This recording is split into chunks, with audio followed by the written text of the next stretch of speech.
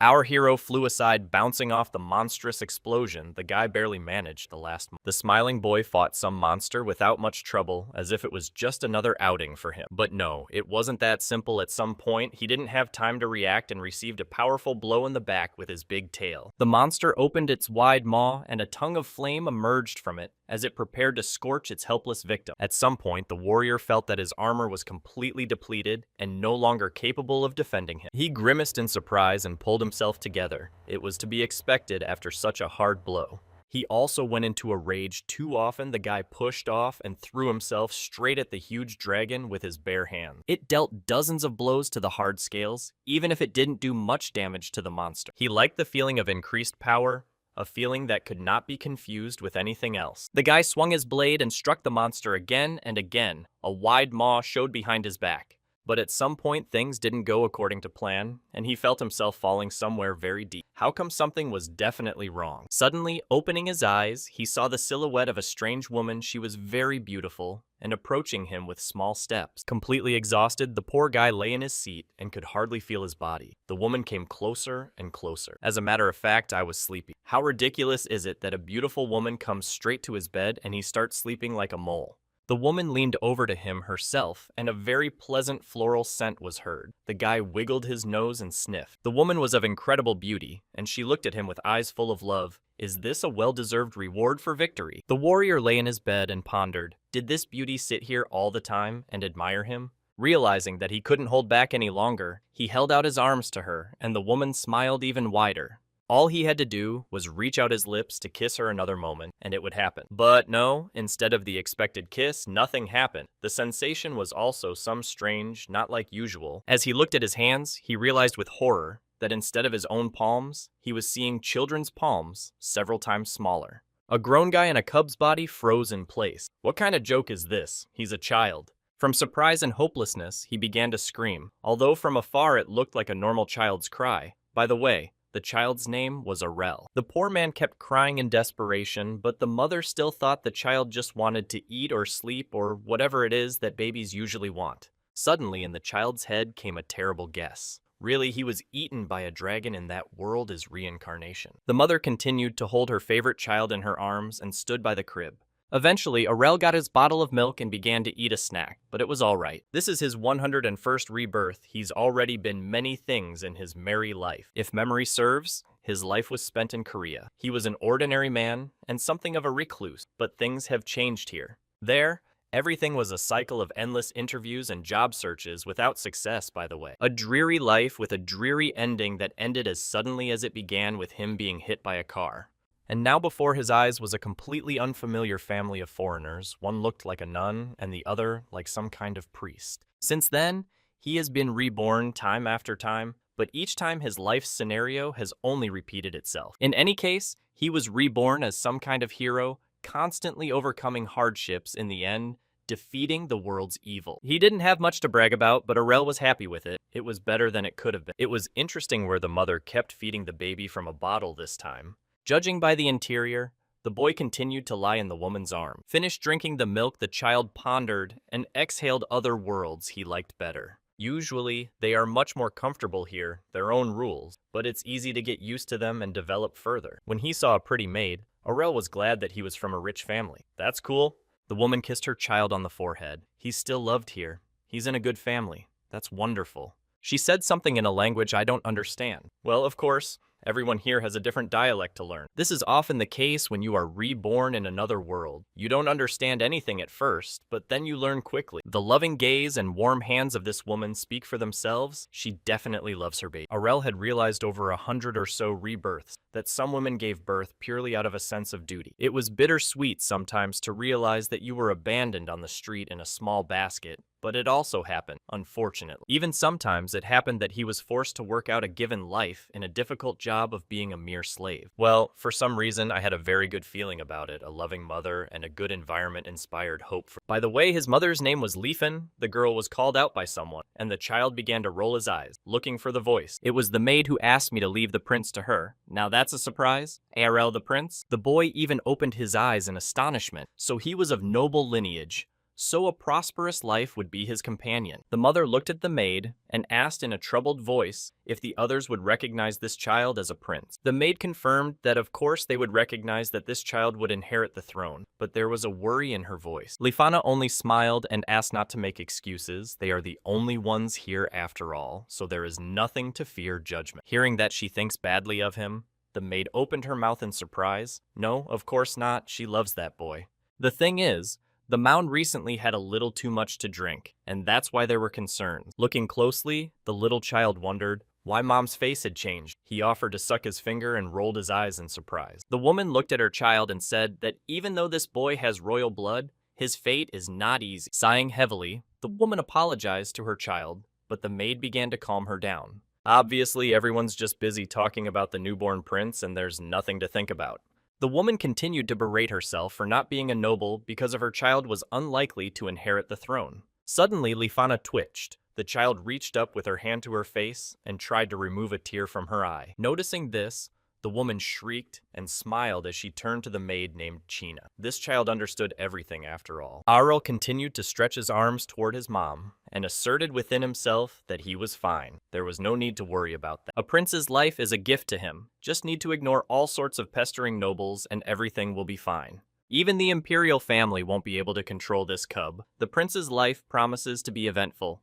Well, finally, after 100+ rebirths, Errol is lucky at last. His life will be a true dream in the royal palace. So he was lucky enough to be born the son of an emperor and a servant girl. It's not easy, of course, but it's what we have. A life that can be spent well if you stay out of politics and other gossip. He'll be well off, that's for sure. If he is the emperor's son, he will have more comfortable conditions than one would expect. The child kept saying something in his still incomprehensible language. The mother and the maid crowded around the crib. Lifana looked at her baby and smiled. This baby is so carefree and happy you even want to cry. But then her face changed. The woman became somber. If she had the power to shield the cub from this. The baby stopped babbling and looked closer at his mom. What is she talking about? Sticking a finger in his mouth, the boy began to ponder. Well, power doesn't hurt anyone, that's for sure. Any native of a noble family has to know how to behave and will have to learn as much as he wants to. If you want to survive, fight for your life, no one will stand up for you. Rather, they will look for a way to get rid of you and live from the light. But the child tried to calm his mother, though she was now lying in the crib. But this boy had grandiose plans. There's no need to worry. Arel has lived a huge number of lives and already feels like a fish in water, so there's no need to think about too much. Mother still spun around her son and watched his every move. The woman was very worried, and the child himself slept peacefully in a warm crib and did not even suspect what intrigues weave behind his back. Smiling a warm smile, Lifana looked at her baby. He looked like a real angel when he was sleeping and wanted to forget about everything in the world. She looked at her son with such love that she was ready to give her life for him because he was her only child. Stroking his head, the woman said, "He had a beautiful hair color." Arel only mumbled something in his sleep. "Don't mind him." The maid appeared suddenly and said in a quiet voice that the carriage was ready to leave. Lifana twitched slightly and replied that she was on her way. With a final kiss on her son's forehead, the woman said she'd be back soon. Let him not miss her. She left the room with the maid, and then quickly, and with a gait, she had much to do. When the door slammed, the child woke up and was immediately upset because he had had such a great dream. But after that, Errol immediately covered his mouth with his hand. He almost gave away his location. Hyperparenting is really tiring. It's good if the nanny doesn't come in here with diapers. While he's alone, need to try something. The child lifted his head and looked around the room. A glowing sphere appeared in his hands. Errol seemed to have possessed magic since birth, and his future fate depended on it. The world is ruled by the strongest. When you are strong, no one has the right to contradict you. The child in the bed continued to conjure. It's good to have power available here, so you can already use Juan's techniques, and thirsty, it's going to be fun. First, you should concentrate on the energy as best as possible. The sphere began to acquire clearer edges and increase. So you can conjure even at Nanny's neck if you disguise yourself well. There's nothing difficult about it. I had to speed up. My head was already splitting from too much energy, but my childish body was taking its toll. And now we need to release the energy. The sphere began to grow even larger and was already like half a child's size. But then, as if by surprise, I heard the experience of the nanny already rushed into the room with all her legs. What a nuisance.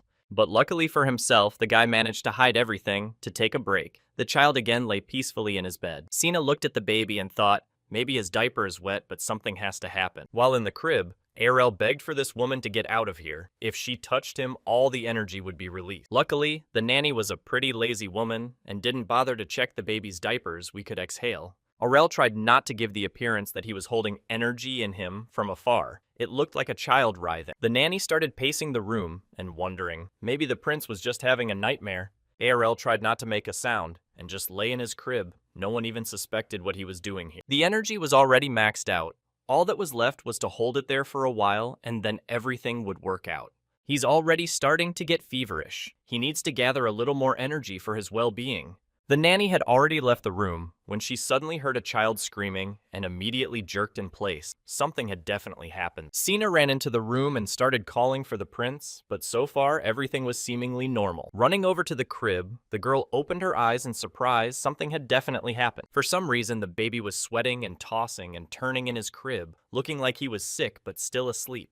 With the thought of preparing a bath and bathing the child, the maid ran off to do some chores. Arel himself was thrilled everything worked and no one saw him. The kid stood on two legs. In the end, the nanny came back and picked up the child in her arms, who was very happy and waved his hands. He felt great after releasing the energy and was very happy with how everything worked out. And Sina was only happy she smiled at the sight of the joyful prince. Means all is well. Arel thanked the gods that the nurse hadn't noticed anything, or it would have been embarrassing how you would explain it. While the maid carried him to the bath, he pondered if he could concentrate magic in his body without having to do anything. Everything was so good that Arel could no longer hold back the grin his face was about to crack. He would grin with his mouth full. Suddenly, Nanny felt some strange vibrations in the air and looked around. The child continued to stir. But when she saw the child, she was immediately distracted and began to smile, and the child in turn thought how strong he would become. In a few years, he'll be able to live the royal life and no one will stop him. Then you can go wild. This little cub has a surprising amount of ambition, as if he were already a king.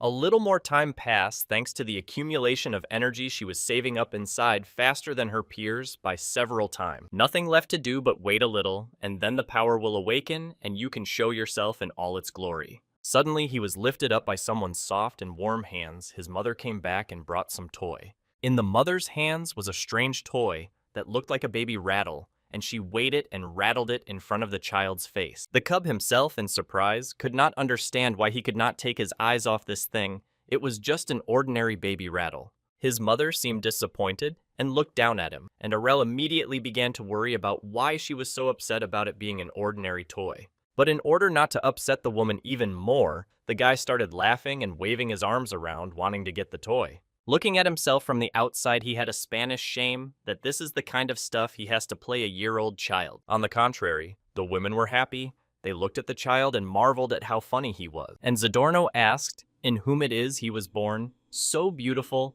Arel smiled, still asks naturally in her. All right, he'll be a sweet little kid if the occasion calls for it. He'll get some rest. But all of a sudden, something changes. The kid's frowning. The kid's thinking about something. Oh man. The women looked at him with surprised eyes. Did he get bored? But no, it's not like that.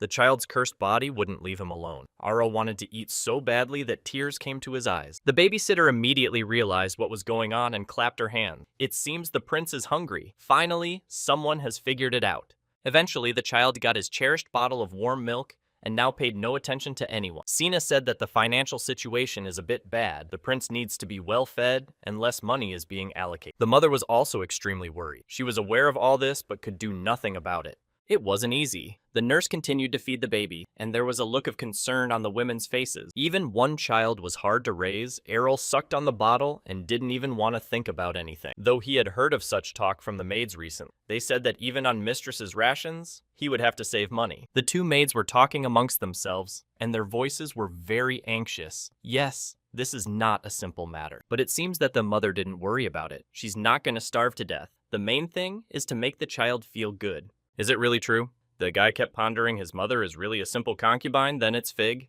Then the situation is aggravated by the fact that it's winter and the cold weather is coming soon. Something has to be done, or the prince will have a hard time here. Everything was so bad that even farming is not an option now.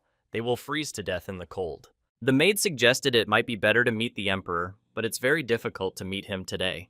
Eventually, the child realized where the mother was going. An audience with the emperor is not so easy to achieve. But even so, No matter how cruel a ruler you are, you can't treat the mother of your children like that. It's unacceptable. Why does he allow himself to do this to this woman? Does she not get enough ridicule from the nobles? Aurel began to think that he should help his mother somehow, because she loves him so much and he is only a helpless baby. Even if the king was originally indifferent to her, but this attitude is just not allowed. He's some kind of tyrant. Meanwhile, the women had already forgotten about their cravings and were amusing themselves with the child. It seems he wanted his mother. Mistress took him in her arms. All this time, Aurel really wanted to help her, but he didn't know how, yet nothing came to mind. And so the night came. The boy sat in his crib and thought it was only necessary to survive the winter, and then it will be easier. So far, the only problem is that there's not enough money, so we'll have to spend on heating in the winter. The kid kept thinking hard, and suddenly he came up with an idea. He opened his mouth and started flying something. If you think about it, coal in a fireplace is a carbon structure like diamond. Right, here's an idea. Besides, the guy noticed his mother was wearing gemstones. They must be worth a fortune. The solution is simple: money. No money. At least gems need to be mine. Aurel began to stretch his hands and concentrate magic. But no, his legs were too short. The guy stumbled and fell into the bed. Thank God it's soft. We still have to think of something else. Cub got up. With the amount of mana we had, we could try to do something. Concentrating enough energy, he flew into the air, tossed up by a stream of mana. Now that's another matter. Charcoal should suffice. A few black sticks lay in the fireplace. All that was left was to heat them. The kid grinned like a real con man, and now the wood will turn into diamond. He moved closer to the coals and began to prepare himself. We should make gems out of them while everyone is asleep, and the fireplace burst into flames in a second. So we need to transform the heat energy of the fire into a white glow. In general, you can feel free to spend. Manhwa made every effort that only allowed his baby business. Under no circumstances should energy leakage be allowed. The guy tried his best to push and tried to create the diamond. He was doing it for his mother. The woman's face was in his face. He had to try, even if it didn't work out. At least he tried. He's doing it for his mother. The boy bent down and concentrated even harder, the light spilling out more and more. Finally, there was a small pop in the room, and bright smoke came from the chimney and light shone in the windows. It seems the cub had overdone it. Aurel had miscalculated his strength, and now barely moving, he hung from the mantle. But in the end, he succeeded. In his hands shone a bright gemstone. It's a diamond at last. Everything is as it should be. The only thing left to do is slip it to the mother to pay for whatever she needs. The next morning, the nanny came into the room. She said hello to the prince, as if nothing had happened, and thought everything was fine. But what she saw there horrified Sina, who cried out and fell backward, frozen in place for a few seconds. The prince was crawling on the floor, and there were traces of soot everywhere, as if there had been a fire. She couldn't understand how a small child who couldn't walk could get out of a high crib. She picked up the cub in her arms and began to lament how grubby he was. Aurel continued to suck his thumb and stare at his babysitter. The babysitter started walking around the room looking for a rag and where the child had managed to get so dirty. She looked around the room and suddenly froze in place. The entire floor was also covered in soot. Lucky baby didn't freeze that night. The woman tried to keep him warm. Aurel only smiled. Let that auntie not worry. His carcass is fine. Suddenly, he covered his mouth with his hand. Sina saw that the child had something in his mouth and looked closely. Did he have time to eat something during the night? She tried to pull something out of his mouth with her fingers. Let him spit that nasty thing out. The woman squeezed the baby's chubby cheeks with her fingers and tried to reach for an unknown object. Finally, Aurel opened his mouth, and a shiny diamond showed there. What a piggy bank. She took the gem with 2 fingers and looked at it with surprised eyes. But it wasn't on the floor. Aurel only laughed, and something childishly flying the prank succeeded. While the child rejoiced, the nanny lamented. She was cleaning everything, but for such a precious diamond, you can get a good amount of money. Cradling the child in her arms, the woman rejoiced. It looked like they would be able to get out of this difficult situation after all. After this diamond was sold and all the necessary groceries bought, carriages were already starting to arrive at the palace. The kingdom had received enough provisions to get through this winter unhindered. People were unloading the goods. A few days later, the kitchen pantry was stocked with all the food we needed, enough to last us for months to come. Well, diamond was sold for the best price in the world, and considering the kid didn't eat it, the nanny, along with Mrs. sitting in the room, pondered if this thing belonged to someone and how it ended up in the palace. But Sina, she claimed, could not have been here for nearly 100 years. While the girls were talking amongst themselves, the baby was crawling around on the floor, doing whatever he wanted to do. Mistress was incredibly happy. It was God's gift sent from heaven, Leofana smiled, looking at her baby who gave them salvation. To himself, the boy thought to himself, just let his mom wait until he grew up and save her the trouble. But for now, it's just a little kid who's been taken care of as best he can, but it's already been done. After such a gift, the financial situation clearly improved all winter long with warmth and plenty of food. Mistress didn't even expect there to be so much food. She couldn't eat it all by herself, but the nurse said it was okay. Where did you come from? Another maid with tears in her eyes. She was so happy to see old acquaintances. The fact is that the servants who had to be fired for lack of finances are back on the job. Looks like mom's not sad anymore, which is good news, so the kid's efforts paid off.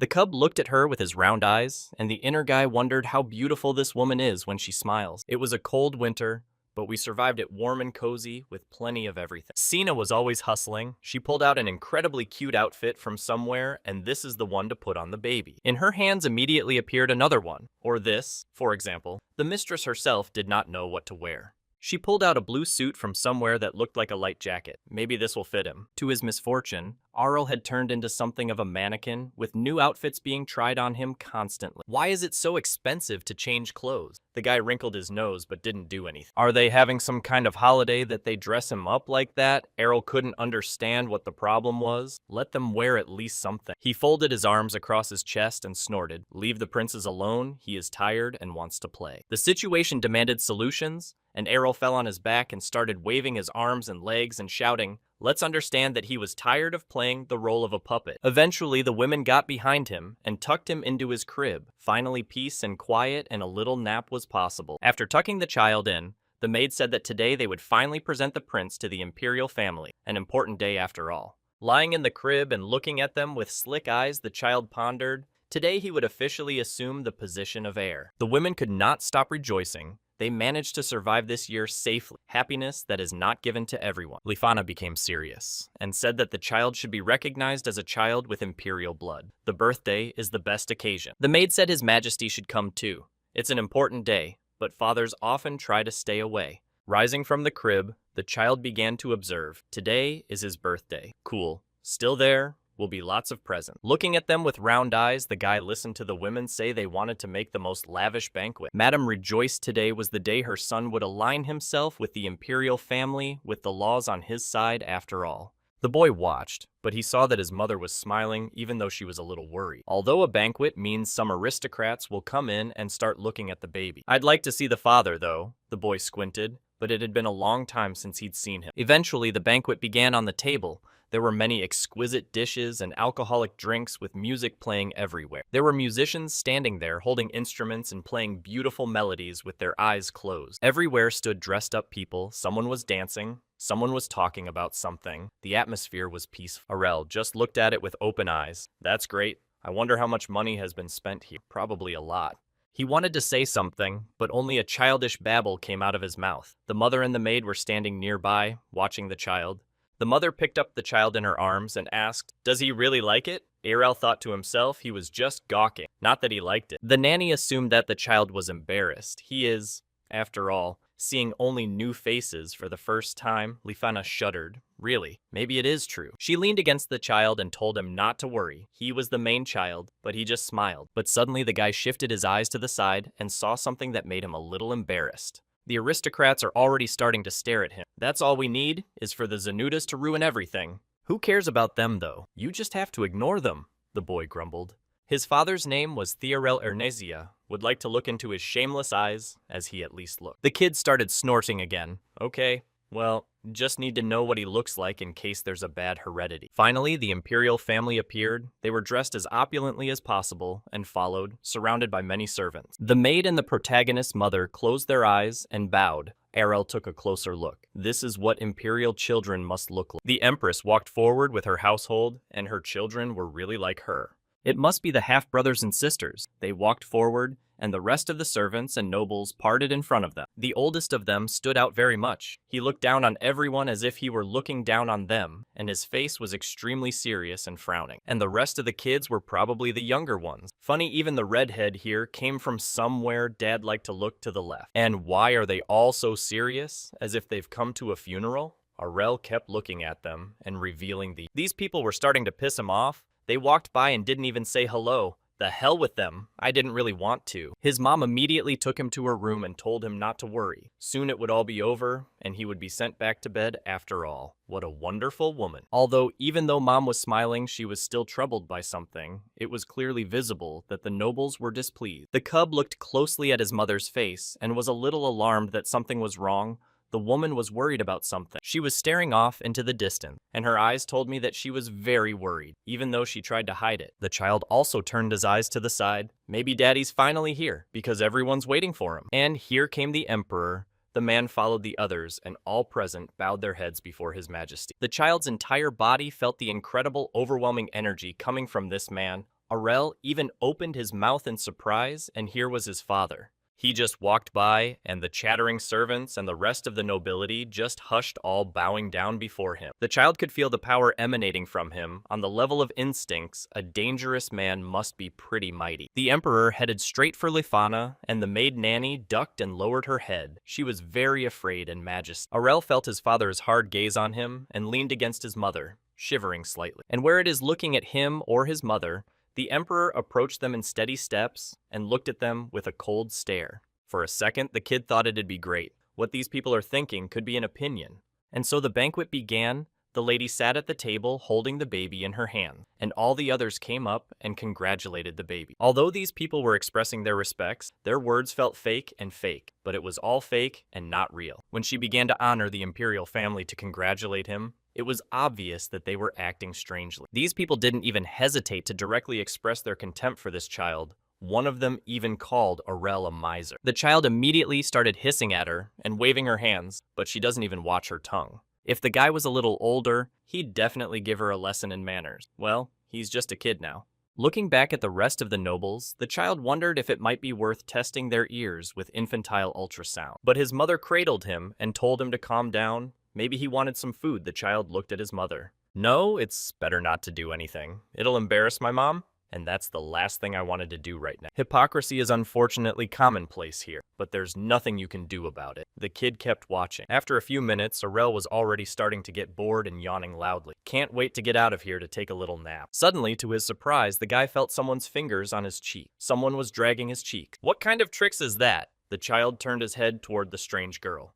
You could go easy on the girl, looked at him with red eyes, and opened her mouth in surprise at how chubby she was. In front of him stood a girl of about 10 years old, and behind her, two girls like concubines. The child looked at the prince with a surprised look. The concubines bowed and quietly wished the prince a happy birthday, but at least these women are behaving normally. The mother thanked them and told them to enjoy their banquet. She was incredibly kind. But the concubines just coldly turned away and went about their business, not wanting to be here anymore. In the end, when the banquet was over, Errol and his mom breathed a sigh of relief that this clowning had finally come to an end. Suddenly, Mistress Elia, this was Empress Lyphan, immediately tensed up with her entire body. The Empress replied that there was no problem, and they had gotten here in one piece. She looked at her oldest son and said it was all thanks to this heir who had always been there for her. The guy's eyes and Errol's crossed. She was bragging about her son. What nerve, the kid squealed. But the Empress quickly changed her tone and affectionately said that this child was very much like its mother. Leaning over the child, she smiled good-naturedly. But here was Aurel, not particularly happy. Go away, woman. You annoy me. Her hostile aura was still lingering, and you could bet she had a hand in their plight. In the winter, you had to use nights to get firewood, and just to feed yourself is your definition of normal. The Empress wished the young prince a long life. Lyphan thanked Her Majesty for the warm words, but the atmosphere was still tense. Elia then turned around and walked away, but along the way, the woman somehow smirked evilly. His Majesty, the Emperor, approached unnoticed, and Lifana stood up in surprise. The man looked at the concubine with a serious look and asked how she was feeling here. She was fine. She was used to the castle. The woman leaned over and thanked me for my trouble, and little Arel opened his mouth, and I wanted to say something. They were about to starve to death. Let at least give money for food. But instead of words from the infant's mouth came out only childish babbling. Mom tried to calm him down. The emperor gave him a serious look and scratched his small beard. The man held out his hands and asked to look at the child for a second. There was silence. Arel tense. The emperor looked closely at this child who was not crying. The other children sobbed uncontrollably when they saw his face. But despite all of this, Arel only stretched his wide childish smile. How's this for you, old Hrich? The whole world at his feet. The emperor also smiled. Funny, it's still small. Meanwhile, the mother was watching intently. The kid kept smirking. It's not over yet. He'll show himself. Let him get ready to lift his jaw. The cub started talking about something and waving his arms. The emperor raised an eyebrow in surprise, might let him go. The man, gently holding his son in his arms, lowered him to the ground. Arel continued to smile. Now he will show a little trick. The lady shrieked and said her son was too young to walk. The emperor hovered for a second and nodded his head. He can't help it. He is only a year old. Meanwhile, the baby was sitting on the floor, looking at something in front of him. Suddenly, everyone present shrieked and stared directly at the 1-year-old child. Something interesting was happening. Contrary to all expectations, the baby got on his feet and walked like nothing had happened to him. Although he was only 1 year old, he walked all briskly. Within himself, Arel triumphed. The way these subjects will see his true power, he is the star of tonight. The mother and the maid opened their mouths in surprise. They did not expect their baby to go so fast on his first birthday. Even the emperor was a little surprised. This kid is full of surprises. You should visit him more often. Maybe he'll do something else. Meanwhile, the cub was approaching the table now. He will show them all the power he is capable of. He is different from the others. The imperial family was also watching this uninterruptedly, following the baby's every move. They would also now see. Here he is, in front of them. Prince Arel, the boy, walked over to the tablecloth and started pulling it with his little hand. As expected, everything on the table flew into the air and flew straight to the floor where the child was standing. The mother, along with the maid, covered their mouths with their hands. The child was in danger of what she was doing, but that was the plan. The child was lying on the floor, all stained with food and drink, and was being held by someone's strong arms. Need to yell for extra effect, kid him after all, or not? Arel opened his eyes and looked in front of him. The emperor picked him up just in time and began to examine the baby. Maybe he had hurt himself somewhere, but he seemed fine. The baby whimpered in the man's arms. But luckily, he was fine. Just a little dirty. A hole. And thank God his mother jumped up to him and said he needed to change him. The emperor looked at the child. The maid had already run up and was about to take the boy, but the emperor stopped her with his hand. The man looked closely. He noticed something strange on his son's body. His face contorted. It turned out that the clothes were already so dirty. What is this? Where is it that a king's son is dressed like this? The maid shrieked as she clearly remembered what she was wearing. The girl felt the emperor's firm gaze on her. She realized that she was very much mistaken, and now she was afraid. The emperor was very angry. He squinted his eyes and glared at everyone present while holding his son in his arms. The people who came to the ball were also betting on the kid that there was clearly something wrong with his clothes. The rest of the people also looked out for the prince very modestly. They that are poor, how can you dress him in such a thing? Eventually, the emperor, this got to him, and he shrieked for everyone to finally shut up. His voice was incredibly loud. The boy's mother and the others closed their mouths and looked at the emperor with frightened eyes. No one had ever seen him so angry. The man looked closely at his child, what kind of life they had, why he was dressed like that. Now it's time to explain. Arel was happy to get caught, Daddy. You're the one I should be asking why I'm Grandpa. The thing is, this morning the babysitter actually changed him into clean and new clothes, so it's not her fault. And the child himself began to concentrate and stretch the fabric as hard as he could to give it the look he wanted. This little performance let everyone know what lies behind the outward gloss and beauty everyone else has surrounded the child. The emperor was angry. He demanded an explanation and looked at his concubine with a serious and stern look. Is it so hard to live up to your status? The woman looked at him with frightened eyes and trembled. Okay, that's not for her to ask. The man turned and called out to someone named Jen. A man dressed in an exquisite suit appeared in front of him and put his hand to his heart to greet his emperor. His Majesty asked how much money was allocated for the maintenance of the child and why he was dressed in such rags. The servant said that His Majesty personally gave orders to divide everything equally, so there's nothing strange about it. But the emperor was not satisfied with this answer. How exactly equally he wanted to know everything, down to the last penny. The man demanded in a firm voice that he immediately put the financial report for the last year on his desk, and he would check everything. The child only looked at his father with surprised eyes, as if he had gone crazy and was about to get someone in trouble. Myself would like to personally look at these figures. The emperor continued to hold the child in his hands and looked at everyone with a stern look. Mistress Lifana sincerely asked for forgiveness. It was her mistake. The maid, almost tears rushed out. Eventually, she was given a precious baby, and the mother brought it to her. Let them just be patient, and things will get better. No one even noticed how the music stopped playing. The musicians were also numb with fear and looked at the child. Finally, the financial report was in the emperor's hands. Jen handed the sheet to his majesty with trembling hands. The empress looked at this with a stern look and squinted her eyes. She felt that the truth was about to come out. The man was going through the sheets, and as he watched his face change beyond recognition, he seemed to understand everything. Finally, he couldn't stand it and started crunching the paper with his mighty hands. He was very angry. Eventually, fire erupted in his hands. He just couldn't believe this was happening under his nose. The frightened Lifana only cradled the child in her arms and tried to keep him safe from her own father's wrath. And the child was looking at the emperor. I think the man was unaware of all this. Well, it's about to start. Grab some popcorn and make yourself comfortable. With a stern voice, the emperor summoned his consort. The man sounded so menacing that everyone got goosebumps. He looked at the woman and asked, did she really know about all this? And did nothing. The empress only looked at him and clapped her eyes wide, not knowing what to say. Hearing that the concubines received nothing, and there was a hole in the budget, the woman feigned surprise. The emperor leaned over her that really is not aware of the budget allocation. It's her direct duty. Eventually, the eldest son couldn't stand it and stood up for his mother, pushing her aside and standing up for her. He stood between the emperor and his mother and looked at his father with a stern look from behind his eyes. He wanted to explain and said it was some kind of misunderstanding. His mother would never allow herself to do something like that, but he stammered.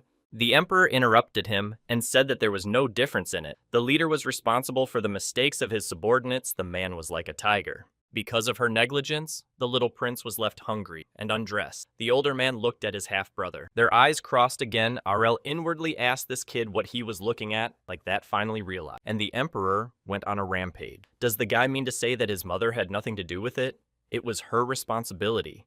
Then he looked at his spouse and said in a broken voice that he was very disappointed in her. The people present, aghast, they didn't even know what to say. The emperor was fighting with his wife in front of everyone. A frightened Lifana wanted to stop the altercation. She said it was all her fault, and she shouldn't worry so much about it.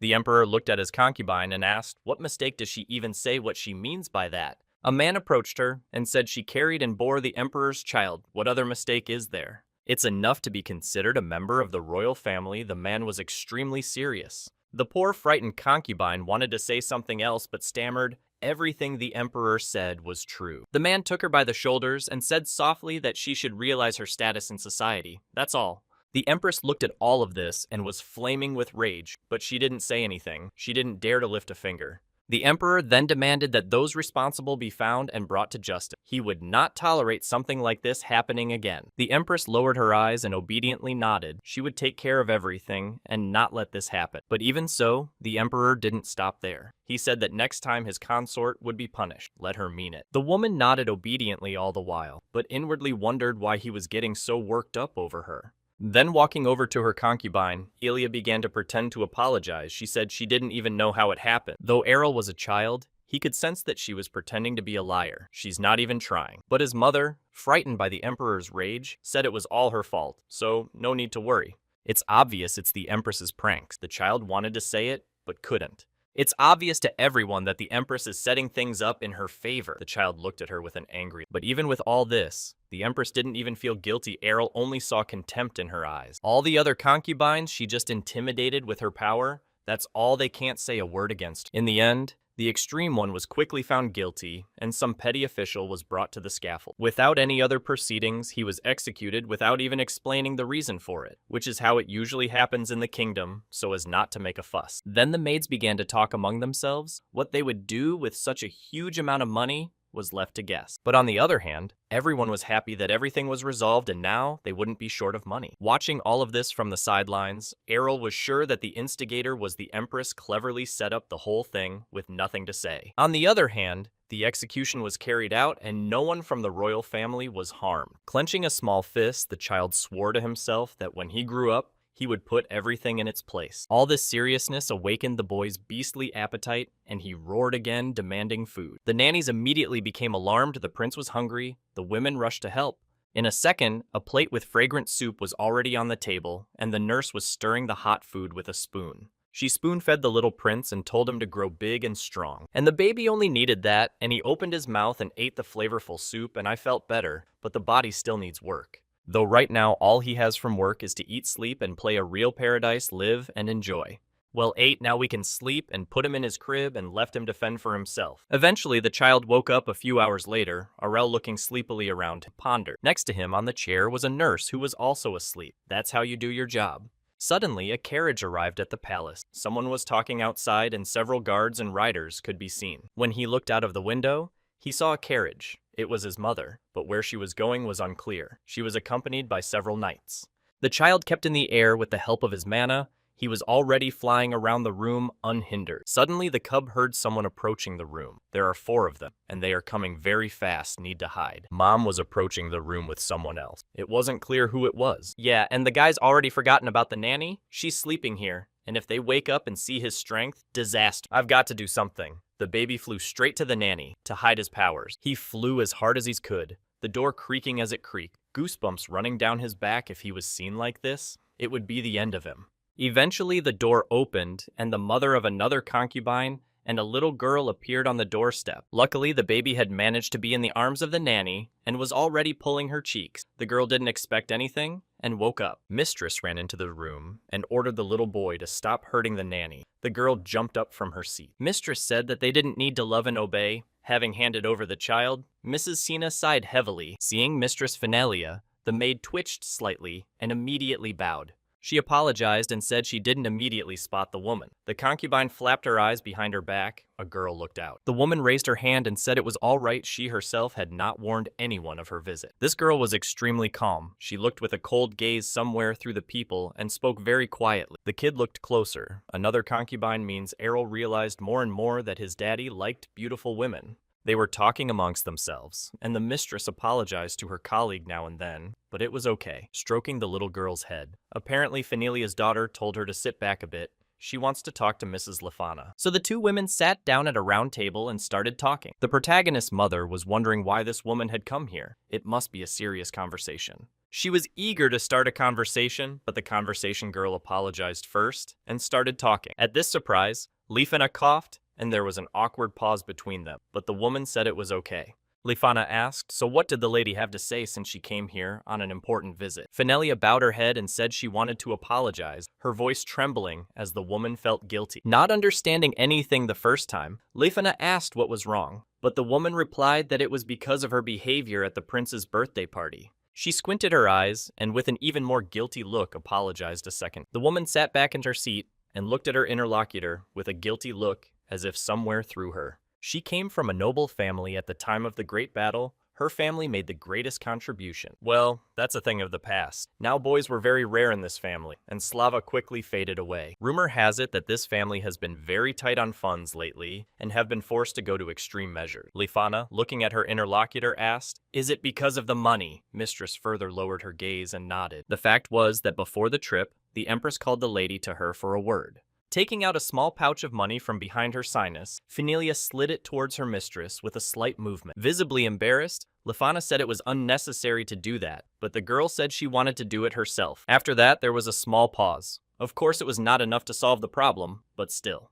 Mistress said that Lifana can think whatever she wants about her, but don't let her think badly of her family. She has nothing to do with it. Suddenly, there was some sound. The lady turned her head to the side and glanced fearfully through the door. The little girl stood in the next room and peered through the bookcase looking for the right book. Eventually, Lifana figured it all out. That's it. It's all about money and being financially constrained. In addition, this woman wants to protect her child from conflicts with other members of the imperial family. Lifana said it's okay. She understands perfectly and doesn't blame her for what she did. Looking at her with eyes full of coldness and guilt, Fenelia said there was no need to pity her. When she heard that no one was going to pity her, the girl shuddered a little. She didn't expect such bluntness from this malleable woman. Looking at her with her yellow eyes, Lifana said that there was no need for them to feud. They were all in the same position. Pushing the money pouch away from her, Mistress said she held no grudge against her. And this money, let the lady use for a present for her little daughter. Fenelia was ready to cry. And besides, everything was clear after these words. There was silence between the women. Taking a mug of flavored tea in her hands, Lifana said it's about why their palace has had its funding cut. The woman was a little embarrassed and said she wasn't entirely sure what she was assuming, but thought that was the case. Fenelia, who had already begun to suspect something, wanted to say something, but hesitated in front of herself. Yes, it was that in the past, the protagonist's mother was a servant of the Empress herself. Those were bad times. After such news, the little boy bounced to the side. His mother had been a servant to the Empress in the past. Yes? Really? Well, now it all makes sense why the Empress disliked her so much, and he was so puzzled. The baby started waving his arms and legs while lying in bed, and the nurse immediately jumped up and started fussing with him. But the boy was fine, he was smiling, and his red cheeks showed that there was nothing to worry about.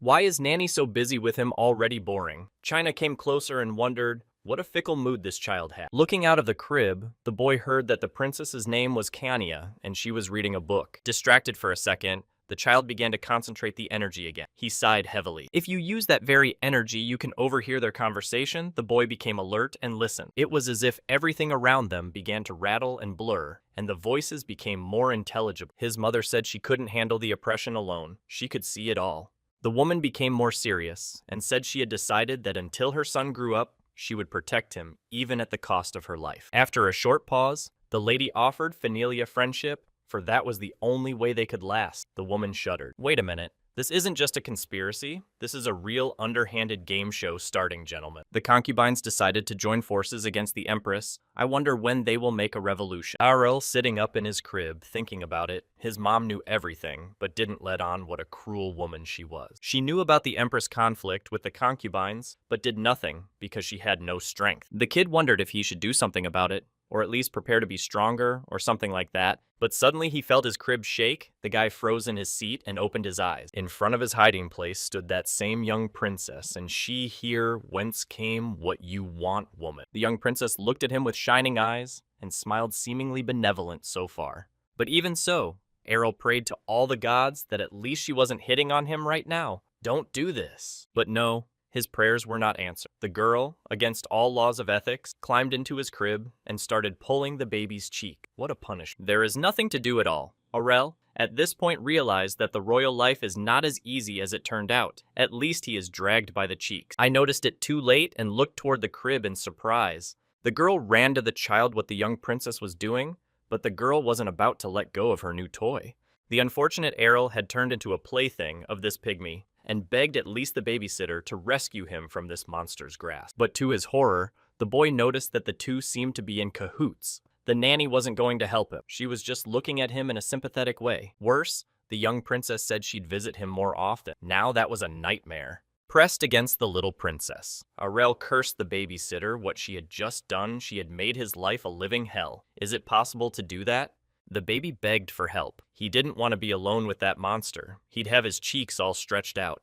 Eventually, when he was left alone, Errol got out of his crib and began to look out the window with the look of a philosopher and ponder. Life is fleeting, as it always is, and he was beginning to tire of playing the role of a fidgety child. As soon as he grew up, the boy cursed his life and wanted to be big and strong, to learn how to get to girls normally, and he was told that in a few minutes you can make anyone fall in love with you. Suddenly there was the sound of heels, and the boy was alerted to someone approaching and had to become a child again. To his horror, the doors opened, and on the threshold appeared the very same princess. She ran to him with hugs, but the girl appeared in the room, did not notice the prince in his place, and began to look around in surprise. She walked around the room looking for the prince. Aurel was struggling to hide, but no, the guy's hide-and-seek skills weren't up to snuff, so he hid behind the curtain, but his legs were still visible. Eventually, the princess found him quickly. The poor guy was startled out of his wits and tried to hide. The princess leaned against him and asked, "Does he really want to play hide-and-seek with his sister? Oh no, this is not the right time at all."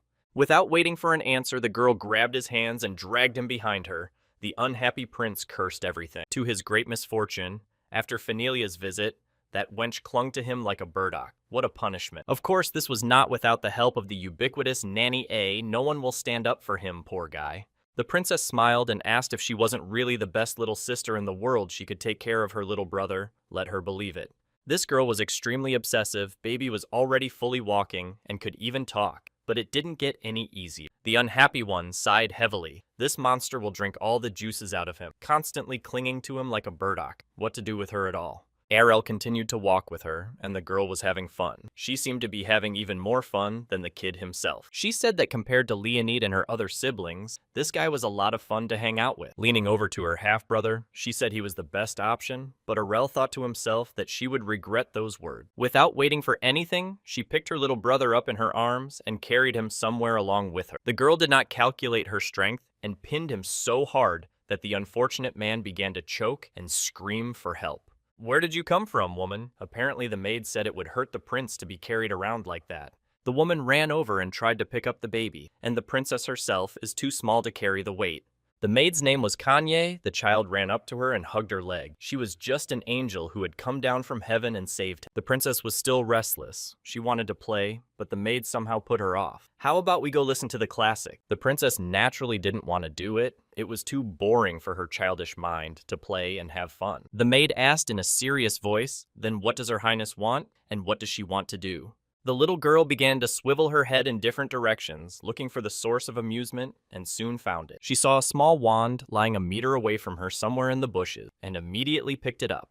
Waving her wand like a blade, the girl said she wanted to swing it like a real sword, like she had seen Kyle do. Taking a closer look at this wench, Ariel realized that her center of gravity was shifted and no balance considering the wood she was just playing with. The guy himself loved fencing and missed the feeling, but nothing worth growing up a bit and he'll take up the blade. Meanwhile, his stepsister was swinging a stick and imagining as if she were fighting a jousting duel. The maid shrieked and said that real ladies don't fight in duels. Kanya asked why she wasn't allowed to. So brother Kyle and Leonid are allowed, but she's not, and she was very upset about it. But the maid persuaded her that it was not proper for a true princess to take up the sword and do such dirty work. And the maid didn't even want to hear anything. Princess is supposed to be elegant and refined and feminine. But suddenly the maid saw that her own sword was in the hands of the little princess, and she ran somewhere into the bushes. Realizing that she couldn't control the child's fiery temper, the maid wanted to offer at least a smaller sword so she wouldn't get hurt. Watching this from the side, the young prince realized that this princess he liked more and more. She is at least amusing. And now that the young prince is 5 years old, it's time for him to learn how to sit on a horse. He imagined riding a greyhound with the others like a true knight. He yelled for the horse to go faster. Like a real rider, he was too much into the role. But no, he was still basically a kid and just playing on a toy horse with a nanny watching him the whole time. Sina saw the young prince's interest and asked if he would like to ride a real horse, but the boy said it was dangerous. The girl wondered, young princes are always interested in horses, and something like that doesn't he want to? A smile spread across his face. Errol said with a sneer that it was a relic of the past, a prince on a white horse. It struck Nanny in the heart. What an insensitive young prince this young prince is. Arel was thirsty, and the babysitter immediately approached him. Of all the lives he had lived, there was only one rule he hadn't learned. How to drive people to a white-hot frenzy. He slew many strong opponents with his blade. He also excelled in magic and became a skilled sorcerer. He had no equal anywhere. Every skill the guy had learned in his previous rebirths he had perfected, and now he had nothing at all to do exactly. And the prince went into his room and told him to leave him alone. The doors closed in front of the nanny's face. The girl did not expect such rudeness from such a small child and wished him well. But instead of taking care of business naturally, Arel plopped down on the bed. Work is for losers. He needs to rest. Then followed a very unpleasant conversation with the maid. The guy wondered, is it really true?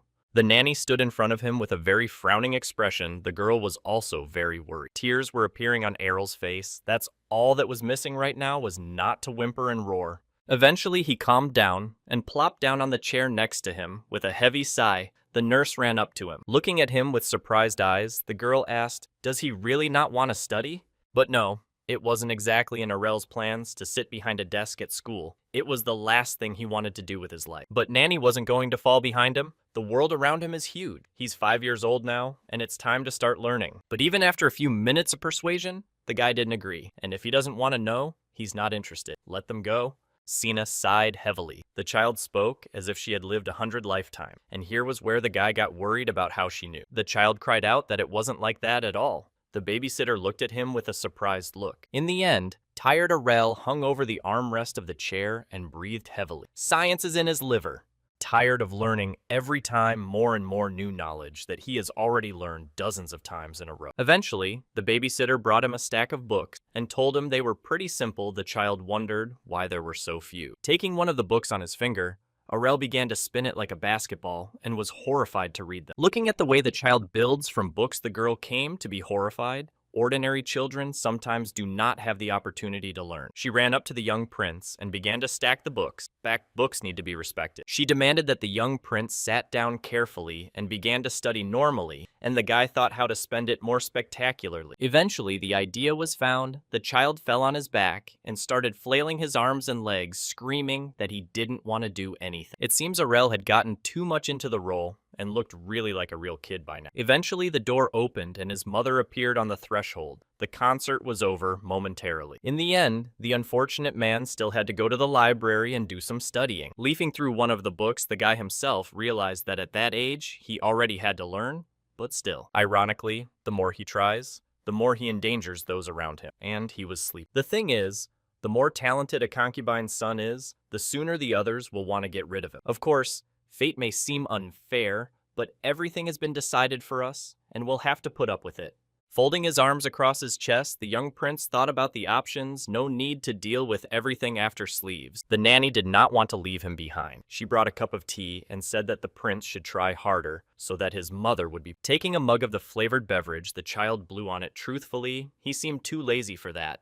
Sina was still not satisfied. Let the young prince think carefully. The child was already starting to get angry. With a frustrated look in front of her, the maid said that if the child behaved like this, the mother would be upset. But alas, of course, I didn't want to let my mother down. I had no choice but to study hard for everything except fencing. And magic to the top. I wonder how he'll grow up without all that stuff. The guy started writing something. It had already been a week of his persistent or not so persistent training. Near the palace, already stood a carriage someone arrived to visit. The first to notice him was Arel, and shrieked as the sorcerer from the high tower came to them. When he heard that they came to teach him magic, Arel was horrified. No, that's not the plan at all. He wanted to hide.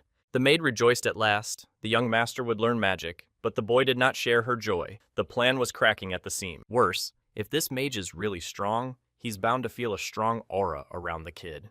The prince himself realized that he had accumulated too much mana in his body all this time and how to hide it now. The nanny led the frowning prince by the hand and said it would all go painlessly. Arel let it all pass. Finally, the doors swung open and they entered the wide room where an unknown man sat at a table. He looked at the newcomers and opened his mouth in surprise at the wide pince-nez on his nose. For a second, there was silence experienced. Sorcerer looked at the child and did not say a word. Arel himself felt an incredibly strong aura emanating from this man, an experienced sorcerer, nothing to say. I wondered how he saw the prince himself, and a silence fell between the two. The sorcerer sat down beside the baby and began to examine him. The nurse kept saying that their baby was special. The man was muttering something. He was already exhausted from the whole thing, and this guy was too. The man sat the child down in front of him and said he didn't feel any mana in him at all. Hearing such news, Sina wondered how their prince could be a born genius, but the warlock was adamant. Sitting on the chair in front of the sorcerer, Arel smiled. Let him now look for Salaga's magical power in him. He, along with the babysitter, headed away. All was that the guy was hiding the circulation of his magical power. He was breathing heavily, but hiding such power was a little difficult, but it was worth the effort. It was all about the young prince concentrating his mom in one spot and keeping her there until he got out, and then spewed all the stored energy outward so as not to burst from the excessive force. But seeing the experienced sorcerer's reaction, the guy breathed a sigh of relief. He just can't see Manu whether she is there or not at all. When Lifana came to the magic teacher, the man said that her son had no ability for magic at all. The woman was horrified. While the two men were bickering, the little prince sat wondering if it was right for him to do what he was doing. Hearing his mother's distressed voice, the child turned to the side and listened. The woman was indeed out of sorts. Her eyes expressed only sorrow and a kind of disappointment. The plan worked out, of course, but Arel was sad. All he could do was upset his mom, and that was that. Mentally, he apologized to the woman, but that's the way it should be. Everyone must think he's a weak, good-for-nothing kid. After all, his mother was tearing the boy's heart out. Arel himself was ready to cry, but held on with all his might. The incompetent son had just started his business. In the next, we're fencing lessons in front of Arel, stood a smiling man with red hair. It was his mentor. The man showed his muscles and said that if the boy would train like this, he would become as strong. The knight was no more than 25. Arel only smirked at the weakling. Through the boy's experience, it was obvious that this knight was just a mediocrity. Arel's own body had been hardened in countless battles with a wide variety of monsters, the likes of which no one had even seen. There were dragons, various snakes, and everything else, rather than just swinging a blade on the training ground. This fellow nobody Arel was naturally much stronger than him, but it just so happened to be his teacher. With his arms at his sides, the boy readied himself. It was time to begin now. He would show what he could do. Although inside he knew that this guy was no match for him. Rafnil smiled and told the young prince to trust him and everything would be fine. Inside himself, the prince remembered how his little sister wore weighted weights to improve her fitness, might as well try it. The knight continued to tell, and Arel listened to him without much enthusiasm, and half of it passed by his ears. Then the teacher began to swing the blade and show how to stand and strike properly. Arel didn't even pretend to be interested. Then it was the guy's own turn to practice standing up on a small stump. Arel waved his arms around in an attempt to start concentrating. He stood at the lowest level, and even here he pretended to be afraid. The teacher realized that he was a hopeless student. The boy said he was afraid of any height and had no control over it. Finished with this exercise, the slightly embarrassed knight decided to move on to the flexibility exercise. But even in this, the young prince was not very successful. He could not even bend in half at his age. Next, they began practicing their strikes on the dummy. Arel had already swung his blade and prepared to strike the straw idol. Precision training didn't yield much success either. The sword was literally slipping out of his hand. The teacher watched and shook his head. This boy has no talent for fencing at all. How can you do this? Looking at his hands, the prince sighed heavily. Clearly he was faking it, but needed to pretend it was so. Seeing the boy's upset face, the teacher ran up to him and told him that it was just the first practice and to keep going. He handed the young prince his blade and told him to try again. The boy, without much enthusiasm, began to wave. With some sixth sense, the young prince felt that he was already being followed by someone standing behind a nearby tree. The unknown man didn't see what he wanted to see, turned around, and walked away. The more mediocre the prince's result, the quicker he would be dismissed. Rumors spread pretty quickly. The talentless prince had already become a local celebrity. Everyone was talking about the fact that young Arel had no talent for anything at all, laughing and shaking their heads. The empress was told that the prince had no talent for swordsmanship at all. The woman hummed and said that his body was so weak that he couldn't even hold a sword. The woman slowly calmed down. The rumors acted as they should. They put the Empress Vigilance to sleep. Soon, a new teacher was to arrive. Arel was having breakfast and asked the babysitter what happened, who was coming again. Meanwhile, his plan was coming to fruition. Everyone says he's a useless prince and can't do anything right. Even so, there was a hero who decided to teach him. Arel chewed a cookie and wondered who the daredevil was. There was a knock on the door. The prince and his maid looked towards the entrance. The young prince looked out of the window and saw a carriage pulling up to the palace, where a man in a suit got out. Soon, a man entered the room and introduced himself. His name was Hamilpernia. Today, he would be the young prince's teacher. He said that now His Highness would have to learn foreign languages. Arel looked at him without much enthusiasm and sighed. A few minutes later, on the table in front of the prince lay several books. It was a standard study guide. The teacher said these books would help you learn the basics of grammar in just a day. The man said he was planning to move on to a new topic tomorrow and another the day after that, but he was interrupted. The prince looked at him with a slightly wary gaze. Something was wrong with this man, needing a closer look.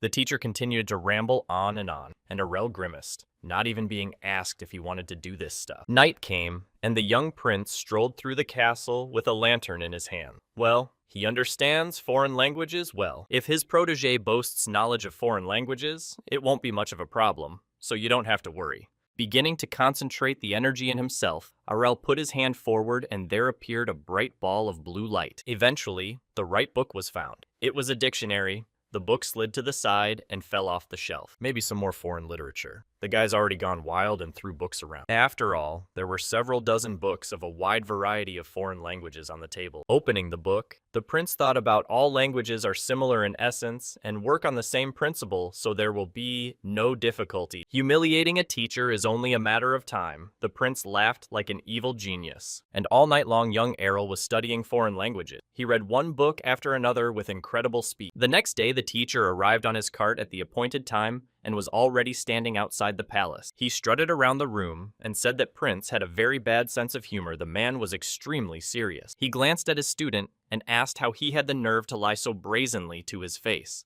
looking at him with tired eyes. Errol said he wasn't lying. Should he really start reading right here?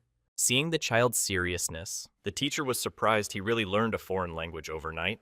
Errol asked why he would lie. Placing several books on the table, the teacher asked me to read one of them. No matter how smart the child was, it would still be hard for him. A 5-year-old will not be able to read this book safely without proper knowledge. But the teacher opened his mouth in amazement when he heard the young prince read fluently in a foreign language like a native speaker. The man almost cried when a student succeeds. The teacher's reputation is enhanced. That's great. Looking at him with a snide look, Errol grinned that he really liked the truth. Studying continued. Errol chose a path in which he could afford to be a genius in this world. The empress in her palace couldn't believe how such a fool could learn all foreign languages in 2 days. People chuckled. Maybe he's a genius in the exact sciences too. They discussed the latest gossip. Meanwhile, teacher Hamiel, inspired by his success, went to a local bar and found something to do. Here he is, scratching his tongue self-consciously about being a brilliant teacher and raising a better student. Finally, the rumors crept up to the emperor. His Majesty was very surprised when he learned that his son was a genius.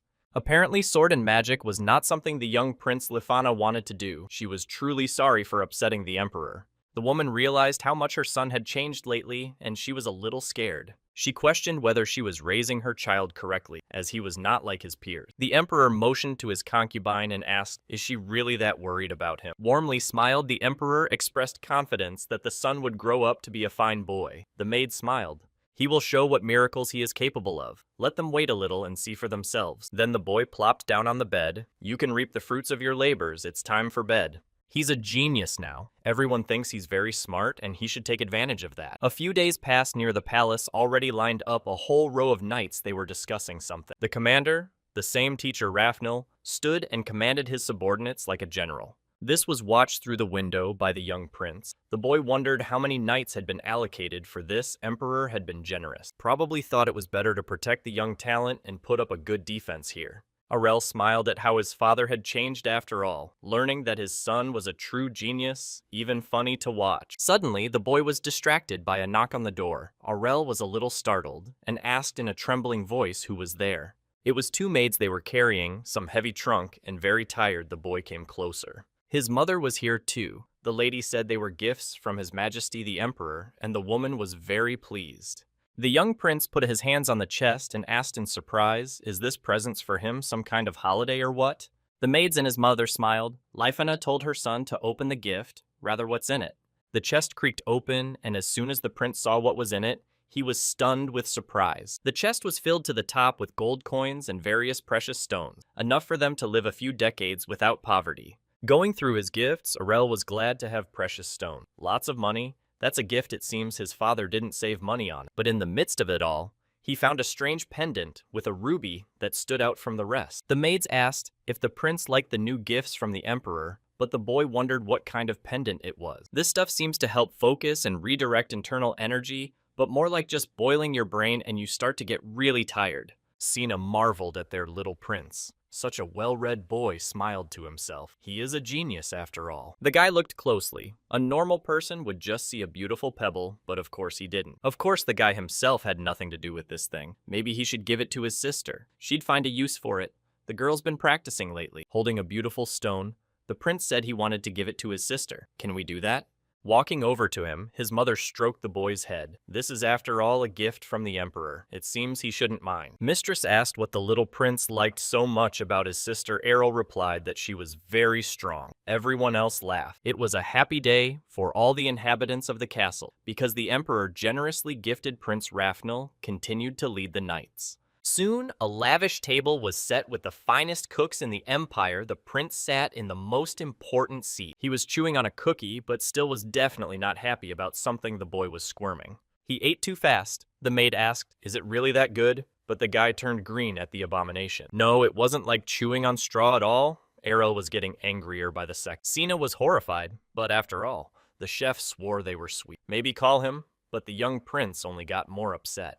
He ordered to call a better alchemist to talk to him as an equal. The maid was horrified but obeyed. The prince wanted a Coke or a Sprite or a candy bar. Any food from the regular world, they're this bland stuff. The maid wondered why it was the alchemist. The boy looked at her and didn't know what to say. Not the truth to tell her. If he tries to explain, it's unlikely the girl will understand. But it's weird when a 5-year-old demands the alchemist. But to create the flavors the guy wanted, without the help of magic, was almost unrealistic. He had no idea how to produce food. And so wanting a cool and refreshing Coke from his homeworld, Errol almost cried. Well, if he's a genius, he should think of something. After all, he wasn't born yesterday. Suddenly, the boy broke away from his seat and ran to the library. The maid asked him where he was going, and the prince said he was going to study. Sina scratched the back of her head. She definitely heard it, or did she hear the little boy run to study by himself? Meanwhile, the young genius ran down the hallway. Cooking is essentially chemistry, so you need to brush up on your knowledge. He needs the alchemist to try it immediately. He didn't even look at his feet while he was running and almost fell a couple times. The alchemist must be somewhere nearby.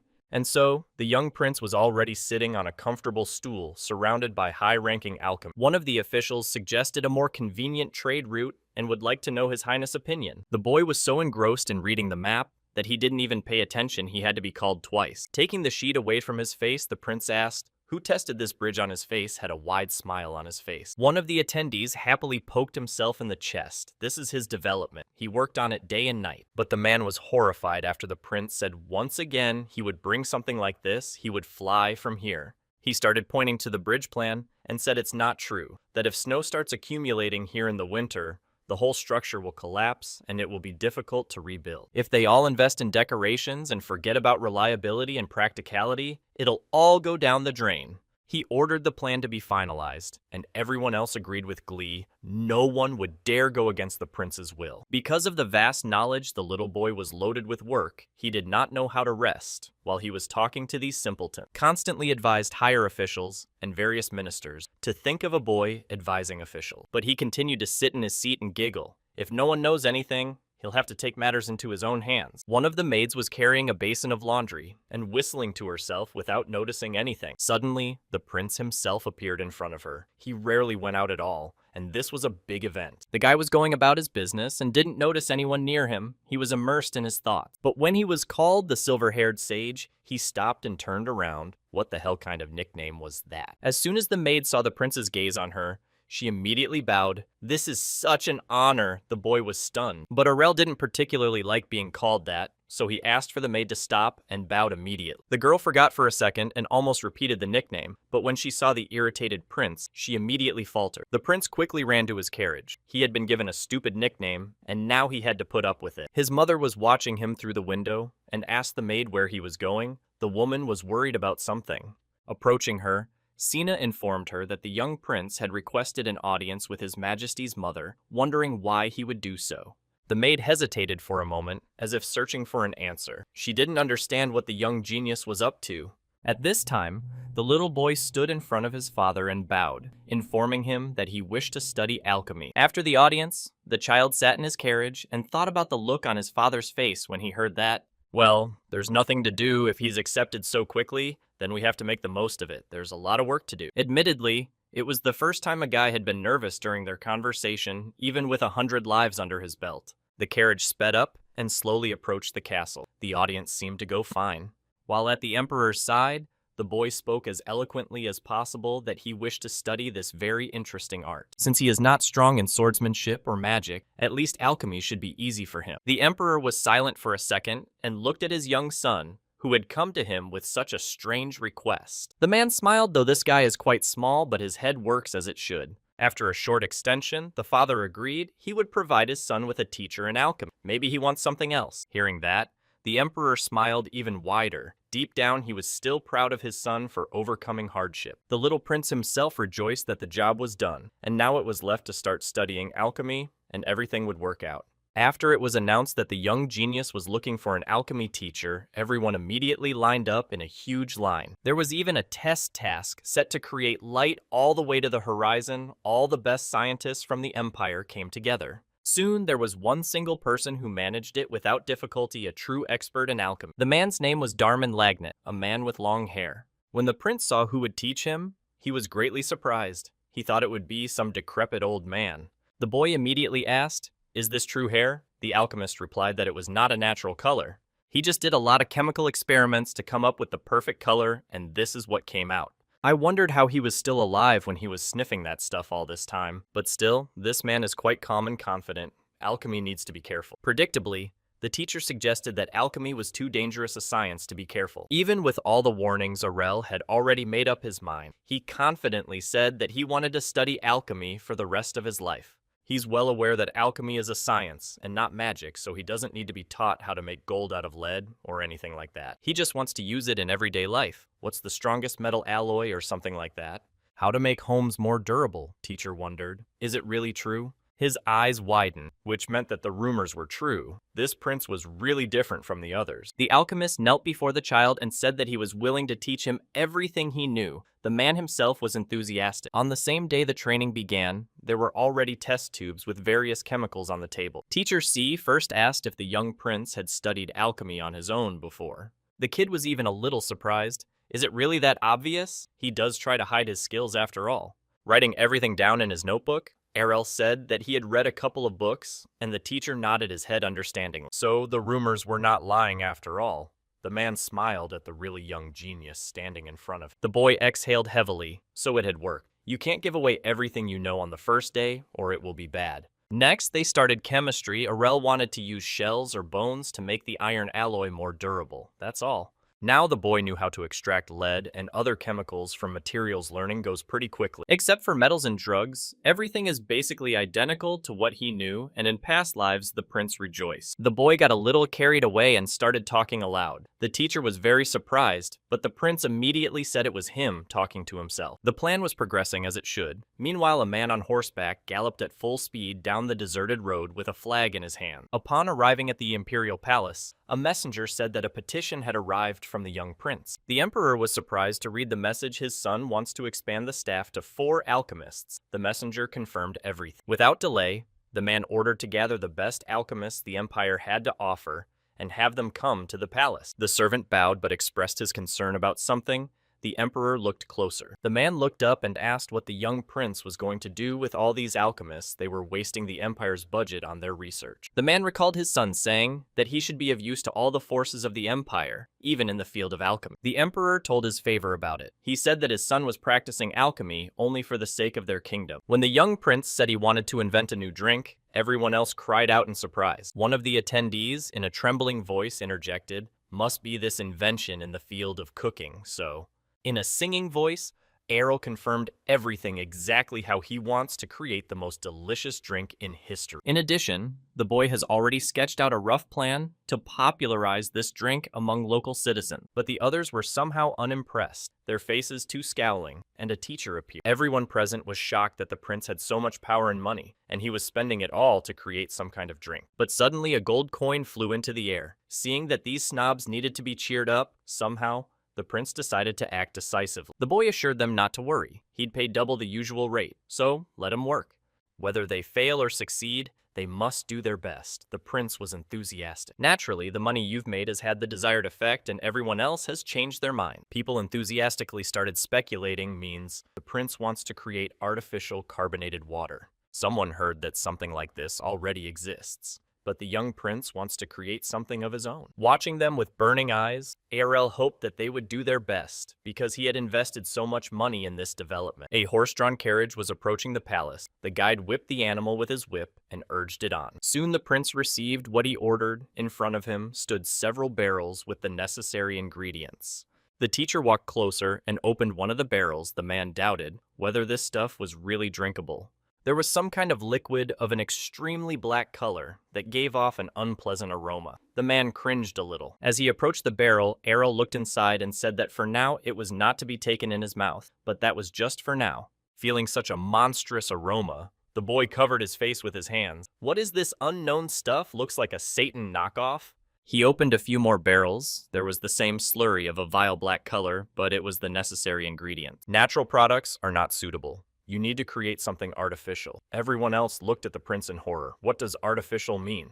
Not wanting to hear anything else, Errol handed out his plan to everyone and said he was expecting reports at the next meeting. Everyone began to study. The ministers believed that their alchemists were the best and they would pull it off, but even so, doubt reigned. Looking at his teacher, the boy asked, "After all, this is how they will manage?" Alchemist put his hand to his heart, confirmed. "Well, if so, it's time to work." The boy hummed something under his nose and moved into the office and told the others to work. All this time, the guy hoped he had motivated them well. After all, money was the best way to encourage work. Eventually, the work was finished. At the meeting, the prince solemnly announced the scientific breakthrough. It was carbonated water. In his hands, the guy held a bottle with a bright blue liquid. It was the analog of a soda from reality. The experienced alchemists looked at each other and began to wonder if it was safe to drink. Clapping his hands, Aurel assured them that it was completely safe. Let them just trust their prince and do as he says. He originally wanted to make Coca-Cola, but at this stage it's not going to work out, but that's the way it is. A few minutes later,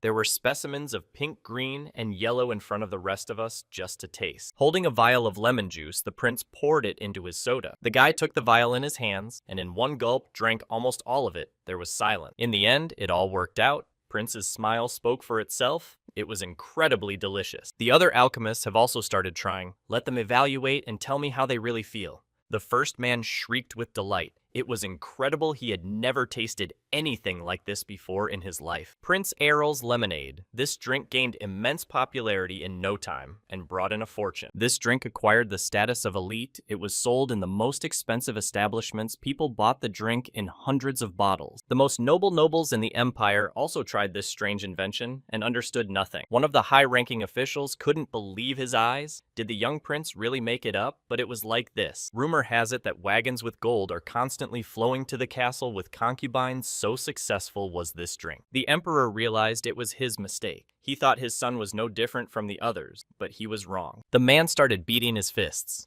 If he had only known everything at first, he would have fussed right away. Now all that remains is to bite his elbows. Meanwhile, Princess Kanya was just practicing her blade strokes. She was improving her physical performance. Now the girl was already 16 years old and had completely changed into a beautiful lady. She looked at her brother and asked him how he liked this. The prince stood next to her and clapped his hands together. Beside him stood a servant girl. She too admired the young princess's skills. She is magnificent. The experienced knight admired this girl. She really learned swordsmanship perfect. Even better than most people her age, the prince noticed it too. She had enviable tenacity. The princess was jumping in one place and said she had been practicing a lot. Well, isn't she cute? But you have to take a break every now and then. They sat down at the table and decided to have a little lunch. The princess said she had heard a lot about Errol lately. The carbonated water spread not only throughout the empire, but also beyond its borders. Aurel only spread his hands in this, all he only in here.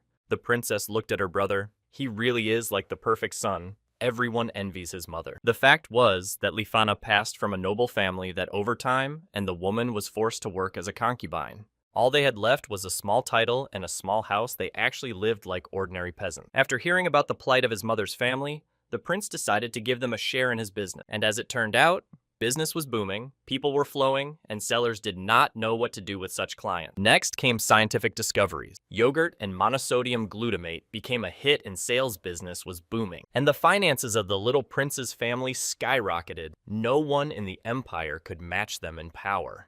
Princess Kanya was clearly jealous of her brother, and he was happy to just smile and look at the girl. Rising from his seat, the prince said to treat his little sister to lemonade and waffles and syrup, so let her wait.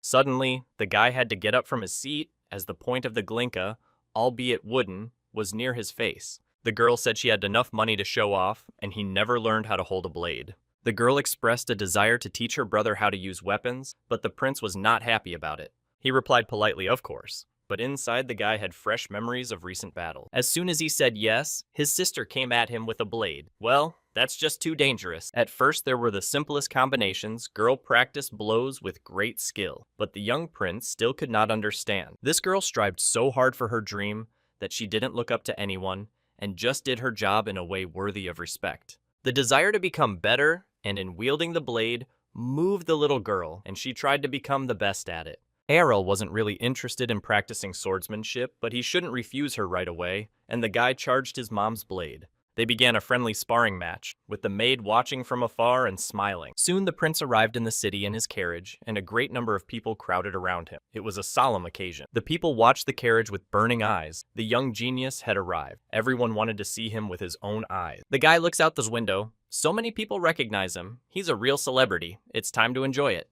And next to him, there was a real escort of knights, and he's a straight-up idol, and it was getting awkward. Leaning on the soft upholstery of the chair, the boy wondered why he had to come here in the first place, who had called him. This was still unclear, probably a matter of importance. The boy frowned his forehead and wondered if a reward was waiting for him there. Soon they arrived at the emperor's palace earlier. This man's silence had strained the boy, but not now. At least you can eat for free. He devoured one cookie after another, not even embarrassed by his father's presence. The guy choked on his food as soon as he heard the emperor was offering him a government job. Is it really that soon? Seeing his son's surprise, the emperor said that it was not a particularly fast process, but no one would object to his candidacy. Errol hurriedly politely declined. The guy realized what awaited him after assuming office. It's the same intrigue and the battle for power.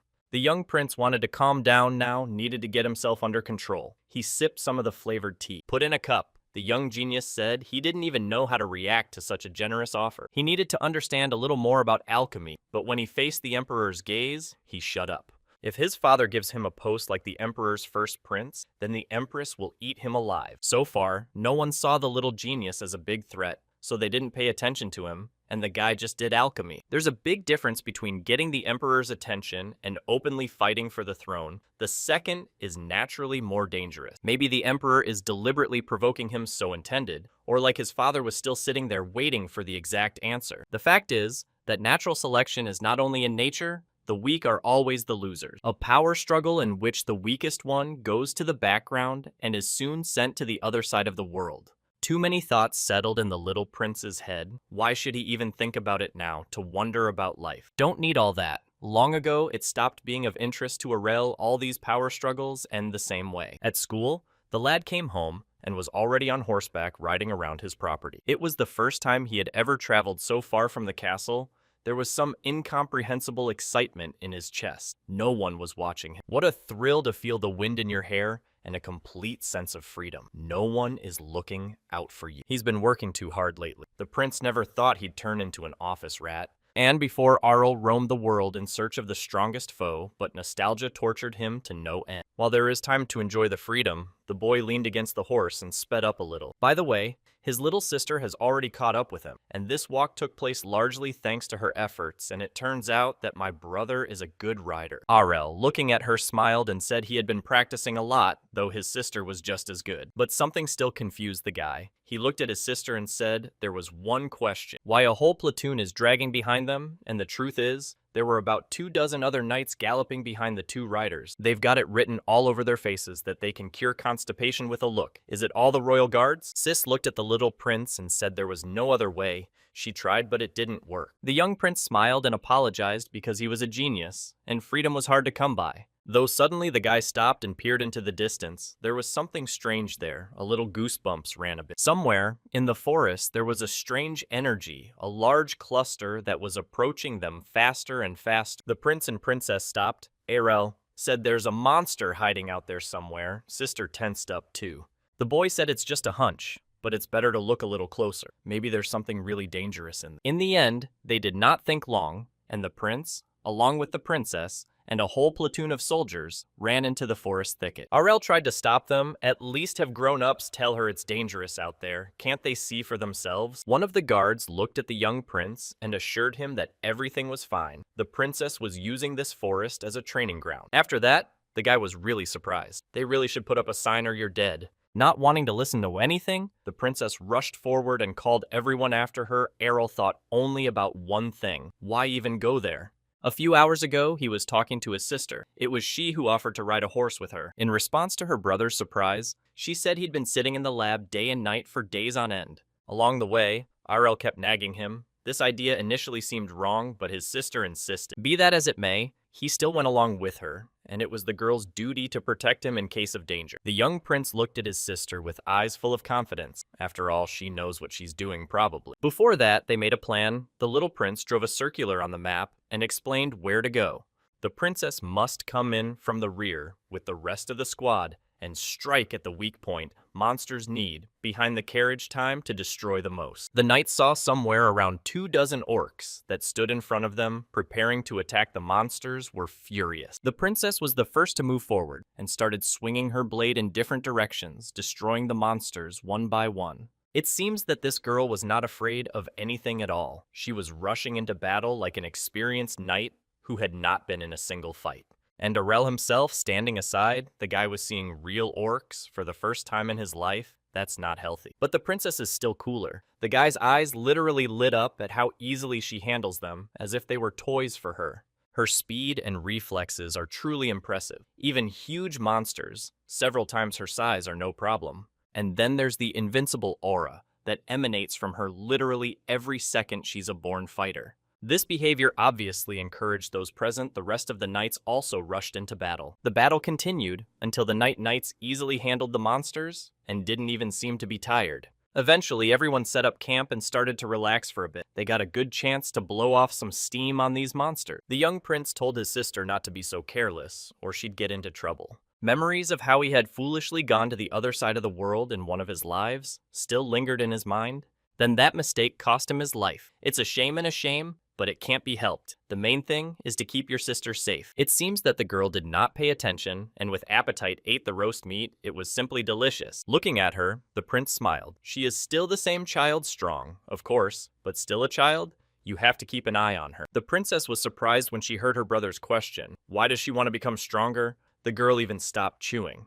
She frowned a little and said that she had been told since she was a child that swinging a sword was not an activity people thought she was fooling around. She'll marry a man she doesn't know and settle down to do her own thing. The princess sat by the fire and pondered between them an awkward pause. It was obvious that the girl was worried. The little prince himself realized that she would have to be betrothed to some nobleman anyway and devote her life to nobility. After a short pause, the princess said she hated it all. She wanted to live like her brother. The guy was even a little taken aback as what it meant to live like him, what she meant. The girl tensed up. She wanted to earn money and prestige, to try for the good of the empire, to get recognized by people not, this is it.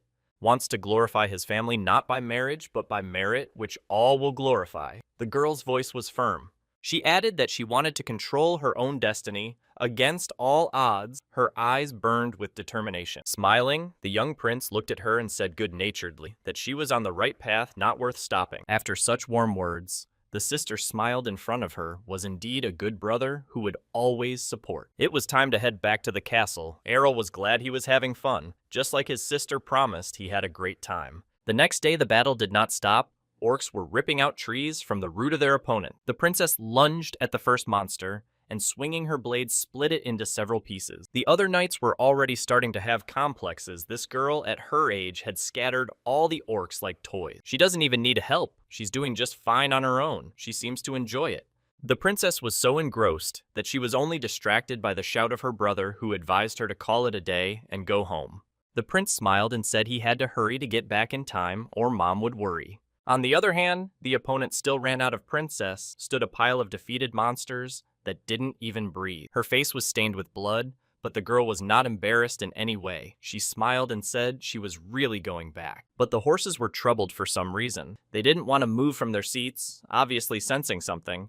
Arel said he had no idea. He'd better hop on his horse and ride faster or time's running out. One of the maids said that the horse is watched by experts and she let her go to the castle. The princess agreed. Trust in his sister to manage the horse prince relaxed because she is the best with these animals. And so they all moved towards the castle. Ahead of them naturally galloped the princess and the prince, and behind them, all the others. Suddenly the column stopped. The boy lifted his head up. His sister asked what was the matter. He was wary of something. There in the sky, the guy saw a strange energy that was concentrated in one place. It looked ominous. Obviously, someone was lurking behind the clouds. The boy tensed up and got ready for something bad to happen. The silhouette of some huge creature with long wings could be seen behind the clouds, and one could immediately realize that it was a dragon. The huge wyvern cutting through the clouds lunged straight at its victims from top to bottom with a monstrous roar. Grabbing the carriage out of his surprised sister's hands, the little prince moved forward, ordering her to hold on tight.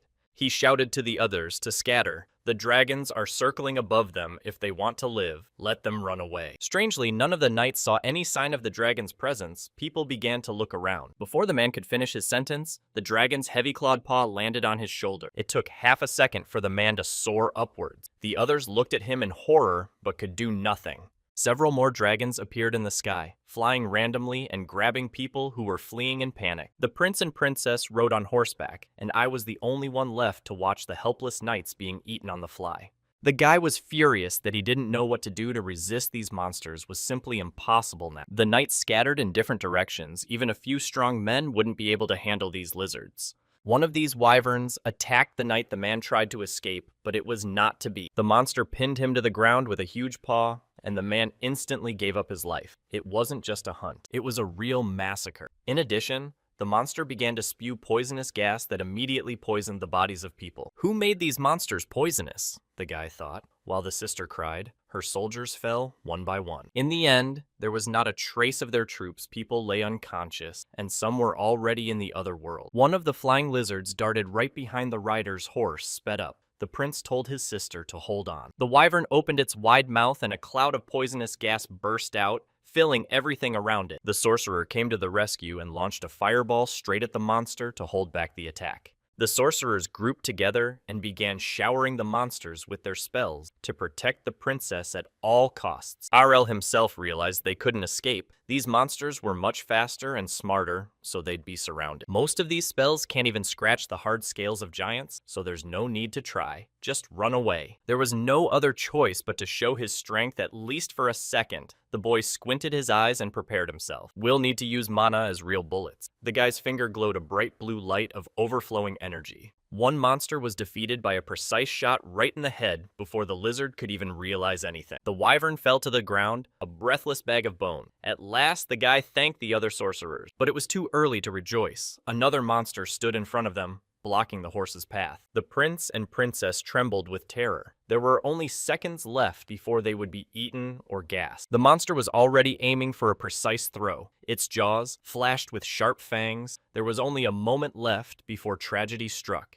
Just in time, the maid knight appeared. She swung her blade and in one fell swoop split the monster in half. "This guard is really good," she shrieked for the princess to run away, to the forest immediately. "It is safe there." There was no other choice, and the young prince steered his horse straight to the safe place, while the other knights held back the monsters. Suddenly, there was a strange voice coming from everywhere, but it was impossible to understand where it was coming from. An unidentifiable hooded man stood a few meters away from them and smirked. Apparently it was his job.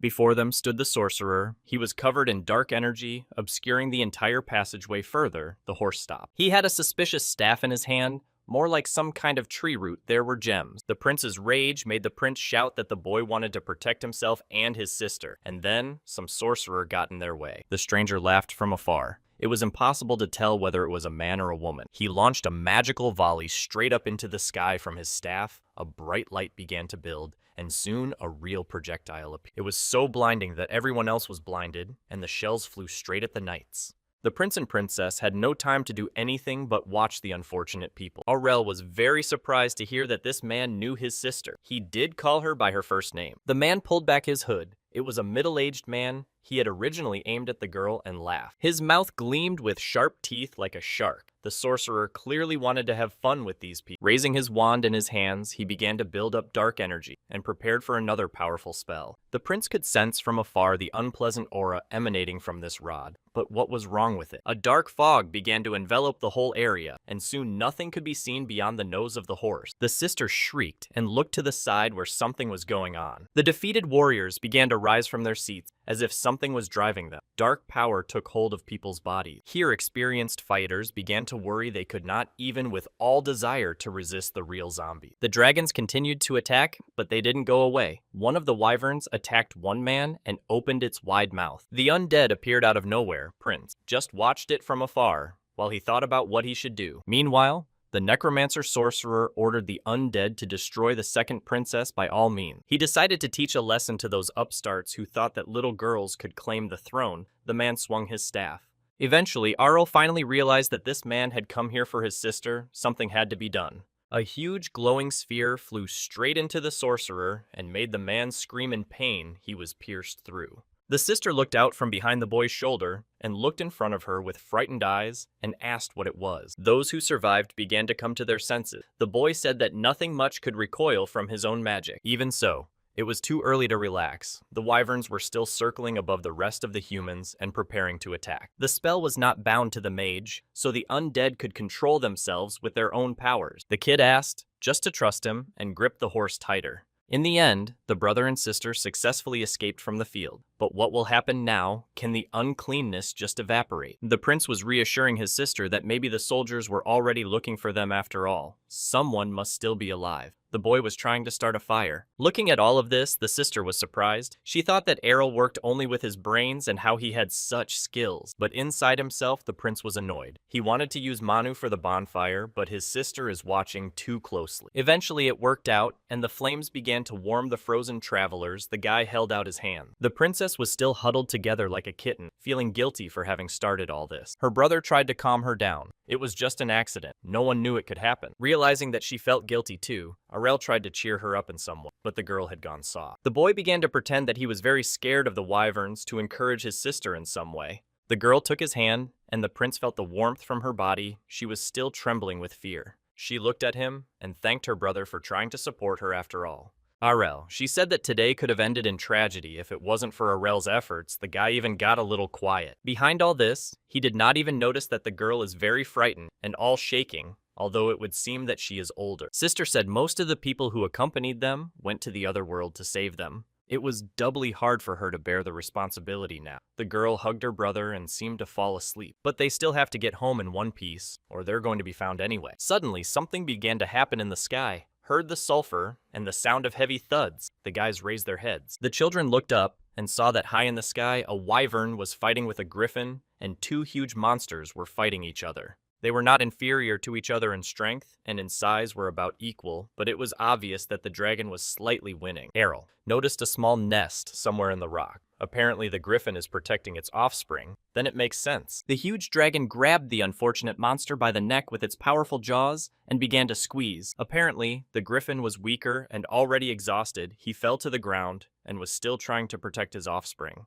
Eventually, the rock cracked under his massive body, and huge rocks flew down right where the children were standing. Grabbing his sister's hand, Errol dragged the girl to the safe place so they wouldn't be crushed by the rocks. In the end, it all ended. The air rose a real dust vortex. The guys covered themselves with their hands so as not to be blinded. They started coughing, and the dust got in their eyes. They couldn't see anything yet, but it looked like they were safe. Looking up, the boy realized that luckily the dragon had already flown away without spotting any smaller prey. Believe in the head, different directions. The prince didn't notice his sister beside him, but where did that girl go again?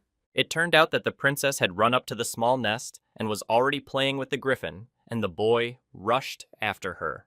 The girl stood a few steps away from the monstrous creature and didn't seem to be afraid of him at all. With irony in his voice, Arel asked only not to tell him that they were going to give this monster a lavish funeral here. But no, my sister was talking about the baby in her arms. She already had a little griffin and wings waving. Well, it looks like there's nothing left for them to do but take the little one with them, though the prince wasn't particularly eager. As if reading his thoughts, his sister moved close and with burning eyes asked to take him away. Soon the rest of the guards showed up, along with him and the female commander they had already run over while they were looking for the children. The princess looked at her subjects, expressed her joy that they were alive and well. The woman bowed and exhaled.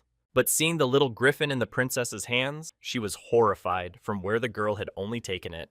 With a tired glance at them, Errol exhaled a sigh of relief at the timing of their arrival, but that was okay. Yes, and besides, this girl wants to keep the griffin. The girl. Knight looked surprised. What does it mean to keep? Eventually, they got home. Soon everything was all right, but except for one thing. Unhappy Errol was awakened by the griffin. From the morning, the guy almost gave his soul to God from fear of where this little guy came from. Grasping it with his hand, the boy deftly pushed the little monster away, but not since morning.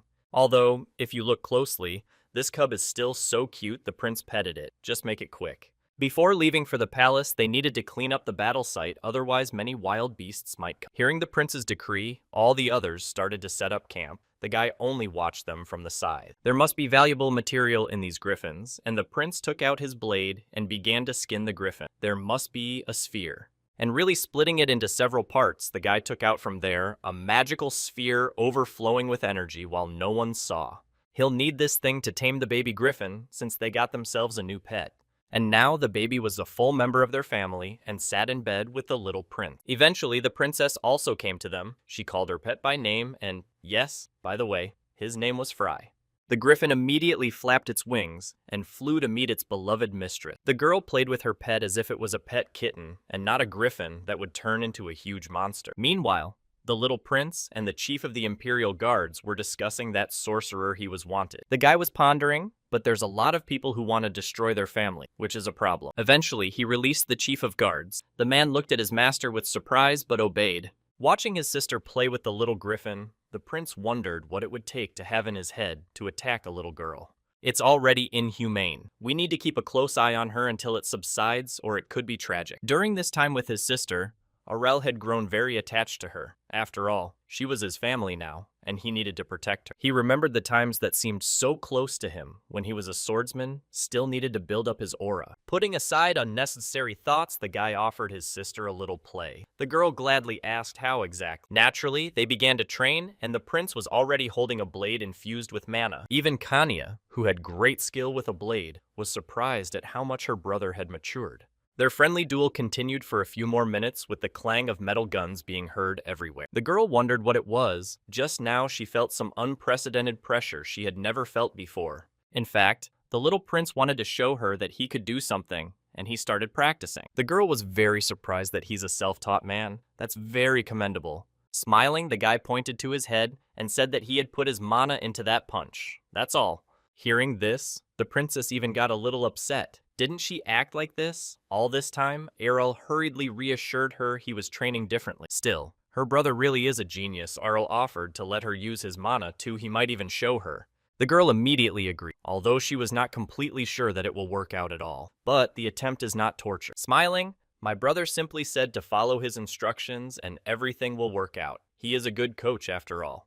And all because he was constantly pouring his mana into her body as soon as the opportunity presented itself. All this time, a guard stood near the door to the training room and listened to everything. The woman leaned against the door and listened more closely. She was incredibly curious about what was going on in there and how they were practicing. The girl went to him every day and practiced. In the end, her control skills exceeded all possible expectations. She herself was surprised at her skill, but there was one nuance that was quite significant. Meanwhile, the prince, along with his griffin on his shoulder and watched Sister Fry, watched her uninterruptedly. There was one nuance, is the burden is getting heavier every day after all the baby has grown up already. Griffin grabbed onto his master's shoulders and flapped his wings, lifting him into the air. Sister began to imagine herself riding a battle griffin, waving a mana-charged blade. The sight was delightful. She decided to try it out right away. The griffin didn't seem to mind so much, but they were interrupted by the arrival of His Majesty the Emperor. He wanted to know how his children were spending their time. I was surprised to see his father here. He's a busy man, always traveling, so what's he doing here? The children bowed before their father and greeted His Majesty. The Emperor stopped a few steps away. Looking at his son, the man raised an eyebrow in surprise and said that he had heard rumors that his son had started fencing. Looking at his father with wide eyes, Aurel said that he was just curious about the need to develop himself from different sides. The guy said that the latest recent events need to learn how to tame Griffin's father, was clearly proud of him. What do you think of Pop? I think he's worthy to be called heir to the royal throne now. Meanwhile, two guards brought in some strange thing that looked like a small chest or stand. The children were at once delighted and surprised, but did not realize what stood before them. The little prince looked closely. The father said that he presented it to his son there in the box, was a large and long blade specially made for him. The mother, of course, wanted to dissuade her husband, but the emperor said that boys are always interested in this, so he also thought it would be a good idea. Aurel, meanwhile, paid no attention to them. He grasped the new gift and regarded the blade with admiration. The emperor was even a little surprised. Previously, his son had no admiration for it at all, and now he seemed happy. The mother and father watched their child look at the battle weapon with interest. The prince was still too fragile for such a large sword and fell to the ground. Well, as usual, the guy's making himself look inferior. Well, of course he's not going to get involved in royal warrior. Even if he has a talent in fencing, he is not going to show it at absolutely because you have to fight. Rising slightly, the prince thanked for the gift and apologized for not being able to make full use of it. Putting his hand to his heart, he said with pure intentions that the blade should belong to his sister. It suited her better. The girl was surprised, but why should she be surprised? She's a born warrior, so let her have it. Oh, and besides, Kania has become quite skillful and is barely inferior to imperial knights in wielding a blade. Sure, it's a long way from Arel, but it's something in the future she has a chance to join the Royal Legion. Her talent was worthy of recognition after all. Her sister immediately became eager to train with the new weapon. You have to hand it to her, and little Print handed the sword into her sister's trembling hands. The girl didn't expect this. The emperor was a little embarrassed, but still expressed understanding. His sister looked at him with some surprise. After a short pause, in a serious voice, the man said that then the princess should demonstrate her skills. The poor girl was already scared before, and now the prince also wondered why all of a sudden. As far as the boy knew, the emperor was also a skilled warrior and had physical attributes. It was obvious that the sister was very afraid. The girl was trembling and already regretted that she had taken this blade. But suddenly she felt a friendly clap on her brother's back and turned around. In the meantime, the boy encouraged her and told her not to worry, that she would definitely be able to cope. Although inside himself the prince was triumphant that this girl would show the worthless emperor what she was really capable of. The desired effect was achieved, and the princess accepted the offer with a smile. Excitement lit up on her face. The emperor looked at his daughter with an appraising gaze and still lacked something. She's got a lot of confidence, but it won't be enough. Is this man judging by looks alone? Looking at the blade of the blade, Kania told her father to get ready. She would put all her strength into this strike. The girl was not going to give up. With the mana in her body, she strengthened her physical characteristics and ran towards her father at great speed. The mistress standing behind Arel closed her hands. She didn't realize what was happening, but everything was going according to plan. Her sister was acting as she should. She seemed to have lost all fear and ran at full speed like a locomotive without seeing any danger in front of her. However, there was one more thing. The guy squinted his eyes. Why attack straight into the forehead? This is insane. The emperor stood there and didn't even move from his seat. The man was either shocked or already knew everything. He's smiling, and he's a real bigot. How can he act like that in a situation like this? He's crazy. And then there was a bang. Energy flew in different directions, and a real vortex rose up. The emperor was still standing. The princess, though, put all her strength into the blow, but couldn't even scratch her father. The girl was surprised, but the man was shocked. It wasn't bad for her age, quite a blow well done. Even the emperor admitted that he had never seen such an aura in anyone other than the head of a military unit. Sitting on the floor, my sister held onto her arm, which was starting to ache from overexertion, was not all it was cracked up to. The father looked at his son and asked, "Is it true that he had helped her fencing recently?" Smiling, the guy confirmed it was true. He tried his theory, and it worked surprisingly. He read something in a book on fencing, and decided to put it into practice since his sister had such potential. She was the best suited for it, so it was a sin not to try. Errol spoke like a true coach. The emperor even hesitated a bit, so this method doesn't work on others, then I see. The prince literally felt with all his body that his father wanted to involve him in some dirty deed, but he attacked the wrong person. He seems to be thinking about conquering some country he's already dreaming of conquering. Bowing before his father, he said he would disappoint his father if he thought he had the same potential. My sister's vitals were high to begin with and just needed to get stronger, but his weren't. And the girl also honed her skills since childhood, so the result is visible on the face. She is a gifted child. From the beginning, the little prince watched her and saw perfectly how much fighting power she had. Putting his hand to his chest, the boy said that he saw perfectly well how far she had managed to go, thanks to her efforts and skill. The emperor expressed understanding, and Arel could exhale quietly. He had walked away from being a royal knight, and thank goodness. It's too costly to train every individual, and men who don't listen at all. The last thing he wanted to get involved in this testosterone parade was just to live a quiet, peaceful life and sit in his lab. But to refuse, of course, would be too suspicious, so the kid decided to offer something. There was something special to call it, and the prince said that this technique was only suitable for members of their family. After that, Even the emperor raised his eyebrow in surprise. He had not expected such a thing and froze in place. The thing is, for the emperor, all the nobles around him are like hyenas, eager to stab him in the back, understandably. Finally, the man agreed. Well then, this secret will only be passed from hand to hand by a member of the imperial family to no one else. At that moment, the guy felt unbearably proud of himself. His secret will be passed on for generations. Is this unfortunate? Sounds just fine. His face changed beyond recognition. There was a goofy smile. After a month of first practicing, there was a rumble throughout the palace, and the emperor also decided to try this secret method. The man was breathing heavily. His whole body radiated incredible power. He felt himself being filled with strength. The man couldn't believe it himself. He achieved maximum results with this method. It's unbelievable. And after all, his own son developed this method. Too bad he's too weak to use it. The man finished his training. However, even so, the method was too incredible. He simply needed the empire. Especially at this moment, everything was resolved. Meanwhile, the little prince sat at the table and drank tea with his sister. He was brought a weighty stack of papers with candidacy applications, was a sea of applications to choose from. The interested prince took a bite of his cookie and began to go through the flyers. The candidates were indeed many. It was mostly noble families until a couple months ago. They thought the kid was talentless, but now he's popular. However, as he popped another tasty treat into his mouth, the principal thought he could use some security with such fame. You don't have to reveal all the secrets at once, or his already short life will end as quickly as it began. Meanwhile, my sister was looking at the flyers with interest, which seemed to give her considerable pleasure. Looking at his servant, the guy asked, "Can the 3 random leaves be taken out?" The assistant immediately agreed. It's nice, of course, to be on the other side of an interview. At some point, the prince only thought about it, now he's an employer. There were even too many candidates to choose from. I had to choose the best. I need to save my eyes from this nightmare. They'll still be useful to look at these men. I didn't really want to. If you have to choose, you have to put your eyes on the beautiful ladies decided to be a girl night. Seeing the prince looking at the pictures of the candidates with fascination, the sister and the servant were a little embarrassed. Jumping up on the table, the guy from somewhere pulled out a small pair of glasses. Where the glasses are small, you're only a dozen years old.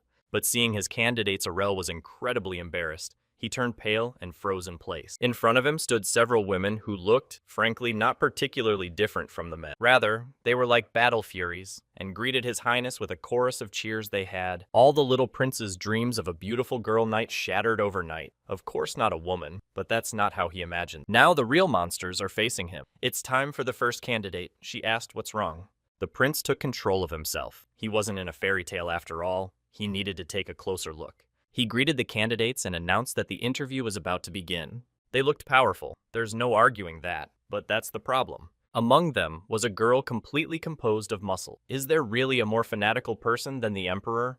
Aurel took a closer look at one of the candidates that interested him the most after all. Among the others stood a girl quite feminine, more like an aristocrat. But what is she doing here? And besides, there's nothing to pick on in her resume. He asked her to wait outside for the others. The candidates bowed politely, and according to, nodded the girls are ready to accept service even now.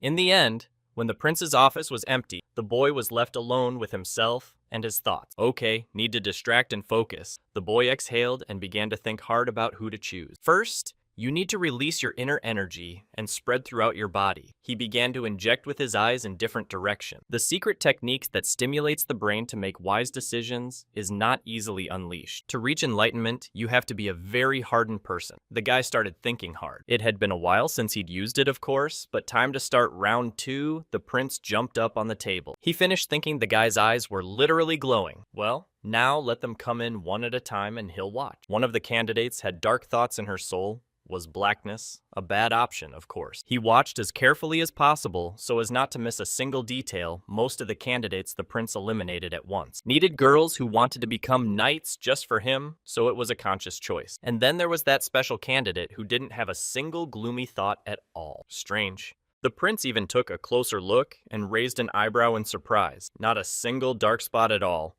How could this be possible?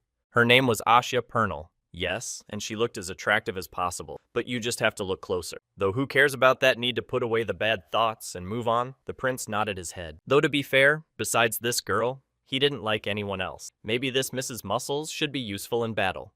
The last candidate's name is Sina Galil. She had short brown hair and a slightly explosive personality. The prince was even a little surprised at what kind of sun is this clear beam? Where did you come from?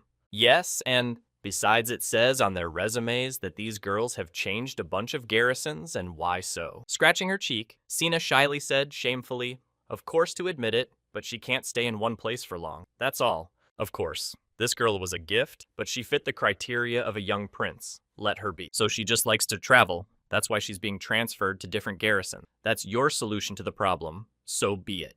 Tired of choosing among countless candidates, the prince still made the final choice. Pointing to the two girls, he honorably said that these two had passed the qualifying round and were his loyal knights. The first step taken successfully replenished his flower garden. Asya, along with Sina, were already in their new uniforms, explored after the Lord. It was worth noting that Sina was a bit of a firecracker, but she was serious at work. Well, now it was time to try them out. The boy Echidna smiled and already had a premonition of some sight he was about to see. The girls stopped in front of their master and asked in surprise why he had brought them here. For a few minutes, there was silence between them. Spreading his arms out to the sides, the boy cheerfully said he would like to test these two. Let them show what they can do. Of course, no matter how strong these girls are, by nature, the prince's job is to make them even stronger. With a surprised raised hand, Asya said, "Well, of course the Lord wants to make sure, but how do they actually show their power?" Clenching his small hands into fists, Prince Errol happily announced that they would fight each other, how else his eyes literally burned. On the first day, Sina seemed enthusiastic. She liked it, sounded not too bad. Asya was also in agreement. It seems these two are about on the same level, at least the prince thought so. Duel to determine who has the more ringing bells. But the boy didn't say it out loud, but just looked at them with round eyes and said he wanted to see who was stronger. The girls immediately erupted with pride. Well, here is the effect achieved. At stake is knightly honor. Sina just then interested, she looked at her rival and asked her opinion. Asya seemed fine with it. She too glanced at the girl and expressed her desire to test it out. It seemed a rivalry had developed between them. And the prince, as if nothing had happened with all his insolence, put on his glasses as in a movie theater and began to watch the beautiful spectacle. Warming up, Sina asked, "Will there be any special rules for the duel to test more accurately?" But Asya wasn't sure if that would make any sense and asked His Majesty about it. From somewhere, the guy had already gotten a bag of popcorn and was watching WrestleMania and just let him show his strength. Looking at her rival, Sina proclaimed that she wasn't going to hold back. If it was the will of the Lord, let it fit. Asya was a little more reserved. She wasn't going to brag. These two were like fire and ice, perfectly suited for each other. The atmosphere was slightly tense. The boy even jumped up a bit from his seat. They were serious about ruining everything here. He ordered to start as soon as he clapped his hands and already had his little hands ready. No sooner had the guy and clapped as a powerful blow sounded, he even together with the bench was thrown somewhere far away. They are really reckless. Even the prince has seen something like this for the first time. These girls have plenty of power. Well, knights, what can you take from them? You just have to stand back and watch while these two fight. Both of these girls were probably very strong Sina, although she looked like a good-natured simpleton. But in battle, it was not like that at all. This girl dodges on instinct, moves like a true master. It's really impressive. Catching the chance, Sina prepared to deliver her final blow. The girl decided to give her best in front of her master. Asya didn't quite realize what was going on and noticed the attack at the last moment. The prince realized the closer the opponent was to Asa, the harder it was for her to attack. But that was her nature. The girl couldn't stand it any longer and swung her leg, trying to hit her opponent right in the jaw, but Sina managed to dodge at the last moment. The girl stopped a few meters away and praised her opponent. She not only knows how to swing a sword, but she also has her feet. Asya replied that a true knight uses his body as a weapon, a base, so to speak. And what else is it? The prince even wondered, heart-to-heart talk during the duel, and how to understand it. Well, now things were really starting to heat up, and the beast was in danger of breaking loose and spilling someone's blood, and it had to be stopped. The girls had already approached each other closely, as suddenly the prince shouted for them to stop immediately, all froze in place. The boy ran up to them. He had already seen everything he needed to see and realized what still needed to be worked on. Asya was too impatient and constantly raring to fight, and Sina was too constrained in her attacks, so she preferred fist fighting. Then Asya quickly realized that it was the prince who was training the second princess to see their skills. He had arranged this duel. It seems, while the sister added magic to her attacks, she became quite famous. Aro confirmed his personal knights must be the best. The girls agreed, although they were a little embarrassed. This little kid knows so much. Just amazing. The guy said it's like his hobby. He likes to train beautiful ladies. What a pervert. Like a true warlord, He put his finger forward and promised that he would make sure the two of them learned everything he knew himself. Well, to their great surprise, the girls were at their school desks and not on the battlefield as expected. Raising her hand, Sina asked how they would train for battle. It's kind of crowded here, but no, the prince will lecture them.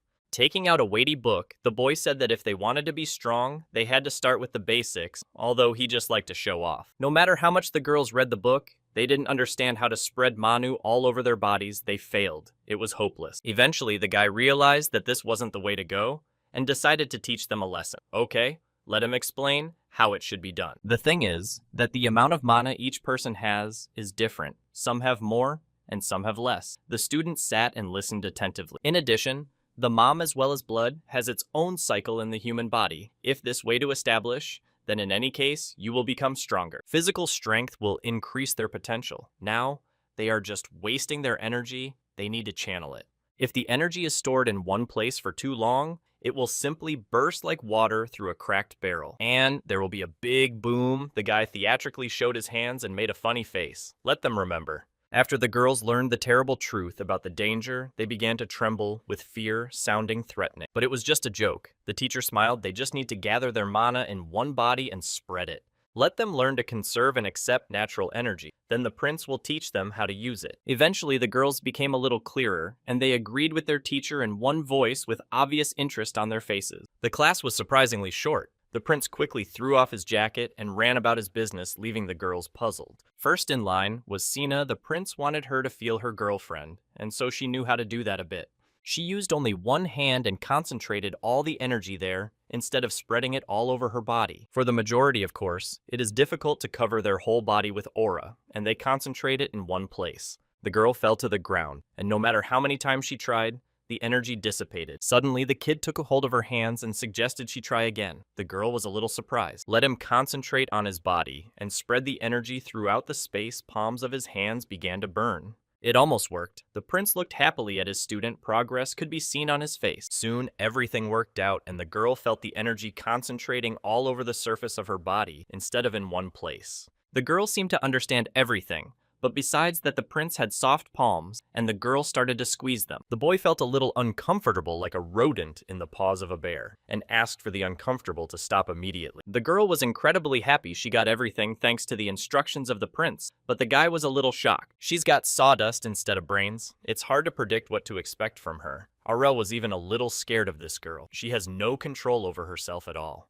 Next was Asya. The guy said she was in too much of a hurry, and constantly going on the attack is unnecessary. In a recent fight, she threw her leg forward to distance her opponent. She's got a lot of talent, but it's the wrong approach. The girl exhaled heavily. She already understood that in battle, one should not act hastily, or it could end badly. She was breathing heavily and dragging the prince on top of her. The girl wondered if this was really part of her training, or some kind of prank. She thought it would be easy, but her whole body was already shaking. The prince said he would explain everything. Their training continued into the evening. Soon darkness descended upon the land and light came on in the windows of the palace. Some woman was sitting in her office looking at a new message. Again, this young prince is the only one everyone is talking about lately. The child of a concubine and an emperor.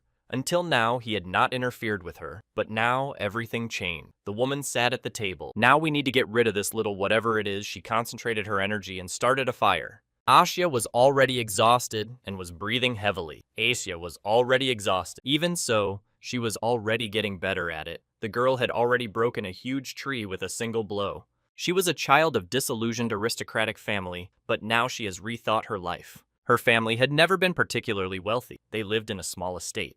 But at some point, monsters came to their land, and the whole family had to flee. A girl has suffered a terrible loss in this battle. Her parents have passed away, and she has suffered a brutal trauma. Asya eventually decided to join the Order of Knights because of her innate talent and work ethic. She quickly learned everything. She was even placed in the 15th Company of the Imperial Army in the lowest ranked squad. Well, that's not even the worst of it. The girl there had another problem she couldn't deal with. At the head of this company was a disgusting man who smelled of something bad to do with him was of course still a task. This man was an obvious pervert and didn't even hide it. Asya felt very lousy all the time. And now the girl decided to take out all her anger in this blow and delivered a crushing poke with her spear. It's a shame we can't destroy this man once and for all, so we don't even have to think about him. In a fit of desperation, The girl applied for the position of personal knight and couldn't even hope to be accepted. But thanks to such a coincidence, her life is getting better. Asya smiled, need to make every effort. In turn, Sina also submitted the same request. Her comrade was very surprised. How so soon?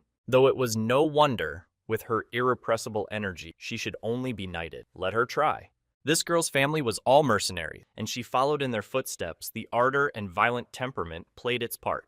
They constantly moved from place to place and very nomadic lifestyle that hardened the girl. Her father taught the girl from a young age that they make a lot of money from fighting and it's part of their lives. But the man said the daughter should find something else to do just in case, so to speak, so as not to know grief. The little girl did not understand what her father was talking about, but she listened attentively and looked with big eyes. Then it was settled. She vowed to find her own business and return to her family. You'll see, she'll show everyone.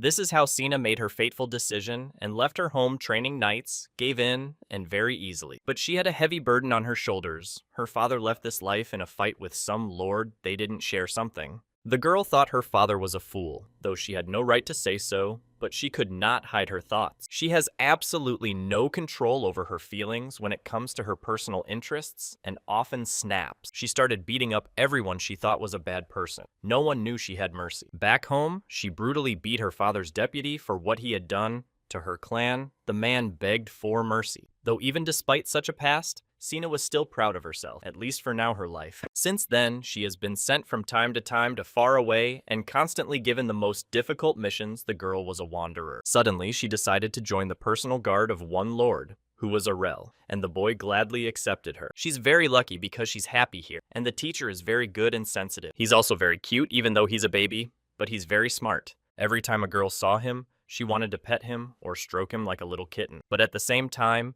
she firmly understood that she would need to repay his highness for such an honor. Both Asya and Sina came here with firm intention, and they have become good friends in the meantime. Of course, the young prince wasn't strong in martial arts, but he was still a brilliant man. Was able to create his own capital. Even the second princess helped to develop his inner talents is incredible. Despite his age, he was a very wise and educated man, as if he had lived more than one life. While everyone spoke so well of him, the prince himself was lying on a chaise lounge and enjoying a carefree life. He lay back and drank his favorite cocktail of his own make. How nice it was to be idle after all. Meanwhile, the emperor was told that the third prince was about to turn 14, the age of majority. One of the officials suggested that although the prince was young, his merits should be rewarded with proper power.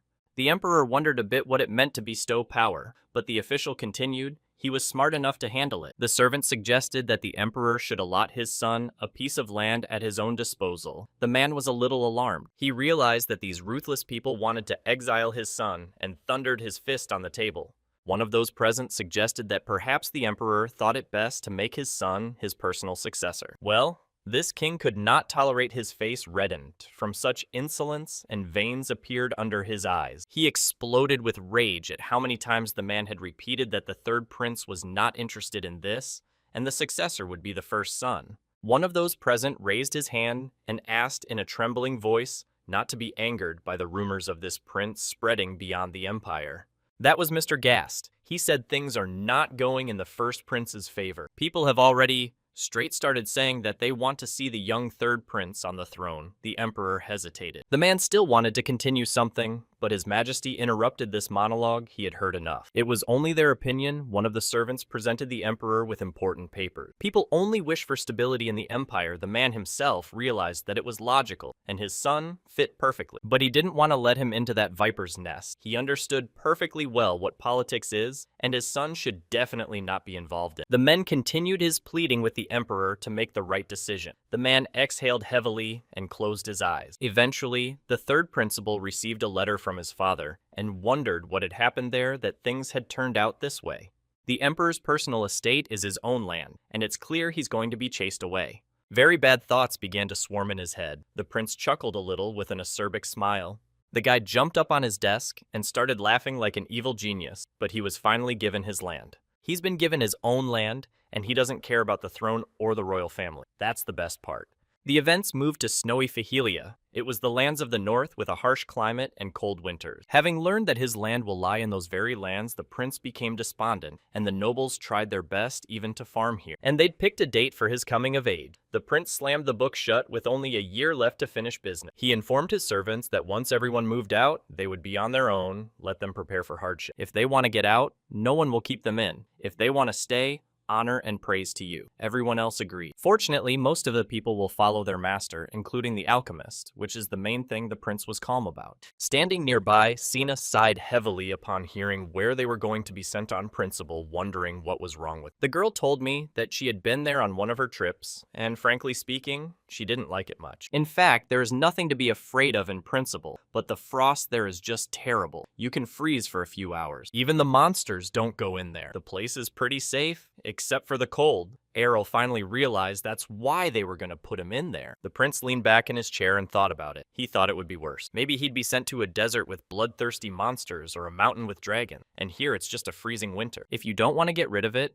it's probably the best way to proceed. Seeing the faces of his own, I wondered what was wrong. They were almost crying. They swore to protect their king for the rest of their lives. Standing at the office door, Acer asked her friend, let her at least tell the truth. Sina gave her a surprised look. What was wrong? The thing is that the girl noticed that there was something wrong with His Highness. During the story, he somehow became embarrassed. Sina sighed and repeated everything was exactly as she had said. It was freezing cold, and it's also a wilderness. There is nothing to look for in this place. Only snow and endless expanses of woods. An ordinary person will have a hard time there. Aja listened attentively. The reason was that the knights were exiled there to destroy the monsters in those cities. Does she really want to stay? Sina laughed. Her friend seems to be afraid, but Aja asked not to joke like that again. She is determined. The girl had sworn to follow her prince wherever he was sent. She just didn't think it would be so soon. Anyway, don't worry. His Highness has already thought of something. This man doesn't give up so easily. That's why Sina was sure everything would be fine, and her friend only sighed heavily.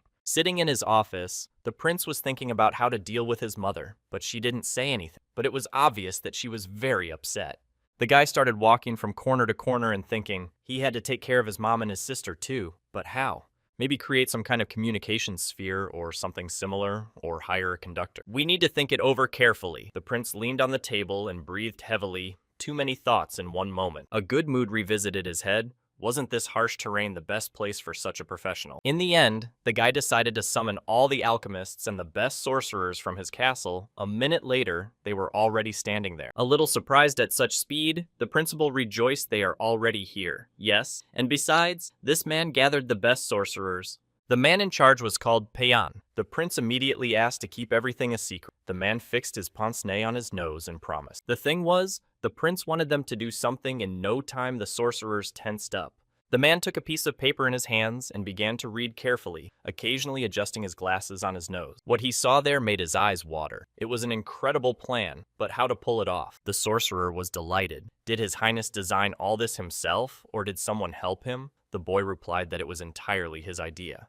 According to the young prince's calculations, the effect will be several times greater, and the cost almost a dozen times less is incredible. Asked so they can do it, or maybe it's too complicated, but Warlock assured it's perfect. The boy could see that they were still a little afraid to create an improved copy of someone else's artifact, but it couldn't be helped. Uncertainty is very easily resolved. Harel motioned to them. The bag of gold is for their silence. Another bag like this was formed next to it, and this is for materials and other development. There was a third pouch that was a bonus for harm and participation in future project. The sorcerer was delighted. The man hesitated for a few seconds and didn't even know what to say. His eyes were burning and there was a smile on his face. In the end, all the sorcerers fell to their knees and swore that they would do their best in the shortest possible time. Let His Highness have no doubts. Inside himself, the boy triumphed. As expected, money is the best way to solve problems. Clenching his fist, the boy hoped that everything would work out. He would wait for the results, hoping everyone would give their best. While the sorcerers looked admiringly at their master Errol, rejoiced it was worth such a cost. Now they are on the run. In a few days, everything was ready. The sorcerers presented the Lord with a new necklace. The boy asked not to be called the sage with silver hair. He examined the artifact closely. Who would have thought in just 2 weeks they could create something like this?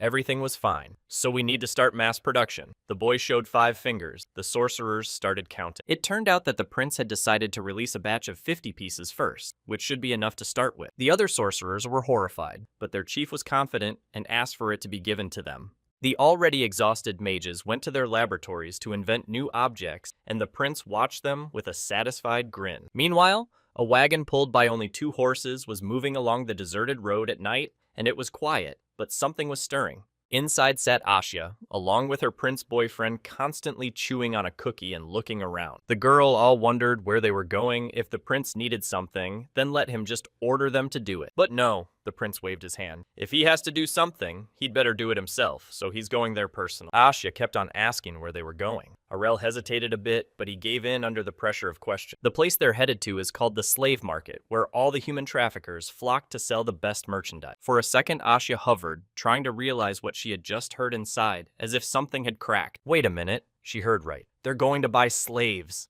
The girl's speechless. How is that possible?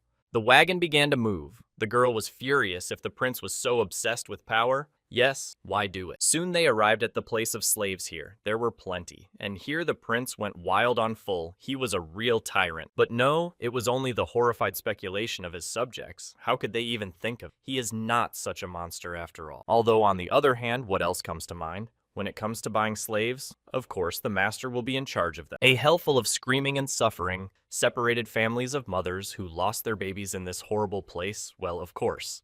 But no, everything looked more civilized. The slaves were not emaciated or tortured. Everything was perfectly fine. Finding himself in this place, the prince was even a little surprised, here much cleaner than he expected. Everything is somehow even beautiful and disposes to a good mood. Asya said that if the slaves get sick, it will be a big problem, so they need constant care. Soon, the chief steward appeared. He greeted the prince with a radiant smile and invited him to come along with him. The manager's name was Ian. The man teaching him bowed and introduced himself. A little embarrassed, Errol said that you don't need to address him, so officially he is here. As a client, it seems everyone here knows about him. The man smiled and invited His Highness to come with him. He had something to offer the young prince. All the way he ranted. He praised the place and offered the best labor. Asya looked at the prince and told him that this place was mainly for people who were in debt and couldn't find the right path in life. Opening the doors, the owner confirmed there are guys like that here, but there will also be thieves and criminals here, but nothing to worry about. It all seemed somehow too perfect. The prince even hesitated a bit, as if his arrival had been prepared in advance. Sitting down on a comfortable chair, the slave owner politely asked what kind of slaves they were looking for. The man looked at his visitors with the most inquisitive gaze possible. Something about him was very slippery and unpleasant. Errol pondered. He wanted more, and the very best there was some problem with that, or that the man laughed. But when he heard that His Highness demanded at least 150 first-class slaves, he was horrified. Seeing the confusion on the man's face, the prince asked if there was a problem, but the slave owner assured him that everything was fine. Waving his hand, the kid hurriedly assured me that he wasn't up to anything bad, but that he had a favor to ask. He wanted the slaves to be organized into groups of 4 or 5, depending on kinship or close acquaintance. The man snapped his fingers, saying that this task is certainly not an easy one, but it can be done when an entire family is sold into slavery. Several clerks appeared holding stacks of documents. The documentation was immediately provided to the prince, and the slave owner suggested that there was a lot to read here. Going through the papers, the prince was pleased. Not bad. There were even those who could read. Can send them to the right places or what?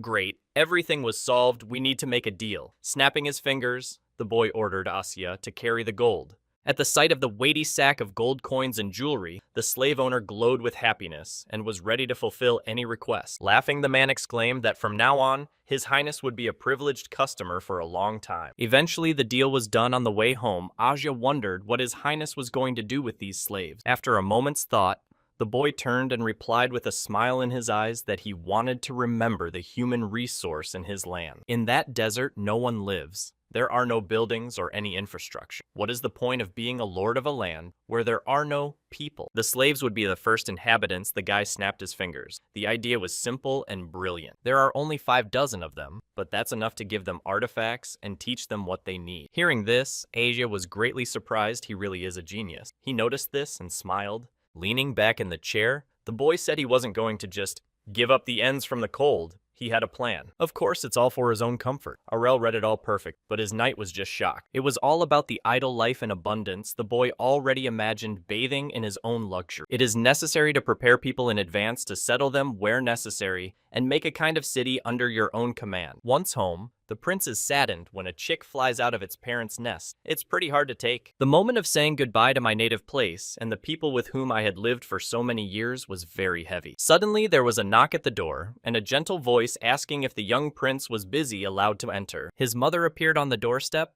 her face extremely troubled, and she looked like she was about to cry. Without a second thought, she rushed to her son and hugged him tightly. Aurel didn't immediately realize what was wrong, but it must be something important. Mother suggested that we talk to His Majesty again. About his decision seemed clear.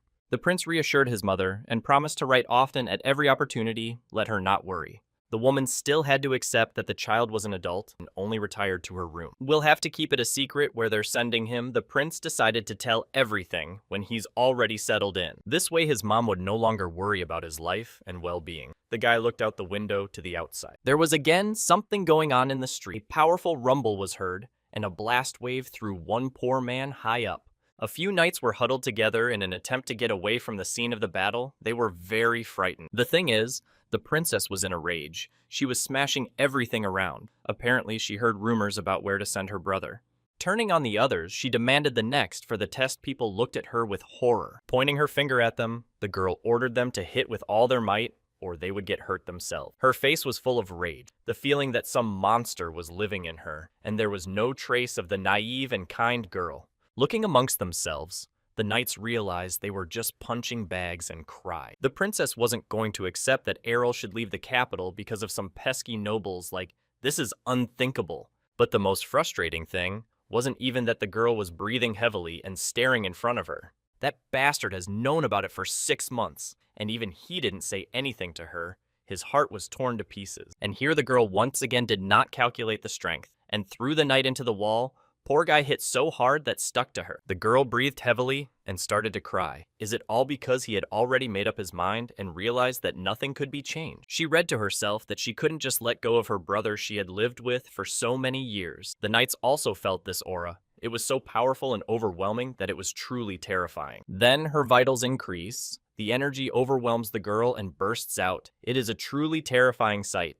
On that day, the Swordmaster was born. The youngest, third, strongest in the history of the Empire. She was possessed by her brother, but no one would know about it. Because of the familiar feeling before he went to serve, time flew quite fast, but after receiving the summons, it slowed down. Time flew by so slowly, as if something was holding it back. I wanted to cry from hopelessness, but now it's different. So now it's all happening again, and now the prince has to put up with it. The boy gritted his teeth. Now the lad was only 14. The banquet in honor of his majority was in full swing. All the guests present brought him their most sincere congratulations, but there was little less than a few sincerity in. The guy had to communicate with them as politely as possible, but frankly, these snobs were beginning to bore him more and more. He remembered his childhood, when he could at least pretend to be asleep to avoid listening to all this nonsense, but not now. People were having fun, eating and drinking, but it all felt fake. They were trying to act like well-wishers. In fact, each of them was just waiting for the young prince to get out of the palace so that the battle for power could begin. The boy was already beginning to be annoyed by this pretense. It haunted him during his stay at the palace. He even wanted to do something for a second, but while his mom was looking at him, he had to behave. Well, in just a few months, he'll stop seeing those insolent faces. That's why you have to show mercy. And here is the Empress proper. Who would doubt the woman congratulated the prince in an incredibly benevolent voice? The girl closed her fan and exclaimed, Errol's all grown up now. He's even gotten land, but his mother's probably upset. But even here the guy showed mercy. He bowed and said that the moment would come sooner or later anyway. He just didn't want to delay it. Closing her fan even tighter, the woman said that her son would also miss his sword skills, had already increased a lot. The girl snapped her fingers and said that Zale wanted to thank his brother somehow for his efforts. A maid appeared from somewhere. A coat of very soft fur of the best in the northern lands was immediately placed on the young prince's shoulders. Of course, Who'd have doubted that this lady was behind it all for a long time? Especially her eldest son is not the type to accept help from anyone, yes, much less thank them for it. And the mother is even worse, a person with power and such a nasty character like a snake that will bite at the most unpleasant moment. Of course, she's mocking the prince with such a strange gift as a mockery of where he's being sent, but had to keep himself in check with a strained smile. Arel, through the force, thanked the woman, and his eldest son promised to thank him separately. Hearing what he was about to do, the woman sobbed as nobly, but the young prince brushed it off. He tried to hold himself together as best he could, though the tension between the two literally felt between them on a physical level. Eventually, this masquerade of pretense came to an end, and the young prince went out on the balcony for some fresh air. Some strange feeling took over his mind. The boy had already forgotten what it was, some kind of sadness. He turned over his shoulder and looked at the still remaining guests who were feasting on the rest of the banquet. His sister was quiet and frowning, though it was clear she still seemed angry. I should apologize to her, but suddenly the girl raised a serious look and looked at her brother. With that look on her face, she approached her brother with a confident gait. It's kind of weird looking. Arl literally felt in his heel that this girl was about to say something. It would be very unpleasant if she threw something out right now. The girl approached the emperor. The father asked to come to him a little later. Not the best option to talk to his daughter right now. But no, Kanye wanted to make that statement right now without delay. The girl didn't back down. Hearing that she was going to follow her brother, everyone present shrieked. Some even choked on their wine. Here we go. The young prince is speechless, and how could she have thought that? No wonder.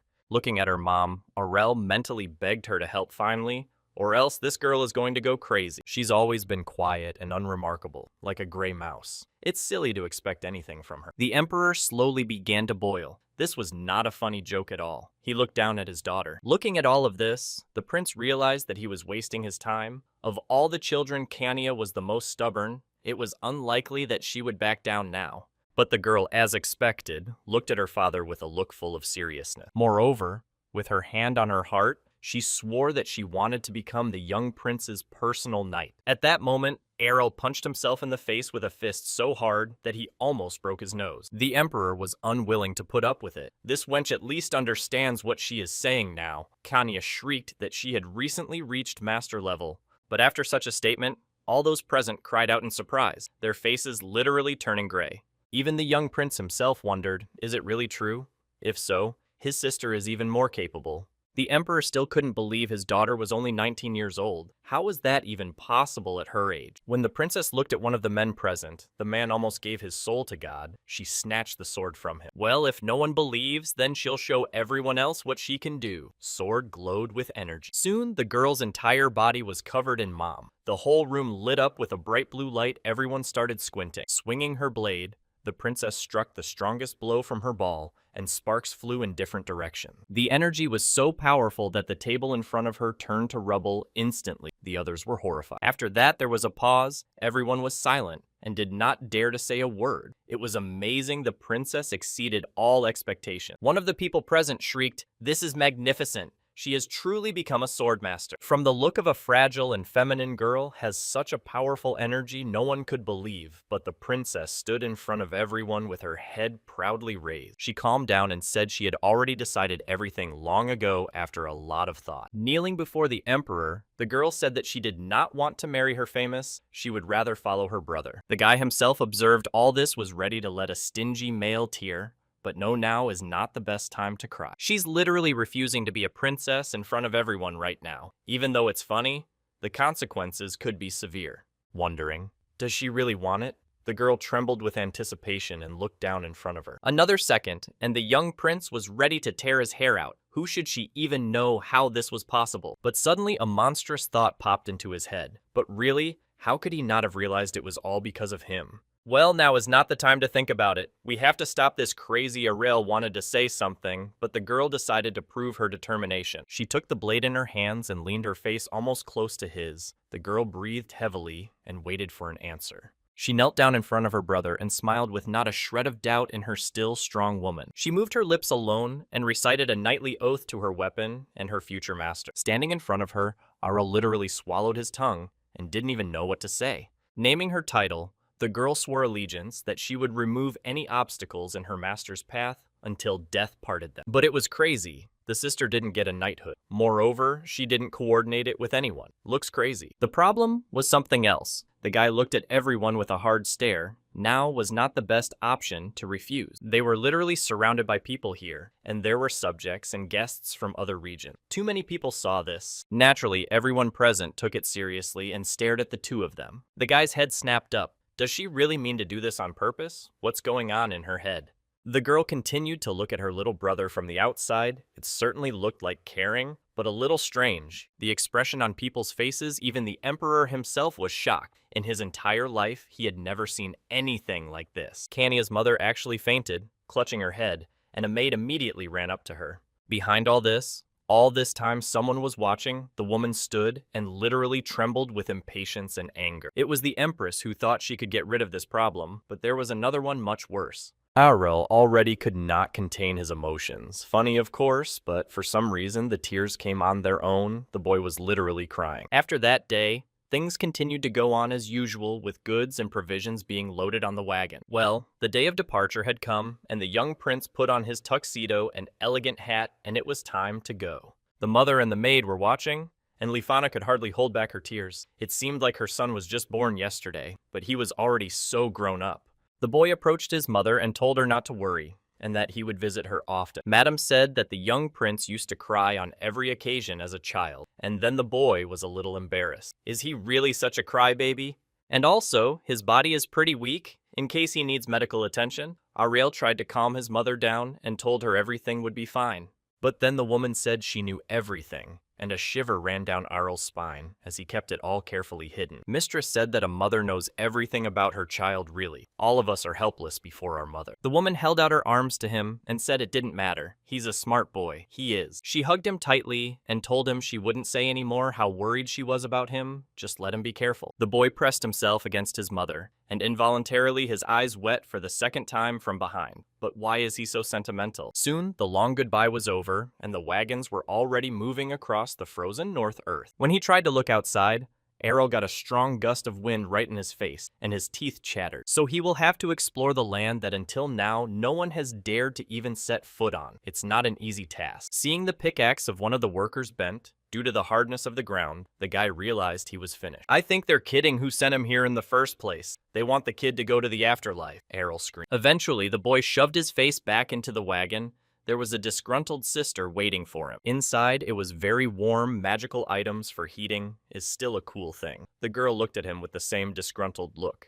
Who said anything about being a dope? Why did she put on that dress? She knew where she was going. Although, on the other hand, she uses the cocoon of her mana to keep her warm. But where did she learn that? Unwillingly admiring, Aurel smiled, but the girl wondered if not everyone can do this. It's so easy. It's better not to ask people that, or they'll take offense. Meanwhile, Asia and Sina were freezing to the bone. Aurel looked at his sister seriously and asked her again if she was sure she wouldn't regret going with him. I shouldn't have asked that. The sister immediately got angry. Didn't the guy already get tired of her company? She immediately began to tug at his cheeks, just like when he was a kid. Aurel tried to free himself. No, he just wanted to make sure right away. Here is a task. Sister decided to go with him to the north as a personal night guy all day long, persuaded the emperor to get rid of him. But no. But the father could not influence his daughter no matter how hard he tried. Even his imperial will was not enough to do so. There was no way the girl wanted to stay where she was, and lurched along with the prince couldn't stop her. Kaniase definitely doesn't regret her decision, still continuing to hold her unfortunate brother's latch. She thinks it's a great opportunity after all. Poor prince broke free from her grip and held onto her cheek. The girl's face became somehow frowning. She started to say in a heavy voice, if she stayed in the palace, it would be bad. This year, she'd be married off to some bastard from a neighboring state. That was the last thing she wanted. It was quite an argument. Aurel wondered really how she had never been married off. The girl wrapped her arms around her shoulders and shuddered, but it was lucky she'd gotten away in time, or it would have been bad. I can see why she was so eager to go with her brother. She doesn't like restriction, so it's understandable. Meanwhile, Kania became alert again. From this day on, she would be free. As she always dreamed, the girl looked out the window. The prince was still curious about who his sissies had chosen as their husband, but the girl brushed it off. She immediately declined. Let that man be glad he's so lucky. Kania would have given him a fun family life. The guy even cringed a little. In the end, the guests arrived at their manor. First was the prince, followed by Asha and Sina, who had already warmed up and were determined. There were about 1,000 soldiers waiting for them, all dressed in warm clothes and ready to do their duty. As well as 200 slaves would become the new residents of this place. People looked around with frightened look, and the young prince's entourage of alchemists, maidservants, knights, and the like, there's plenty to do. A wide smile appeared on the guy's face. He had big plans and big ambition. All that was left was to realize. We must begin to create a new paradise on this desolate land. Before them stood a huge palace. To begin with, it was necessary to take care of the defense of this place. The principal entrusted Asa and Scene to these two. As for my sister, I didn't really want to put her in charge. Let her rest. She's done enough as it is. And even though she was almost 2 decades old, she acted like a normal child. So, back to our problems. The guy sat on his throne as the rightful lord of this place and opened a dusty book. The total population of these places is somewhere around 10,000 people, all scattered over 12 and a bit villages in principle. Not so bad. There should be a road paved there, at least a guy, or became a book, and his facial expression changed. No one had driven in there in over 100 years. The palace doesn't even collect taxes. Yes, it's a complete mess from an economic point of view. It's a complete collapse.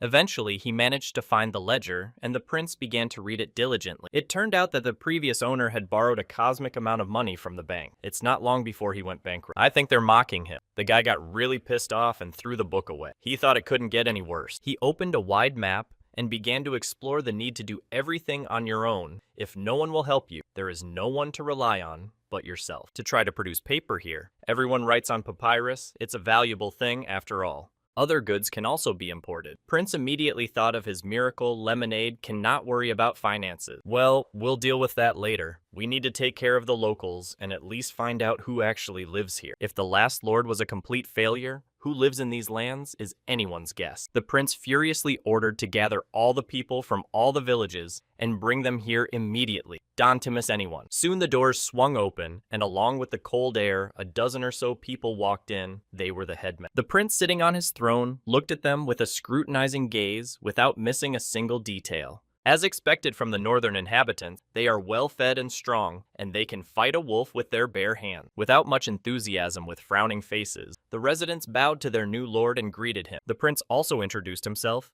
and promised all present that he would take care of these lands. You can believe him. Of course now, in the eyes of these people, Errol is no more than a child with power, but that's only at first. The prince was wary when he noticed the young boy. He seemed quite young, but he was only asked to collect old age. Indeed, in the midst of the crowd stood a boy of about 20 years old and looked at the prince in surprise. It was obvious that he was nervous. Immediately, the lad fell to the ground in front of the new lord and reported that his father had gone to the other world a year ago. Of course, the prince already knew about it from the reports, but needed to dig in. He twiddled his thumb and nodded his head. They were going to have a long talk, so the prince decided to bring some food. They must be tired from the long journey, so let them have a snack. The villagers were surprised at such generosity and raised wide eyes directly at their lord. Of course, dining with his superiors is a bit of a mouthful, but the prince decided to play the virtuous man. He didn't really want to eat, but he had to at least smile for the sake of decorum. Look at them. The guy looked at the subjects and asked, "Why are they so frowning and tense?" And the youngest one perked up.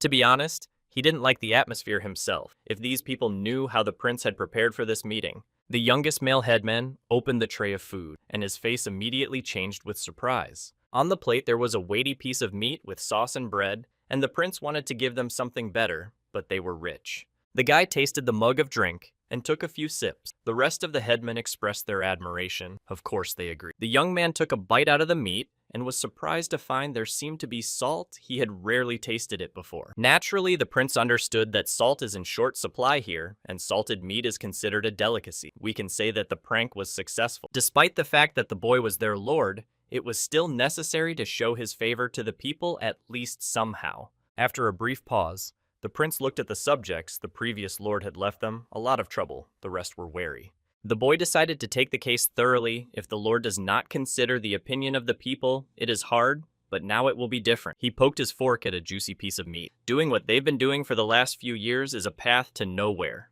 This can't go on like this. People looked at each other. They weren't ready for the change, especially not parents like this. Wiping his mouth with a napkin, the young prince said that now he would give them a little guidance, but before, we must ask. He quickly got up from his seat and put his hand to his heart and asked me to trust him, and then all would be well. All the headmen looked at their lord with surprised eyes. His Highness was extremely determined. Everyone thought that this guy, despite his young age, is very cool. I can't believe they're gonna have grace. All began to idolize the young prince. At last, to their desolate land, came joy in their eyes. The prince was like an angel. This is totally out of line. Errol asked me not to build a cult of personality around him. That's the last thing he wanted to do.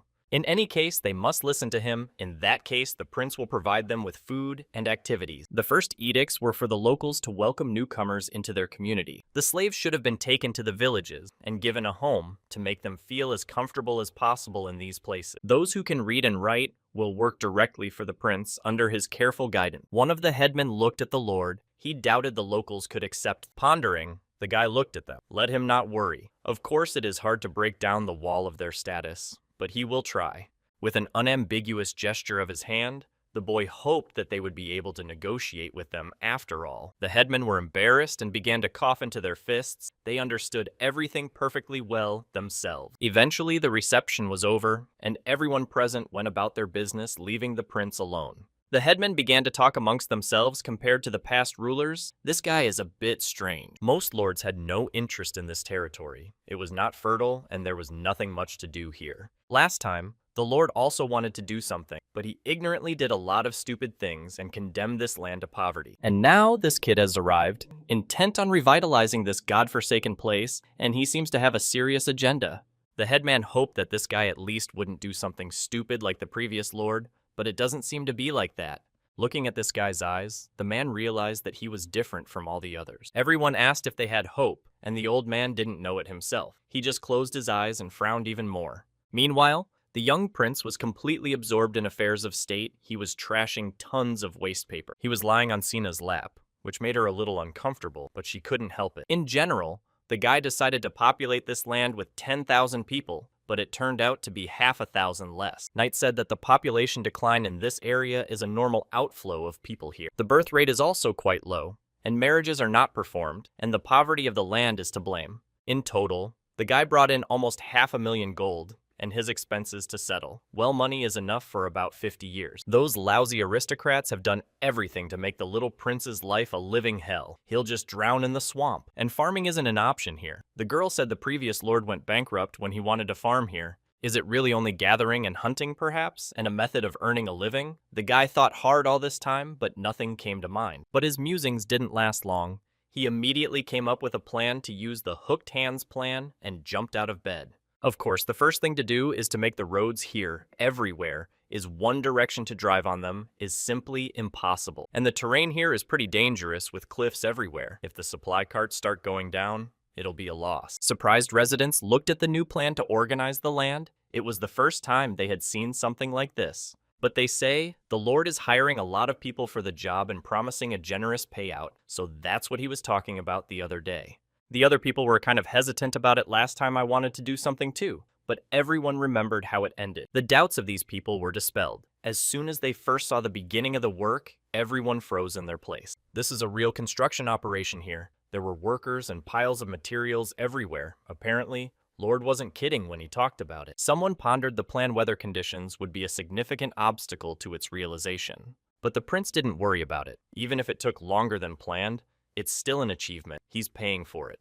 Upon hearing about the generous reward, the people immediately became excited and began to thank their master, their eyes literally shining. The work boiled over. Everything was excellent. People worked well and labored tirelessly. Their enthusiasm can only be envied. The prince had found some tinted glasses from somewhere and liked to watch the others work from afar. Soon, the road was almost ready. Great. Now at least they can get there comfortably. People were happy. Hearing that the young prince wants to establish a trading company here, the local merchant was surprised that this is not a good place. RL was a persuasive man after all. He showed a weighty bag of money and ordered the merchant to shut up. He took the hint immediately. For now, we need to set up trade in essentials for the locals, warm clothes, meat, and so on. If you trade in exclusive goods, it can attract a lot of people and hence the influx of capital. Trade is still a big step forward, although responsible people slowly began to realize that grace had come to their land. Turning to his alchemist Arel, proposed a new plan for discussion. The man immediately excitedly began to reread the piece of paper as he read, his face changing. Yes, after all, the prince did not give up the idea of producing paper on the guy's face, shown a smile. It is a win-win. Of course, paper existed here without it, but it is of poor quality and quickly crumbles. No one in the empire knew anything about it. Only people with high status and good money can buy paper because of the high price, such as in the library. The little prince himself had only seen good paper in his library at the castle, but what to speak of this backwater? The alchemist thought about this idea. It was quite profitable for him. Besides, the production of paper could be spread throughout the settlement. But the only problem is how to produce it. Does the young prince have an idea? And about that? The boy laughed. His eyes sparkled, and he would have suggested such a thing if he hadn't had a prearranged plan. But what about the competitor's alchemist, all things considered? Maybe there's someone else doing it here. Opening a locker in his desk, Arrow pulled out some sort of package and offered to familiarize himself with the latest equipment they were using. As the alchemist read into the sentence, his face changed. The man was literally stunned on the spot. It was flawless, but Darman doubted if they could reproduce this device with their power. They're alchemists, but designing machines and tools is a different matter. You need mechanics. However, there was one idea. There are gnomes who specialize in making fancy devices, only they live in the capital. This idea is firmly planted in the head of the prince. Really, how he did not think about it at once. There are dwarves. They say they take on the most difficult orders. Nothing is impossible for these creatures. They are born masters. Great spending money. That's his job. The prince immediately rushed into his treasury with an enthusiastic look, but was stopped. The alchemist claimed that the dwarves are not the people you can just shake money at, and they will do anything. The prince was surprised. The thing was that because of their natural pride, the dwarves were the ones who would take on an order to show off their skills. And then the prince got a little downhearted. Is it true? But still was. If they do not like the order, the dwarves will not even take it. And that's a problem too. High pride and self-importance has always been a hemorrhoid. And if the orders dry up, what to do then? The alchemist suggested that one could ask his fellow dwarves. The prince immediately became enthusiastic about his ability to work with his head. A few days later arrived in the village of dwarves, and the local forge was already bustling with work. The master struck a heavy hammer on the anvil and demanded of his workers that they not be lazy. The doors opened, and there was the letter carrier, who announced that a letter had arrived, and the man muttered something to himself. If it's the Empire people again, let them get the hell out of here. He's not even going to read it. Aiken was an old dwarf blacksmith. Hearing where the letter came from made the dwarf even angrier, but the guy was talking about how it was the alchemist who had helped him years ago. The man wondered what this weirdo had forgotten in these godforsaken lands, but he took the envelope and printed it out. The fellow mailman trembled with fear and looked at his master with frightened eyes. After some thought, the gnome said he was leaving him in charge of the forge. The boy was surprised and opened his mouth. The gnome's eyes lit up and poured blood. Apparently, he had read something incredibly interesting to him. The master rushed to the other dwarves and said that it was necessary to discuss it together with them. The letter carrier never understood anything. It was the first time he had ever seen the master so enthusiastic. Probably, there was something really important he had so quickly changed in his face. Soon there were already many dwarves gathered in the main hall. They were torn away from their work and were not too happy. They were muttering unhappily to themselves under their noses. There's a lot of work, so why were they called here? What's the matter? Everyone was wondering what all the fuss was about. Aiken brought them the blueprint and said he had come across an interesting piece. One of the dwarves smiled. Don't let him say he called them all just for the sake of his fiction. But the master smiled and said he too thought it was just another fiction, or the ravings of a madman. But it's not like that. Let them just take a look, and the gnome revealed the plan in front of them all, immediately crowded around him. From what they saw there, the dwarves began to shriek with joy and admiration, and their expression changed. That's right. The master confirmed it is a paper-making machine, just like a few years ago. A guy from the east wanted to create something similar. It didn't succeed then due to inexperience and lack of finances, but it seems to be different now. One of the dwarves sighed sadly. Yes, there was such a thing, but then they did not meet his expectations and were defeated. Exactly, and that's why Aiken decided to go for it. This is the car they didn't make a few years ago need to help them realize. After that, the dwarves' eyes lit up with the fire of determination they were really ready to take on, no matter what pride was at stake. However, if they don't want to, they can refuse. Aiken had already taken the blueprint, but one of the dwarves stopped him. No, let me. He's got a lot of work to do himself, but the students will do just fine. So who wants to go along with him and finally do what they want to do? For several agonizingly long seconds, there was silence between the dwarves, each pondering his own thought. But after a second, everyone present began to agree with each other. Of course they are in the business. Who are they all masters or not? As expected, everyone wants to participate. Aiken did the right thing and got in the heart of hitting their pride. Now they definitely agree. But suddenly, all this noise was interrupted by someone's voice demanding that he finally shut his mouth and listen. Everyone else has stopped? What's going to happen to the forge? When they leave here, only half of them will go, I see. Everyone else began to look amongst themselves with fierce glances. Competition was brewing on a level playing field. In the end, the foreman said he had to determine who would ride with him. The others looked at each other and asked how it would be decided if they were to draw lots. Suddenly, a young letter carrier appeared and, apologizing, asked the master for a few minutes he had something he wanted to ask. But the first thing the guy saw in front of him was the rest of the blacksmiths fighting among themselves for a place. There was a real bunch of them all fighting each other. If agreement fails, obviously you can empty your fists. Entrance, one of the dwarfs got hit in the jaw. Everybody beat each other to a pulp. Some cried, some begged for mercy, some were like beasts.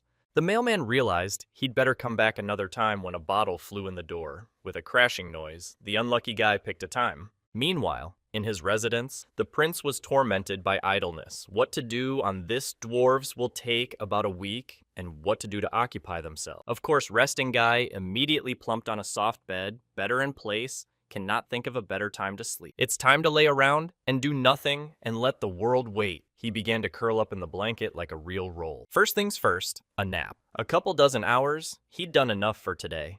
But the unfortunate man was not destined to sleep. A loud scream woke him up just a second after he closed his eyes. Whose bright head had the brilliant idea to yell in his ear, "Who's here at all?" But the boy was stunned to see his griffin Fry looking at his master behind the glass of the window, flying somewhere outside. Strange that it's with him he can fly, of course, but with such speed and trajectory, it looked unusual. It turned out that the princess had decided to play, and was tossing the unfortunate animal up. Thank goodness Fry was in her grasp and relatively safe, but it didn't take long for the unfortunate griffin to freak out. Turns out that the princess decided to teach him to fly in a very ingenious way. Griffin cursed everything around. The unfortunate bird went into free flight from the firm hand of the princess. She threw him like a soccer ball. Eventually, the prince woke up and showed himself outside and was extremely unhappy that it was his sister who had arranged what the unfortunate animal had done to her. The princess didn't have time to react, and the unfortunate Fry collapsed right behind her back on the ground. The girl made surprised eyes. Then why does she mock the poor animal? Look at the poor Griffin, barely alive. His sister picked him up and began to shake him off. Griffin didn't seem happy to be born. She decided to teach him how to fly. The fact is that from the very beginning during the division of duties, the sister was left somewhere off the board and idle. Well, that's her daily routine first. Eat a big meal that makes her stomach rumble. Next, to train until you lose your pulse and trash the entire gym, turning it into rubble. And then, of course, to a warm bed to sleep, which is what she was doing all this time. Having such a daily routine, she was idle. She's the kind of person who can't sit still. Too much energy overflowing her body to do anything. And then she had a brilliant idea to get back at the unfortunate Griffin, who had been feeling too good lately. The girl kept making excuses because Fry is supposed to be a riding animal in the future. He needs to piss off the speed. Her brother cowered at her, and how Kanya would teach him how to fly by throwing him into a wall or what, so he would give his soul to God. When he heard his sister's reply, Arel grabbed his head. Did her brains completely dry up on the way here? Seriously, she needs to be taken out. Before it's too late, this girl's energy is running wild. She could do something out of idleness. It's like brothers and sisters having fun, fighting or something, but no, it's too much. Their relationship with past relatives can hardly be called warm, but here as usual, it's different. He wasn't a pro at raising animals, but there was definitely something wrong. Spreading his arms, he tossed the griffin into the air and advised him to get out of here fast while he was alive. His sister cried out, "Why did he do that?" But Fry was eternally grateful to his master for saving his life. Staring at her brother with furious eyes, he ruined everything. And after all, she had just started teaching him. The prince pointed a finger at himself. Okay, since the griffin has flown away, it's time to play with him. It seems like Sis won't mind. The first thing they did was start playing chess. The black piece soared into the air. Checkmate, the knight destroyed the queen, and in the end, victory was left to the young genius. Sister clutched her head. She was hopeless at chess, and in general, the thought process is not her strong suit. Out of anger, the girl threw the chessboard away, and the pieces scattered in different directions. She can't play that. That's all. Anything the prince was expecting, but not to get hit in the face with a chessboard. Kanya was inconsolable. She was bored. In fact, on this server with entertainment is very tense here with nothing but snow. He tried to calm his sister. Let her use her artifact, for example. It will help her think bigger and broaden her horizon. Maybe you should give in to her in chess after all. They began to play. Now the princess went white as usual and moved her horse forward. She thought incredibly hard, even her face turned gray. The artifact on her chest began to glow more and more. Apparently the device overstressed too much and cracked it. How do you even understand an artifact cracked from overstress? Her sister was trembling with impatience. She realized she couldn't think straight, and it made her feel even worse. Enough already, she was sick of playing this crap. And the girl pulled out a blade. The blade gleamed in the light of the moon. What followed was a swing, and the chessboard shattered into several pieces. The prince pulled away fearfully. I mean, chess was the best way to get a guy's brain pumping. He was desperate. Kanya shrieked in delight. The prince looked at her with surprised eyes, and naturally she broke the board. The guy sighed heavily. This girl was hopeless. We need to think of something and keep her busy somehow. How does she usually spend her time at all? The princess looked at him and smiling replied that she is constantly practicing but naturally. Crazy? Isn't she even bored of eating, sleeping, and practicing? This is some night schedule. What to do in such a case? The guy was at a loss to think of something to calm her ardor. The idea came to me. The principal looked at his sister and suggested we cook something together. Looking at him with a frightened look, Kanya trembled in her seat. It seems she had never encountered cooking before and turned pale. The guy even questioned a bit if she was really a knight. Usually in the military know how to cook their own food. Since ancient times, knights were not just fighters who fight monsters. They were a kind of universal people who could do everything. They should have been able to make a fire and cook a meal. Does my sister think she'll live long with such skills? The girl was trembling with fear. She realized herself that she was a bit of an underdog, but there was nothing she could do about it in front of her. Eventually it got to her, and the princess huddled in a corner and started whimpering. The effect was achieved. Her brother smiled. Nothing. He would help. Eventually, they were in the kitchen, and already dressed in their aprons. The prince stood in front of her and looked on in full readiness. Today's dish will be the simplest stew. Nothing complicated. The girl looked at her brother with surprise. Meat. It was a simple dish with very few ingredients, and it was not that difficult to cook it, just the main thing to know how to do. And the boy hoped it wouldn't be food poisoning after all. My sister started slicing the produce first, was the carrots. She deftly wielded the knife and sliced the vegetable. The prince couldn't help but notice it. The girl smirked. It was pretty simple, let her not scoff. Now, let her put all the ingredients in the pot. The princess started shaking the carrots into the boiling pot. Next will be the seasoning. The girl held a spoonful of powder and brought it to the boiling water. All that was left was to cook the ingredients until they were no longer raw now, just waiting. They sat down at the table. Finally, everything was ready. The dish looked very appetizing. There were boiled vegetables and chunks of big meat in the pot. Eventually, it worked out. The princess took a spoon and decided to give it a try, and meanwhile asked her brother. Arel swallowed the food and said that it was quite good for the first time. The princess was even a little embarrassed. It's worth a little learning. But if it works out, any camping trip for her will be nothing more than a simple walk in the woods. Inside, however, the guy was glad at this task of entertaining his sister came to an end. It was time for bed, but suddenly he was approached. As luck would have it, a servant burst into the room with urgent news. The man was panting and barely breathing. Everyone else was horrified. But most upset with the prince himself, he ordered no one to disturb him, but a delegation of dwarves arrived. Are you kidding me or what? Are you kidding me? Are you kidding me? Are you kidding me? Are you kidding me or what? Are you kidding me? The servant lashed out at his master, saying that the dwarves had promised to massacre him if he did not immediately summon the prince. The man begged for help in some way. He almost cried. Errol looked at him with tired eyes and wondered if he would be left alone today or not. We have to act according to plan. The guy eventually found himself dressed in an elegant suit and moving straight towards the delegation of dwarves. No one expected them to arrive so soon, but several masters were already standing on the doorstep, one of them holding a scroll with a plan. The guy sat down on his throne, coughed and started to make a welcoming speech. But he was not allowed to finish. One of the masters approached the ruler and rudely asked if he was the kid who came up with this plan. Asha immediately adopted a fighting stance. The girl wrapped her spear in front of her and made it clear that it was better not to joke with. The dwarf looked at her over his shoulder with a scornful look, but still said nothing and swallowed it. Looking at the guest, Asiya muttered that it was very stupid to behave like this with the prince. Immediately let him apologize to him. Master wondered for a girl. The energy is too strong. Who she really is, let her tell. Aurel came in horrified and winked at the girl, begging her to stop. This is very important. Persons shouldn't act like killer. For the record, dwarves have no status value like humans. They only look at people's merit.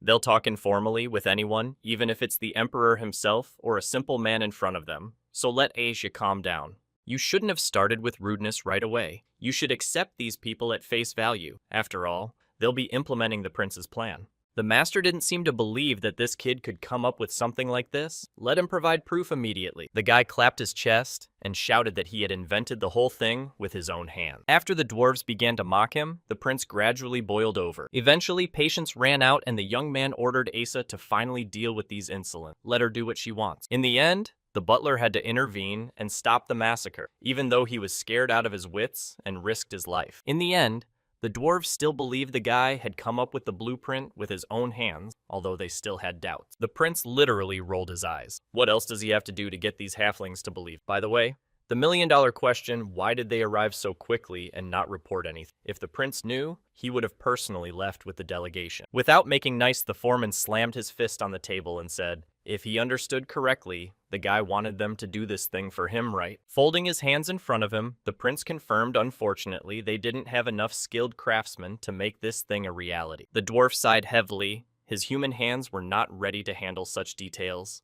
Sighing heavily, the prince said that human brains are quite enough to generate good ideas. The dwarves frowned. Putting one foot on the table, the young man said that he was a real genius, with light literally emanating from him. The guy started to glorify his name so that everyone would remember how brilliant a genius he was. The other dwarves just looked at him and nodded silently. All right, enough talk and idle chatter. Everyone already realized that in front of them, young talent dwarf wanted to get to work. The prince wanted to say something else, but was interrupted by the master, who said he could not continue.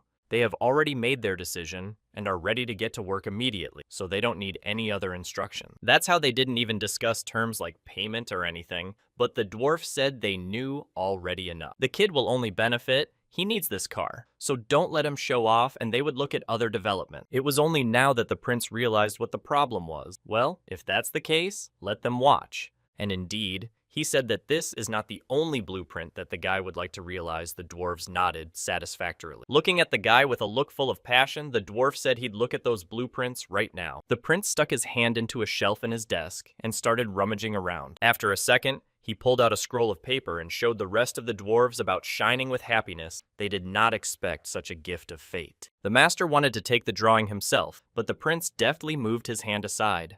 Then the masters wondered what was the matter. They want to get to work right away, so why is the prince slowing down? Unable to put up with such insolence, the master rushed forward with the fierce gaze of a buffalo. He wanted to get his hands on the drawing, but the prince moved so fast that even the dwarf couldn't catch him. No matter how hard he tried, it was like entertainment. In the end, the old man became furious with bulging eyes. He stared at the insolent man and demanded the drawing immediately. He didn't, pointing a finger in front of him. Errol said that they had to place the order first, and then they would get everything else. The dwarf gritted his teeth. How could this be possible? But the prince stood his ground and made a stupid face. After all, the trust of a genius must still be earned. The kid looked at them as if he had turned into an innocent child again. In the end, the dwarf agreed. He understood perfectly well that he would not see the blueprints until he did what was required of him. Well, since that's the case, he agrees. The dwarf, along with the rest of the wizards, turned around. He'll have this thing done in a second. Aurel, that's all he wanted. Let them work. If they like it, the guy doesn't mind. He's even better off. He wanted to immediately show the plan to create the machine, but for some reason changed his mind when he saw the Fury Dwarf. Let them work for now. If you use this thing as bait, then the workers will perform their duties twice as fast. A great idea. There it is, his dark side. The prince laughed like an evil genius. Well, isn't he the smartest man on earth? A few days later, the dwarves appeared on the doorstep. they had already finished their work by the eyes. It was obvious that the craftsman had not slept for several days. Great, if everything is ready, then the reward won't keep you waiting long. The prince put the blueprint of the device in front of them. In the end, and it was ready, the masters forgot what sleep is and only worked day and night. I had to give another drawing to the principal, was still surprised that they do not sleep at all. This is a real monster. It went to the extreme. The dwarves chased the poor kid everywhere, even into the bathroom. Enough already. Even when the kid decided to read in secret from the eyes of strangers forbidden literature, and here they found him. And how is it even possible? The master laughed like an evil genius. He had gone completely mad. These days, he did everything he was asked to do. Together with the alchemist, the young prince arrived at the place and was horrified when he saw the face of the master. It was just a nightmare. They finished the structure in less than 10 days. That's what a dwarf's tenacity means, because people say that for a reason. All that remains is to see what it all looks like. The alchemist presented the gentleman with a stack of blank white sheets. The paper looked perfect. If you didn't look closely, you'd think it was from the real world. Making the face of a real businessman, the guy said that it could not be otherwise because the paper was invented by a genius like him. Lucky, of course, that this region is full of wood and from which you can easily make paper. You can even build a whole factory. The master dwarf asked him now everything was satisfactory or not. The prince looked satisfied with his eyes. More than now, he still needed a few more of these machines in front of them, was a huge device with drums winding paper. How quickly the new merchandise would spread was only a matter of time, the prince smiled. Soon, he would be rich. Suddenly, a man who looked suspiciously like him appeared in front of the prince and introduced himself as his mother had asked him to come recently. The prince soon remembered indeed he had written to her the other day, but had it all happened so quickly? Mother, read her son's letter asking her to send someone from the family to set up the trade, and the uncle was the first to agree. The only people the prince can trust are relatives on his mom's side of the family. That's one of them. I decided to show off my creation and pulled back the curtain, revealing a stack of exceptionally white paper. Uncle looked at the paper and shrieked in surprise. He had only seen such things before in the royal library. But the man immediately pulled himself together. If the prince is going to release it to the public, there could be a real scandal, the guy wondered. The whole point was that there might be increased competition. Paper prices skyrocketed, all because of the painstaking way it was created. The prince listened to the time of wonderful stories, but he would not be able to establish trade so quickly. But Errol assured that there is nothing to worry about at all. Buyers will have no reason to complain about them because the quality is high. It is a unique paper-making system beyond any competition. Uncle himself realized this and could not believe his eyes. Whether or not there's even a better product than this. He spent the whole time painstakingly examining the circuitry of the device. He vowed to make a trade plan right now. Without delay, the prince was only too happy to look at him, a born merchant. After a while, Uncle came with good news. He automated the way to sell the paper. Now everything will be as it should be. Well, the prince still had his doubts. He thought this is what less than 24 hours had passed since the construction was completed, and they were already leaving. Indeed, the dwarves had already gathered. On the long journey, it was time to return home to their forge. They only turned around. The prince wanted to suggest they have a nice dinner, or at least celebrate the new device, but the master refused. They already had a lot of work to do. At last they smiled and said that now the prince could apply any time for a good job, they would come at least somewhere. And the merry company of gnomes went off into the snowstorm, humming a cheerful song, and didn't even turn around for the last time. The prince stood looking after them for a few more minutes and mentally thanked those halflings. He couldn't have done it without them. News of a new miracle invention from the prince spread across the kingdom in a matter of days. People were shocked. It was a completely different quality of paper, much higher than what they had used before. The ink didn't bleed, the paper didn't tear. Everything was just perfect. The writers and all sorts of other people were just shocked. Even the monks didn't start buying up paper for their need, and the price was quite attractive. The local nobles have also been discussing this new paper from the northern land, saying there is even a new lord there. Everyone was just talking about the new kind of paper that was spreading throughout the kingdom, and even went beyond its border. Everyone was slowly beginning to recognize that the young lord was indeed a genius for trying so hard to revive this frozen land. Eventually, the new paper reached the emperor himself. He noticed that the grade had changed and took a closer look at the new product. The man immediately inquired of his assistant what he knew about this. A little old man with a beard approached him. He said that the price of this product is quite nice, so everyone is rushing to the new variety. Hearing that this paper was from the northern lands where his son had recently moved to, the emperor was shocked and took a few minutes to gather his thoughts. But then the man smiled warmly. He immediately realized that it must have been his son's doing, and he was even prouder of him. And also, the concierge conveyed Arel informed that from this day,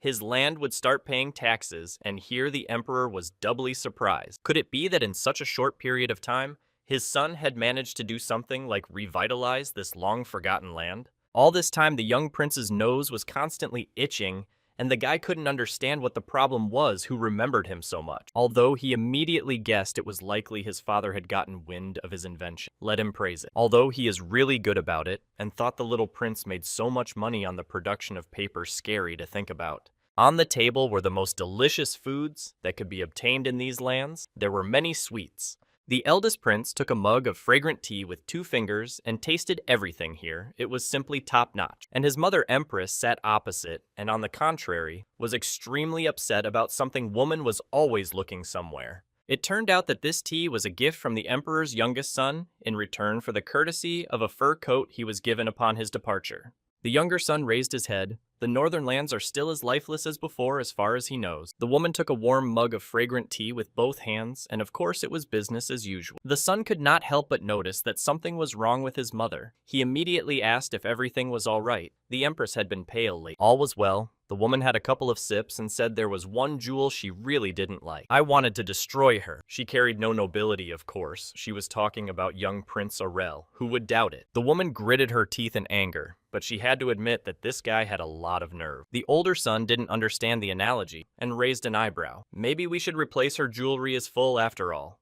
The Empress has quieted down a bit. She's already basically done that, but still, this thing is starting to get annoying. She looked in the reflection of the teacup and saw none other than the Emperor's youngest son there. He annoyed her beyond belief. The woman frowned. She needed to destroy this kid somehow. She decided to calm down and asked her son if he liked the sword she gave him. Yes, of course it was a beautiful piece of work, specially designed for the young prince by the dwarves, and fit perfectly in his hand. The Empress stood up from her seat. Of course, who would doubt it? She paid a large sum of money for this item. She took her son's face and moved closer. Of course, he's the only heir.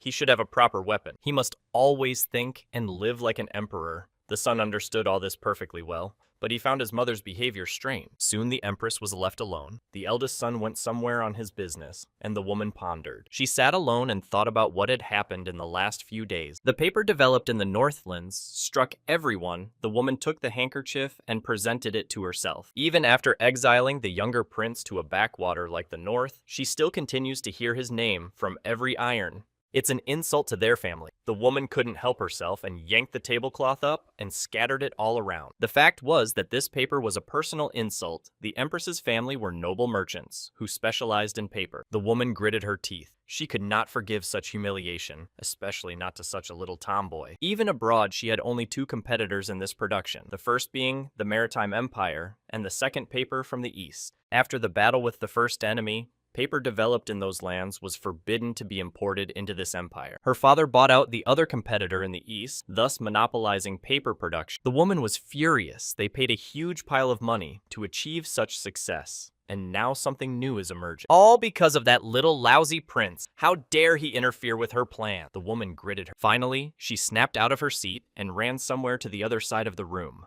All at the table, with quick movements of her hand, the Empress began to write something on a piece of paper and ink. After sealing the letter in an envelope, the woman prepared to send it out. If she continued like this, she would go bankrupt. The door swung open, and on the threshold stood an indistinct silhouette, wrapped in a hood from head to toe. He was met on the doorstep by a friendly concierge. The man smiled a wide smile and greeted him. Several servants stood beside him. He was happy to see the younger prince after 6 months. On the doorstep stood none other than Junior Prince Arel. He had come to settle matters. The guy was overjoyed. Yes, and besides, he needed to take a few people with him. The servant clapped his hands happily. The boy said he wanted tough guys who were resistant to the cold and very hardy. The slave trader pondered, well, for what purpose does he want to use them? The man looked extremely interested. The fact that the guards in the young prince's kingdom were suffering greatly from the cold was evident from the guards' eyes. That's what the guy immediately reported the purpose was, to protect Fahelia's territories, didn't want anyone invading his lands without warning. The slave trader asked how many people he needed. The boy immediately showed 5 fingers. The man suggested maybe 500. But no, the prince's demands were far more ambitious than that. He needed about 5,000 slaves. The merchant almost went crazy. He immediately imagined the pile of money the prince would pay for it. The boy clarified of course he would buy them. If slave traders were such means, the man glowered and trembled. The slave trader was in full readiness. He vowed not to disappoint the prince in such a difficult endeavor. Further, the boy went to the tavern dwarves and already held in his hands skillfully made sword work in truth was amazing. After all the ammunition and slaves had been purchased, the only thing left was to train them in self-defense and first skill. Besides, people weren't exactly thrilled when they got here. We need to raise their morale. That's what the guy did. There were already a few slaves standing on the beachhead. The commander ordered them to listen carefully. Dressed in the finest armor with sturdy swords in hand, the soldiers swore allegiance to their new lord. The prince stood with his knights on a podium in front of him, were several thousand slaves dressed in their finest finery. One could only hope that these people were strong enough to cope not only with their enemies, but also with the harsh conditions. Meanwhile, somewhere within the city walls, a band of brigands was operating, and they were dressed in closed clothing. The mercenaries stopped and began to study the area more closely. Soon they arrived at the site of the factory. Must be somewhere around here. Several men in hoodies were watching. Their goal was to destroy the factory in these parts, to destroy all the paper machines that are here. The man trembled with anticipation. Good were the terms of the order. If the mission went well, he would get a lot of money. There were only 2 guards there. Nothing to be afraid of. Just go through there and get what you need. The mercenaries moved forward. Indeed, only 2 men dressed in warm clothes and armed with long spears stood near the door and seemed to be yawning, as suddenly the mercenary was behind one of the guards and presented a sharp blade to his throat. The man fell silent. A swift kick followed, and the 2 guards immediately lost their lives falling to the ground. They were eliminated almost instantly. All we had to do was sneak into the factory and do whatever we needed to do. Showing the other mercenary to be quiet, they started to go inside. The men opened the doors and moved forward to deal with the machinery inside and destroy the staff. But immediately the mercenary stopped, and with a frightened look staring straight ahead, he didn't realize what it was. Instead of a factory overflowing with devices here, they came to an empty factory. Suddenly, a bright light struck his eyes, and then another guard appeared. The mercenary immediately closed his eyes. What was that bright light? The man covered his face in an attempt to see anything. Within seconds, the other guards showed up and shouted that there was another intruder. We had to take them alive. The soldiers twisted the invaders and put their hands behind their backs. The criminals didn't even resist. Someone managed to break free, and the man tried to escape, but he was surrounded, and there was no escape route. As soon as he tried to run away, right next to his face, a dagger point flashed all around him. He stood there and couldn't even move. The guards surrounded him and thrust their huge spears directly at the man. At that moment, the prince realized that they had attacked the factory for a reason. He had removed all the equipment. The boy stood right in front of the intruder and folded his arms across his chest, looking at them. The criminals didn't even know what to say. The man had goosebumps running up and down his back as he looked at the ruler with a frightened look and didn't even know what to do. And basically the time started to get angry. They trespassed on his territory, destroyed the guards of innocent people. Asya and Sina instantly understood the order and started questioning the girls, crunched their fists, and got ready. The man begged for mercy. He really didn't know anything. He was just following orders, but he was unlikely to be listened to. The prince had already turned around and went to his room to sleep. He was no longer interested. As the boy walked away, the screams of the unfortunate mercenary, who had begun to be tortured, could be heard behind him. For the prince, family and friends came first, and he would do anything to keep them safe. The boy had become as serious as possible and no longer looked so harmless. He would do anything to protect them. The principle that he could not step over, no matter how much he wanted to, he did not even turn around and walked back to the palace. Morning came and the prince, as usual, set about his duties. Not without much enthusiasm, the boy was already seated on the throne. The perpetrators are behind bars and are unlikely to ever get out of there alive. We can breathe easy. We had to think of something else. Whoever sent these men was probably up to something. We had to come up with a plan.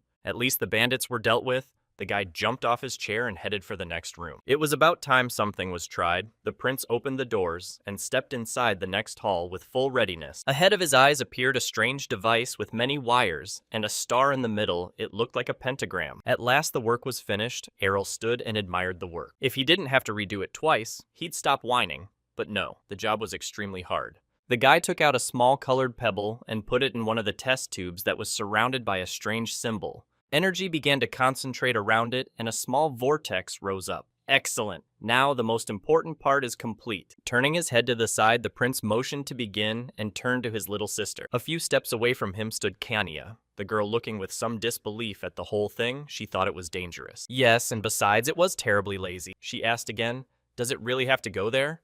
Rising from his seat, the prince asked what the matter was. It wouldn't take that long to move, so don't be afraid. Looking at her frightened face, I could tell that the princess didn't really like the idea, though she held on. Taking her hand, her brother pulled the girl closer to the strange device. Here, we'll see everything will be fine. It's completely safe. My sister wrapped her trembling arms around him, and it was still evident that she was very afraid. Then time to begin. The prince cast a serious glance at the device and prepared himself. He was a little nervous himself. The shifting began. Around the two began to swirl with a blue vortex of energy that gradually consumed their bodies. The princess, who had never seen such a thing before, shrieked out, "Did it have to be like this?" The young prince could not answer her because the girl squeezed his throat incredibly hard. He could not breathe. Soon, everything stopped. Not a couple of seconds later, Errol sagged in her arms. He seemed to faint from this embrace. Looking around, the girl glowed with happiness. She recognized these places. It was her own palace. Well, here they are.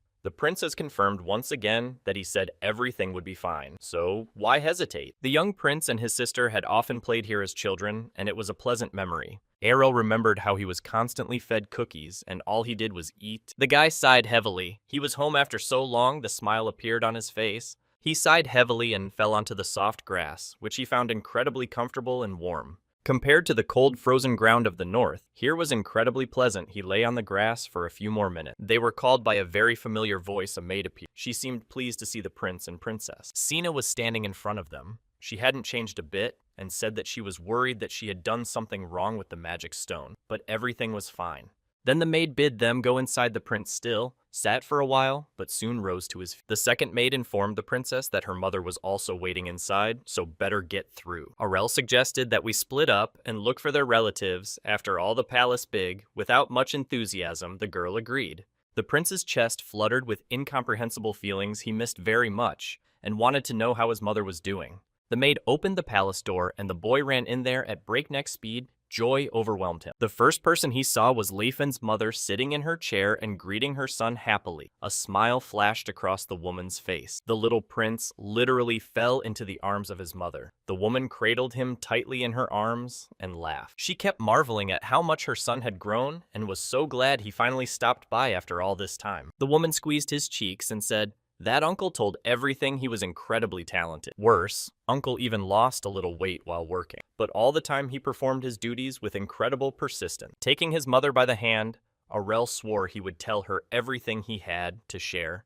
The woman rushed after him, and in a few minutes they were already sitting at a small table and talking. The prince was telling about the northern land. He talked about rabbits, but he didn't mention that they're over 3 meters tall and quite dangerous animals. Besides, he told his mother about his impressions and merits. Their conversation continued for a long time. Suddenly, the prince heard someone's heavy footsteps. He immediately recognized who it was coming and became alert. It did not take the empress long to arrive at the table, surrounded by maids, and stop, making a surprised look. Alaya looked at the prince and his mother and shrieked, "Did he finally come back?" You couldn't say the young prince was happy to see her. Well, not without her. She's the one who started it all. Looking at how the empress was acting benevolent, the boy had doubts about what she was up to after all.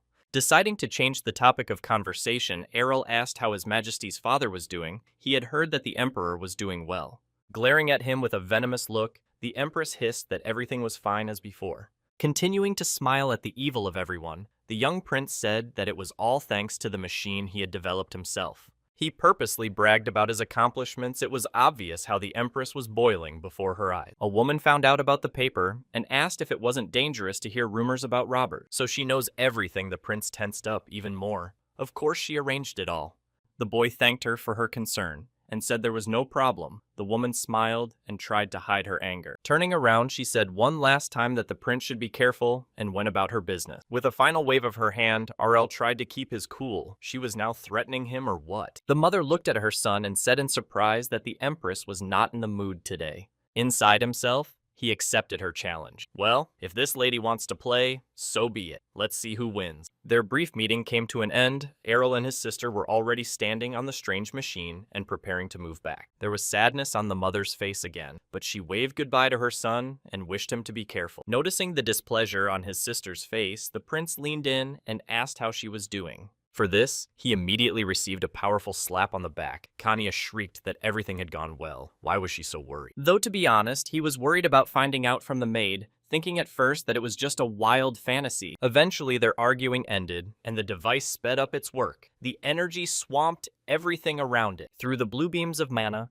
the boy waved to his mother one last time and promised that he would stop by again for sure. And now he was already sitting in his residence and thinking there was another problem, urgently needed a magician. The first is that mages can freely activate the power of the teleporter with their abilities, and the landowner will need them. I'm told already that using magic to grow trees for paper production will cut costs considerably. And also monsters are often here to defend against them, will also need a good combat sorcerer. The prince is concerned about where to get a universal sorcerer who can do everything at once, but the money will have to be a lot of money. The boy ran over to the book rack and started rummaging through the top shelves trying to reach the right book. After a few minutes of searching, he found nothing and just sat back in his chair and breathed heavily. Perhaps for the first time in his life, he had no idea what to do, and it was starting to get annoying. For a second, the boy even considered leaving this venture. He cradled his face with his hands and breathed heavily. He was terrified of needing just an incredible pile of money. Every feudal lord should have his sorcerer available. And to defend such a massive territory requires a whole army. How much money would have to be spent on all this was left to guess. There's another important point. The prince frowned even more. It's all to protect their own production. The boy sat and pondered the problems appeared one after another, especially after his visit to his home, where he had an unpleasant surprise waiting for him.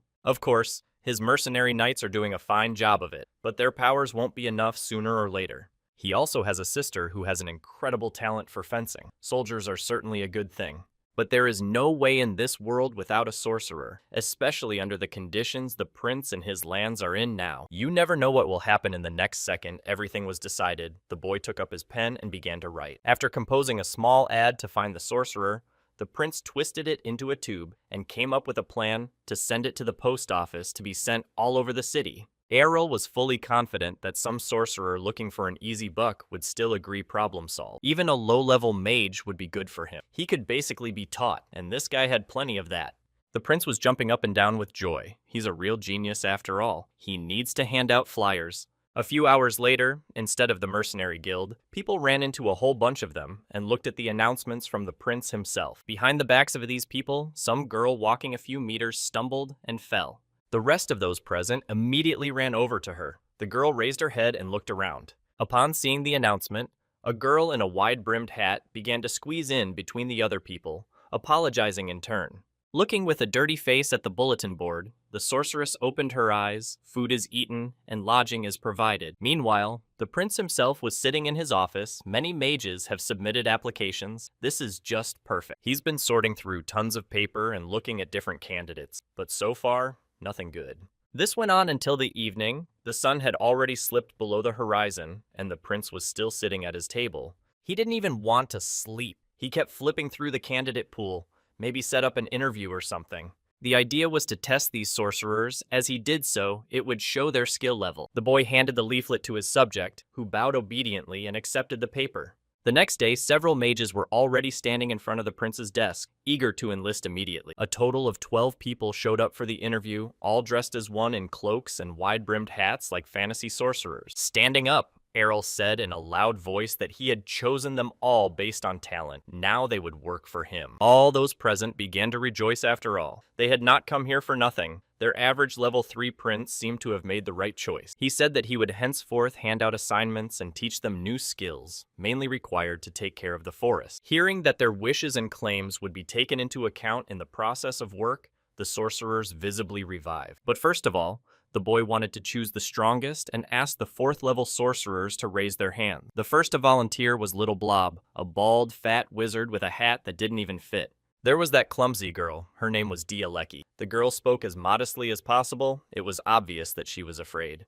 The prince wondered before his eyes the face of this fat sorcerer. where it would be interesting to attach him. Okay, the main thing is their skills don't judge people by their appearance. Two sorcerers stood in front of the table. Approaching the girl, he shook her hand and wished her to settle well in her new place. Dia would henceforth become his personal mage. It's time to choose next. Another girl raised her hand and looked fearfully at the prince. All the while, the guy was perplexed with resumes like that. They could have been taken by any other count, but why did they choose the north? Standing in front of him and visibly embarrassed, Dia mumbled in a sleepy voice that she wanted to serve the prince, a strange motivation, of course. The girl watched with a completely detached look. All the other sorcerers stared at her. The young prince himself was dumbfounded for a second as to what kind of fanaticism this was. She's not even interested in a paycheck or career advancement, just serving the prince. Amazing people. The girl looked extremely weak, as if she hadn't slept for days. She only lowered her head and closed her eyes. No matter how hard the boy tried, he saw no malice or meanness in her completely pure sorcery. Did she really sincerely want to serve Arl?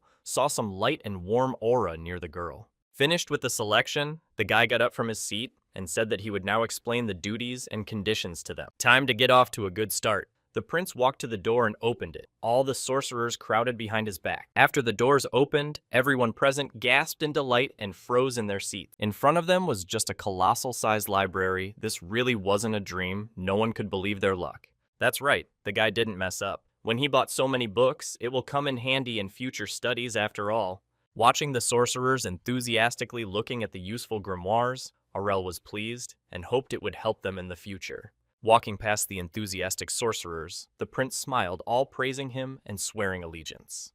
But don't relax smiling. Mr. said he would check their progress, so let them work hard and learn. All the sorcerers present expressed a fervent desire to learn, but in fact, the prince's goal was a little different. He lit a small wick on his finger. Aurel was actually going to use them to emit magic in the advanced sciences he was strong in as well. The more bright minds he has in store, the better sorcerers continued reading the books with tears in their eyes. First of all, the forest must be restored, which His Highness did first of all by bringing a few sorcerers. They had cut down a decent amount of forest in the production of paper, and now the guy wanted to restore it. The mages were dressed in light robes, and they were noticeably cold. Yes, also, perhaps they were worried. But having coped with their excitement, taking up their staffs, the sorcerers began to recite mysterious spells. The trees grew as if on yeast. Errol stood and watched thoughtfully as it all worked out. It wasn't just magic power. After all, nothing beats magic. The prince was delighted and patted one of the sorcerers on the shoulder. One of the workers said that if you do this often, the soil dries up and needs time to recover. The prince himself realized that the environmental problems would not go away. He promised to reward them generously. Soon they came to the city. The prince wanted good to supply the sorcerers with everything they needed for the work they had done. One of the sorceresses asked, "Do they really just need to speed up the growth of the crops right here? There's tons of snow." The sorcerers were horrified when they heard that the same thing should be done in more than 20 townships. Delivery Prince began to read. It's not like it's going to happen at the same time. Just need to help agriculture recover. Showing a piece of paper with written production standards, the guy asked if it was possible to do something like this. The sorcerers looked at each other in principle. It was possible if you save mana and use weather energy. But it wasn't like the prince was going to exploit them. He brought along magic tools. Let the others take a look at them. Taking a few magical devices out of the box, the guy set one of them in the ground and prepared himself. A second later, the magical linking circuits between the devices appeared. In front of the sorcerers already stood a real magical cube woven from energy, all frozen in place in anticipation. The only thing left to do is to pull this trick in each village. The sorcerers are visibly revitalized. They won't have to plow day and night.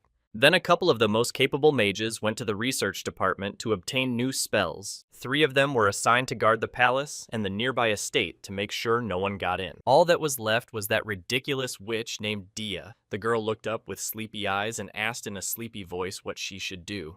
The prince looked at her and replied she would be his personal expert, would accompany him and perform tasks. He couldn't use magic in front of everyone. He needed a personal mate. The first task for the girl was to improve her magical stats with the help of books and various spells. With unprecedented persistence, the girl agreed. In her directly was visible fire from enthusiasm, like this passion for work. Suddenly, a book fell to the floor. Aurel looked at it in surprise, but said nothing, and there was a pause. What's more, the guy was surprised that it was his own book. But what's it doing here? I remember he did write a book about how to become a real knight, but it did not get a big distribution. The prince looked at the sorceress with astonished eyes and asked why she could do something like that. Dia replied that she had been given the book by an acquaintance. A mage and a knight in one person is quite tempting. Sounds the difference only in the original mana. The girl started quoting the book. The prince even thought about it a little, but he had had similar thoughts during his research, but not to read it so eagerly. Clutching the book to her chest, the girl said that it was now her own Bible, which she strictly followed.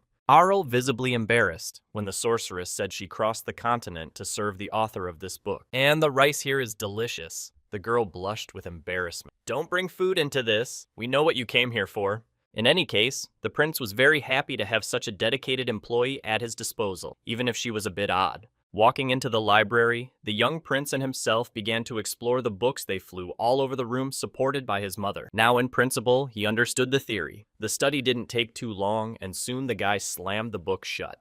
It remains only to understand how this wench used her energy. The prince began to intensely recall past experiences. A ghostly aura began to form around his body, engulfing every bit of his consciousness, and the entire room turned blue. After a second, the pebble and a few other things were already flying in the air, held together by the power of magic. The events were moved a day ahead to the Arnesia Square, which was full of people as usual. Everyone was busy with their own business and did not pay attention to each other. Eventually, the prince along with Asia decided to approach that very gnome forge. The guy stopped and took a closer look. In front of them stood a roughly built house with a wooden roof and typical walls. There were large doors behind which work was simmering. Just seeing this house, Asia wanted to tear it to pieces, so that's where the base of these impudent gnomes is. But the girl quickly settled down. To be rude to these dwarves was impossible otherwise. The whole plan will fail, the principal confirmed in no way.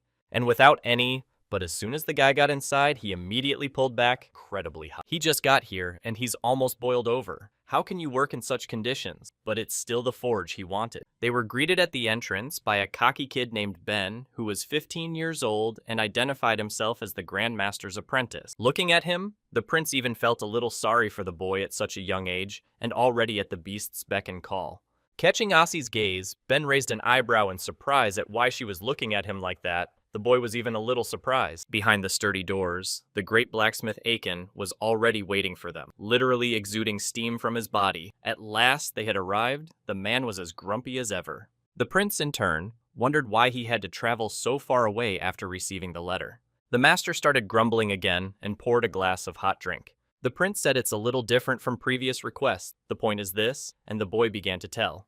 Aiken, even, was a bit surprised and frozen in place after the prince offered him a contract with him. Well, no, that was definitely out of the question, said the man. Drinking a mug of hot liquor must have been intoxicated. But the prince assured me he was completely sober. Let him at least listen. Of course he'll pay all the expenses. But even so, the blacksmith was not interested in who in his right mind wanted to go to this snowy distance. It's not about money, of course. The prince knew he had some material that would interest the dwarf. It was Damascus steel. As soon as the man heard about it, his face immediately changed, and he brightened up. That's how it is. But the experienced blacksmith still couldn't believe his luck. This kid is definitely not joking. He's a notorious liar. Before that, the alchemist told the prince that dwarves are actually very fond of different metals, especially rare ones, and it is clear why they settled in the capital. Arel suggested that it might be because of their ore mines. Then all is clear. Metals are useful for the production of various mechanisms. It is not money they need, but technology and new methods of development these laborers are constantly waiting for. And now the prince was sitting before the dwarf, telling him that he had already started mining steel. If he made a contract, everything would be fine. When he heard about the resources he would receive, the master even trembled, and his voice became less rough. The guy confirmed he has a job and materials, and they have the strength and skills. They are perfect for each other. After learning the terms of the contract, the dwarf put up his fist and was ready to work for this kid for 5 years. Not yours or ours. The prince seemed to agree he wasn't asking for much, and that was that.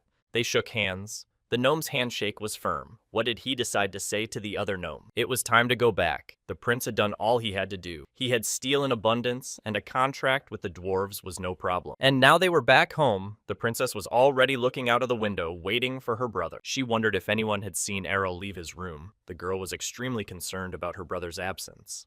But after all, they had just returned from the capital. Maybe he was sick. The knights were even a little afraid it would be bad. The girl was bored. Why he keeps not leaving the room. It's been too long and stops being funny.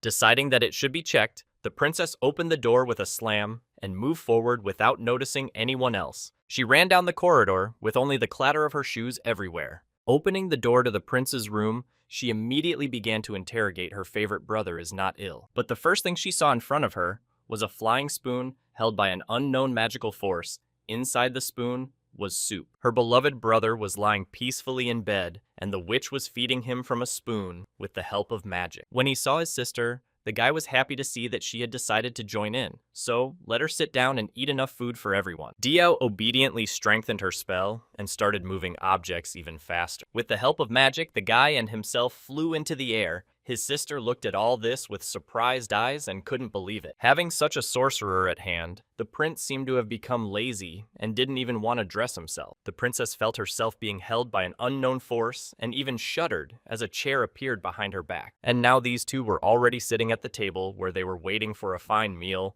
What can you say conveniently? Magic is great. Dia was happy to be able to serve the prince, which is what she wanted. Seeing his sister's surprised look, the prince asked why she didn't eat, but the girl froze in place and couldn't believe it. Smacking herself on the forehead, the princess asked, "Doesn't it seem to her brother that something is definitely going wrong here?" Looking at his youngest, Kanye was getting more and more crooked. He was like a child. What had happened to him in that time? Well, when she heard that the guy wanted to take a bath and called the maid, the girl was stunned. It was already too much in the prince's room. There was an explosion, the windows flew out of all the rooms, and the palace shook with a tremendous tremor. The principal and his sorceress sat in front of the others, and they had a very confused look. In front of them stood Princess Asya and Sina directly. The girls' faces were very worried, and they demanded an explanation immediately. Realizing he couldn't get away with it, the young prince admitted his guilt. Yes, of course, he had a bit of a nerve. The girls began to whisper, and Aurel couldn't understand what he had done wrong. He was just taking advantage of the opportunity. He turned to his sorceress. Wasn't it rude of his sister to break into the room? Like that, the princess became furious. Finally, her patience ran out, and she slammed her hand down on the table with all her might, causing the room to shake. It was obvious that she was very worried, and said that her brother relying too much on magic was not normal. Frozen in place, the prince began to think intensely. Did he really overdo it? What's wrong with magic or Dia? She's doing a great job. She's pumping herself up. But the sister said it wasn't about that at all when the prince had been moving around on his own lately. Aurel smiled proudly and said that he was climbing into the bathroom by himself, by the way. Everyone, including the knights, were sure that it was too much for the prince to completely rely on magical abilities. But the guy didn't understand the problem at all. Isn't it a thrill to live like that? He turned to the sorceress. Dia only confirmed it. But no, not the sister nor the girl knights agreed it was out of line. It was time to settle down. Looking at the sorceress, Asya said that she might have some problem. She is so obedient to the principal. His ruler is in such a state that he can't even lift a finger without help. But His Highness claimed that everything was fine. He was in control, and it was normal. Isn't it all right? While Guy reasoned, the rest of the girls went ballistic. Taking the form of a strict older sister, the princess decided to ban her brother from using magic in the household for good. In addition, Dia was strictly forbidden to follow any orders of the prince. The girl was horrified and went cold. For a second, she even thought she'd be fired. Her eyes opened even wider and goosebumps ran down her back. The princess immediately rushed to comfort the poor girl, and the prince pondered whether he had really changed so much. In fact, it all started with little things. The girl just pulled out books that were lying too high. Further, everything grew into a full-time servant. She brought him food and spoon-fed him. Thinking about all this, the prince himself was horrified, and when he had time to become like this, the sister kept raving about what would become of the young prince's body if he continued like this. He would get fat. But the sorceress assured me that it was all right. She was using special magic, so the young prince's muscles would not weaken. The princess argued that the sorceress should have her own private life. Maybe she should change the wizard, but the girl didn't mind. She concluded with firm conviction that it was her job and she was as good as anyone else, so there's no need for doubt.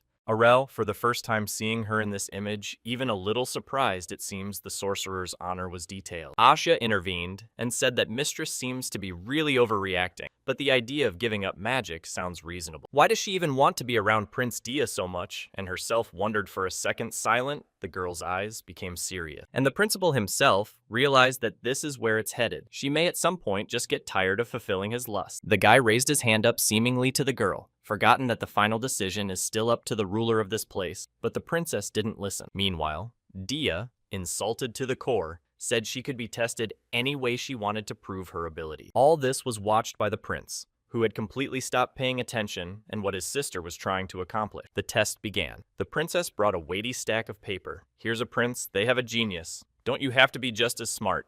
The pen and inkwell, along with the sheets of paper, flew up and began to move on their own. Dia even wrote with magic. She was doing several things at once. Just how much mana this girl had in reserve. RL had no doubts about the girl's abilities before, but the young princess was horrified. She does everything with magic. Then there will be cooking. Kania seems to have gotten into a tizzy the prince just watched, and wondered if she was making it up as she went along.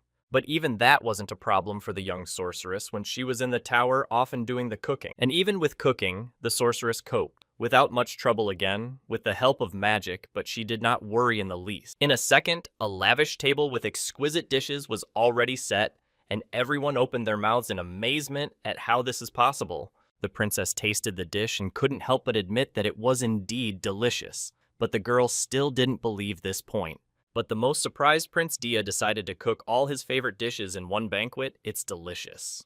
The princess continued testing, and the boy had had enough of it and decided to attend to his affairs of state. At the exit, the girl knights were already waiting for him. Errol asked what they thought about it all. It seems to be a circus. Asya and Sena looked at each other and realized that they had a really talented mage in front of them and couldn't object. They concluded that the mistress was just suspicious of the newcomers. The prince was surprised, yes. Well, okay. Sena reminded him of the incident she had told him about a couple days ago. There was a partial security breach. The device was smashed, but the perpetrator was never found. No matter how many times they looked for him, he seemed to have vanished. The prince asked in surprise, "Do these two really think that this is the fault of the new sorceress?"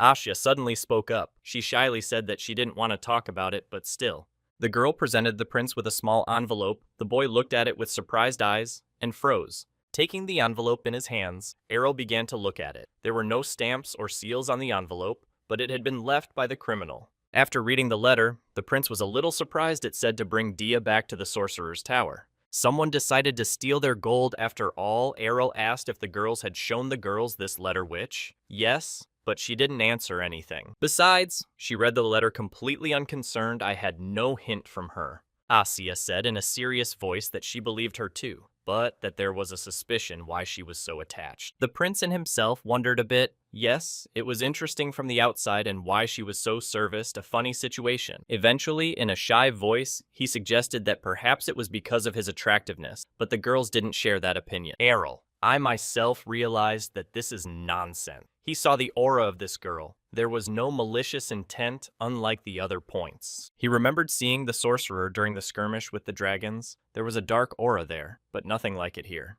After the guy calmed down, he said he understood everything, but right now, it's best to just calm down. Asya wanted to say something else, that it was very suspicious, but the principal interrupted her. The knight bowed her head. If His Highness says so, then so be it. Let everyone calm down first. Despite his outward calmness, the guy was tense. It was time to find out the truth behind it all. There was a serious conversation to be had with the sorceress. He sat down in front of the girl and casually began to ask. Looking at the sorceress's room, the guy realized that it was quite neglected. The bed was not made, maybe because the girl was hanging around him. Despite the setting, Dia was agreeable to this inspection. Mistress is just worried about her brother Voth and is trying to keep him safe. The prince told me that his sister originally disliked magic and was even against hiring sorcerers. Sitting on Dia's bed, said that she was already originally aware of all this, but even in spite of everything, came here. The girl told me that after one incident, the income of the witch tower decreased a lot, and people stopped trusting them. Well, at least the prince had assured her not to listen to his sister. Kania had said it in a huff. The girl nodded understandingly. But then she was wary, because her abilities as a sorcerer were being questioned, and she couldn't back down. But still, the guy wondered why he was so eager to become his personal sorcerer. They didn't even know each other. The girl began to think in her head. Unpleasant memories surfaced in her mind. This is going to be a long story. Once upon a time, Dia was a very poor girl and lived in total poverty. She had been found among the snowdrifts a long time ago and was taken to the sorcerer's tower when she was still very young. Now it was clear the prince wondered if they had only taken her because they saw talent in her. The girl continued. It was because of this that she took up and studied magic, although initially it was very difficult for her. Of course, everything did not work out at once, but the girl tried and did not give up even despite the multiple obstacles. She couldn't live up to the expectations of her fellows and had to do the dirty work to avoid embarrassment. After this story, The prince was a little stunned. She is, after all, an excellent magician, but that wasn't always the case. That was when at the earliest age she was too weak and helpless to stand up for herself, and at least do something. It was at that moment that she found this book that was written by the prince himself. The girl pulled it out again. RL, seeing this again, wondered, did this book really affect her that much? The guy jumped up from his seat and nearly collapsed from his chair. Is it really thanks to his creation? But it was just the way Dia practiced with the help of this book and constantly built up her strength and finally achieved 4th grade. Shocked to the core, Errol couldn't believe his ears. She had learned all this, only thanks to his book, just by reading it. This is not at all like a ridiculous excuse or lie. This girl is really not a cut diamond. Being so weak, she has reached the heights. Putting her hand to her heart, the sorceress said that for her, the very existence of the Lord was salvation.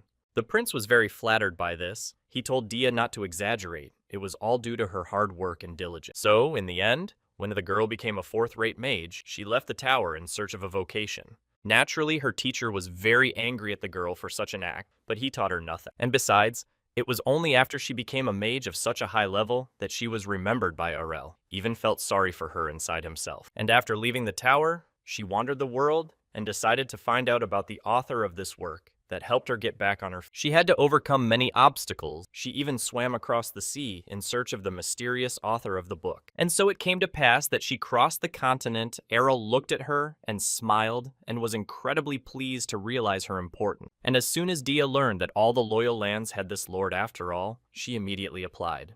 And this is where she wants to be, with the one she's truly devoted to, the one who gave her hope for life. That's what it turns out. Errol and himself, shone with happiness, he managed to give someone a sense of existence. It was nice to realize. The boy suggested that then he should tell his sister she should understand, but the sorceress dismissed it as unnecessary. The thing was, she was ashamed to talk about her past mediocrity and didn't want anyone to know about it. The prince waved his hand and scurried out of the room, leaving the girl to rest. It was night, but the boy was still awake, hiding under a blanket and lighting himself up with magic to talk to someone. In front of him was a hologram of the sorcerer. Pian raised an eyebrow in surprise, saying she had reached 4th grade in just 2 years. Amazing. Besides, the girl was originally the most untalented mage, but became an outstanding sorceress. She was just overlooked and unlucky with the teacher. The man swiveled his eyes thoughtfully. She had to realize everything herself and learn from her own mistake. Hearing that the girl had broken the contract by leaving the tower, the prince opened his mouth in surprise. What kind of contract? Turns out that if you break the contract,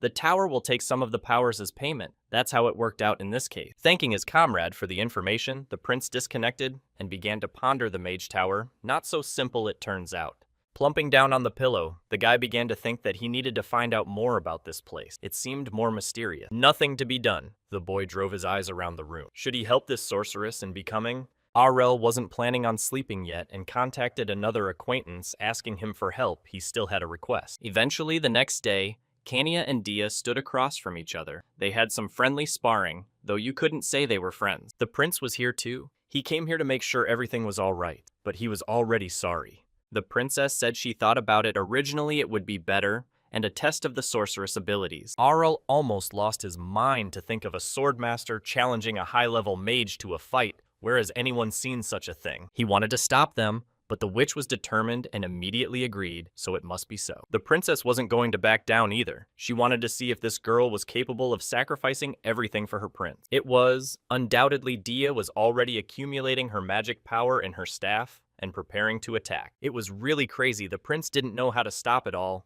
Even the knights were shocked. He looked at Asya and Sina and wondered why they didn't interfere in any way. They should have stopped them, or it would be the end. What's he gonna do? Wait a minute. He had an idea in his head. The sorceress began to prepare to attack, her staff brimming with energy to the brim. The entire space of the training ground was filled with energy, with the warrior princess on the left and the sorceress on the right.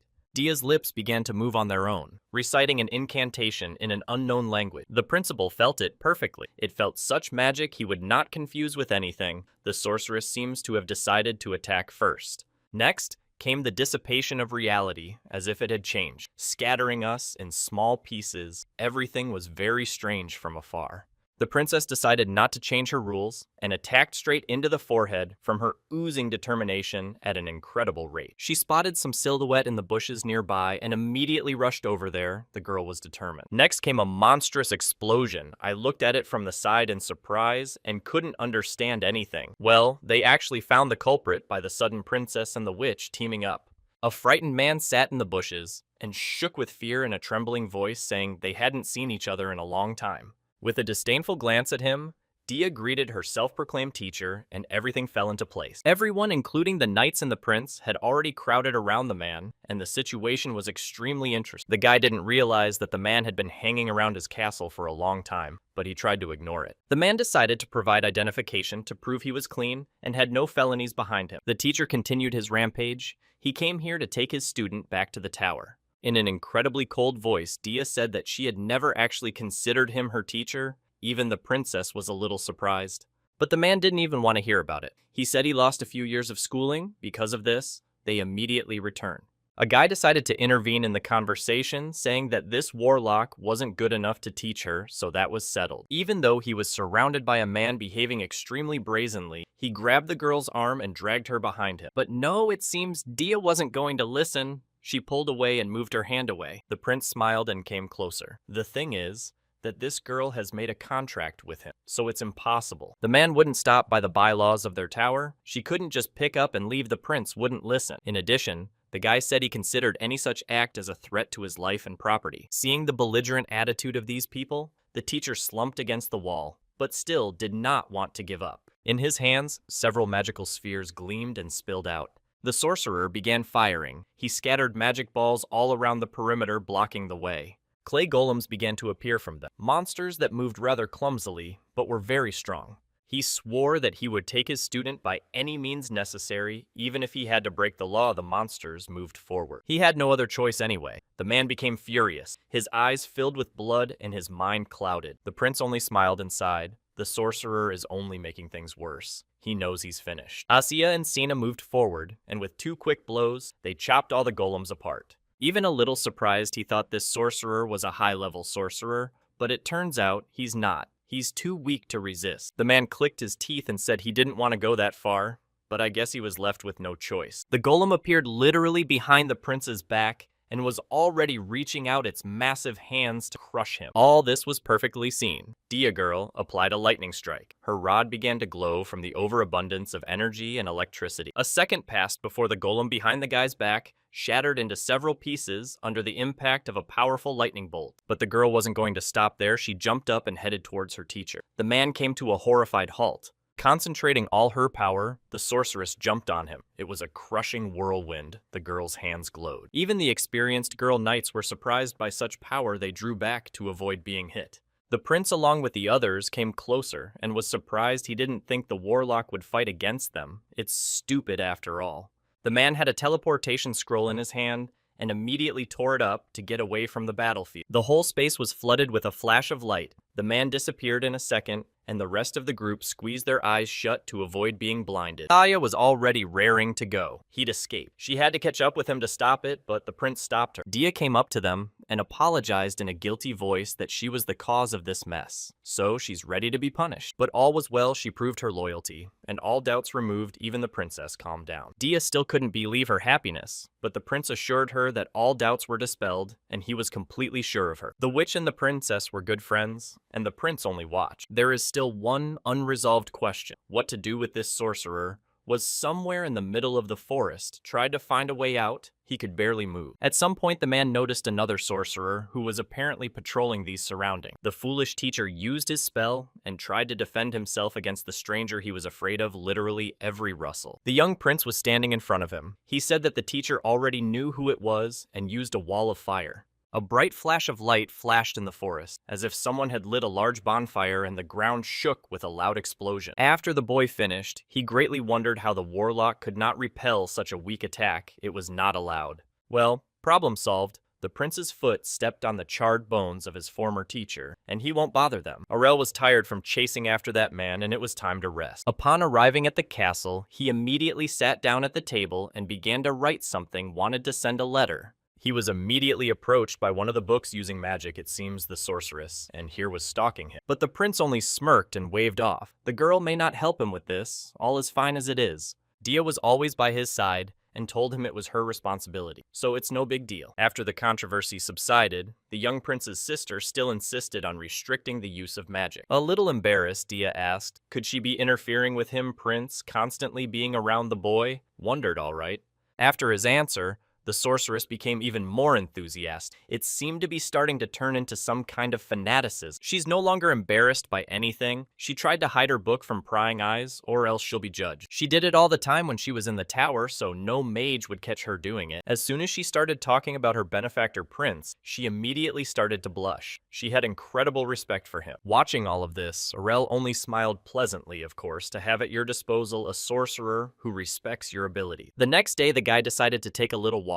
The weather was beautiful, fresh air, and warm sunshine, everything you need. It was time to practice magic, spreading his arms out to the sides. The prince created a powerful spell. After the explosion of chain lightning, the guy sighed heavily. Not bad, of course, but something to work on. He considered himself a genius, sitting on a small dais. The prince watched the fire created.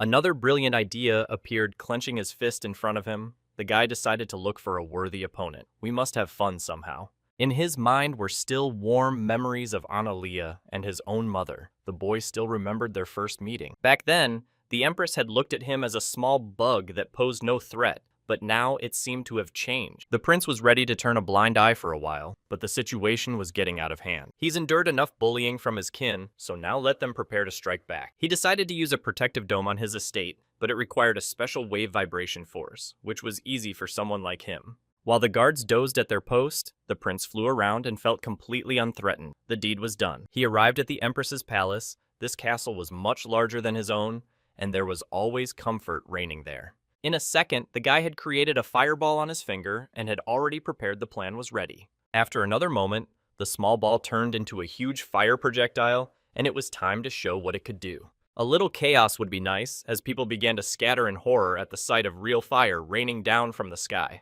It was mind-blowing airs, and the prince in the midst of all this splendor stood and enjoyed his work. The dukes are terrified they need to find shelter immediately. The castle has been completely attacked. Behind the windows, there was fire, and lightning people did not understand where it all came from, but were scared out of their wits. They did not even suspect that the reason for all this commotion was a young prince who sneaked into their estate and did whatever he wanted. He went into a real courage and destroyed everything in his path like Prometheus fire to earth. The boy saw the vassals of this family, but why are they here living in this castle like the rest of the commoners? Touching a finger to the body of one of the vassals, the guy decided to add a little curse. It was the flu.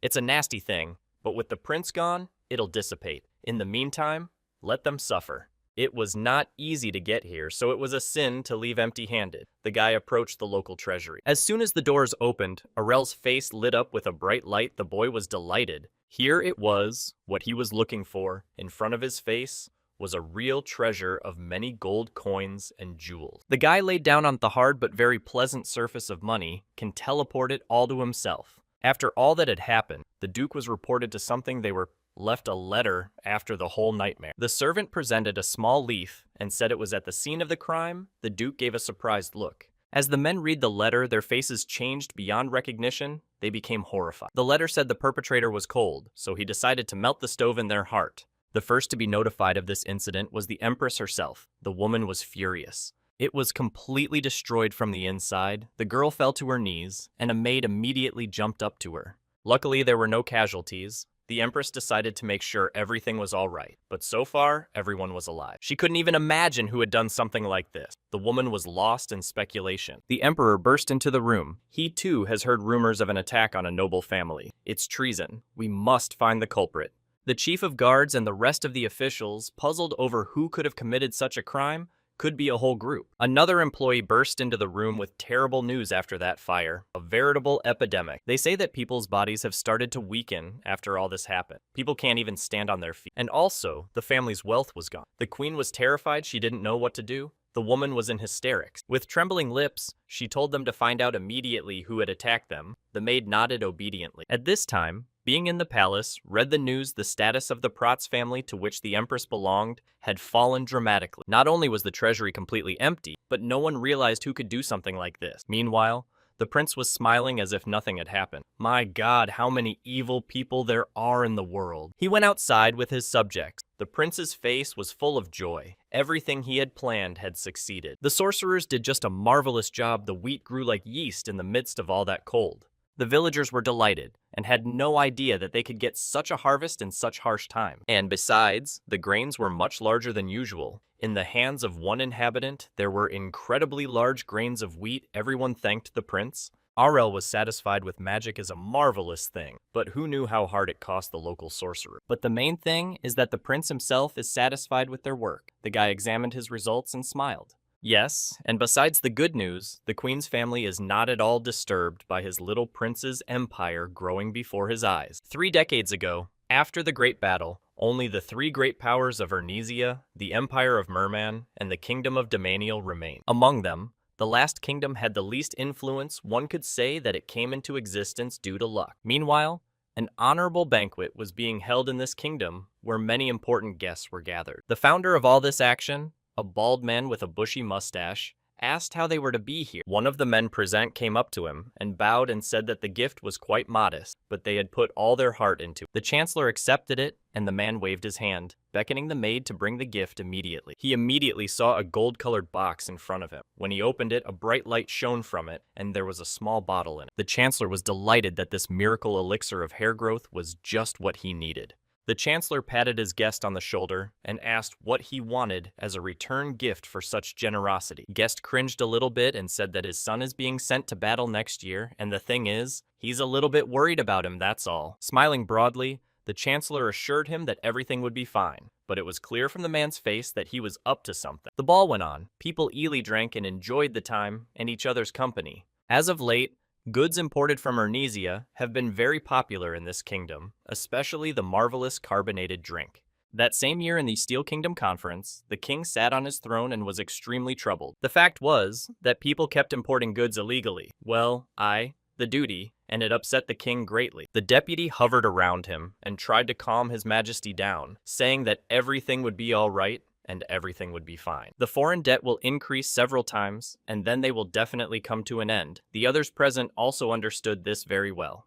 The king was trembling. The economic gap between the kingdoms was still small, but the scales would soon change dramatically. All because someone begins to create popular novelties in high demand. Naturally, it was about the young prince. All the time the king was not even sleeping. He was puzzling over how they could narrow the economic gap between them. So far, it was not clear. The deputy said that it could not be postponed any longer. Something must be done. The already exhausted king lay looking at him. Their adversary is a powerful state that is not easy to defeat as it is to do so.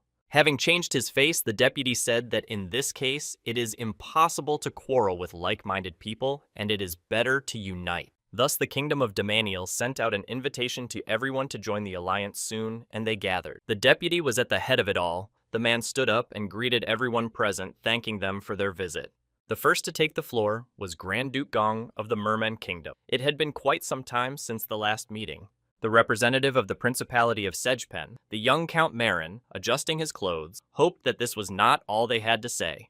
The deputy king looked at them and pondered, these two have a pretty good army, so all the allies gathered. The thing was, Songguk still hadn't come. He was acting important and wasn't going to waste time. But it didn't really bother the deputy. He said he'd tear his opponents to pieces. The negotiations began. The 2 earls present looked among themselves and expressed their willingness to do so. This kingdom has become a headache for them to stop their enemy. Marin knew he had to do something about it, but it wasn't smart to fight such strong opponents. It was for this reason that the deputy suggested the union. The man lifted himself up and leaned over the others. Rumor has it that it was the youngest prince who revived this land, which had been in decline for many years, with the help of his marvelous invention. If he is not stopped, Ernesia's domination may never end, and then they will all be finished. The man clenched his fist and said that they just had to destroy this petty prince before he made a mess of things. The count glanced between themselves and continued to smile.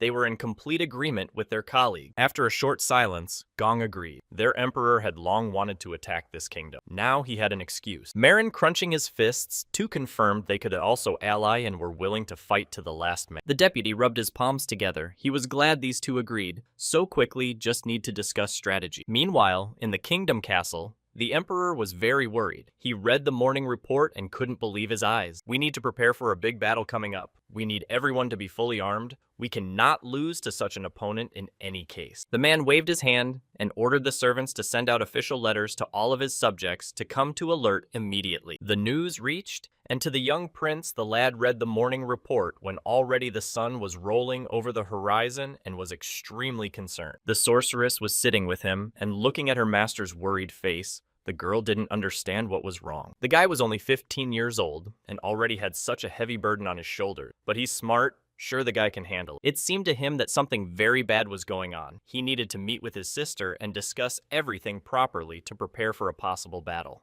The point was that the deputy kingdom Demaniel was angry that this little guy was making too much money. We need to work together to stop him. The rest of the vassals quickly agreed and themselves realized that things had gone too far. The prince didn't know these guys too well, but they were pretty slippery people to keep an eye on.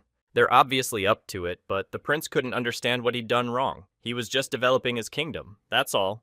The boy could literally feel the evil energy emanating from every living thing. The sister was also surprised to see such news. The kingdom that was once their allies had united. She even suggested attacking them first to catch them off guard. But no, doing so would raise too much suspicion. The prince said they were lucky to get their secret out too quickly. The boy was ready for the competition, but not so fast. It's funny to even watch it all. He was starting to get annoyed that there were power struggles and constant bickering everywhere. The sister saw the prince's concern.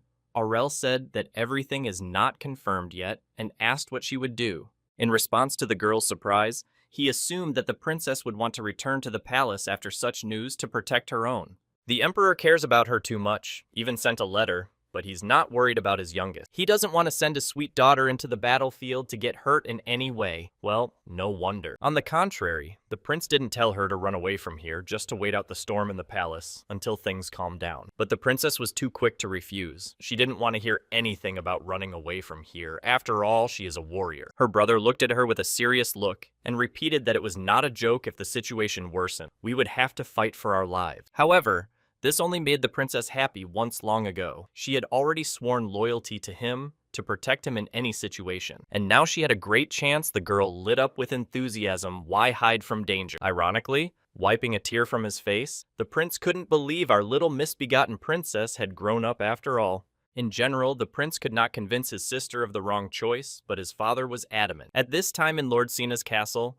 all she was doing was drinking and eating. She was having fun and enjoying life. The girl, despite this, was taking the battle as something serious. She exhaled heavily. It had been a long time since she had had to deal with this. Once, long ago in the past, she had to participate in large-scale battles. The girl blushed with alcohol. Looking at her friend, she asked how long Asha herself had been in her homeland. The knight raised her eyebrow in surprise. On the girl's face, she recently heard that her brother entered the academy this year, maybe come to see him. After a few sips, Asya said it wasn't the best time to see her family and hoped her brother would understand. Turning to her friend, she asked Sina herself is not going on vacation, but the girl was adamant vacation is not for her. Suddenly, the odds, they would have no more girls struck with glasses, and beside them sat the sorceress and understood nothing. While they were celebrating, the young prince sat in his office looking over government papers in an attempt to figure out what was going on here. According to his calculations, the battle would have to begin within this year. Of course not good, but what can you do? He held the book in his hands and reasoned. I wonder, what are the chances of these lousy princes winning somewhere less than half? He must have taken up a chess piece. Based on their current defenses, the kingdom where the prince was had about 500,000 men. Worst case scenario, you have to use dirty tricks. The boy started building chess pieces. But even in the worst case of events, it will be possible to sit out in his fortress. The guy pondered more and more intensely. But right now, his main priority was to live at his pleasure. The prince flopped down on his throne and exhaled, which means the little lord just has to come up with the perfect plan. In this battle, then, okay, so be it. It was decided to strengthen the defense of the troops to protect his estates. He lined up a chess piece. The first thing the boy did was visit the gnome forge and immediately began to dialogue. Before he could realize anything, a huge sledgehammer flew past his face and into the wall. Apparently, the master wasn't in the mood for it. Although the dwarves were satisfied with everything, but he was extremely dissatisfied with the newest equipment at his disposal. He said the local workers were trash compared to him. Don't they follow orders? The gnome's eyes lit up. Just ordinary people can't work so hard. That's the problem. Although he did manage to learn a good recipe for the cinderblock iron, the fabrication will not be so easy. In any case, it would be about the simplest weapon they could mass produce the gnome was interested in. Leaning over to him, the prince began to whisper something in his ear. With every second, the expression on the dwarf's face changed. In the end, he was completely shocked and frozen in place, and the guy cheered. Apparently, he said something completely ridiculous. The master slowly boiled over, and the prince quickly retreated to the exit as he realized that the volcano was about to explode. The boy opened the door just in time and slipped outside, followed by a huge, weighty hammer. Making weapons and armor for 20,000 soldiers is just some kind of madness. The master was furious. This is an impossible deadline. How does he even envision it? Prince just wiped his forehead. At this rate, his neck will be snapped. The next place he went to was the slave market. The merchant was glad. He thought he would never see his VIP client again. The man was very pleased. How many slaves does the prince intend to buy for his needs today? The boy laughed this time. The request would be very big. He wanted to make everything as perfect as possible. But the man was fully prepared. He was determined to take on any order his prince would say. Putting out his 5 fingers forward, Errol said that he needed 50,000 soldiers. Is that impossible? The merchant was at a loss for words. He certainly didn't expect such a large order, how much money he would get for it. Seeing the surprise on the man's face, the prince interjected, "Doesn't he have the means to fulfill the request?" The whole point was that the number of nobles also increased, and they all wanted to have slaves at their disposal. Looking at him carefully, the man apologized again and wondered, would he really use slaves as soldiers again? Not all of them, and immediately said that he will buy out slaves in families like last time, but this is an approximate number. The merchant thought about it, but he understood the order was clear. Although it was very large, he would try to do everything.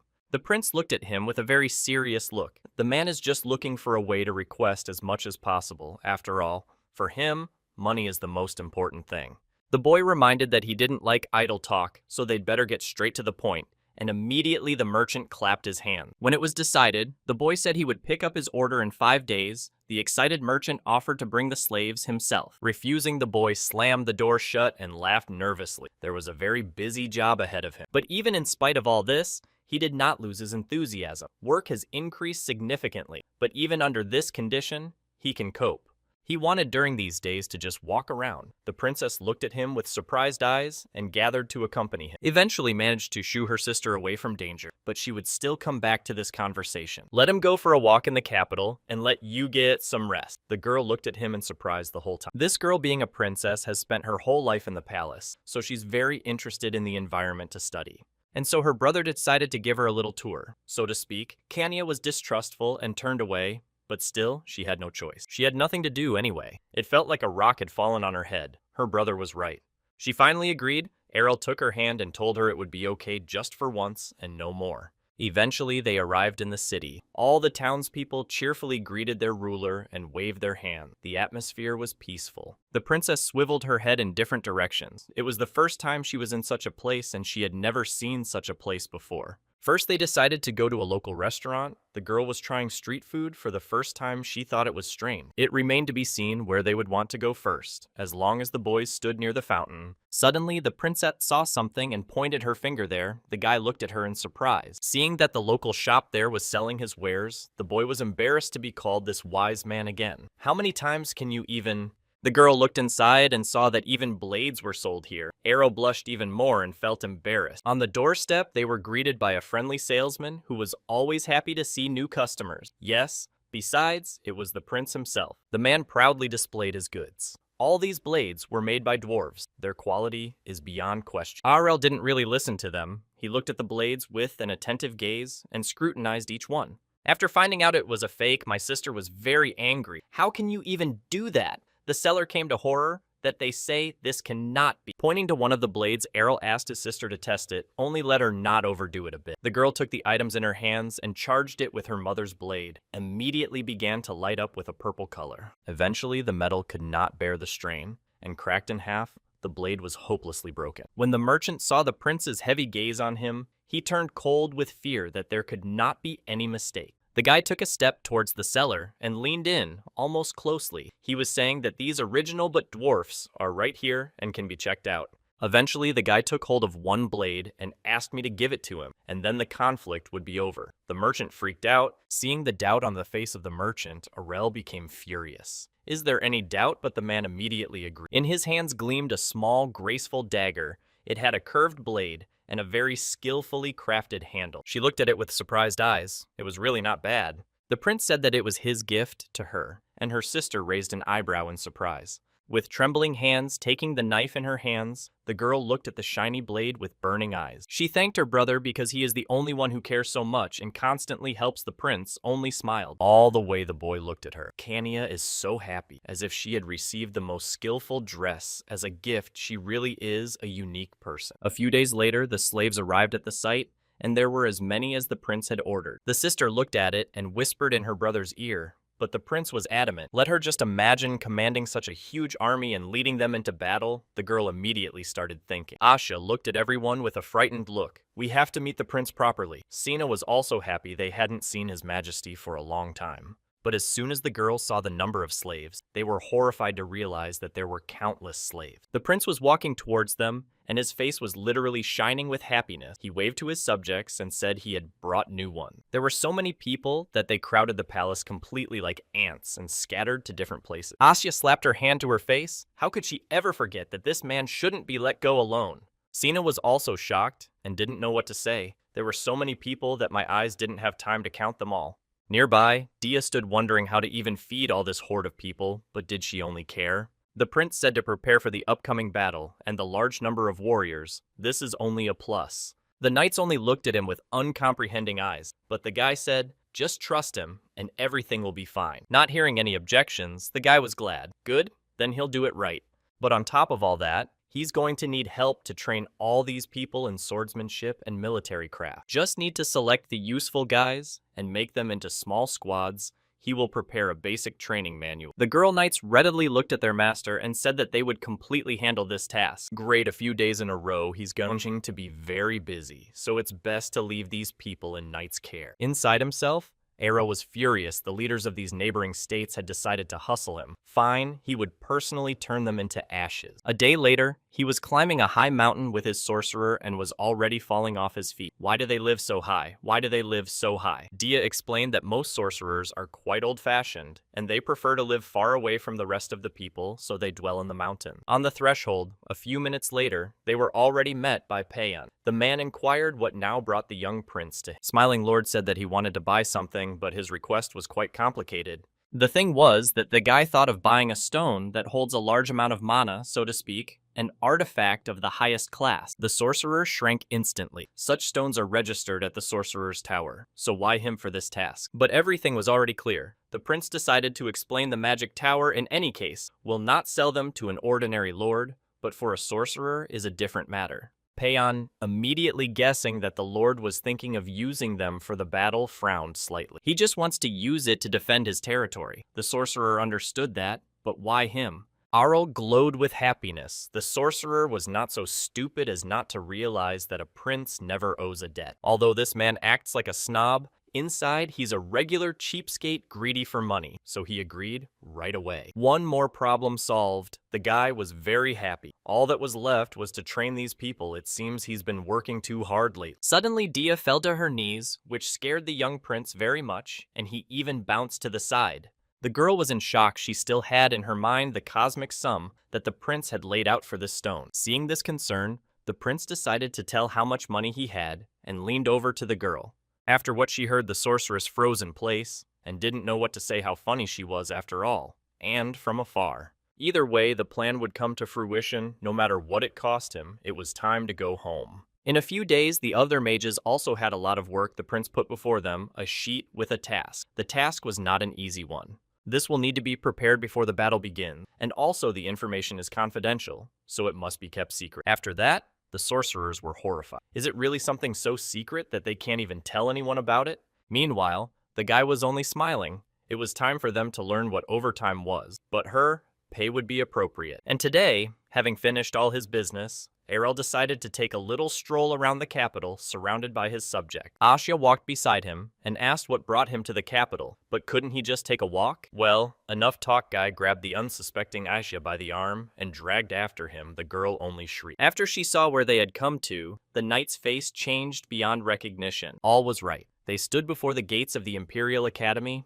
a truly colossal building. Leaning on the gate, the principal tried to open it. In this place, Asya's younger brother was studying, as far as was known. All the way the girl grumbled, but the principal interrupted her. Doesn't she just want to see her brother during her time off? All this time, the knight had been saying that she shouldn't have come to this place with her. Apparently something was bothering her, but it's already been decided. They've been given exclusive passes, so no one will say anything. They went inside the academy, where only the most noble children studied. To think that the prince doesn't know anything about this girl's younger brother. They walked along the spacious corridors and looked around. Asiya said she didn't know the exact location, but at least roughly. It should be said that this boy is very similar to Asya herself, so it probably won't be too hard to find him. And there he was. Among all the other children, one boy stood there, apparently very frightened. Asya immediately recognized her brother and called his name. The prince also looked at the boy. His name was Ares. He stood surrounded by the rest of the students. In front of him were a few girls looking like this. One of the girls asked if Ares had thought about her proposal. Apparently she was serious. The poor boy shrank against the wall and clutched his textbooks, saying that it was too difficult for him. He was scared beyond belief. The prince wanted to help the poor boy, but Asia stopped him with her hand. Eventually, the girls fell behind poor boy and went off somewhere deep into the academy, leaving him alone. Eris sighed heavily. At last, the peace and quiet, the boy no longer tolerated their presence. Suddenly seeing his big sister, the boy wondered very much what she was doing here. Asya asked what these kids wanted. She could see perfectly well that something strange was happening on her brother's face and wanted to know what the problem was. Let them just answer. For some reason, Eris was very scared and didn't want to talk about anything at all. He closed his mouth and kept silent. The sister didn't understand anything, but just looked at the baby. Apparently something was going on with him, but he stubbornly refused to tell. The prince, seeing his knight so confused for the first time, offered to intervene. He would talk to the boy himself. He introduced himself and said that his older sister's boss, Ares, immediately wondered, is this really the third prince? Errol asked who this girl was that was hitting on him, but Ares kept saying that it wasn't like that. She wasn't like that. They fist bumped, and the prince promised to keep it a secret no matter what. Well, okay then. The little boy told me that this girl's name is Heya. She's the daughter of a famous marquis. The prince has heard that name before. He seemed to be a good nobleman. The boy tried to remember, but nothing came to mind. When the prince figured it out, his face changed. Did he get bullied? But Air said it wasn't like that. The boy slanted his eyes somewhere to the side and tried to find the right words to say she was actually quite different. He could not gather his thoughts, for he realized that the matter was delicate. The case was quite different from what it might seem. Once this girl nailed him to the wall and blocked the exit, the boy got really scared. Looking at him with a persistent stare, Hia suggested him to date. The girl blushed impossibly. It was quite bold. Eventually, shrinking like a kitten, Ares finally told her that she wanted to date him forcibly. The prince, who was already preparing a decree to execute the entire family of this official, stopped in a flash. What do you mean by that? Then, because of his fear, Arges refused them. After all, they were only 11 years old. How was it even possible the frightened boy just ran away? The prince thought about it for a moment. The situation is really delicate. Of course, when the boy refused her the first time, Hia constantly pestered him with her advances, although it was hard to call it a manifestation of love. And besides, girls were always following this boy, and he seemed incredibly cute. A little embarrassed, Ares continued, they do not mock him at all, but constantly allows himself to excess. It is depressing. But the prince was thinking, I don't think the kid realizes how popular he is. He should be happy. Even more embarrassed, the boy looked away and said he just didn't know how to be with her or what to say. Pointing his finger at the Heya standing next to him, the prince asked, then why not just ask her? Ares was scared. The girl said she came back because she had something to say, and who are all these people around him anyway? The prince exhaled, well, you know they are not some suspicious individuals, by the way, great count. The prince added that by the way in front of her now stands her future sister-in-law. Asya was horrified how to understand it. Ares was stunned by surprise. The prince began, against all laws of ethics, to whisper something in the ear of his knight, and the girl's face changed. Hia raised the hem of her skirt and politely introduced herself with her title and said she wanted to date this boy. Asya was horrified. She didn't even know what to say, and the prince only smiled. That's pretty brave, isn't it? The girl knight was completely confused. She did not know what to do in such a situation, and the prince only encouraged her. Meanwhile, Haya walked over to Ayers and took his hand. The boy was still trembling and trying to shrink against the wall. He was very confused and lowered his eyes to the floor. The guy did not know how to act and waited for support from someone. In addition, the prince recalled that this girl's family has an exceptional ability to make a profit through investment. Asya understood everything perfectly well, but this reason doesn't fit with love or anything like that. The prince put his arm around her for what is clearly a secondary reason. The children do like each other. Why not leave it at that? And now there is another reason a boy with green hair has come between the two lovers. His name was Lucian, and he looked at the unfortunate boy with a baleful look. And he shrank even more. The lady, like a true knight, stood up for her lover, covering him with her body. Why is it that he is being attacked like this? Lucan was against why this lady wasn't going to socialize with him and choose, here's this wretch, what she saw in him. Yeah, looks like we got a love triangle going on, with little Ayers being the center of attention. The prince had already completely lost track of what was going on. Asya stood motionless. Something was definitely going on. And besides, that green-haired kid is crossing the line into direct insults. You can't do that. Eventually, even little Ayers couldn't stand to stop insulting him and his sister. Eventually, this bully lost all shame and swung a huge fist. He's actually not messing around. At last, the prince intervened. He grasped the little one's hand and held it very tightly. If you stick your nose in the wrong business, sooner or later, it will be ripped off. Eventually, a man with the same green hair showed up. Apparently, this kid's father. But no, it was the older brother. Here we go again with these family quarrels. They're just annoying.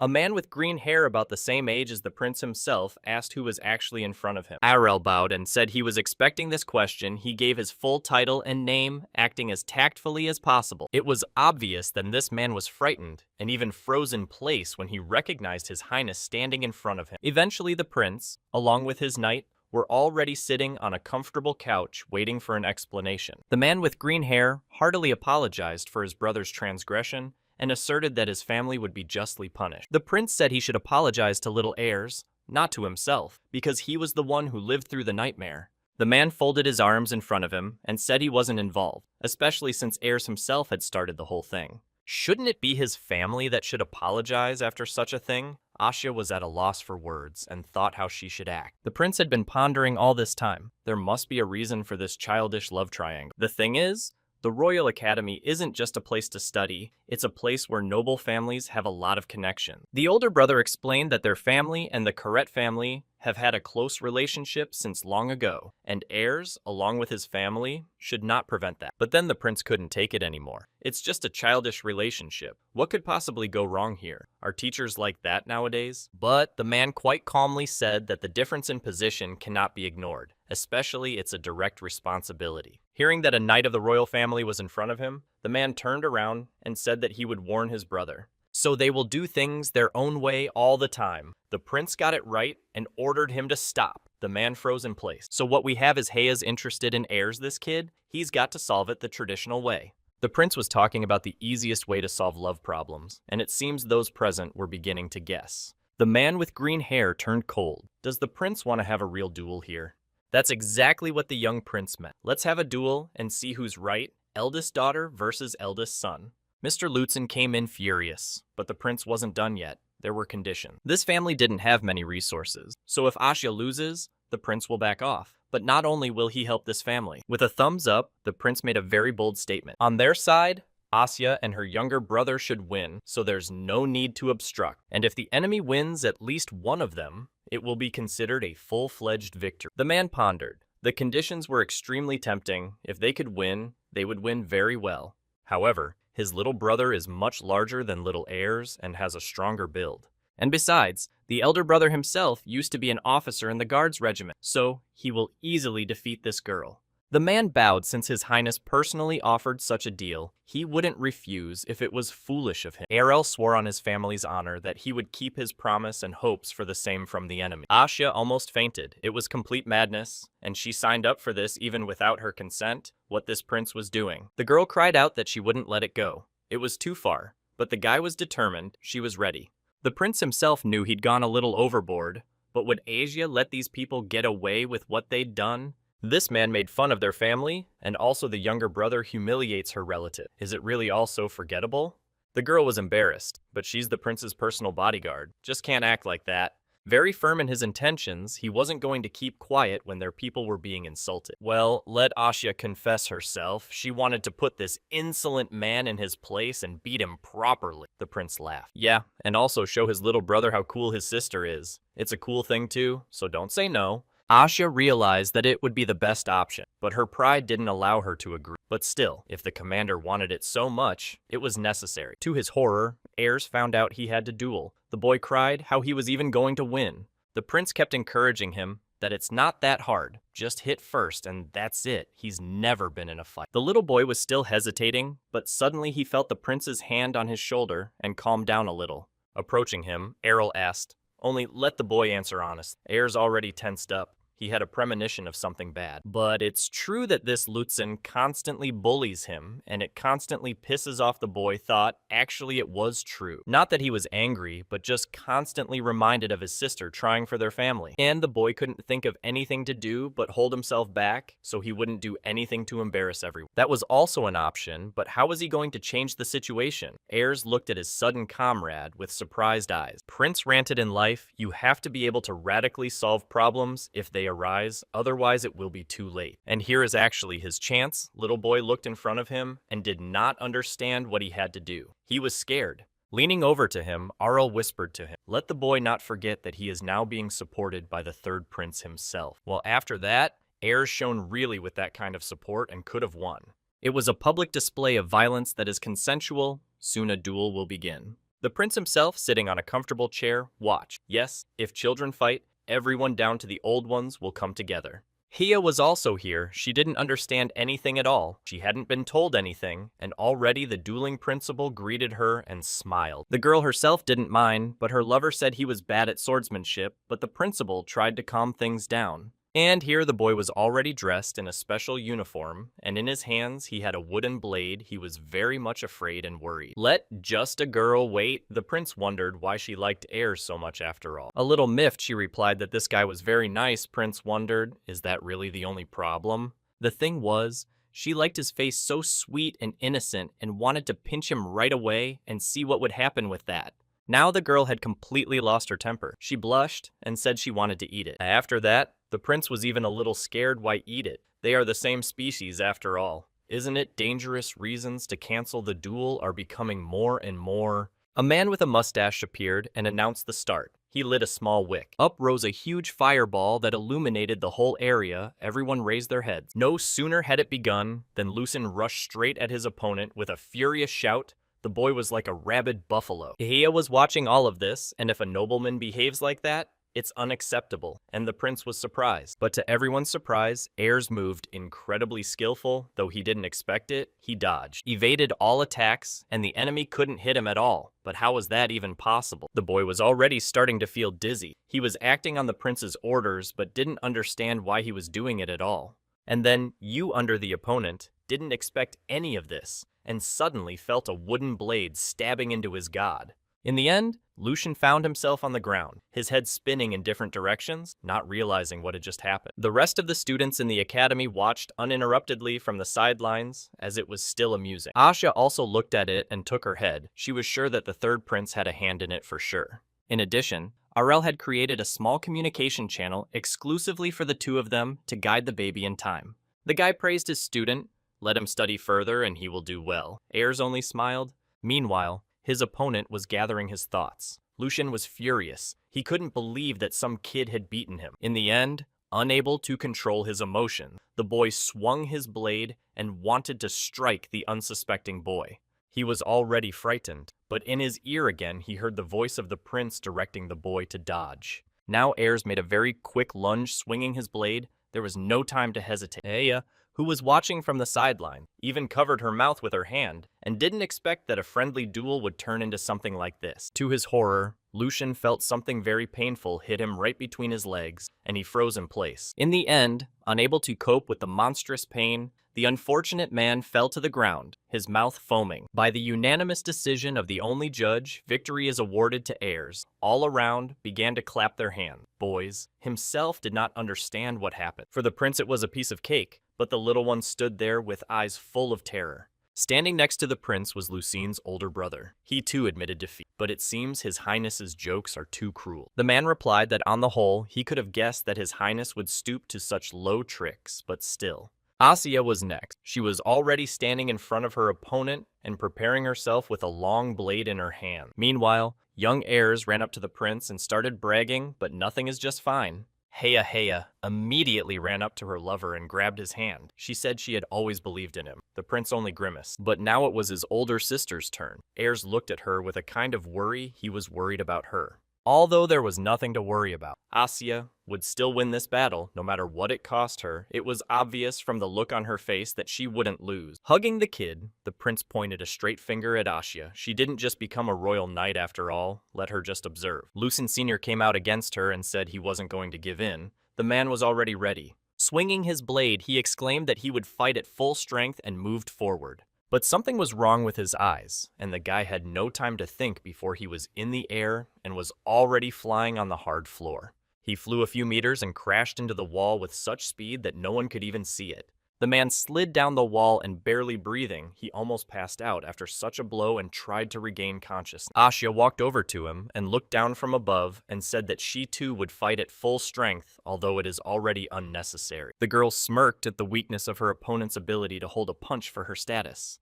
Eventually, it was time to leave the academy. Asya looked at her master. Let him warn her if he was thinking of doing something like this next time. As they left, young heirs vowed that someday he would be a worthy man like his sister, which encouraged him greatly. Pointing a finger at himself, the principals promised that no one would molest Asya's younger brother anymore, and this family he would take care of with his own hands. Asya looked at him with bright eyes and smiled. After all, he was a good man, and she would have to thank him. When faced with something bad to the end, you try to deny the situation, people looked at each other. According to official information, the lords began recruiting and training soldiers to prepare for a massive battle. But on the other hand, what if you prepare and the battle doesn't happen? Then all of your accumulated supplies and weapons will end up in the warehouse. It's going to be a real hassle and a real headache for officials to have to sort through all this for years. Perhaps that's the only reason there are so many people pointing fingers at the Lord who decided to prepare in advance. He kept saying that we should get ready as soon as possible, but everyone listened to him reluctantly. No one knew whether it would be a battle or not. Everyone went on with life as usual and didn't worry. The events moved to the capital of the Merman Empire,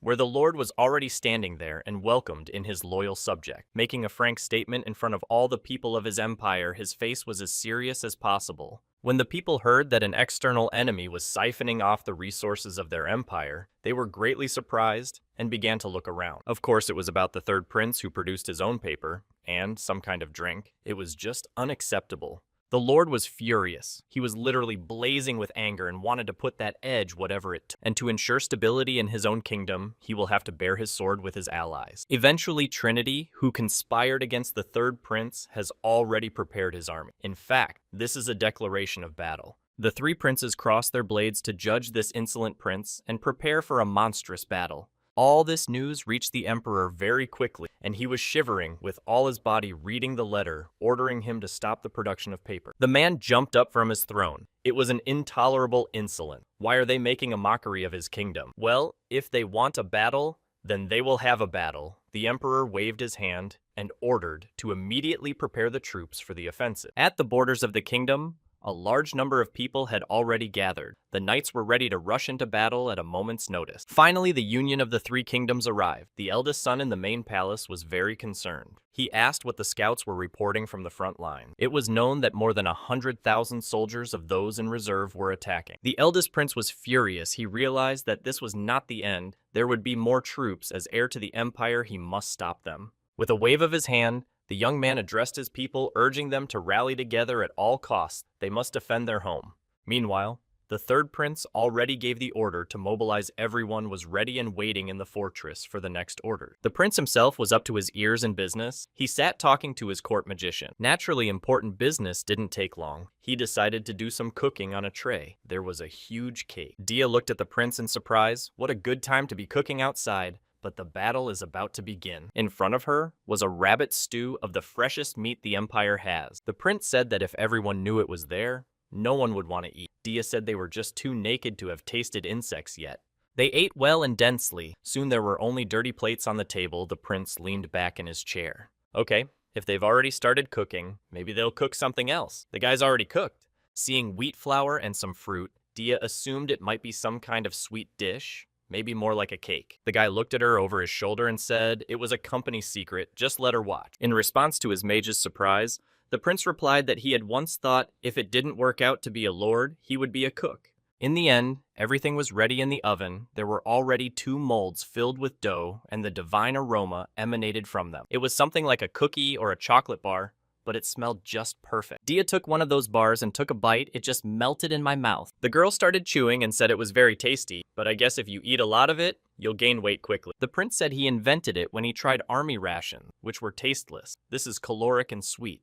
On the girl's face appeared concern. In principle, has not yet given the order to mobilize. He is not going to retreat after all. Realizing this concern, the guy only brushed it off. He said he wanted to best prepare and finish things. He had plenty of time for the time being. A smile appeared on his face as he realized that he would win this battle. Meanwhile, on the front line was a real nightmare. Soldiers repelled the attack of the enemy was countless. The Empire's eldest son, heir to the throne, said to launch a counterattack. But where are the reinforcements? In such a situation, it will be difficult to attack. The enemies are climbing out of every crevice, and they are about to capture the main fortress. Suddenly, a snitch appeared. He reported urgent news from the scouts. The prince was already wary. Hearing that the enemy army of tens of thousands of soldiers is already approaching, the guy froze with horror. Indeed, there were countless horsemen moving towards them. Armed to the teeth, it was unlikely that they would be able to deal with such enemies. The elder came to a horror. He turned cold in an instant and dazed. They are already here, but are events unfolding too fast? In the council chamber of the Empire reigned true chaos. Emperor did not know what to do. Officials also puzzled how to repel the attack. The Emperor himself realized that the time when they would be smashed to dust was only a matter of time before the army would run out.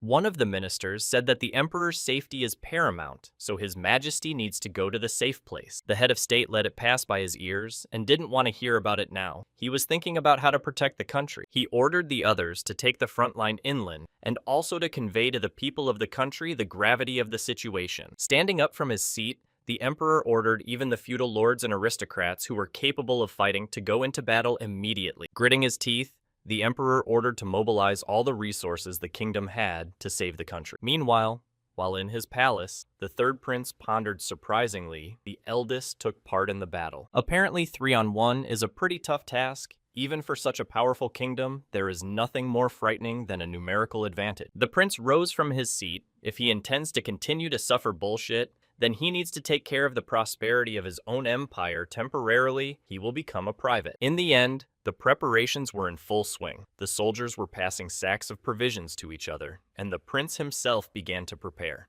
I even had to enlist the support of my griffin. The prince approached him and told him that Fry would now enter the battlefield. Then he turned to his sister and said that the girl could stay in the castle until it was all over. Speaking of the princess, she was standing right next to her brother and was also hard at work preparing, as apparently she wasn't going to back down. As soon as this girl heard it, she immediately resented how it is, so that the others can go into battle and she cannot. Where is it seen? It is clear that a magnificent master like his sister would be useful in such a battle, but no one wanted to send their relatives to the front. The prince agonized over these intrusive thoughts. He knew there was no way his sister would agree with him. We should at least talk her out of it somehow.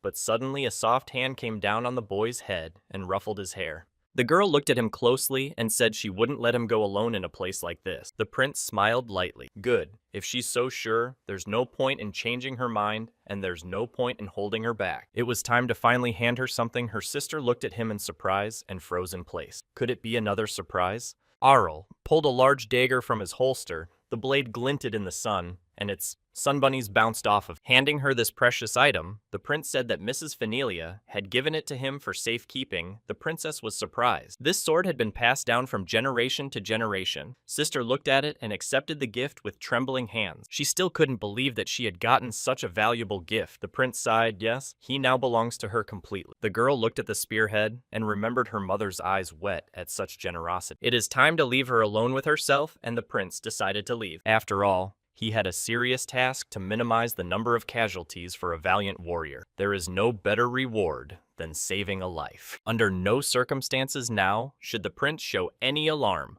The prince made a solemn speech to the others. The soldiers stood looking at him with serious eyes. They were ready to give their lives for their master, who gave them meaning. The boys shouted that they owed it to survive and defend their military honors, to prove that they didn't wear the name of soldiers for nothing. His Highness cried out, "Let the number of warriors not change after this solemn battle is over." The events moved to the northeast to the fortress of Derzia. Unfortunately, it was almost completely destroyed, and chaos reigned. The soldiers were shivering from the cold and had no ammunition or provisions to fight.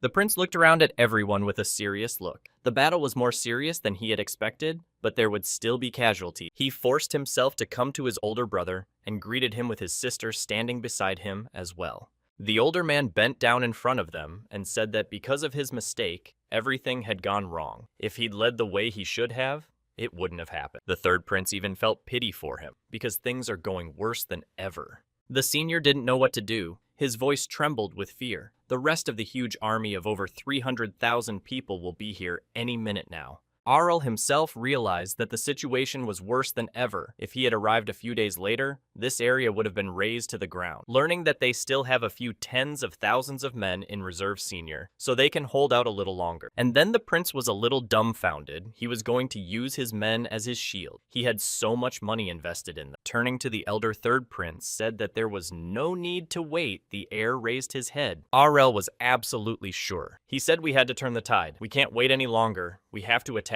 The elder understood his feelings perfectly, but it was not their position to decide such things right now. In truth, the third principal had prepared something for the occasion and pulled back the curtain, let the elder take a look himself. They got closer and the older one's jaw dropped. The thing is, the third prince hired the smiths to improve something. In front of them was a huge automated fortress with a blacksmith standing beside it and leaning proudly with his arms. On this tower will be located archers and sorcerers. They will cover the enemy with their spells and hail of arrows. There was also a master gnome. He said that the assembly can be entrusted to him. Let them not worry. Everything will be at its best. Even the elder agreed indeed, this thing could help them. Well, even turn the tide of the battle, but there was something else. As soon as the eldest saw his brother's next invention, he became dumbfounded. Arel stood near a strange structure studded with spears. It was a kind of trap. The prince was satisfied. "If you need a name," the boy suggested, calling this thing a blade thrower on wheels. A kind of catapult, so to speak. Blades they have, by the way.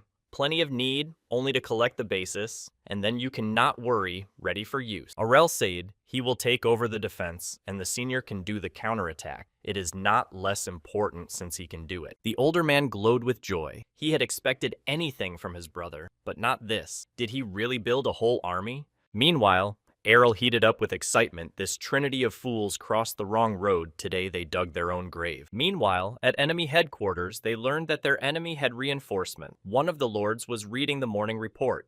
The stronghold of this three states union was buzzing with excitement as the third prince decided to join the battle. By the way, one of the counts for some reason was constantly smiling at everyone. It caused some concern that he was so happy. By the way, he was just interested in the kid who suddenly decided to join the battlefield as a warrior, how it even happened. The fact is that the reason for the enrichment of the kingdom of Vernizia and lies right in the third heirs, who are famous for their intelligence. The other counts are horrified that this genius is here, then things are bad for them to say the least. But their boss was in a far different frame of mind. This is the perfect chance to show this prince of swagger his true place. Besides, the man wasn't going to break the agreement even despite this boy's status. He ordered his comrades to be in full armor and prepared to destroy the enemy, even at the cost of his own life. The third prince was about 23,000 men, and they were well armed and had the mechanisms to turn the tide of battle. Even the third prince himself was a little surprised. Well, wow, he did his best. In addition, an enemy army of about 50,000 soldiers appeared before his eyes, moving towards them in an organized formation. The prince ordered to act according to plan. The soldiers stood up, defending themselves with shields and prepared to take the blow. The enemy cried out that they were real cowards and insolent. They're just shields. Let's crush them. He was about to rush into battle, but suddenly stopped and raised his frightened head upward. All the man saw was a hail of blades flying straight at them, and no one had a chance to dodge. The soldiers fell one by one. Some tried to defend themselves with shields, but the speed of the blades was too great. The prince realized that it seems that this would not be enough to crush them. The number of troops is still very large. We need to think of something else. The soldiers had already approached the palace gates and were trying to break through the thick defenses. Right now, it was necessary to clear the way. The soldiers of the kingdom immediately prepared their secret weapon blade thrower. Standing on the dais, the prince could only hear the terrible sounds of battle and the screams of wounded soldiers. Let them blame their brainless commander. The infantry could not cope with the need for magical support. The sorcerers had already prepared and were stockpiling spells. It's a little frustrating to accept help from sorcerers at a time like this, and so soon, but I chose not to. The thing is that sorcerers were much stronger than regular soldiers due to their mass damage spells, and much more dangerous than even knights. They had limited limits and wanted to hold on to them, but still had to resort to. Suddenly, something changed. The mages felt an incredible burst of energy that blew the hats off their heads. Something changed. The sorcerers could no longer use the spell. The knights were shocked. What's wrong? Upon learning that they were being blocked by something, the troop commander was horrified at how this could not even be understood. It turns out that the enemy also has experienced sorcerer, and the truth was Dia. She used her own spell at full power. The sorcerers were standing on the same tower as the archer, only a level lower, and were using their spell.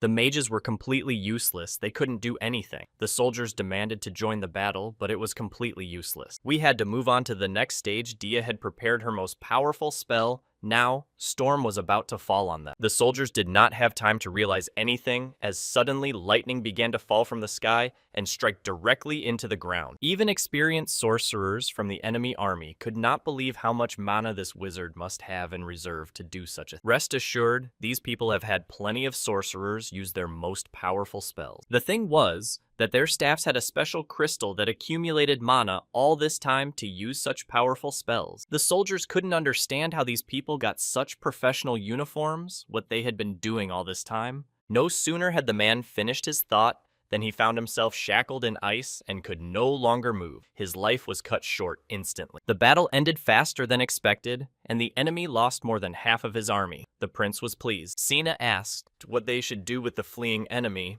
Maybe destroy them before they have time to regroup. But the prince was of a different opinion. We must take a breath. Let the prisoners be taken and brought here. We must interrogate them well. The eldest was delighted he didn't expect such a feat from his brother. This is what he calls a good fight. He was sure that the enemy had not expected such a crushing defeat and praised his junior, but the third prince waved him off. The older one seems to have misunderstood something. He seems to have taken it all personally. Well, they'll deal with that later. The third prince least wanted to engage in heroics at the front and just rest, but if he was brought into the battle, it wouldn't be good anymore. Such a successful counterattack must have tempered the fervor of the opponents. The elder said that we would have to wait for retaliation. The third prince said it's right. Let the eldest do as he sees fit. He's more experienced. The chief heir to the throne clenched his fist and announced that it was Ornesia's turn to attack. Let everyone know how strong their army was. The third prince was glad. For a while he could finally take a break from all these affairs of state and busy himself with his favorite. And Big Brother wasted no time at the front. He immediately launched a counterattack when they successfully defended and was already running forward. Although the enemy army had an inordinate number of soldiers, active allied troops allowed them to quickly seize the initiative. Minimal defense and maximum tactical moves on the battlefield as the result of the attack was successful. Beta and counterattack was moving full speed ahead. The third prince himself was sitting in his residence enjoying a fine meal, his face smeared with crumbs. He sat at a huge table where his sister and 2 loyal knights were also present, and the whole table was laden with plates of food. Everyone was very happy, and only Asya looked gloomy. She was squinting at her lord every now and then. She didn't care that they were doing something wrong. There's blood spilling in the street, and they're sitting around feasting. Hearing Saein's reply that the most brazen survived the war, the third prince smiled. The external counterattack made the Union seriously think about their plan, and the prince was very pleased everything was going according to plan, as it should. But something still bothered him. The boy turned around and looked somewhere in the direction where the witch lay. It certainly looked strange. Instead of a bed, she chose a few chairs to take a nap on, whether or not that was normal. It's true. She's the one who's worked the hardest, and now she's resting like a homeless person. It's not right. But she was told to go rest. The girl in turn refused to eat first and then sleep, even though she was tired. She acted like a real soldier and ate to her heart's content to regain her strength. And then, to avoid wasting time going to the bedroom, I put out some chairs and laid down right on top of them. Fine, if she's comfortable with it, let her do what she wants. The prince smiled. Okay, It's necessary. Meanwhile, at Tri-Union headquarters, things were very bad. The commander was reading the morning report. Of course, the eldest prince is an eyesore on the front line and constantly goes on the counterattack, but the main problem is not him. All that little brat third principal who started it all. How annoying he is. The man almost tore up a piece of paper. He is a real strategist, despite his young age, and acts like a maturing warrior as if he has lived several lives. However, the most unclear remained that he is sitting in the rear. Does not come to a direct clash with his ability. The next day, the third prince's troops joined their elder brother, and a column of wagons was already moving along the forest path. Inside sat the prince himself, along with his sister Guy, reading a map of the area or some kind of plan. Then he turned to the guard and ordered to slow down the speed in half, need to go a little slower. The guard obeyed. His sister was surprised by this and immediately asked something wrong, but the prince only remained silent and raised his head. He was sure that they were already waiting for them somewhere. There must be an ambush prepared by the enemy. The girl tensed up. The last time they were attacked head-on, the Tri-State Alliance suffered a lot of damage and probably concluded that we should expect an ambush. They're not stupid either, so they can strike back when least expected, and the Union won't miss an opportunity. A smile appeared on the guy's face. Well, if the Union had prepared for the attack so diligently, then let him take the consequences with the proper fortitude. He was right. Several dozen mercenaries were already waiting in the forest, hiding among the trees and waiting for the right moment. The enemy is on their way. This time they must win. There were several men, including knights, mercenaries, and sorcerers. Only the commander began to worry. Why are they delayed? According to their calculations and plan, the carriage with the prince should be any minute now. But wait a minute. You can hear hoofbeats and see some wagons on the horizon. There he is. They're here. The man waved his hand and ordered everyone to immediately go on the attack. This was the only chance to disarm the prince. Immediately, a hail of arrows rained down on the wagon. They hoped to destroy the enemy with surprise from above, but the arrows flew off in different directions. The commander wondered, is it really shield magic? It reflects absolutely all the shots. Sorcerers were also shocked. Spells did not work. The man was in a panic. Did the enemy had time to prepare in such a time? It is impossible to immediately retreat. The order was given to leave immediately to save lives, but unfortunately, the men would not have time to do so. There were traps everywhere. One of the guards had inadvertently fallen into a trap. His leg was caught in a vice, and the man could not move. Cena. Good job, good hunter always knows how to set traps, and traps are known to catch victims well. One of the soldiers didn't even have time to think before he saw the girl flying at him and already preparing her blow. A second later, the unfortunate soldier felt the strongest blow to his jaw. The man almost lost consciousness and barely held on. Knight decided to pass on the words of her commander. If you prepare for an attack, prepare for the consequence. And then even the commander refreshed. He drew his blade. How can this girl stand in their way? Let her leave immediately. He wouldn't lose, especially not to some upstart girl. His sword glowed with a bluish light, and the man readied himself. For a few seconds, Cena stood in her place and didn't move, as if waiting for the lucky moment. The girl was completely serious and calm.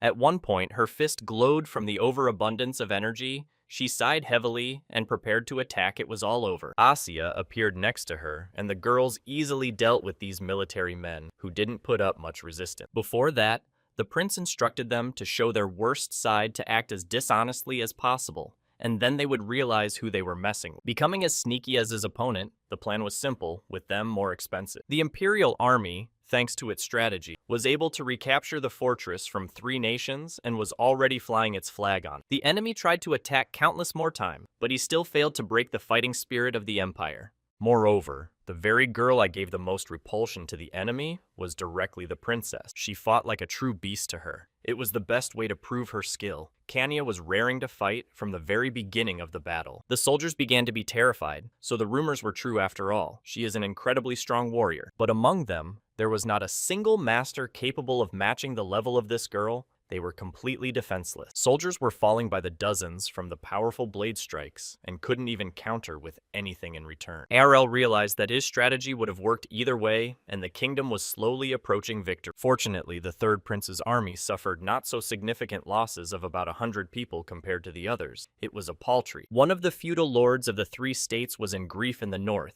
They can't even break through the defenses of the Empire's forces. It was decided to remove the North front line units for a while to let them regroup and get some rest.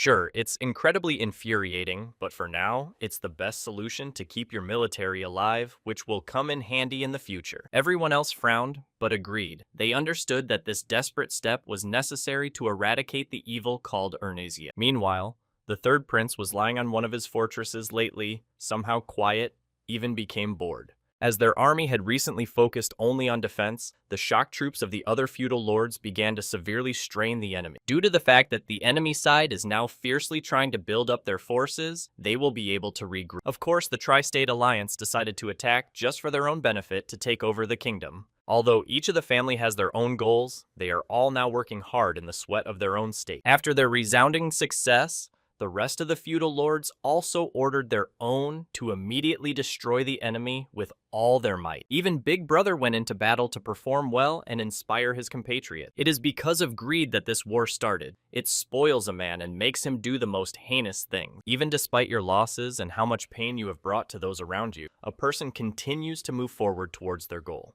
If you think about it, the third prince could also be called greedy, but things will change. No sooner had the prince finished his thought then suddenly Aja appeared in front of him. She asked what was the matter and what she was thinking about. She begged to keep her image at least on the rest of the people so they could see that their leader was really strong. But even on this, Errol refused. When you score an image, it's pretty easy. He even suggested Asa try it on. The girl politely declined. And by the way, the enemy has stopped attacking something lately. Perhaps they are up to something, the prince realized it himself. The girl looked into the distance and hoped that this would be the end of the battle. Everyone was already exhausted enough. The third principal looked at her with a troubled look. He realized that something was going wrong. The feudal lords were definitely up to something. Stuck 2 fingers in the prince's mouth, the prince whistled loudly, then scared the girl a little, but he wanted to summon his pet. After a few seconds, the fry dragon appeared in front of them, flapped its wings, raising a small whirlwind, and stopped right next to the prince. The boy jumped on this dragon. Against all Asha's objections, she said it was dangerous, but the boy didn't seem to listen to her. The griffin took off in a few flaps of its wings, and behind it, Asia kept rebelling, but the prince didn't listen to her. She could not say anything against him. He would not have listened anyway. The griffin gradually picked up its speed. The prince held on tightly to the reins and looked ahead with a confident gaze. The boy gazed into the distance. He was right. His calculations were confirmed. Fry looked up at him and raised an eyebrow in surprise. Griffin could see the worry on his master's face. He ordered Asa to call Sina. Has any news and further development of things? Turns out, just decided to fly for reconnaissance. In a few minutes, the prince was already standing in the command headquarters, asking what course they thought the Union was going to take. Sina assumed that they would attack head-on again, like last time Aja asked them to refrain from actions similar to last time. Brushing it off, the boy still agreed and offered to see how the enemies would attack if they retreated. Sina was sure they wouldn't capitulate so quickly. Asya suggested that it might be because of the pride of the Union or because of greed. The prince laughed. Smart girl, take a brownie from the shelf and handed her the yummy treat. The girl only frowned. The Tri-State Alliance has officially declared battle by attacking them, so they won't just retreat after the first defeat. It'd be weird if they just came to the bow and apologized afterwards. That's not worth waiting for. It looks like the battle will continue for a while longer, but the question is, what the Union will do. The girls tensed up. It is the mobilization that they will try to pull all their troops that they have in reserve, creating a powerful offensive army. Hearing such news, Sina was horrified. Isn't it dangerous to gather so many people in one place? It's almost unrealistic. The prince frowned, but the Merman Empire has just the resource to create a strong enough offensive army to do just that. This will be their surprise move. Once the Imperial Army has defeated the enemy, they will immediately amass enough forces to attack again.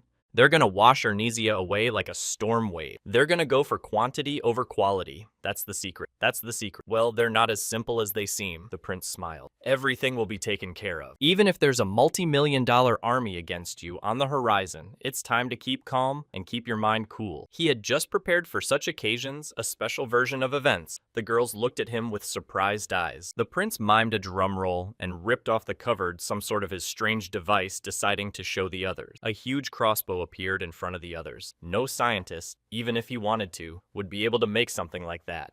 Asya confirmed this is really impressive. The girl herself first saw something like this on the battlefield. Arel decided to make such a device using modern standards. He didn't think he would have to use it now, but still. Near the first line of defense of the Empire reigned anxiety. All understood that the enemy for some reason quieted. Probably he is preparing something. The warlord realized that now was the time for a successful attack and was always waiting for a retaliatory strike. It was decided to go to the assault. The soldiers took up the reins and pointed their horses straight ahead at the enemy. All the merits of the warlord decided to attribute to himself. He was a very greedy man and would not tolerate such a thing.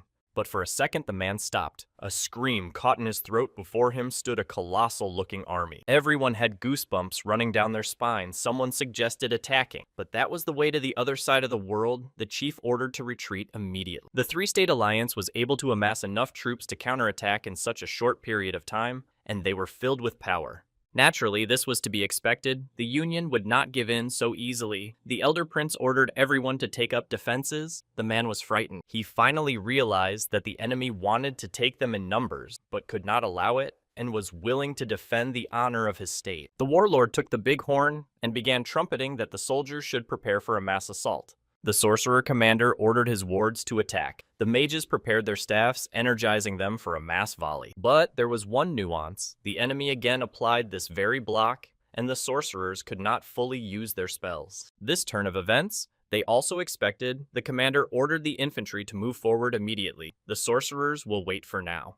It was necessary to fight to the last. The army of the three states ran to attack. They wanted to overwhelm the enemy in numbers. They had enough resources to make up for the losses. At any moment the man was ready to fight to the last drop of blood. But for some reason, the Imperial army did not flee, but instead stood in tight defense. They put their shields forward and prepared.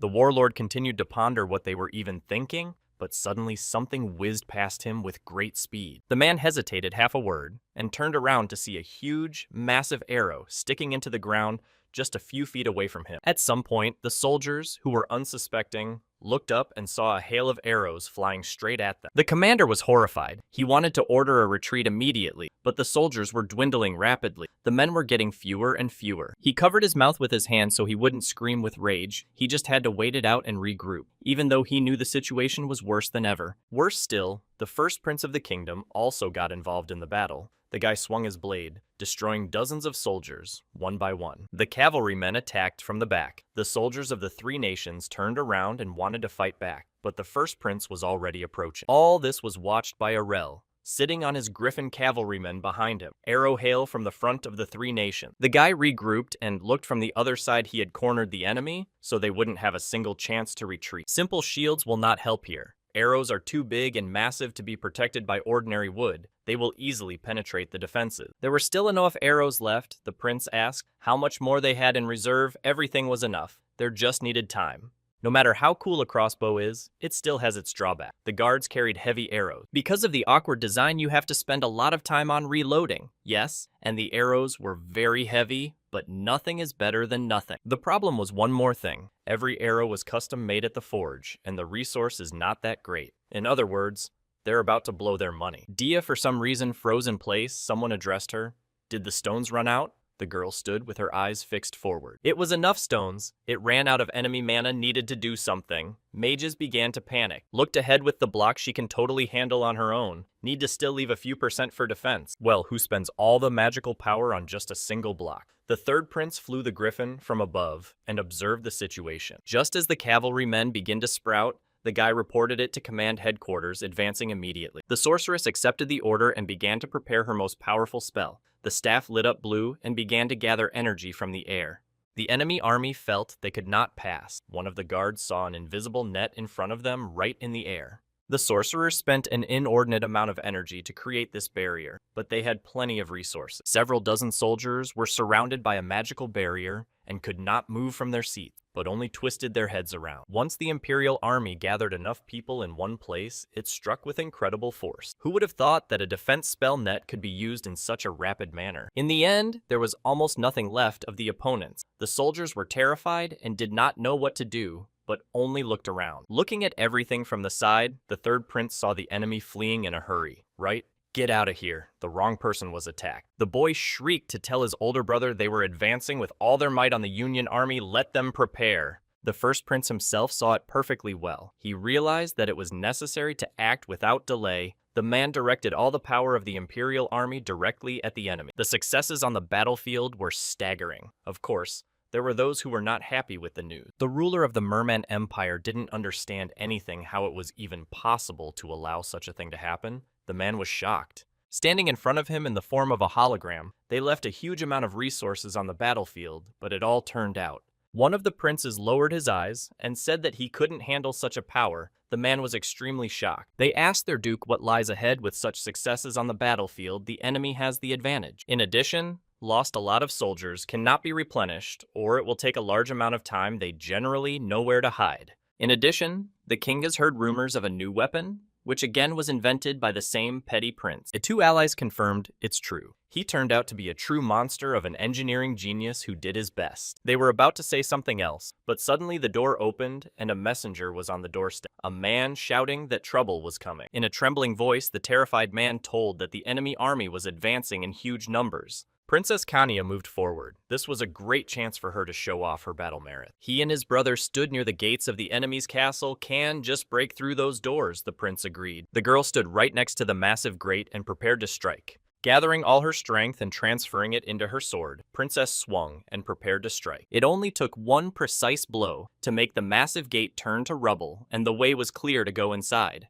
The soldiers guarding the fortress, ordered to protect their place at any cost, even at the cost of their lives, were all terrified. Furthermore, in front of them stood the same swordmaster girl who had crushed them on the battlefield. Now she was here. Looking at them with glittering eyes, Kanya said that they are like turtles. The girl moves dozens of times faster than them. And so she swung her blade again and threw a few dozen soldiers back. No one could do anything against her. The poor guards didn't know what to do with such power they had never faced before in their lives. Before them was a true master. The girl slung her blade on her shoulder with this kind of stuff, and she could handle it herself. Let them not even bother. The prince himself was glad. After all, there was no one better than a swordmaster in such a matter. In the border fortress of the Merman Empire also reigned true chaos. Guards were knocked off their feet. They did not know what to do against the invader. The emperor cried out that because of enemy greed, they had lost too much time to avenge their fallen comrade. The third principal, along with his loyal knights, have fled forward. It remains to crush the enemy, and the battle will be over. Arel's army managed to capture the fortress and regain the borders of his empire, looked around with surprised look. And the third prince rejoiced that Trinity must be tearing their hair out of their heads trying to do something. But nothing will work out as expected. After seeing the princess's fighting power, the guards began to fall to their knees and praise her. She wasn't used to such praise. She just ate a lot and worked out a lot.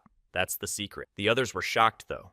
Brother watched her. She seems to enjoy eating the laurels of her own labors. She deserves it. Let her rejoice. Asya asked what was their further plan. Maybe they should continue to crush the enemy and attack with only slightly different turns. The third principal decided to act as brutally as possible. He would press the Tri-State Union and take away their territories bit by bit. After all, Asya concluded the enemy would break in 5 years, if at this rate they continued to advance. That was right, the prince nodded. In other words, most of the population would simply become impoverished and starve to death. The economic crisis is far worse than defeat on the military field. They will collapse from the middle of the empire. In the meantime, people will start rioting over the lack of food, and provisions will start mass storming. Especially now they have enough of their own dissatisfied people see what happens on the battlefield. It was a horror. The prince agreed to that too, but let them not forget what the enemy was willing to do and would have done to them. If this Trinity decided to attack the Empire, then most likely they had equally monstrous plans to destroy them. If the Union doesn't lower its weapons, it will face a retribution it will never forget. That's a quote from the Emperor's letter.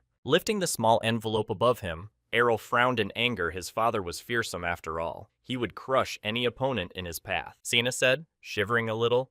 That battle was a terrible thing, Asya confirmed. But the third prince decided to reassure everyone his hypothesis will only be true if the Union continues to resist. And if he surrenders, it will all go away. And besides, they are not fools, and most likely will want to avoid such a terrible exodus for their state. In the command headquarters of the Union was happening, Nightmare Emperor was furious. He was beating his fists on his throne and did not know where to vent his emotion. His empire has never once in its history capitulated. It is impossible even. In the worst-case scenario, one must worry about one's honor. One of the ministers put his hand to his heart and bowed. Their situation is worse than ever. There is no other option, or they will lose their peace. The emperor stubbornly refused to believe it. He did not want to admit defeat because it would be unacceptable for his honor. but he was persuaded that the shame and real disgrace would befall him when he continued the battle. Their people are starving, supplies are depleted in the cities, starting mass protests. It will be total annihilation. They've already lost. The empire has weakened under the onslaught. It's been too long. They've tried at everything to no avail. The emperor himself realized that things were bad, but did not want to admit it until the end. The man sighed heavily. He was simply begged to surrender, so as not to suffer more casualties, but the answer remained unchanged. No surrender. The minister cried out, but why would his decision be so monstrous? Doesn't he feel sorry for his people? The man sitting on the throne's side, he understood. Why was acting against his will? Nevertheless, surrender was simply impossible. This will not make the situation any better. The king stood up and bowed. They will lose anyway. And besides, after such a thing, the opponents will stop considering them as people. The honor of this state will fall below the plinth. The minister still decided not to retract his words and begged His Majesty to think of his own people. It was inhuman. These words passed the emperor. He ordered the Union to fight to the last, even if it cost them their lives. Eventually, the emperor's words came true, and the Union fought to the last man, even in spite of its position. The third principal stood his ground and rejoiced so it happened, just as he supposed the boy thought it wouldn't all go away so easily. But still he wondered. Of course, Aurel didn't expect such stupid people to sit in that government, so that was their answer. Looking down on everything that was happening, he reasoned if the enemy surrendered, perhaps in principle, even solved the issue of hunger. What you sow is what you reap. There's no point in just standing there and watching it all. You have to crush the enemy if that's the situation. As a result, the endless power of the kingdom of Ernisia cut off the morale of the enemy, and soon the enemy's forces began to deplete even more. Eventually, the emperor received a letter from the third prince saying that there was no point in fighting, they would suffer the most that way. A few days later, the emperor in the kingdom of Ernisia received a reply. A man sat on his throne and read the letter. Folding up the piece of paper, he exhaled. Well, that was a wise decision worthy of a ruler after all the situation had been resolved. Unimaginable joy visited everyone else. The prince ran out of his tent waving the letter. He fell to his knees and screamed at the top of his voice. All the guards looked at him with surprised eyes. The boy rejoiced with tears flowing from his eyes. Could it really be possible to go home and live a carefree life now? Eventually, everything seemed to be settled. The prince stood in his place on one of the towers and watched. The guy kept screaming. He was cursing this union for bringing so much trouble. Asia tried to calm him down. In the end, only small parts of the troops of the various feudal lords remained on the front lines, while the main part of the army returned home. Eventually, and the prince himself returned to his native northern cold lands, he was incredibly happy to be back home. It's time to have fun. Finally, it's all over and you can have a good rest. The guy was smiling and jumping in one place. His father was busy with paperwork at the time it was time to honor the heroes who had made the greatest contribution. The Margraves and the other princes will be given gold and allowed to make the prisoners of war their slaves. The others shuddered. One of them raised an eyebrow in surprise. Did the emperor decide to leave that weapon in the third prince's army? Not that they had any objection. After such a question,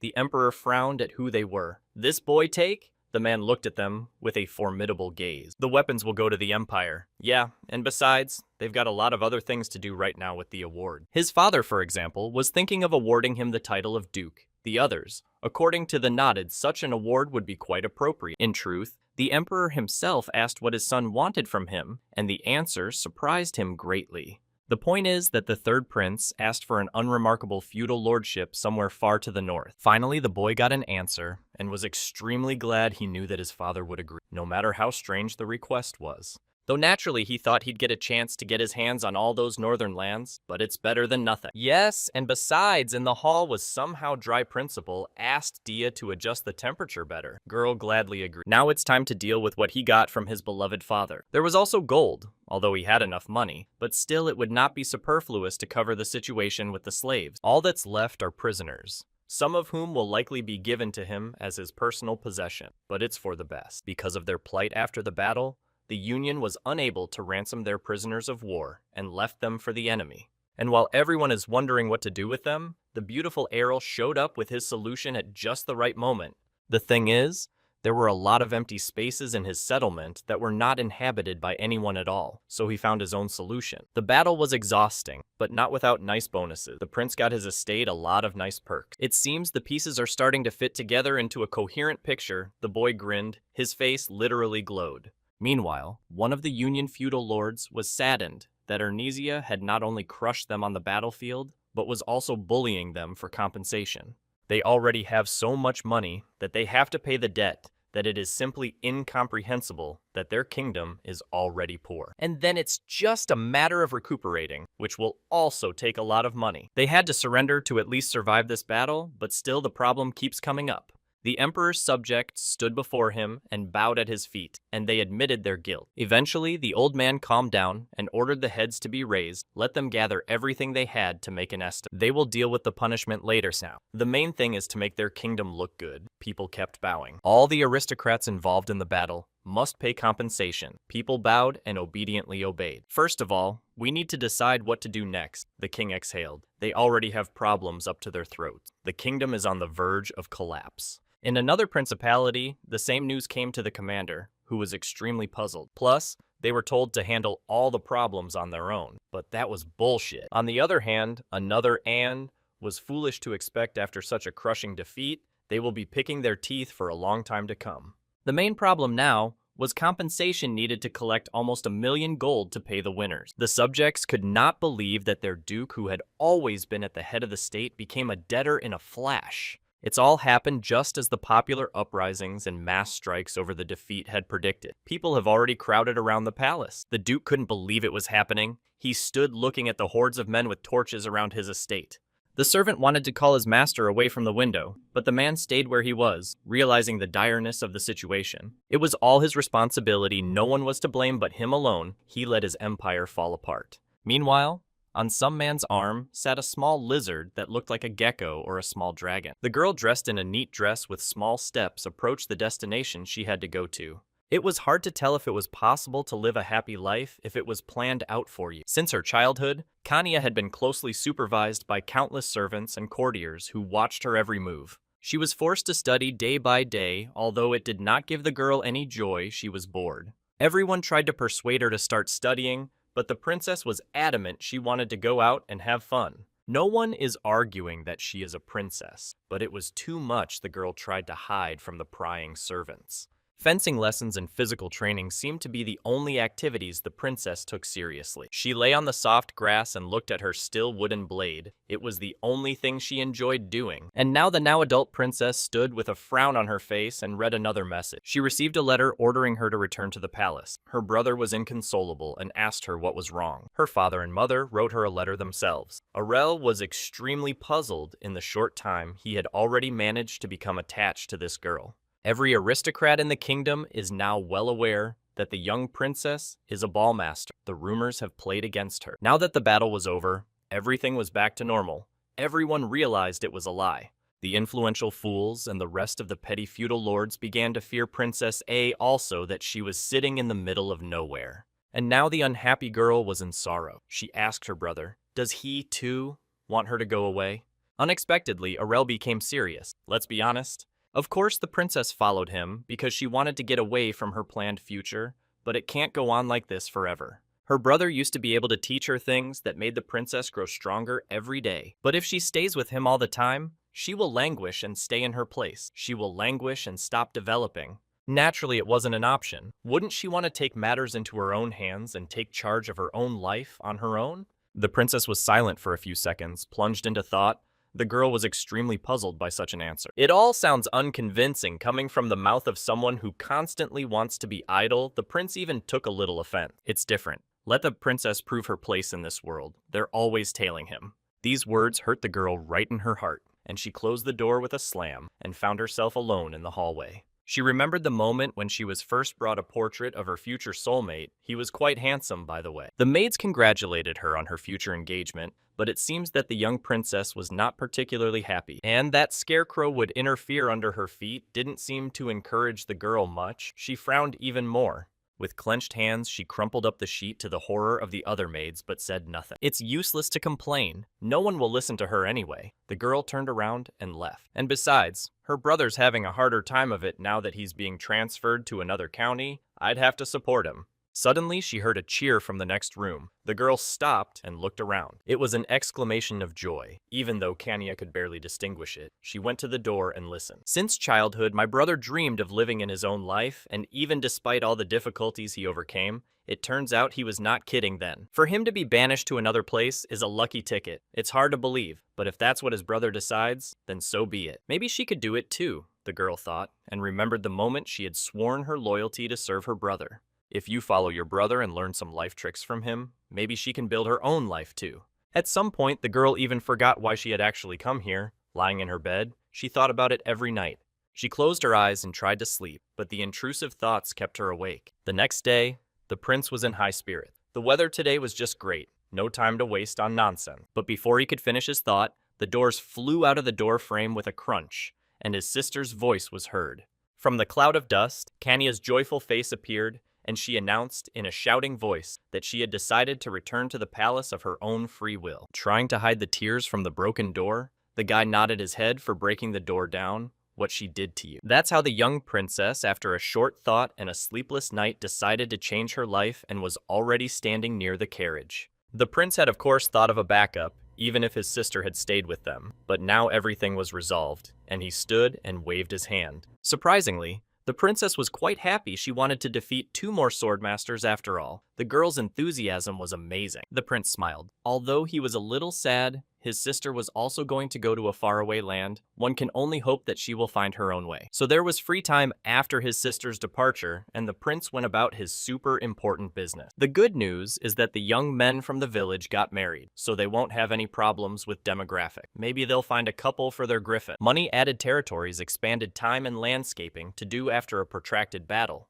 Aurel still didn't care about power, but money does rule the world, and he'd made a fortune. This is the most important weapon of modern mankind, money, and the guy had plenty of it needed to expand. And all of them have different exchange rates, so we should resort to reflection. In such an unstable situation, the currency reform will be of great use. Don't pull the cat out of the bag. We need to get on with public affairs if we can capture the financial market and increase the value of that money. But also, need a good specialist. After all, the prince does not have endless time, and in a day, only 24 hours, need to hire a good person. It was a great plan, but only to whom to entrust such an important task. The prince began to think. On his face, a smile widened. Suddenly, his mom got on the phone. A hologram woman appeared in front of the guy, asking how he was doing. With a smile on his face, the prince replied that everything was basically fine, but why such a sudden call? The prince's face immediately changed when his mother said that he was already like 16. The boy went cold. Well, here we go again. Naturally, we talked about marriage. His mother smiled and said it was time for him to find a bride. Here we go again.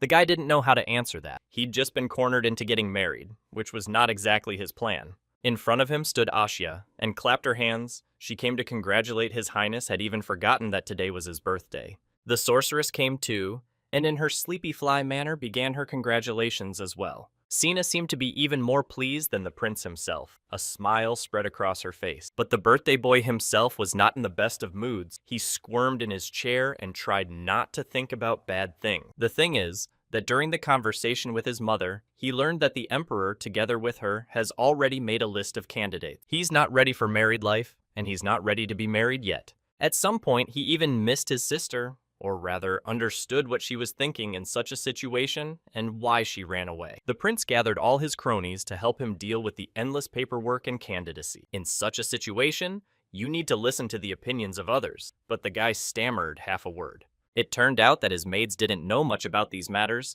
because they had never been involved in it themselves. Even Asya, despite being an aristocrat, didn't understand these matters or pretended to. Sina in turn said that it's customary for them to grab the first one they like and drag him home, but it's already some kind of barbarism. Dia also did not make it clear. She had some exorbitant parameters. Her spouse should be perfect in everything, so you can live your whole life alone.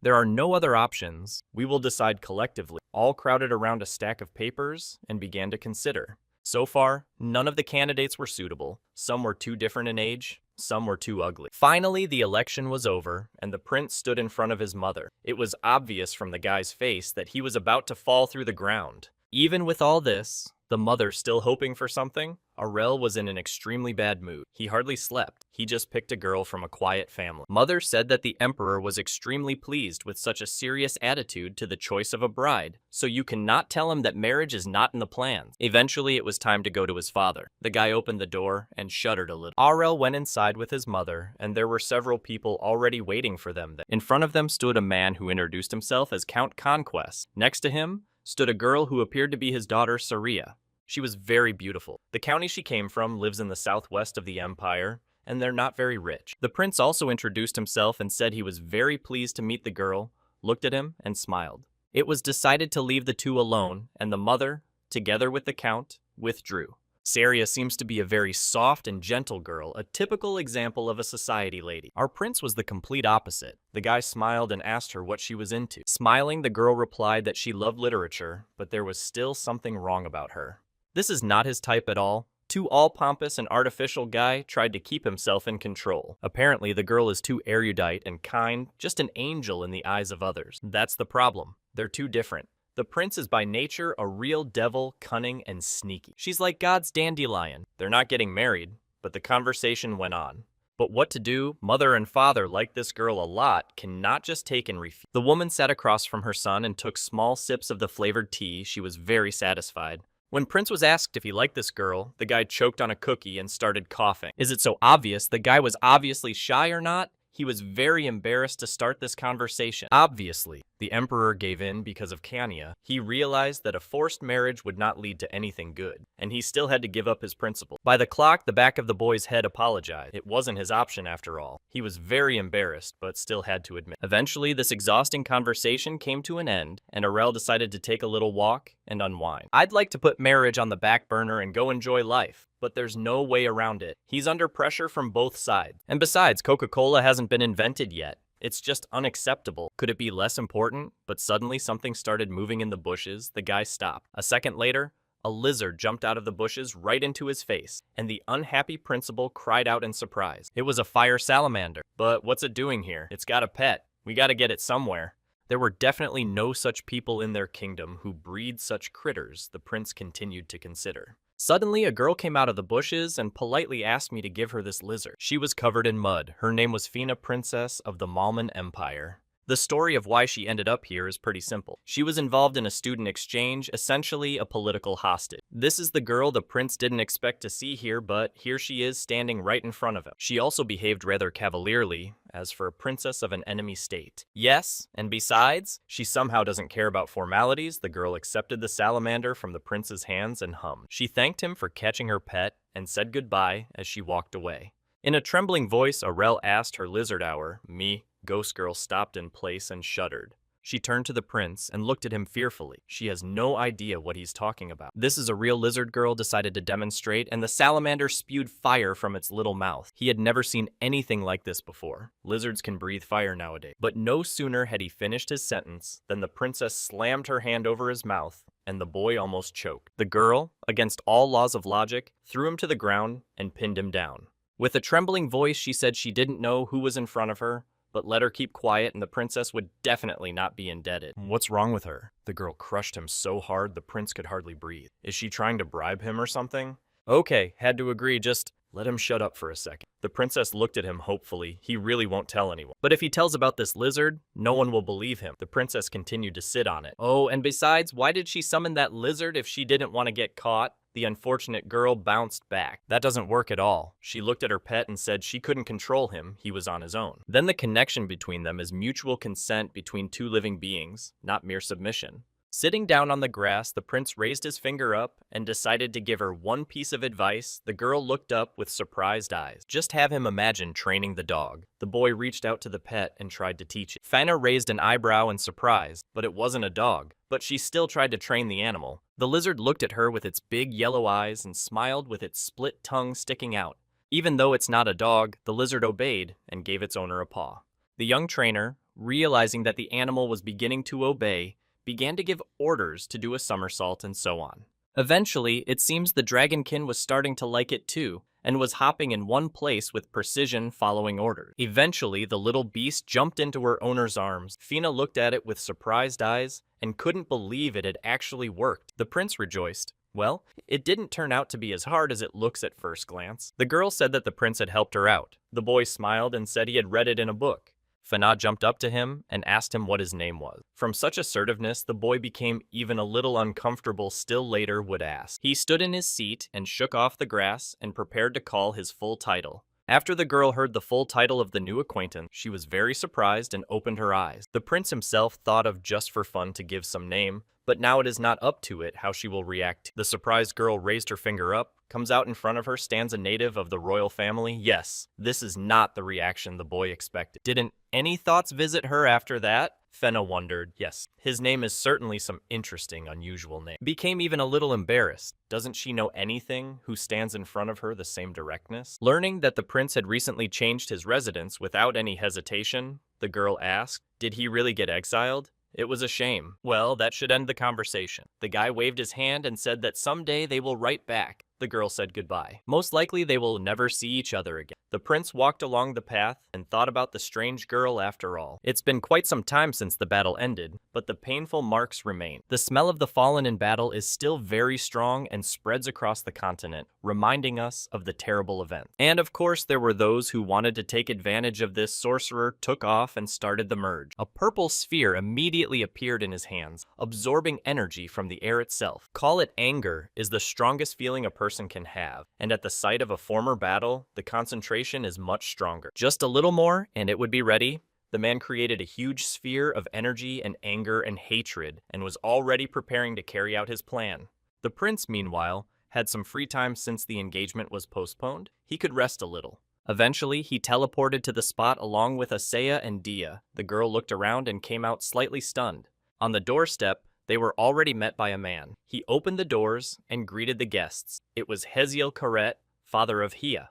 As soon as Asya saw him, she was immediately embarrassed. The man was too friendly. She did not expect such a speedy arrival and was very afraid. Well, they arrived together. The prince watched and smiled. He had a couple of important things to do and then he could leave. Need I remind you that Heya is the girl who's been chasing Asi's little brother? Well, those two are actually worth each other. The gentleman invited everyone to come to his manor. He was incredibly courteous and friendly, a true aristocrat. There was no point in beating around the bush, so the prince decided to act decisively. He wanted to make a business deal. The aristocrat was surprised, but they already have a company. Do His Highness really want to make a trade deal? Clenching his fist in front of him, the boy said that the scale of his business was far more enormous than could ever be imagined. He wanted to open a bank in his kingdom that would be under his direct patronage, and showed a few coins of the new currency. The aristocrat understood everything, but there was only one question why His Highness wanted to do business with. The boy laughed. Well, he can't pull the business alone. It's clear he needs a reliable person by his side.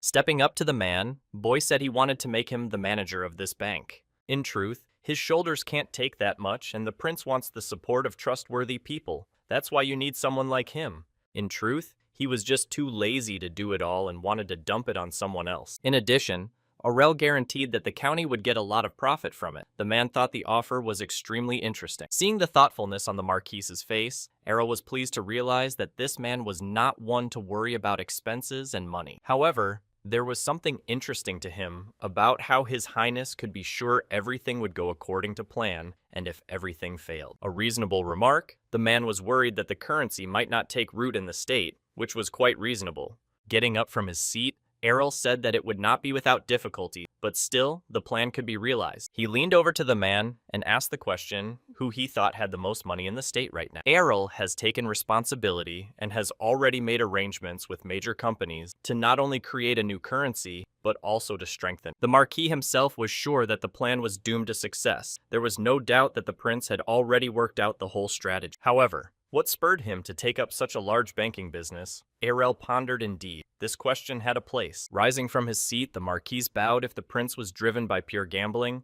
Then alas, he would not be able to help in such a matter. The boy was ready for such an answer and allowed himself to explain himself, because really, the partner should know what is going on. His own currency is just a way for him to control the cash flow that will later be used to build Megapolis. He is going to make in these frozen northern lands a real paradise that will be a refuge for many people. It was a new word that Marquise heard for the first time. The man was extremely interested. Of course, building a city is a very responsible task that is not under the control of everyone. Needs careful preparation and bank the first step. After a little thought, the Marquis began to consider another feudal lord would have just laughed, but he liked the idea, especially such zeal. In the end, they shook hands. The feudal lord had a surprisingly firm handshake, really a business. In the end, the brand agreed and accepted the prince's offer. He already knew he would accept. It's just that we need to tighten up the timing. The prince himself was over the moon at the wise decision. He was sure that luck would smile on them. It was already time to leave, but Marquise was still worried about how they were going to arrange security at the bank. Is it really worth it to prepare the information? The man was ready to take on the task, but no prince said it's unnecessary. He'll take care of everything himself, and it's not worth the trouble.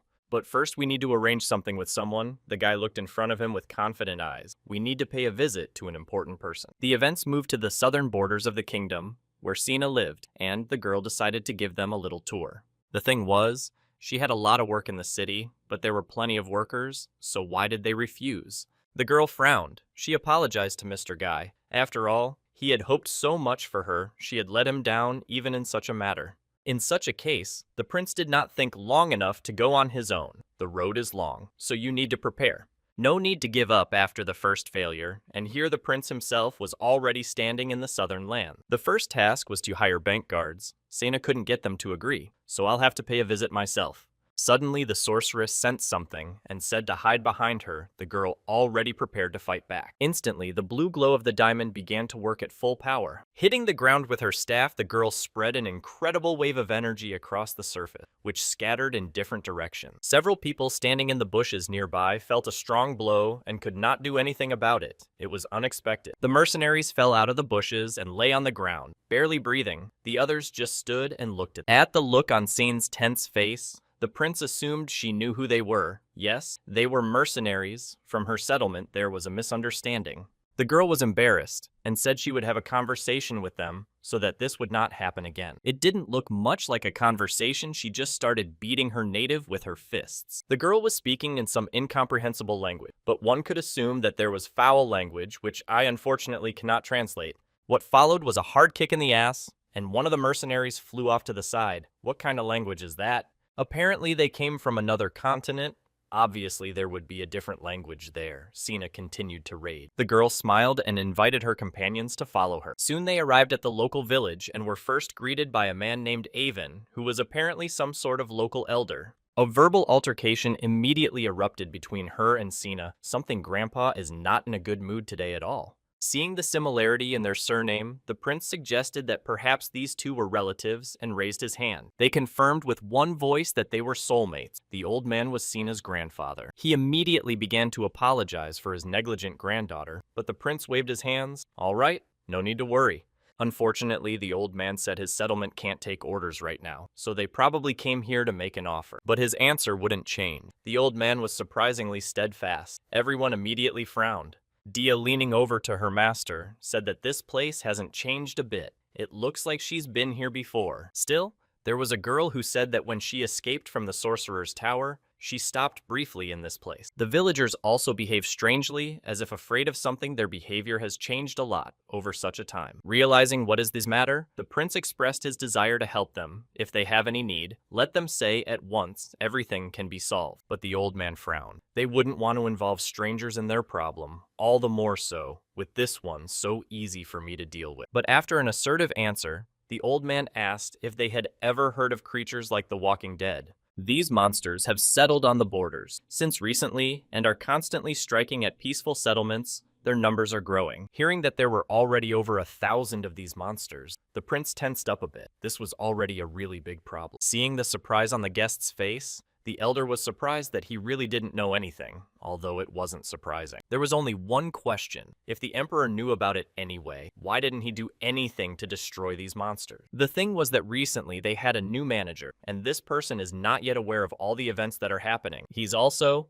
not gonna do anything about it because the damage, only one village got damaged, is basically not too bad. A few years ago, the former owner of these lands realized that there was not a single gold piece in the treasury, would have to raise taxes again. The servant reported that the village has had very few crops in recent times, and they simply will not be able to provide a suitable level of taxes. But after that, they can't even pay their taxes, so we need to get rid of these useless rats. As soon as the prince heard that, he was very surprised. He's crazy. You can't do that to your own people.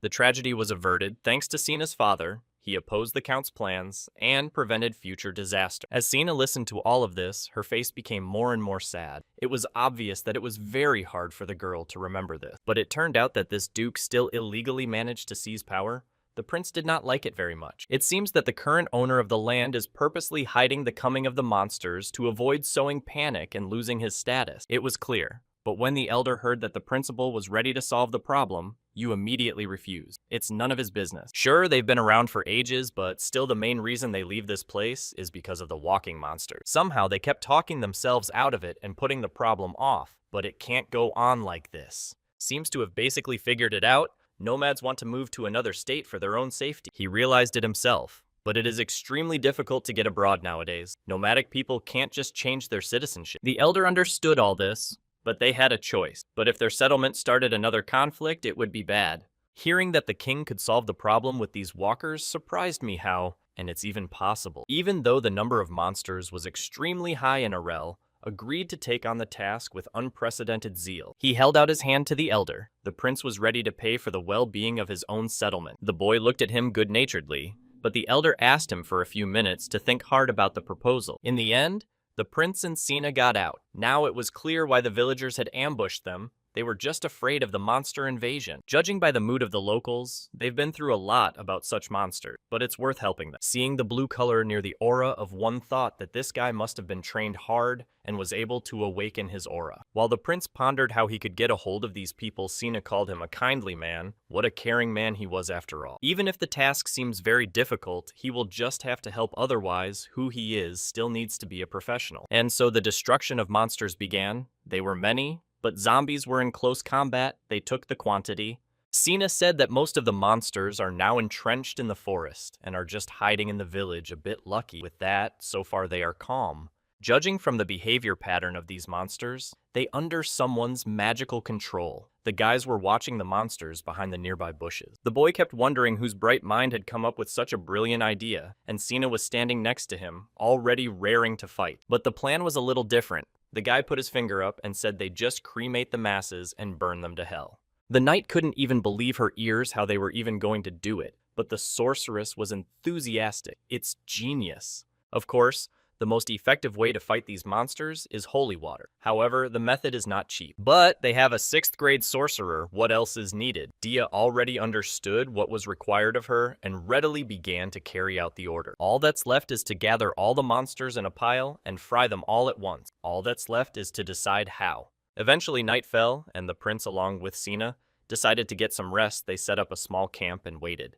In fact, it was only a cover. They served as bait for the rest of the monsters the girl was very worried about. The prince, on the contrary, was extremely transfixed. They are doing everything right. The guy just looked up at the stars. Despite his friend's doubts, Errol argued that these monsters were driven by a simple instinct to eat, and that was it. In the meantime, the witch was sitting upstairs somewhere, waiting for her to give the go-ahead, and she had already managed to get some hot tea somewhere. But still, Sina was worried about the prince himself acting as a victim. Isn't that dangerous? However, despite all this, the guy was calm. From the expression on the elder's face, it was clear that he still had doubts, but the aristocrat's participation. After asking what she would do if the tribesmen left the village, Sina tensed up a bit. The girl didn't immediately expect such a question. Out she would go with them, but the knight laughed. She didn't know how to answer that question. Of course, he knew perfectly well that this girl was not the kind of person who would just brush off her family and come to the rescue immediately. He said that whatever decision Sina made, he wouldn't discourage her. The girl looked at him with surprised eyes. She was extremely flattered that the prince thought she was incredibly talented and was even a little embarrassed. Obviously, the target was on its way. The bushes crackled, and a roar of monsters could be heard as several zombies approached them. The prince was in full readiness, and smiling asked if his friend was ready to fight for her own. She shook his hand and replied that she would be more than willing to take the fight. Then forward, the prince deftly jumped on her back, and the girl carried him forward, supporting him with her arm. They decided to hide somewhere in the woods and recruit more monsters. Zombies rushed after them. The monsters saw their prey and rushed after them. However, the girl was much faster. Turning back, the guy shivered a little. The monsters were really dangerous. They didn't crawl like turtles, just like in a horror movie. It's like they're playing a game of tag. Cena resented the bad timing of such joke. Most of the monsters had fled to one part, and that now they were crowded into one place, all that was left was to fire a volley. It was the sorceress Dia's turn to prepare her spell. Her wand lit up with fire, gathering energy from everything possible. The wall of fire worked as it should. The monsters turned back, hearing a loud rumble behind them. After the fire had burned most of the monsters, there was an unpleasant smell of burnt meat, as if the mage hadn't bothered to put mana protection on them. Fire, as expected, attracted the rest of the monsters here. Monsters came out of the forest and shook their heads. They prepared to attack. And now the same thing, only once more before morning, they should be done. Cena had already prepared to run back. The girl was well prepared, but still it was difficult. Eventually, by morning, it was over. Cena was very tired. Even her physical fitness didn't allow the girl to run so fast. The prince got to his feet. Surely even an experienced knight would find it difficult to carry a man on his back all night. The magician did a great job too. They seemed to have roasted them all. The bones of the monsters were burning in the flames, and it didn't take as long as expected. But unfortunately, no traces of human mana could be found, so we could only guess who had already summoned all these monsters. We'll have to take a closer look around the local borders, but some of the monsters had military uniforms. They were used. Okay, they were done with that. It was time to go back to the village. Cena looked at the prince with surprised eyes. However, she agreed. When the headman and the rest of the residents arrived at the place, they smelled the foul odor and had to plug their noses. The prince and everyone else smelled really bad, so a shower would be necessary before talking. So, as it seemed the issue with these monsters had been resolved, Dia looked at the crystal on which the flaming monsters were reflected. The principal and the others were already sitting in the elder's house. Now that the monsters had been dealt with, it was time to talk about work. Elder didn't expect them to pull it off so quickly either, but the guy is confident in that his family usually does. Besides, the prince didn't need gratitude, he needed cooperation to gain the support of these people. He wants to hire these mercenaries as guards. It'll be written in the contract. He can guarantee one thing. The prince never offends his men. The elder raised an eyebrow and looked at him in surprise. In the end, after much deliberation, he still agreed that since the prince himself guarantees it, he shouldn't refuse. So a few more important problems were solved. The prince returned to his residence because of the bank had to even deal with the monster. In the main palace of the kingdom, there was an official meeting. There gathered all the high officials and the emperor himself. The prince stood before them and read out the terms of his plan. He wanted to set up a bank to store and borrow money. One of the officials raised his hand and apologized, but he didn't understand something. Since when is a regular safe not enough storage? But however, the answer was already prepared as far as it is safe at all. They have ever thought the rest of us started reading. The prince inwardly realized that there had already been many cases of brazen embezzlement of funds when things were kept like this. The thing is, he's going to create the safest place to keep the money, and he's going to provide the bank with heavy security. Of course, storage is not the only function of this place, but also borrowing money. RL explained that he wouldn't give the money away to just anyone, but only to those who could pay it back. And there would be interest. The man raised his hand again and asked, what if the man refuses to give the interest or the whole? The prince changed his face and looked like a little devil, and they themselves, what do they think will happen to him? Actually, the boy was only joking and they're already in their pants, but it'll still help the economy. Besides, after the establishment of this bank, he is going to launch a new currency. People looked at each other. Of course. As expected came the objections. The prince looked at them with a surprised look and frowned. As far as they know, the currency that is used today has an unstable exchange rate due to the counterfeiting of coins need to make up for this omission. Errol promised that all the capital needed to distribute the currency would be provided by themselves. At this point, the explanation ended. Everyone was silent and thinking about the prince's plan. Some disagreed, some doubted. As expected, many did not take the idea seriously with proper enthusiasm, but most still agreed. The boy even managed to win the favor of some of the attendees, not to mention the fact that his plan was approved. The emperor walked out of his palace followed by a servant and did not understand. Does the man want to leave things as they are? But the man raised an eyebrow in surprise, and what could be done to him at all? He did not understand the nature of the claim. Despite this man's complete objection, the emperor was sure his son, and has the right to do so. This man's name was Cain, and he realized that if something like this happened, he could be in big trouble. and let him thank the emperor for not saying that it was at his mercy that these monsters were hidden. The man wanted to say something else. Kane was inconsolable. He realized that everything he'd planned for so many years had fallen apart with the creation of the bank. As a result, the new government structure was located on the best land in the center of the kingdom, with reliable security. The prince walked around the city and thought about the need to create a branch in a city with a large turnover of money and people. People rejoiced. It seems they now have a chance to take normal loans at good interest rates. They suffer from loan shark. The townspeople rejoiced that they would now be able to realize their long-standing plans that had been impossible. But not everyone was happy as expected. Some claimed their safes were the most reliable in the world. But however, they were constantly suffering from mercenaries who occasionally infringed on their merchandise, and this could not be denied. It went something like this. A large caravan with money or other useful goods was moving through a gorge, and the brigands were already waiting for them there and preparing an ambush. They often did that. And so, the man jumped on the unsuspecting banker in an attempt to destroy him. But a second later, a powerful fist of the guard flew into the mercenary's face. The man said goodbye to several teeth at the same time. The fact is that the young prince has already made sure that the collectors have reliable security. One of the bandits had already realized that their plan had failed, but could do nothing about it. The man crawled back and shouted. Even the feudal lord who most doubted came to admire the bank guard turns out to possess an aura. It turned out that behind all these attacks was the same Kane man already in custody behind heavy bars and gritting his teeth. Counts and princes realized the undeniable advantage of such a banking system over their ordinary safes. After another request, the emperor was a bit shocked. He asked his son, "Is there really any need for this?" The third prince was standing in front of him and smiling broadly. The boy had another ingenious plan that he shared with his father. The emperor walked in circles and thought to rebuild the northern lands is such an entertainment. Yes, and also very not cheap. But the third prince stood his ground. He believed that Fahilia was the right place to develop, but it needed to be built up with infrastructure. The emperor understood everything perfectly well. But to build a city is just lip service to just what he's going to do next. The problem was that no one would want to move to such cold and distant places of their own free will. The province would simply die out.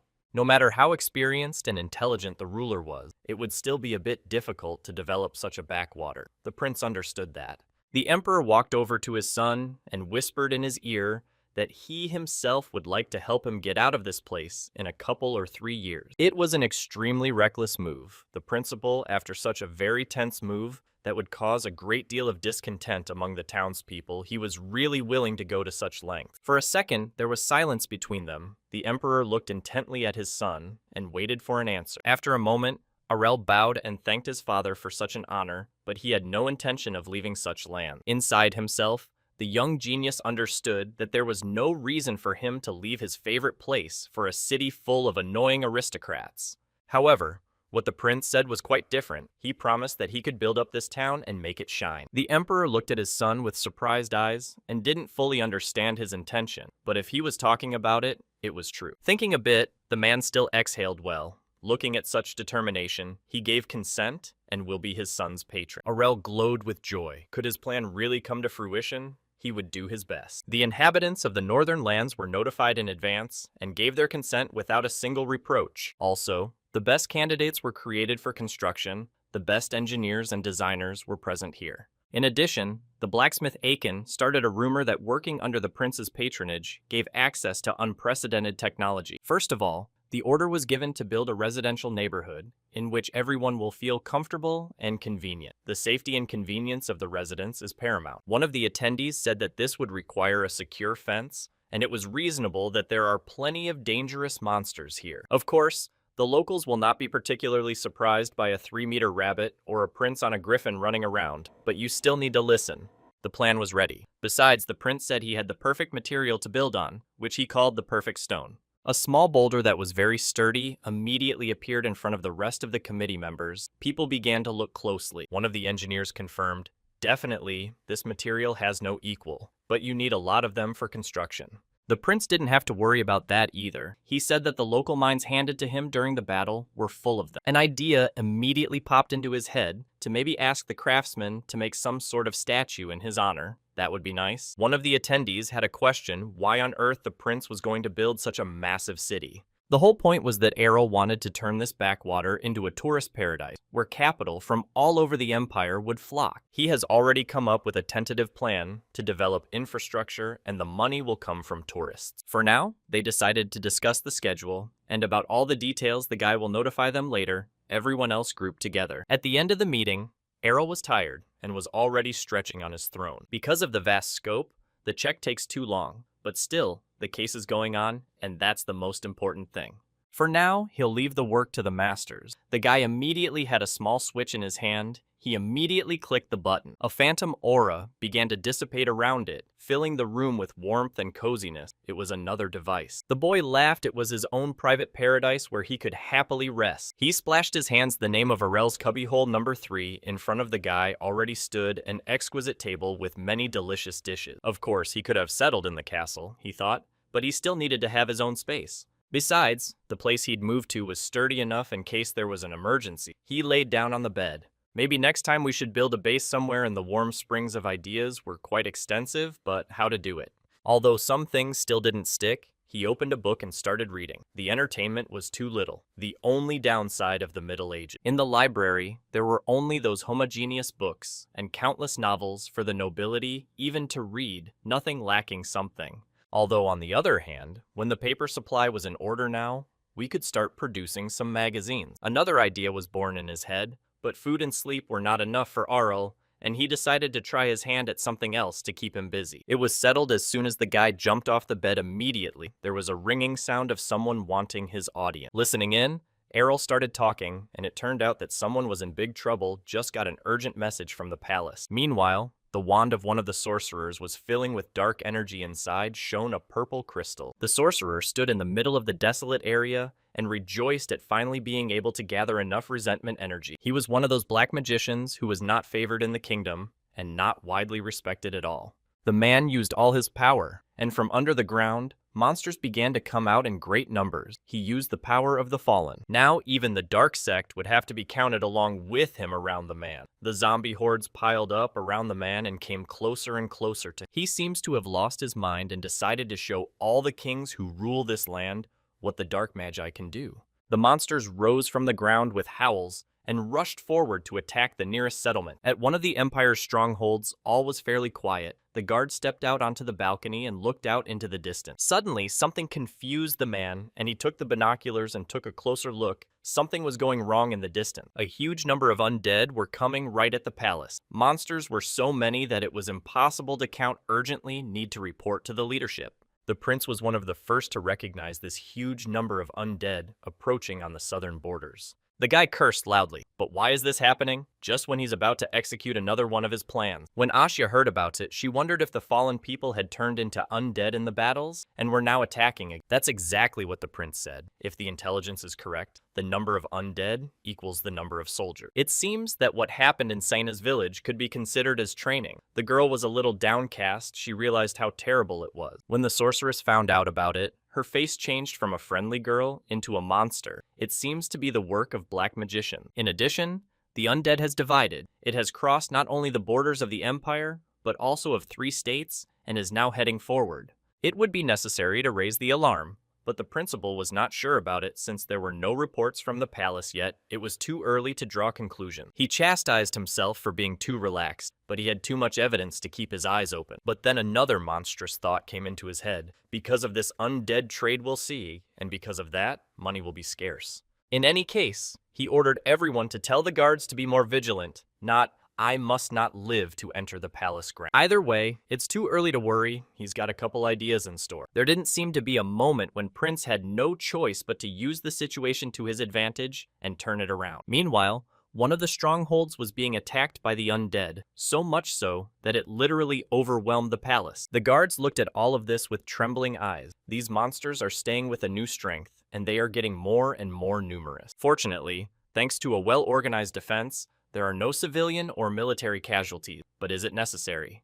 The warlord ordered the defense to continue until an official order came from the royal castle. The emperor was already aware of everything and ordered to organize a massive operation to evacuate people from the border towns immediately. The man thought it was a good thing that the third principal had suggested preparing in advance after all, but suddenly he was interrupted. One of the employees said that endless defense will not lead to anything, but this was an unprecedented case. Hearing about the Holy Kingdom, the Emperor was horrified. The last thing he wanted to do was turn to these people for help. Although this kingdom was the most qualified body in the Empire that specialized in fighting the undead, the man's a little gaunt. Of course their fighting methods are impressive, but they're not just going to help. Following its doctrine, the Holy Kingdom denied the existence of any other beings besides humans. However, here they can gain citizenship. The fact is that Arnesia officially granted citizenship to all comers and dwarves and elves and so on. Even despite all these differences, there has been no enmity between the two states so far, and thank goodness for that. But the emperor asserted that it was unknown what they would demand in return for the help they provided. They might try to make one or more policy change. The elf sitting next to him said that it would, and no doubt an issue, only when they might try to discriminate against members of other races. From all of this, it was only necessary to turn to the holy state as a last resort if necessary. The emperor pondered over this request. He understood the situation, but could not agree. Suddenly, he was interrupted by someone's voice. A male clerk approached him, and holding out an envelope said that His Majesty would need to see this immediately. As the emperor read the letter, his face changed. Finally, the man was left in complete surprise and opened his mouth. Everyone else also saw the surprise on the emperor's face and wondered what had happened there. The man clapped his hand. Maybe they won't have to become indebted to the Holy Kingdom, the third prince has an idea. Meanwhile, in the distant empire of Merman, was going on a real chaos there. People were running from monsters and begging to save them. The soldiers didn't know what to do. Should they open the gates and let the townspeople in or leave them there? In the room, the emperor fell away real chaos. He did not understand what to do and was perfectly aware of the situation. It was just a nightmare. Resources were definitely lacking. Not living was about to overwhelm his kingdom, and there were fewer and fewer weapons left. It was already hard enough for them, and the massive undead onslaught only makes it worse. He stood up from his seat and asked in a trembling voice if it was possible to count on the help of allies. But fortunately, the Holy Kingdom has offered to save them naturally. Not for nothing, need to accept their offer. They had no other option anyway, and His Highness had to agree and send a letter of petition. People were visibly devastated. There was no bowing down to the Holy Realm Empress. Obviously, in the future, the Holy Kingdom will still interfere in the affairs of the Empire, but the Emperor had no other option. The key point of why the Holy Kingdom is the leader in this race is the ingredient they distribute. Holy water undead are cleansed by just one drop of this elixir, and monsters vaporize like dust. Other countries also tried to find out the secret of producing this ingredient, but everything was in vain. It is because of this that the Holy Kingdom holds the initiative and forces all their associates to sign absurd treaties. This is their policy. After winning the battle, the kingdom of Arnesia's power increased many times over. The problem was not just the Holy Kingdom. However, it was all strange. One of the dukes was also pondering. Everyone was worried about the undead, so why didn't the Empire do anything about it? As if they didn't need help, the man frowned. The whole situation was putting him in a stupor. He didn't know what to do. Perhaps the king would have continued to ponder this if a servant had not burst into the room. A letter from the Empire has arrived. The prince jumped up from his seat. He had not expected such a speedy reply and moved at once to the letter carrier.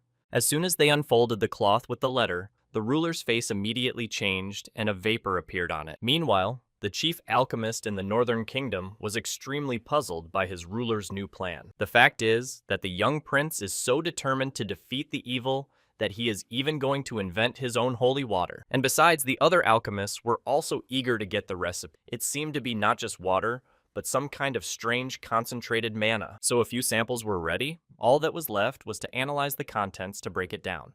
The alchemist was shocked. It was simply unbelievable the Lord was able to do something that no one had been able to do until now. Holding a small vial of extract in his hands, the prince was surprised, but he was a genius. He had to earn money somehow. There was no other way. The boy began to remember this was in one of his lives. Only halfway through his journey, he found himself in a kingdom ruled by a religious community. They were wholeheartedly dedicated to the ministry and gave themselves wholeheartedly to it. But in addition, there were their own difficulties there. One of the ministers wanted to produce holy water in mass quantities for anyone who wanted it and wanted to enlist support. Then Errol looked very different. The guy looked at her in surprise and didn't understand what his task was, but still agreed. He got down on one knee and promised to do his best to make it happen. At the time, he was too naive. Now, the guy was an experienced production guy. In front of his face was a small test tube from which a liquid was dripping. Now, thanks to this, and past knowledge, he would be able to reproduce all of this. The artificial holy water was ready. He held the bottle of extract in his hands and rejoiced the work was finished. The alchemist was shocked. He just couldn't believe that the Lord was able to make something like this artificial holy water. Think about it. It was worth recognizing that the efficacy of this extract is completely different, but we'll have to make do with what we've got. But there was still one thing that needed to be worked out. The guy looked at his product. Holy water could be stored in huge quantities and cost no more than ordinary drinking water. Thanks to this, the issue with the evil will be solved in the shortest possible time. All that remains is to come up with the technology to produce it in mass quantities. Eventually, an analog of holy water was put into mass production. Now the Empire had plenty of this ingredient. It immediately began to be used in the fight against monsters, poured in huge quantities directly on the heads of zombies. As expected from their master, the holy water worked, and the monsters started attacking each other, a completely different matter. It was embarrassing when the prince realized how important he had become to his people, but it was better than nothing. Any country can use the services without fear and reproach. The answer came immediately. One of the princes was tearing the letter to shreds. Is fake holy water going to help them in any way? It doesn't inspire confidence at all. But another letter came. The prince was furious. This kingdom just terrified him. Is it really that bad? The letters went out like hotcakes. Everyone read the news. The third prince had to make a personal demonstration to dispel doubts. Some were hesitant and some agreed, but the situation was not good, so the options had to be considered. Even to the Holy Land came such a letter. The lady sat and read carefully every line. The reaction followed immediately, and the third principal was literally flooded with responses from the letter carrier who did not have time to deliver the letters. Despite everyone's joy, Dia doubted whether it would be reasonable. Until now, His Highness had not revealed secrets. Still, this girl knows him well. The prince smiled and looked at her with kind eyes. Raising 3 fingers up, he said there were only a few reasons why he was doing this, and revealing the secret. Firstly, it will make the people who took his offer indebted, and support can be garnered. He jumped up from his seat and jumped on the table. Secondly, there would be another reason equally important. The boy crouched down and assumed a strange posture is to increase the need for him, and everyone will turn. Rumor has it that he is a weak genius, who doesn't care about anything in the world. Well, the image of a weak man is not bad, but no one should be indifferent. Need to show everyone else what terrible consequences could await them if people refused his help. The prince was like the devil. Eventually, he calmed down and said there was a final third reason why he was doing it. Naturally, who would doubt it? They want to increase their capital, right? So you have to push the boundaries of what's allowed. After all, in a few days, the presentation was to begin. All the people came here and looked at the prince in anticipation. And here appeared the culprit of the celebration, surrounded by his subject. The sorceress and the knight were beside him. Even the guy didn't expect to have to only the people. He thought a lot of people would hesitate, but still, Merman, as I expected, abstained. As soon as the prince stepped onto the podium, a whisper went through the rows of people. He is still a child after all. What is he doing here? RL was even a little embarrassed. He could hear everything, but he started his welcome speech. Everyone present looked at the young prince doubtfully, and did not think that he would be able to imagine something like this at his age. The guy went on with his speech since many doubted he had decided to hold a demonstration after all. Cena rolled out a cage with one monster zombie, immediately started screaming, and reaching out his hands to those in attendance. People were horrified. This is the undead in the center of the city. How is this possible? But the prince asked everyone not to worry. The demonstration continued. The girl knight took out a vial with artificial holy water and prepared herself. A small bottle spouted a blue-colored liquid that gave off a strange glow. As soon as the holy water hit the undead monster, immediately started hissing and wriggling and soon passed out. Is the device working as it should? Or do they still want to see the undead defeated once more? Some of the attendees had weak stomachs and almost threw up, so they opted to pass. Even the most mature people recognized that this little prince was ruthless after all. How much cruelty he had inside. Definitely a tough kid. He didn't even blink an eye when he destroyed such a monster. A reasonable question followed, and how much such a wonderful product cost. The prince himself realized that their financial possibilities were limited, so he would not make them pay much. After all this was said, those present realized that the prince intended to make them his own debtors. Inside himself, the guy was glad the plan was going as it should. But suddenly, someone had a question. It was a girl. She asked, Does this artificial holy water have anything to do with the Holy Realm? Wow. What a straightforward prince replied that he understands such concern are two completely different things. The girl, satisfied with this answer, looked around at the completely different, say, it sounds interesting. The correct name of this elixir is Artificial Mana Neutralizer, and the others called it Holy Water. Also, any claims about it would be considered a personal insult and would take away people's support of the kingdom. That was the end of the presentation. The prince smiled and said he could provide as much as he wanted and let them decide for themselves. On the southeastern border of the kingdom continued to fiercely repel monsters. They did not become less, but on the contrary, the number only increased. At this rate, it was only a matter of time before the monsters broke through, and the commander realized it himself. Suddenly, they are helped by artificial holy water sent from Arnesia just in time for the monsters to keep coming. As soon as the man saw how much holy water they received, he was horrified. There were several dozen huge barrels, and the convoy was still staying. At this rate, they would wipe out the undead too quickly. He ordered the others to get ready and pour holy water on the monsters as soon as they were ready. The guards, armed with watering cans, prepared to pour all the holy water directly onto the monsters. As soon as the elixir began to hit the monsters' bodies, they hissed and began to fall backwards slowly. The monsters retreated. As soon as the other soldiers saw that the advantage was on their side, they immediately rushed to attack. They poured holy water on the monster, and then the usual self-defense weapons came in. Seeing that they were winning, the warlord himself was a little cheerful. At this rate, they would quickly be able to defeat the evil. All the time the commander was thinking about that little prince, even though he's from a foreign country, but still should be thanked. So began a large-scale operation to destroy the monsters. People used a variety of methods. The sorcerers used their spells to destroy the wickedness in a massive way. Everything went literally perfect. The holy water helped them a lot with this. Also, the soldiers used huge crossbows again. Designed by the third prince, they had everything they needed for victory. In addition, crossbows decided to use not only for the defense of the royal palace, as it was said earlier, the situation demanded it. They went to the trick of simply filling the arrow with holy water so that it would have a greater effect. It was again the third prince's idea. He ordered to fill the arrows with elixir and shoot straight through the head.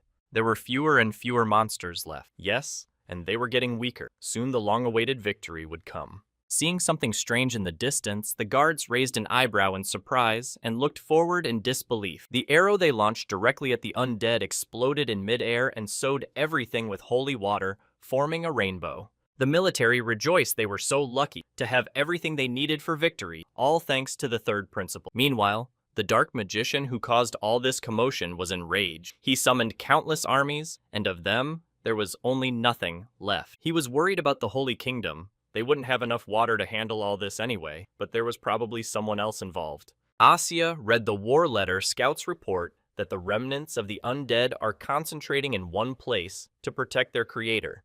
He won't come back alive. The prince wasn't worried about that. He has enough power to crush them, but the Holy Kingdom has made a complaint. But even on that, the guy said not to worry about it. Just let him ignore it and try to abstract. Let them continue. It remains only to get the most experienced sorcerer's opinion about this blacksmith. Dia pondered the question. It would be nice to destroy it as soon as possible under its control. Hundreds of thousands of undead units and creates new ones. According to unofficial reports, the girl said that only a 7th level mage could lead it and that his number was limited.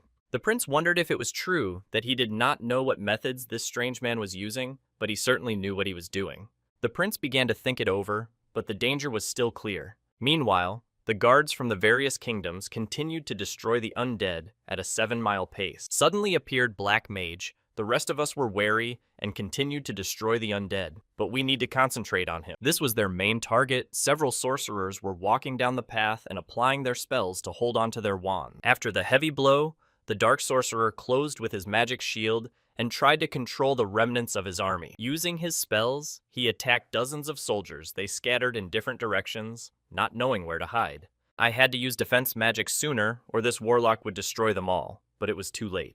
The soldiers decided to attack one sorcerer at a time, thinking he was incapable of giving them a decent fight. But the man was not a simple man. He used his attack spell, and in one fell swoop pushed several dozen soldiers aside. Suddenly, the warlock began to cough. The man had overdone it, and now his energy was running low. Needing to retreat to regroup and come up with a new backup plan, he applied the latest acid cloud spell. The guards noticed it too, and started to cover their mouths to avoid inhaling this nasty stuff and run away.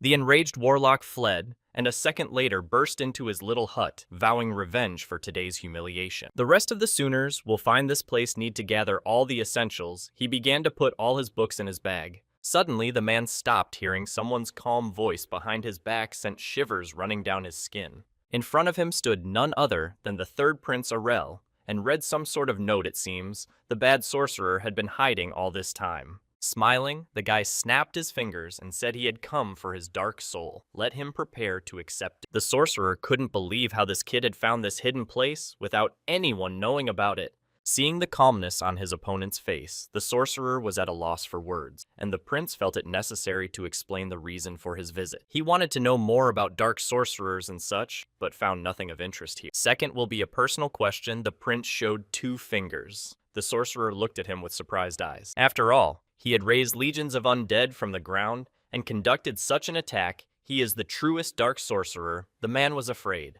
Pieces of paper flew at him, and the sorcerer shut himself off so nothing would hit his face. Arel, all with the same benevolent smile, asked to explain himself otherwise. The warlock himself realizes what will happen to him otherwise. The man realized he was in a no-win situation and gritted his teeth and wanted to say something. Swinging his arm, he launched a powerful energy wave straight at the boys. How dare he talk to him like that? But before he could take a couple of steps, he received a powerful blow right in his stomach, and his consciousness almost left him. As he fell to the floor, the man didn't even realize what it was. He was breathing heavily, and the prince lamented that now his hands stank. Holding his wounded head, Sorcerer couldn't understand anything and tried to put his thoughts together. And the prince was smiling. It's only a matter of boiling his brains a little before he can't use his magic. Everything's going according to plan. The boy tried to guess. The sorcerer wanted to enslave all these countries and take them by force, for that is how he understands. Lying on the floor, Sorcerer wanted to say something about his army, but the principal interrupted him without letting him say a word. Did he mean to say that his army is invincible? Arel even choked with laughter. Yes, really. And how come it can't capture anything? Well, even if his undead army proves strong enough to take over the castle, what does he even do then? He's going to become an all-powerful king by building his army on the blood, yes indeed, and how he plans to keep it.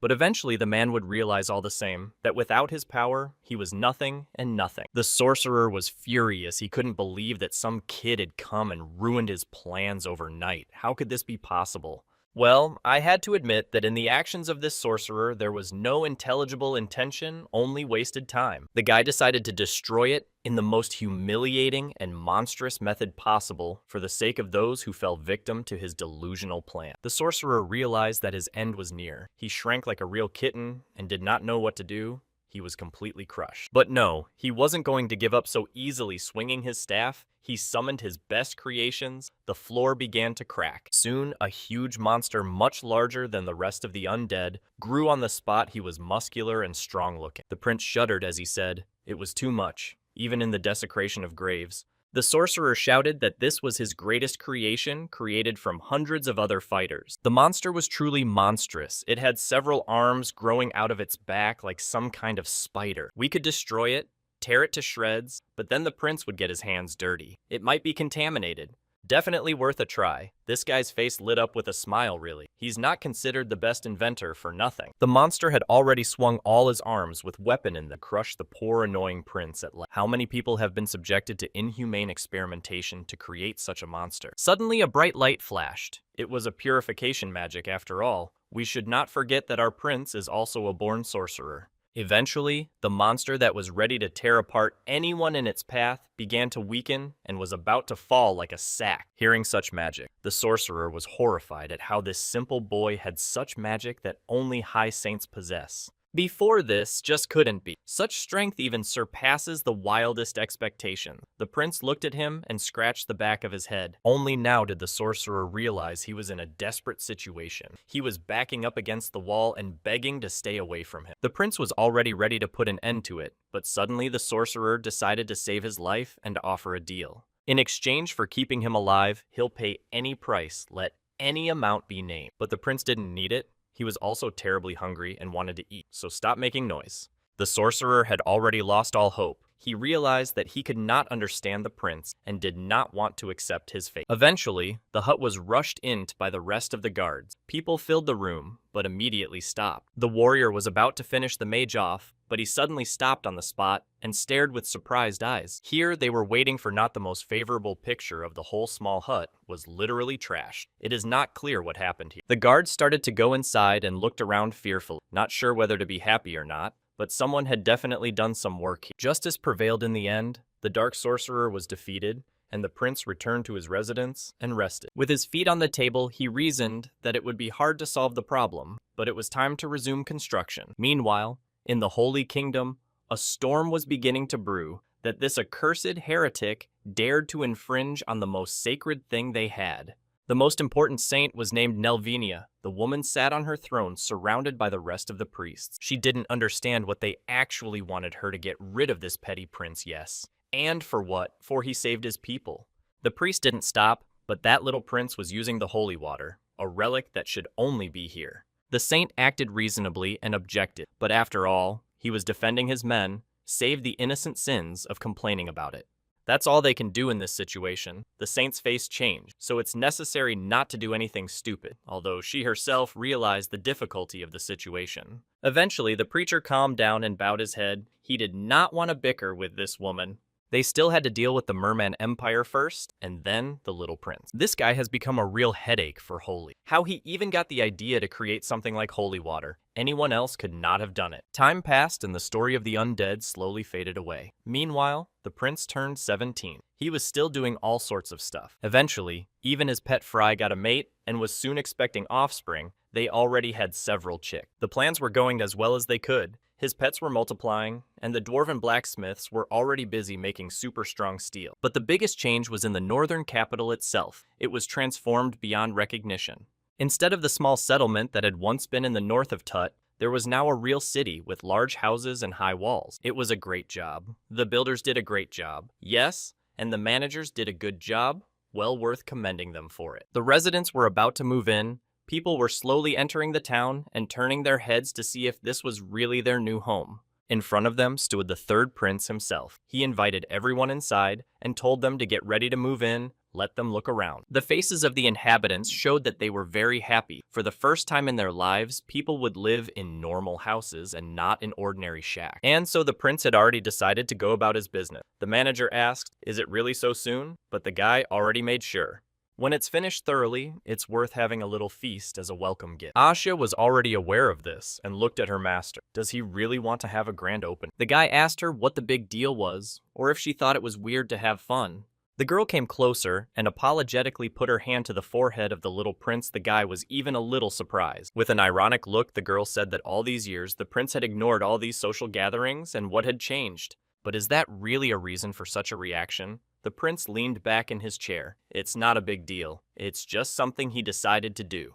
They don't have any major visitors anyway. Besides some merchants rarely coming in here, it's worth it to draw in the population. Let them not lose interest in the city, and in his humble person, surprised indeed it was so. In addition, the prince expressed a desire to listen to her opinion, and the girl wondered why. The thing was that after thinking hard, the guy realized that banquets are cool, but they don't have people who can organize them. And since Aja herself came from a noble family where banquets are commonplace, he would like to entrust the organization of the feast to her.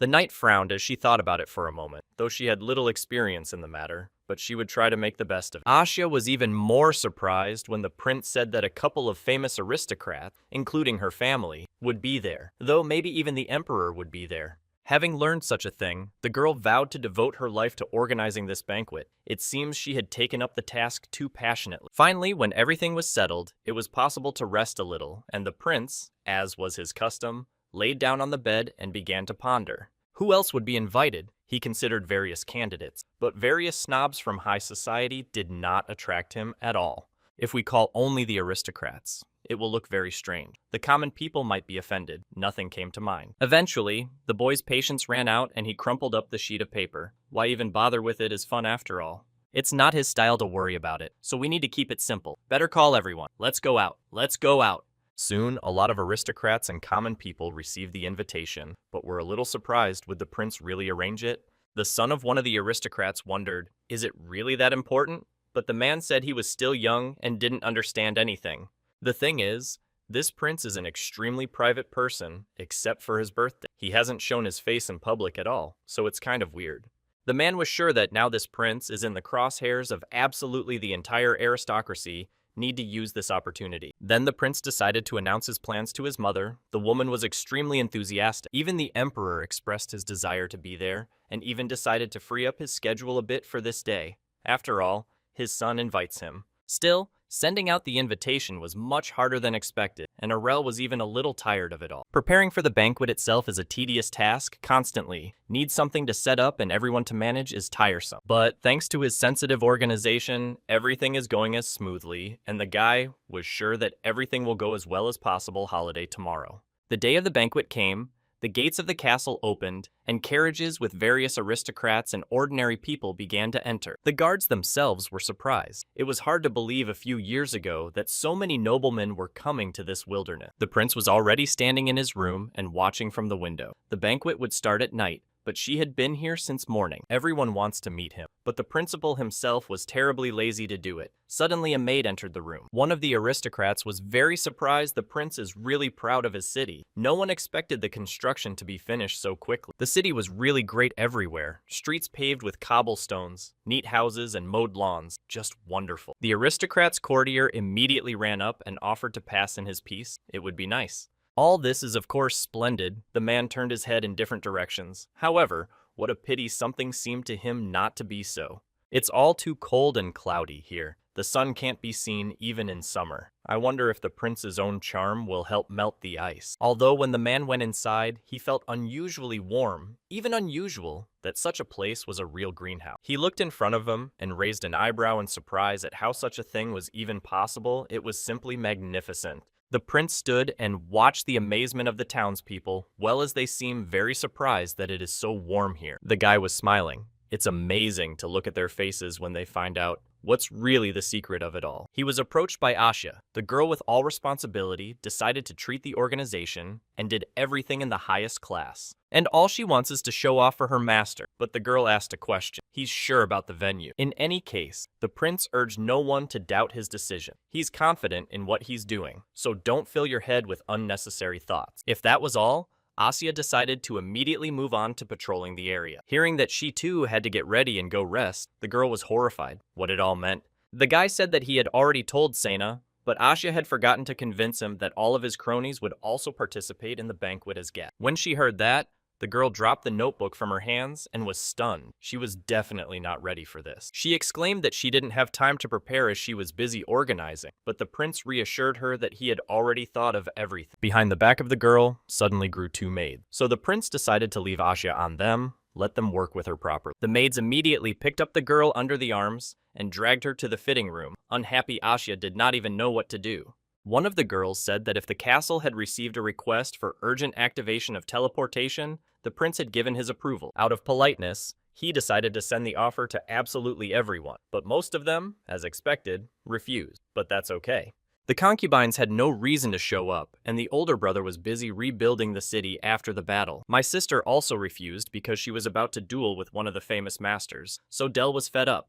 So the only one who will come will also be a very important person. Zarel opened the door and entered the teleportation room. In front of him was a huge magical vortex that teleported the man from one place to another in a couple of seconds. Naturally, this person was his mother. The woman stood on the teleporter and marveled at how convenient it really was. He immediately rushed to hug his mother, but how could she miss such an important event? She said that His Majesty would also come here as soon as he was done with his important business. The prince was even a little embarrassed. The fact is that the emperor's departure to such a wilderness is a very unusual event that is accompanied by a ton of paperwork. They turned their heads in different directions and didn't understand whether the banquet would be held right here. Wasn't this a town square, and really there were no tables or amenities, just a bare street? Banquets are usually held in the garden or somewhere like that, but apparently the prince decided to organize something special. The girls began to talk. Perhaps His Highness had miscalculated or something, but the banquet couldn't be held outside.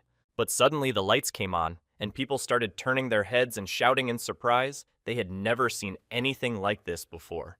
He said that it was too early to be surprised. They would soon begin to smile. While they are impressed with the technological advancement of his state, the prince had to make the final chord. Hastily pulling on his jacket, the prince ran to the others. Everything seemed to be ready to begin. The prince looked at her and said that she looked gorgeous, but she was surprised and a little scared. The girl looked amazing, although she said she was a little unused to walking around in that outfit, but thanks anyway. And here came Asya. The girl looked no worse for wear. She was wearing a dainty dress and was visibly very shy. But the prince decided to cheer them up, let them not even think of doubting themselves. They are just awesome. Asya immediately blushed. Dia didn't take long. She asked what about her. The girl was wearing a slinky dress with sleeves. Looking at her, the guy gave a thumbs up, expressing his approval. Really? They looked great. The sorceress looked at him and sniffed her nose. She wasn't used to such events either, but it was still worth the effort. And then the whole foursome moved forward. Asia kept shying away and covering her cleavage with her hands. In the meantime, people have already started to taste the exquisite dishes. They have never been to such an event before. They would need to know the recipe. When the prince himself appeared, surrounded by his subjects, everyone else fell silent on the spot. Some even choked on their wine. The thing is that the fountain opened, and from there, some statues showed up, and people froze in their place. Even the protagonist's mother opened her mouth in surprise, and the maids froze in place, not knowing what to say.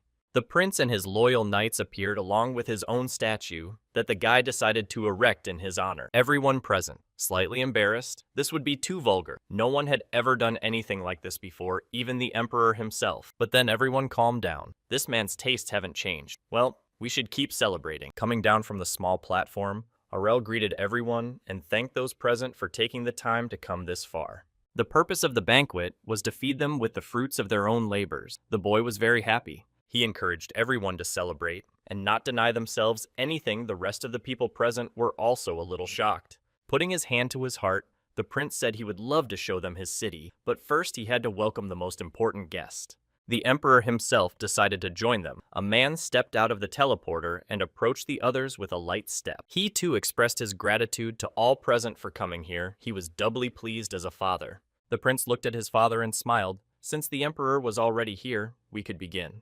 With a wave of his hand, the prince got ready, and the whole space shone with bright colors of lights like never seen before. Time to introduce them to the Yahello Empire Innovation Center. Let them enjoy the pastime. Once in the shopping district, people turned their heads. They had never seen anything like this before. This place was truly astounding. You don't have to worry about security either. The principal has made sure that skilled sorcerers and battle magics protect everything around you. The barrier is constantly maintained by their best sorcerer, a girl named Dia, and she treats her service as appropriately as possible. People began to talk to each other. They had never seen such a thing before, really. In this city, thought out absolutely everything principal tried to glory. But one of the princes present had a question about the climate here because it is very cold, so how he solved this problem. Aurel waited for this question and smiled. He waved his hand. It was time to explain the most important trick of his scheme. In fact, he bribed this man in advance because asking unnecessary questions will only cause an uproar. Walking through the rows of people present, the guy began to explain. For sure they just entered the city, immediately felt something unusual, like this banquet hall and the warmth of the outdoors, despite the snow piled up all around. Showing the hologram to the others, the prince explained that there was an interesting magical device installed in the city. Suddenly he was asked the question again, isn't it a truss heater? But this man, the prince had no time to bribe. Well, anyway, the guy himself was going to bring it up sooner or later, so better sooner than never. With a thumbs up, he proudly said that only the temperature is controlled there, and here even the weather conditions, including snow, are controlled. Even with the harsh climate here, it is quite comfortable to live from the sky. Suddenly, white flakes fell from the sky. People were delighted. The prince continued to smile. They really thought he was going to joke about such things, but no way. Figures. Having finished his demonstration, the boy bowed courteously and invited everyone to continue the banquet. A loud applause was heard. After people saw what this little boy is capable of, they immediately began to haggle over who would cooperate with. One of the counts suggested that it was possible to install the same equipment in other areas. He would even agree to fund. Being popular is so cool. Errol enjoyed being the center of attention, and everyone wanted to talk to him. Well, For the sake of your future, you have to be patient. So who's next? Another man approached. His court knights stood dressed in their dress and talking. The Lord had done such a good job about it all. One of the men standing in the crowd noticed the beautiful girls and immediately fell in love at first sight. One of them with green hair approached Asa and in a trembling voice asked her for at least one dance. The girl raised an eyebrow. She delicately apologized and leaned her hand on her chest and said she was at work, so unfortunately couldn't keep me company. Watching this, the prince huffed a little. It would be nice if they could relax a little and enjoy themselves. Suddenly, among the others present, the guy saw a familiar face, some girl running straight towards him. How graceful she is! These ladies are definitely trained to hunt. He didn't even realize who was standing in front of him. The girl ran up to him and lifted the hem of her skirt and bowed courteously. A girl with lush red hair suggested that the prince dance a little with her instead of standing there bored. It seems there are too many girls his age here. The guy started to get embarrassed. He is not used to dancing and generally being in the open. Yes, and besides, the young man felt someone's very piercing gaze on him and immediately turned around. Someone was staring at him. At the back stood the mother, along with a familiar maid, and stared intently at her son with a kind of frightened look. Well, it gets worse, and his mother pushes him to dance with this girl immediately. But no, Errol specifically turned down offers not to marry, so what will she do? But okay, maybe we should agree not to upset my mom or pretend they're just hanging out.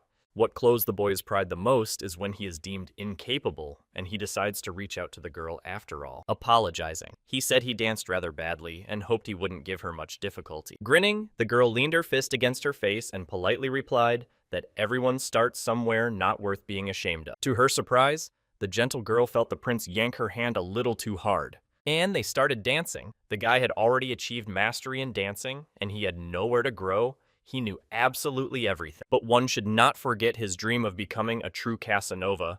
The girl had been looking at him in wonder all this time. You can't be passive today. You have to dance and socialize. The other ladies shrieked with delight looking at the prince. Waving his hands, the prince said he would be a partner for everyone today and didn't even pay attention to the exhausted girl behind him. So, who was the next guy reached out and prepared to twirl another lady in a dance. Near him crowded dozens of women. Each wanted to be the first and dance with such a prominent man. And so began his long and very exhausting dance. Next was another prominent lady looking at him with amorous eyes. Then another. The women poured in one after another. There were too many of them. At last, the torture was over. Errol was leaning on the bench and breathing heavily. The ladies must have taken their frustrations out on him. Asya walked up to him beside him, stood Sina, and looked at him pitifully. But the principal said he wasn't that bad at dancing. Why isn't Sina dancing? The girl had a few sips of champagne and said she was at work. So, what's the problem? With trembling eyes looking behind him, the prince wanted to make sure how many other girls there were that had come to. Damn it, there are too many of them. They're even lined up in a row. The task was becoming impossible with every second. Suddenly, an idea arose in the guy's head. He looked at Asya with a sly squint. The girl flinched a little. She can dance after all, so let her keep the young prince company for one dance. The girl shuddered in surprise. Unlike her other friends, Asya could not enjoy the moment to the fullest. Therefore, the situation must be rectified. The prince pleaded. He begged to be saved from these maidens. At least for a few seconds, he was already completely exhausted. Yes, and besides, the chance to dance with him is worth a lot of money. Smiling, Asya said, it is already a big part of it for her. He hoped that at least his faithful knight wouldn't wear him out. It was going to be a beautiful evening. The girl took his hand and moved closer to her master. They were about the same height, and it was pretty comfortable. The other girls got sidetracked, and so they began to dance. The prince tried to behave as delicately as possible, not to wear out the girl. Yes, and himself wanted to rest a little.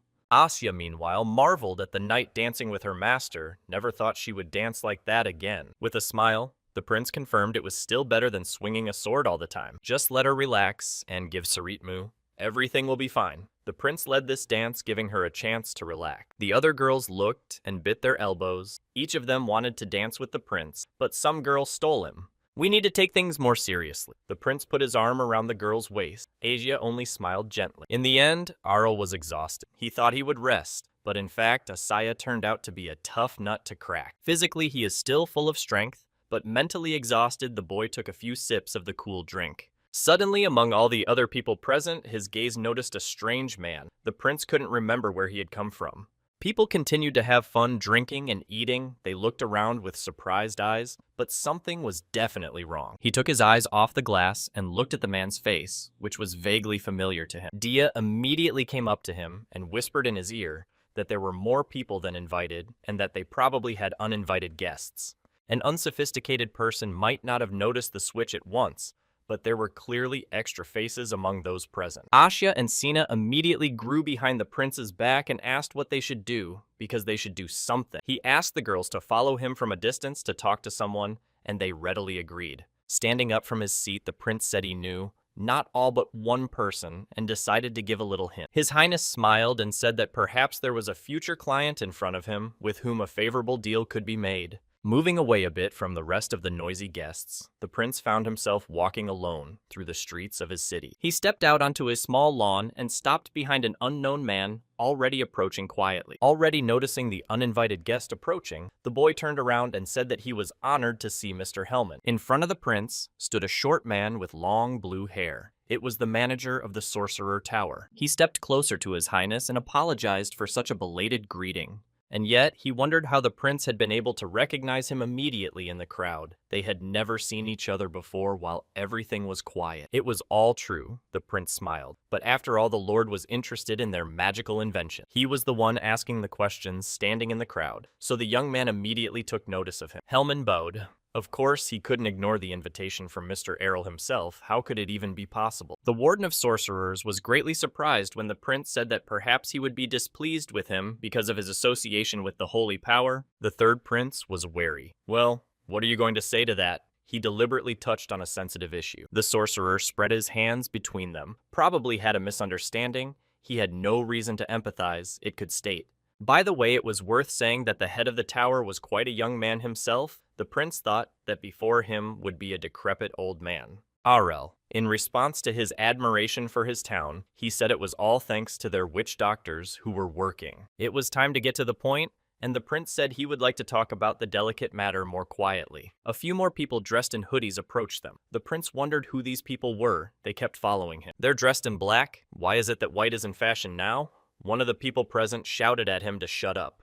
Hellman turned and said he felt the bad magic himself. It wasn't the mood at all. The man's face changed from benevolence to scowl and seriousness. The thing is that these sorcerers were not from the magic tower. They were black magicians who said they were interfered with, including the prince. And then even the prince wondered, did they hold a grudge against him for developing holy water? Hellman apologized for his mistake. The cockroaches even snuck in here. Sorcerers. How dare this wretch call them such names? And began already preparing their dark spell. Then I can see how they got in here undetected. A level 7 sorcerer is a very powerful opponent. The white mage approached them a few steps. Too many words for empty sorcerer. Let them shut up. He created a few defense spells, and shields created from mana immediately appeared in front of the man. Naturally, the dark magic were not going to give up so easily, and began to attack the two defenseless people with all their might. Smiling, Hellman started already. A little bored too slow, they moved too slowly for their level. In the end, there was only enough spell in the man to turn several high-level mages into a handful of ashes. And here even the prince, with a lot of experience, had to admit he was surprised. He looked up. In front of him stood Hellman, a strange white aura so powerful that it filled the entire space around him was emanating from the man. Eventually, those very black sorcerers fell from above to the ground. It was painful. This man almost destroyed them, and he is really good, White. Sorcerer bowed and apologized again for his inattention. He tried to make everything as quiet as possible. But Prince was not the least bit disappointed. It was a great show. It was exciting to see what he would do. Yes, and to top it off, the warlock noticed a few knights who stood and watched Asya and the others hiding around the nearest corner. Throwing a glance at his opponents, Hellman asked if the Lord minded if he took care of them, but the prince agreed. With a wave of his hand, he created a teleport spell and moved the enemies to another location. So why did His Highness turn to him? It's time for good questions. The principal explained that the issue is a labor shortage, and he'd like to bring in people he can trust. The sorcerer glowered with wonder. The man was eager, and how was going to create something like this? But the boy decided not to go into detail. The sorcerer bowed personally. He didn't mind participating, but would need to convince the rest of his compatriots, so it was best to be patient. The conversation was coming to an end. Hellman turned to leave the prince, a little embarrassed. Was he really leaving already? But the magician said he had a lot of work to do, and those black sorcerers showed up, so we should deal with them. Eventually, the master vaporized into thin air using another teleport spell, leaving the prince alone. Now the guy's a little confused. This guy just teleported in here because there's a barrier. Yeah, he's strong, sure. Returning to the others, Errol was confronted by a worried father. The emperor kept asking, where has he been missing? But the guy couldn't answer that he was dealing with black sorcerers, so he brushed it off and said he had a case to settle. But still, the prince was a bit confused. Could it be that his father had been standing here waiting for him all this time? You could definitely tell from the emperor's face that he was in the mood for a serious conversation. But what's the matter? He was dissatisfied with something. In the end, father and son climbed the high tower and were already standing. Looking down on everything, here was a very secluded place. Staring into the distance, the emperor marveled. He could not believe that his son, at such an age, would build something of such stunning ingenuity. The man exhaled and asked his already annoying question. Doesn't the prince really want to return to the capital? But no, and this time the son replied that he had enough to do here, so he would stay in this place. The emperor smiled and was sympathetic to his son's decision. Perhaps here the boy feels himself. He was happy himself. The third prince was greatly surprised to learn that his older brother wanted the boy back. It was unexpected. Father seems to have had too much to drink, though no, he looks sober. The emperor frowned a little as he had to make a difficult decision. It's about the heir to the throne. After all, we must choose our worthy successor. Well, it's time for the elder brother to go, since the third prince is far from imperial affairs, so let him handle it. Bowing to the third prince's father, he said he would contact his brother as soon as he had a moment. Arl, still pondering the throne. It's a difficult choice to make. The emperor will soon be facing a new storm. We must prepare. After the banquet was over, the residents began actively settling into their new places. People loved coming to their new home. Almost a month had passed. RL surveyed the results of his actions and wished for an apple. Everything was just fine. Only fresh fruits sell everything in abundance. The guy strolled through the graceful streets of his city and enjoyed life. His agitation worked. As needed, hundreds of new residents came to the place, despite the fact that it is almost in the middle of the Northland. It looks like the city has everything it needs for comfort. Initially, residents were skeptical, but eventually agreed. Speaking of which, the number of new merchants had greatly increased, and there were some shops and new storefronts everywhere. Yes, and besides, the guy thought that his company should release new products because based on the request, it will be not enough. Walking a few steps forward, the boy noticed the Geothal store. It seemed to specialize in imported goods from abroad. After all, it was. There was a large building in front of him that was extremely dilapidated and stood out slightly from the rest of the neat houses. Going inside, the prince was a little sad that the empire does not border the sea. At the entrance, he was already met by a courteous concierge. The man immediately shut up when he saw his first visitor. He looked in horror at the one standing in front of him. Clean, neat shoes are the best material for clothes. Yeah, and the kid looks a little unusual. Bingo, he learned that standing before him was the prince himself. The man offered him to inspect the best goods rather than specialize in import. Looking at all of this, you would think that this store has absolutely everything, even rare herbs for health. When the man saw that the prince was interested in some of the fruits, he said they were rather useless and too bitter. After walking a few steps, the boy sat down beside a basket of strange exotic fruits and asked what they were called. It was cocoa. And this is already a pleasant surprise. Arel took one of the fruits. It was a big seed. The prince shone with happiness. Well, finally. Eventually, he returned to the palace Asiya, and Sena had already noticed that the Lord was working hard on something again, day and night.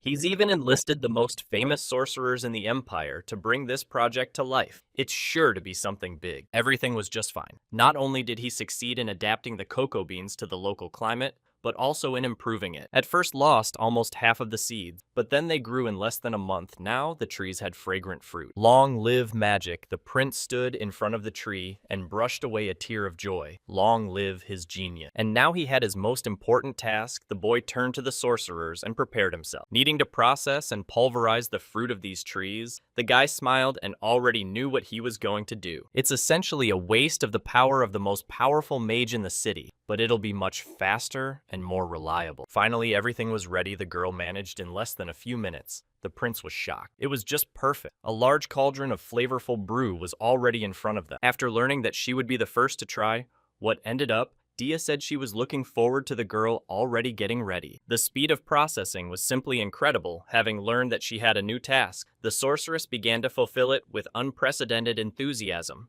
What a sweet aroma. In the end, the principal approached and noisily inhaled the air in front of him. Soon everything would be ready. It will definitely be the best chocolate in the empire. Because it will be the first, it was already initially clear what the prince was up to. All this time while he was here, the guy missed that sweet taste from his childhood. He hadn't even tasted chocolate after all. After taking a couple of sips, a smile spread across the boy's face. His cheeks flushed, and his head began to salute. The prince couldn't even stay on his feet. The sorceress stood behind him and asked him to try a piece of it. Soon there came a dwarf blacksmith, Asya and Sina. They looked at the new dish with surprise and did not understand what was in front of them. Is it a new invention of the prince? The whole table was laden with plates of flavorful desserts. The dwarf even got a little angry. Why take a busy man away from his work to just have a snack? But the prince calmed her down. In front of them were flavored donuts, various cookies covered in chocolate glaze.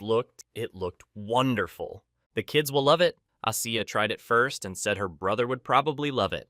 Everyone was thrilled. The sweet and sour flavor of the fruit blends perfectly with the sweetness of this chocolate. It's just incredible. Aiken, as always, kept grumbling to his subjective taste. It was all too sweet, but the man still admitted it wasn't bad. He picked out a small chocolate nut and said this one wasn't too sweet, so it'll do. Well, gnomes are gnomes. Let them choose. The boy only grimaced, but didn't contradict him. Let him eat what he wants. Everyone chooses his own. Asya and Sina were licking their lips and saying that it was a great tasting and they liked it all very much, and only Aiken was grumbling all the time. He wanted to go back to his fort. But the prince glowed with happiness again. What they just said is not even half of his chocolate stockpile. The girls went cold with horror as several maids brought out the rest of the trays of sweets. In fact, the prince said he got so caught up in the process that he cooked a bunch of stuff even more than expected. Anyway, the tasting was just beginning. The guy turned into a little devil and smiled his toothy grin. Everyone present froze. Would they have to eat it all? There are so many sweets here that it's scary.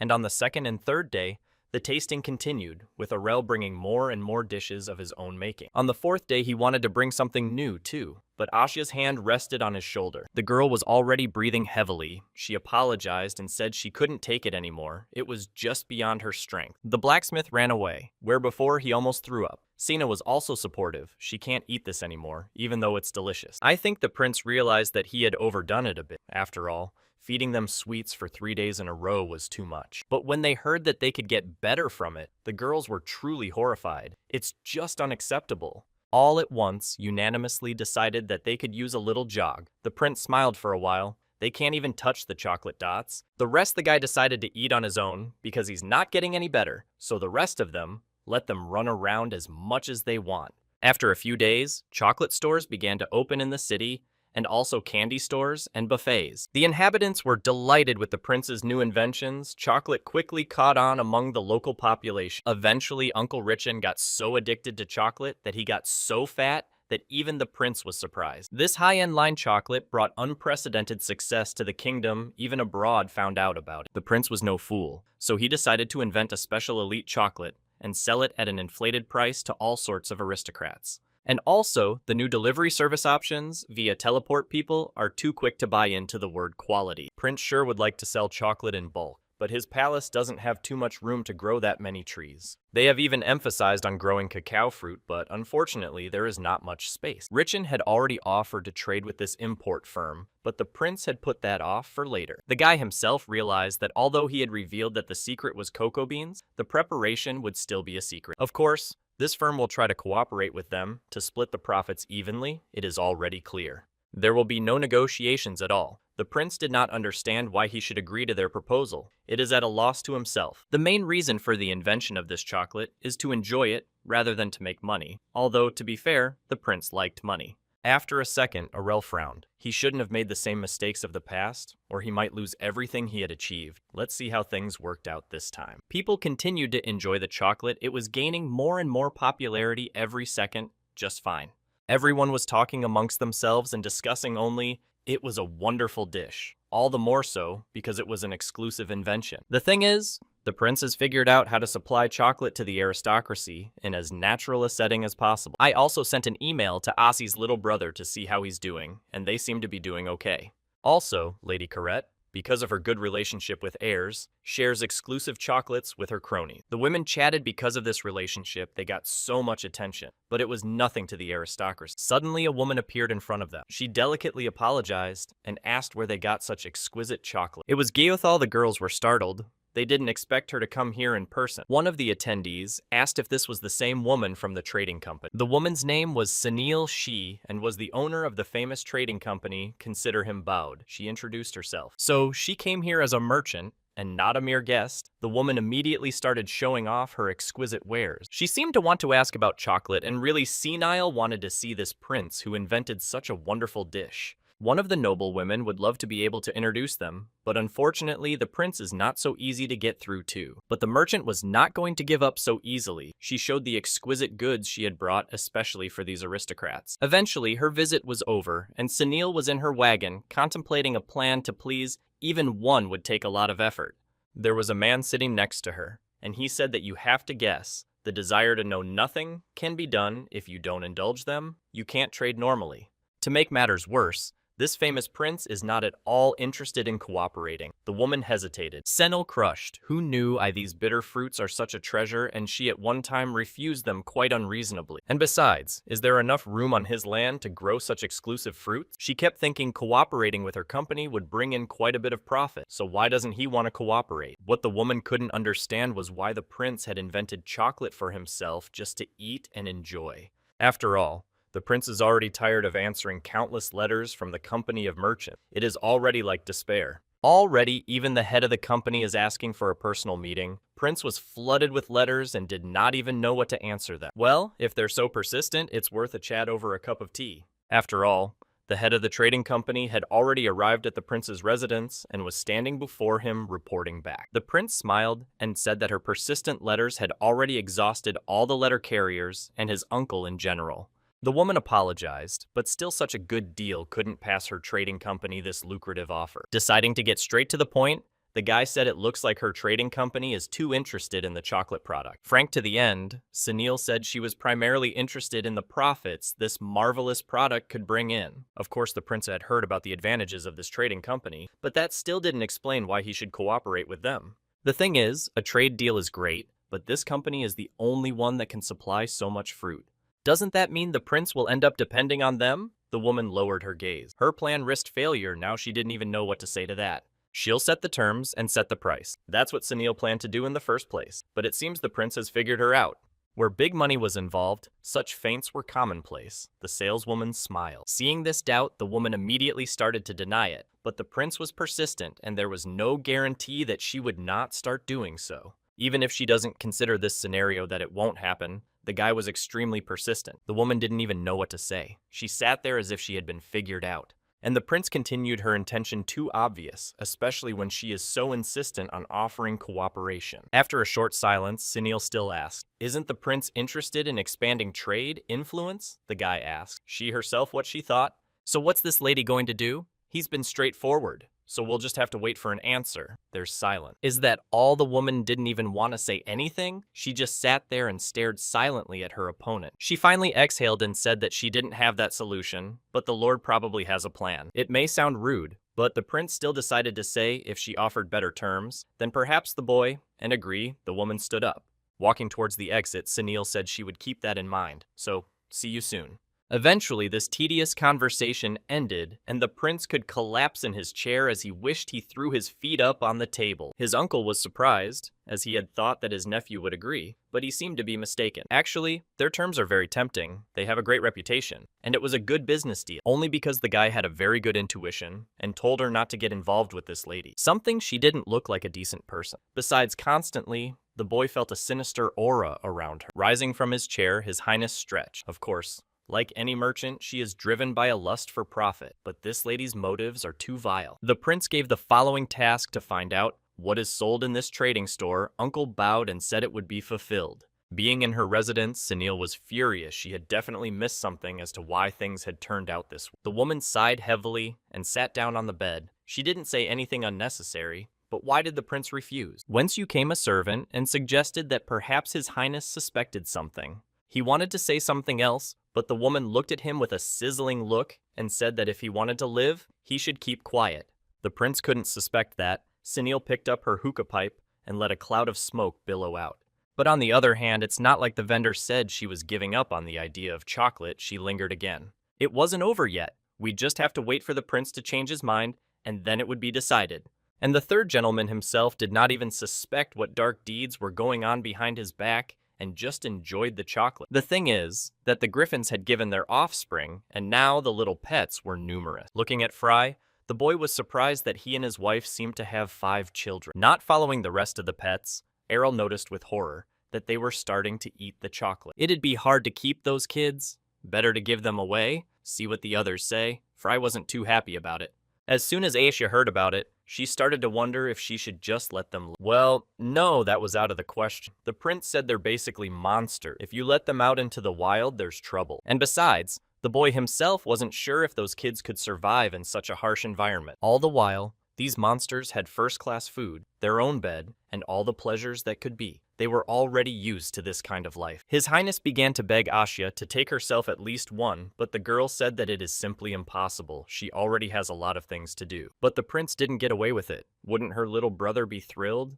But no, rather heirs would be sad. Asya immediately thought about it. All of Arel's attempts to give up the griffin were unsuccessful, and the guy turned around and walked back. Next in line was Sina. She was extremely surprised when His Highness offered to take one of the griffins for herself. Of course, she has monsters in her area that are quite dangerous, but griffins are frankly too much. The fodder is very expensive. Really, the prince had completely forgotten about. The guy sighed heavily and how they were going to maintain. The mainstay of these pets' diet was horse meat, but it is unlikely that there would be so many horses to feed them. In the end, the guy failed here too. He had to figure out where to put so many griffins. In vain, of course. Errol turned to his sorceress Dia, immediately licked her lips, and said she had the perfect recipe for making a griffin. The prince has been racking his brains about where to put it all, and everyone refuses and won't take on such responsibility. He decided to ask the blacksmith if he had any ideas, but the dwarf just kept grumbling and he had nothing to do with it. The idea of using griffins as horses was immediately abandoned. It's too much. Besides, the cargo they can carry is too small. But wait a minute, the prince's mind immediately came up with an idea to send small parcels by air, which would be much faster. On the other hand, can fly long distances. Without much trouble, shipping is a great idea. The boy thanked his blacksmith. The dwarves are as enterprising as ever. You can, after all, use griffins for mail. The dwarf wanted to say something else about his metal, but it seems that the prince was not going to listen to him and just pointed a finger up. Seeing the prince quickly running off in the opposite direction, the blacksmith became furious. Let him at least finish listening first. The idea in principle was great. They can deliver parcels using birds, a courier personally delivering parcels. Riding a griffin is much more practical. All that's left to do is train these animals not to eat someone along the way. It didn't take long for trouble to show up with the mailman, who brought the unpleasant news. From the look on the man's face, it was obvious that this was something serious. The prince already hoped it wasn't like last time with the undead, and started reading the letter. As the boy read the letter, a hysterical smile began to appear on his face, and the prince began to laugh. And he thought the saints would come up with something more unorthodox. They announced cocoa bean. Now we know who's behind it. Meanwhile, in the Holy Kingdom, another ingenious plan was taking place in brackets, of course. One of the priests announced, standing behind the podium, that beyond the other continent grow strange fruits from which drinks are made. He demanded not to be deceived, and the other novices listened attentively to him and absorbed every word. The man threw the fruit on the ground and trampled it. Anyone who eats this will be considered a heretic and immediately burned at the stake. God's wrath would fall on him. All the others naturally supported such an idea and began to shout for joy. At the prince's residence, Uncle was already standing there. He didn't expect that the Holy Kingdom would decide to intervene so quickly. Sitting in his chair, Arel pondered they had tense relations before, but the Holy Kingdom seemed to have a grudge against chocolate. The guy was already starting to guess that a trading company was behind this. After the recent conversation, it wouldn't be surprising. Richin still didn't understand why do this, but most likely the priests were bribed to crash the market. Chocolate is only sold in the Northlands, but the road to export is now closed. That's the problem. And besides, those who care about religion will not buy chocolate, which means that the volume of supply will be reduced. They weren't going to export the candy anyway, but at least the true nature of the Geothal company was revealed. Arel was extremely tense. So if this lady can't get it out, well, it's like a contest of who's stronger. Well, if the prince doesn't make concessions, she'll obviously run a more aggressive media campaign. So be it. Uncle asked if they're not going to answer. But no, What's in it for them anyway? No one's going to plead guilty. The prince apologized a little, but he expected this lady to do such a stupid thing. The man was surprised. The chubby man was surprised to hear that the prince held to one principle of not hitting someone who was innocent. The boy's face changed, but since they had decided to make a move on their own, the prince would smash them to smithereens. Errol laughed. The thing is, the guy's original plan was to take over the company. Why cooperate with them? It's much safer just to take everything they have. Dozens of ships, a whole fleet that can serve to export goods abroad. Isn't that wonderful? And it will all belong to him alone. With a wave of his hand, the prince ordered his uncle to immediately take care of the task he had given him, but it still took time. The prince himself realized this. Then maybe try a slightly different option. The guy thought about it and leaned in. Judging by the smile on the third prince's face, he had another brilliant and probably very mean idea, but it was for the best. Meanwhile, in the Holy Kingdom, there was a real commotion priest, and so did not expect that a couple of his words will be such a resonance. He strolled through the temple, but suddenly saw the familiar silhouette of the saint in front of him and stopped for a second. And indeed, in front of him stood the holy and radiantly smiling woman. Probably was very pleased. There's nothing to be done. The king is absent, so it's up to her to take the reins. Though it seemed to the woman that's all she wanted. While the king is not in place, the Holy One has taken charge of everything, including politics, both foreign and domestic. The priest expressed the hope that the revelation will come soon, and the saint will finally be able to rest properly. Of course, the priest himself realized that she had long ago received the revelation, but was in no hurry to name a successor. After the previous ruler passed away, she herself seized all power in the empire and has ruled here with her firm hand ever since. Seeing the doubt on the subject's face, the saint frowned and apologized. Perhaps she was not good enough to receive the revelation, but the man shrieked. The whole secret was that this woman, besides all other saints, is the only one able to purify the world from any mana and turn ordinary water into holy water. And besides, the priest himself has no desire to seize the throne. He'll just enjoy life and let it go at that. The saint was even surprised that this man considered the pagan fruit to be ordinary cocoa, but the man claimed it. She only wanted to know who had told him about these fruits. After all, nothing had ever been known about them before. Putting his hand to his heart, the man smiled, because there are pious and believers everywhere, so the information comes from the most trusted sources. The woman smiled. Now she knew everything. She just wanted to make sure and wasn't going to interfere.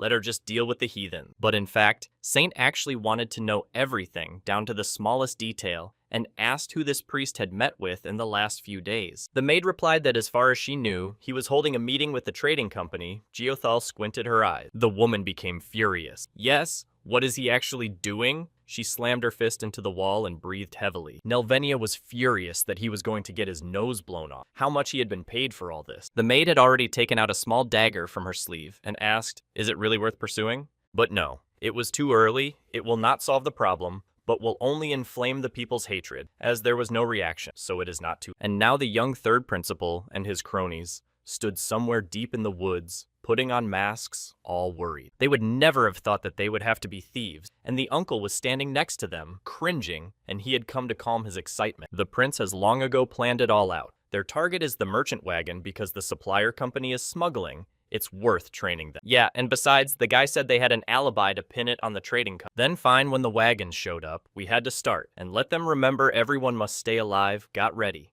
The coachman held on to the reins and had no idea what ambush awaited him in this wilderness. Suddenly, the man cried out in horror. He saw several robbers pounce on him and start beating him. The prince was also in place and even watched everything from the side these mercenaries were, from Sina village, and seemed to be very good at raids. They demanded to give everything the merchants had, and then they would stay alive. The mercenaries acted too coherently. Errol, a little embarrassed, asked her friend, "Is her comrades really brigands?" But the girl reassured they are just having fun. So it was time to see what the company was selling to make that kind of money. But to his surprise, the guy noticed nothing out of the ordinary fruits, furs, and necessities. As soon as Sina received the order to hack the bottom of the wagon, it immediately crunched her fingers and prepared to execute. As soon as the bottom was opened, the prince's face changed instantly. Beside him stood the servant girl and couldn't believe her eyes. It was salt, just regular kitchen salt used for cooking various dishes. The guy stuck his hand under the bottom. In his hands was a plain white powder that tasted salty. Smuggling is a serious crime,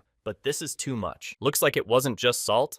There were several other crates in the wagon full of contraband. Uncle was sorting out the merchandise. There were many things that are forbidden in the kingdom, but they're smuggled in as if nothing happened. The prince's suspicions were justified. There was probably just as much contraband in the other wagon, and it was worth checking thoroughly. The uncle immediately asked if his nephew was going to press charges, but the prince was pondering for now. The aristocrats are involved here somewhere, so if he opens this whole thing up now, it's gonna cause a big uproar. Clenching his hand into a fist, the kid offered to organize a real showdown of peddlers and show these snobs what a fair fight was. The next day at the Geothal Trading Company store, the merchant received a strange letter and was already doing the accounting. The strange thing was that there were fewer buyers today than usual, but they were offering the best price. A man walked past him and immediately got a question from the merchant. The stranger perked up and looked toward the store. Sunil at her residence was extremely concerned about Arnil's trading company buying up the same products as themselves. Yes, and also offers a higher price for them. The clerk reported the latest news. The woman kept thinking about this prince. So far it's not causing much trouble, but if it goes on like this, the whole business is at risk. What a blatant provocation it was. Doesn't that kid feel bad for spending so much money? The aide said they should fight to the last man and get them to stop such a rampage, but everyone already knew this prince was a genius. He must be well aware that such actions will be criticized sooner or later, but it didn't seem to bother him much. And the woman was well aware that if Errol was acting in such ways, he was well aware of the consequences and knew he could get away with it. Yes, and besides, she their wagon again, absolutely assault again. Where was the contraband aid confirmed? Everyone thought it was just common bandits attacking merchant wagon, but it's more likely the prince is behind. Senil turned around and without a word went to her room. Immediately, we'll need to request an audience and deal with it. The options that he would accept this invitation were few, but now it was the only way to survive. The woman was very worried. Eventually, a reply was received, and the representatives of the trading company, led by Senil, were already sitting in audience. But it's been a couple of hours and the prince has not appeared. The woman began to boil with rage. At last, the main culprit of the celebration appeared with his uncle and greeted the guests. Frowning, Sunil replied that His Highness himself was well aware of why this meeting had happened. Sitting down on the chair, the boy sighed, wondering, of course, that they dared to come to meet him. He thought that everyone had already fled abroad. After swallowing this insult, the woman said that for her to go out of business is not allowed. She would never do such a thing. Arl stubbornly pretended not to know what she was talking about. Just a little prank like some people around here. Sunil is boiling with rage. He buys goods more expensive and sells them cheaper. It's a small prank in his opinion, but in battle you can't do without sacrifices. Is the prince willing to endure losses just for the sake of it? But it seems the guy was confident in his action. Also, a detailed account of what and how much was sold to the company one whistleblower provided him. Sunil froze with fear as soon as she heard it. The girl trembled with her whole body and did not know what to answer. The prince in turn continued. He said that Geothal had crossed the border. Is she so fond of money that she would be willing to do such a thing? But the woman asked what was wrong with that.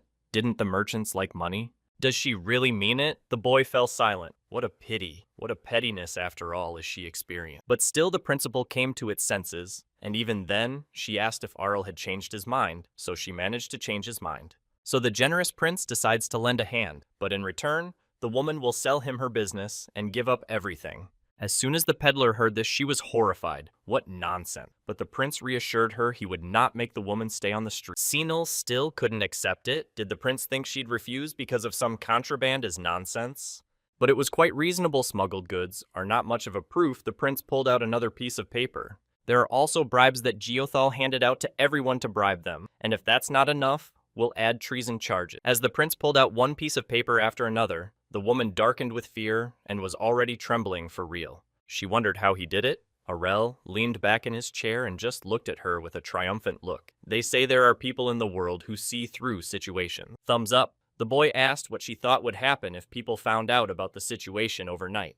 Not only will the trading company suffer, but also the reputation of many famous personalities. Sunil was trembling and didn't know what to say. In response, she was trashed. Hearing about the Holy Kingdom, the woman shakily assured me that she could solve this little problem. That's all.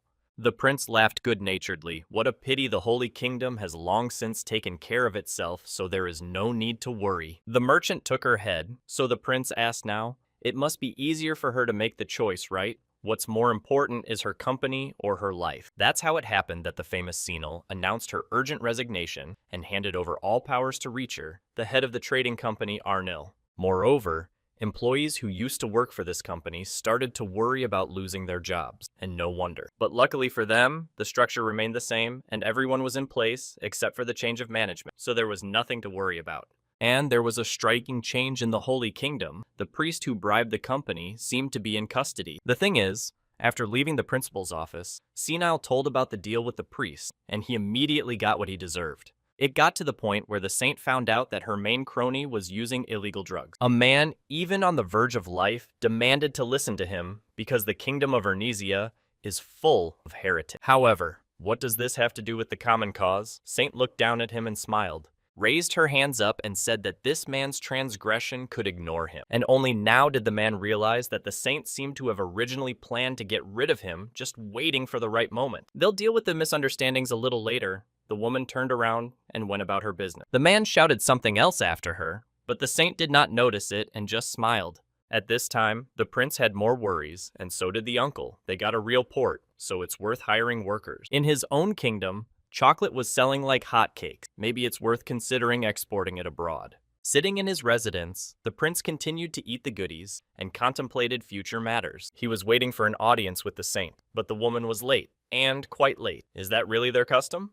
Eventually, she did show herself in front of the prince, and covering herself with a fan, the boy recognized her all too quickly. The prince himself did not expect that the saint would ask for a meeting. Usually, she confines herself to letters and does not show herself in public at all. At the time of the chocolate incident, they did exchange a couple flyers, and the secret worked together for the information exchange. The saint eliminated the priest interfering with her politics, and everything seemed to fall into place. The woman tasted the chocolate and was very impressed indeed. For the trader, this product is a great find. Well, the prince had other intentions. He's lord of this land after all. What happens if the guy tries to keep her here? But it was a waste of time. The woman is sure she can escape even before they try to apprehend her. Well, that's understandable. So what she wanted to talk about, the prince asked her not to say that the saint had come here just to taste the chocolate. But nothing like that. The woman said she just wanted to clear the air herself, so there would be no misunderstanding. But the prince stubbornly did not understand. What is the matter here? Those who are guilty got what they deserve. What else to clarify?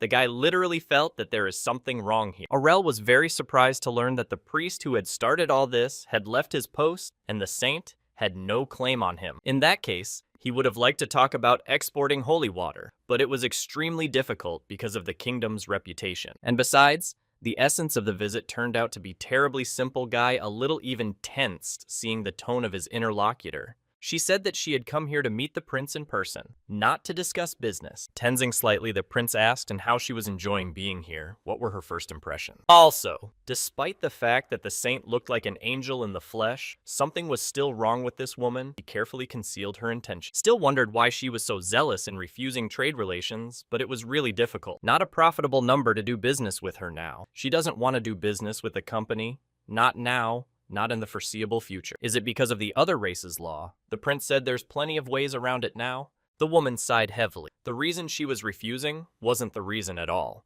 It was obvious she was having trouble choosing her word. And here even the prince didn't understand a little bit whether the reason why the deal wouldn't go through wasn't because of the law on other races. The saint rose from her seat. Whatever I am now, her answer. Nelvenia expressed the hope that the next time they met, they would be in more disposable circumstance. Saying this, the woman literally vanished into thin air with the help of a teleport. The prince was left alone with himself. This conversation was extremely difficult. The guy thought about it and sighed heavily. Of course, she said she wasn't going to prove anything, but something told the boy that wasn't true. The principal looked at the chocolate candy. Meanwhile, a girl named Manga, who was an imperial kingdom, just got bogged down in papers. She no longer knew what she should do. The thing is, she's been blamed for all this.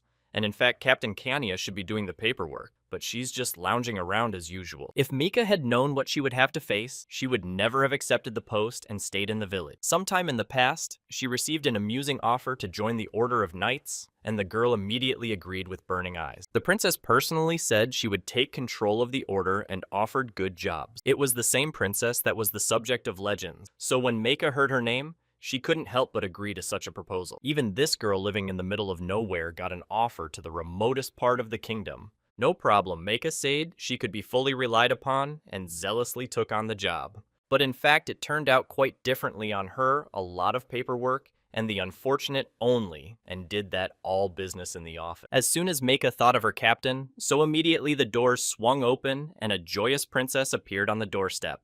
As soon as Kanya walked through the door, Mika shrieked. She had told him not to slam the door like that because it could break it. Yes, and in addition, the third principal is already writing condolence letters. Princess almost cried again, nagging at her. Her Highness had completely forgotten about the document, but the bookkeeper put it all in order. The princess said she just wanted a distraction and a change of scenery and got a little carried away, but the girl immediately sat down to write. Meika was watching all of this intently and was already sick of all this paperwork. Finally can get some rest. Did the princess feel so bad about losing to him? The girl thought about it day and night. It's all about the fact that a few days ago, the princess was challenged to a duel by a famous master and lost to him. Everyone else was shocked. They didn't expect this from the princess and kept waiting to see how she would react. The girl tried to keep herself in control, but it was obvious that she was very sorry for her defeat and did not know what to do. The opponent said that his victory is only the result of his own experience, so it is not worth saying anything. The princess interrupted his monologue and said she realized what she was missing, so she would definitely win next time. In addition, the princess is stubbornly determined to win because of a promise she made to her own father. The order she leads is provisional, and to get official recognition, one must fulfill the conditions of proving not significant. One way to prove this is to defeat a sword master of his own level who is the princess's past opponent. Meika, I just wanted this to be over. No personal grudges, let it just be a fight. And besides, if the princess is defeated, and this time the order will cease to exist, A is already a big problem. The accountant was horrified despite the fact that even though she constantly complains this job is not so bad already, did not want to part with it immediately. She looked at the princess who was sorting out the paperwork. Besides, for her sake, you have to do something. Being in his residence, the third principal held an audience. The guy sat with his hands folded in front of him. He had a very formidable look. In front of him stood Meika.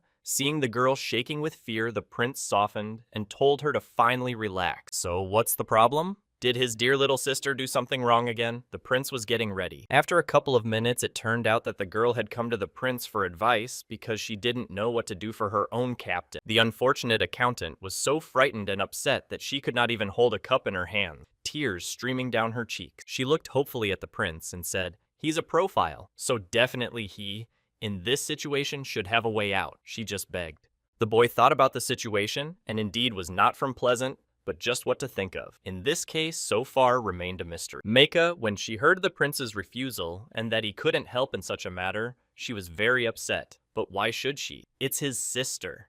The boy warned her that the princess must deal with the matter herself and that he could not help her. The girl wanted to say something else, but when she saw the prince's face, she stopped at half a word. She realized that if the prince said no, it means no. But she didn't give up hope. He's not going to sit idly by after all. All was right.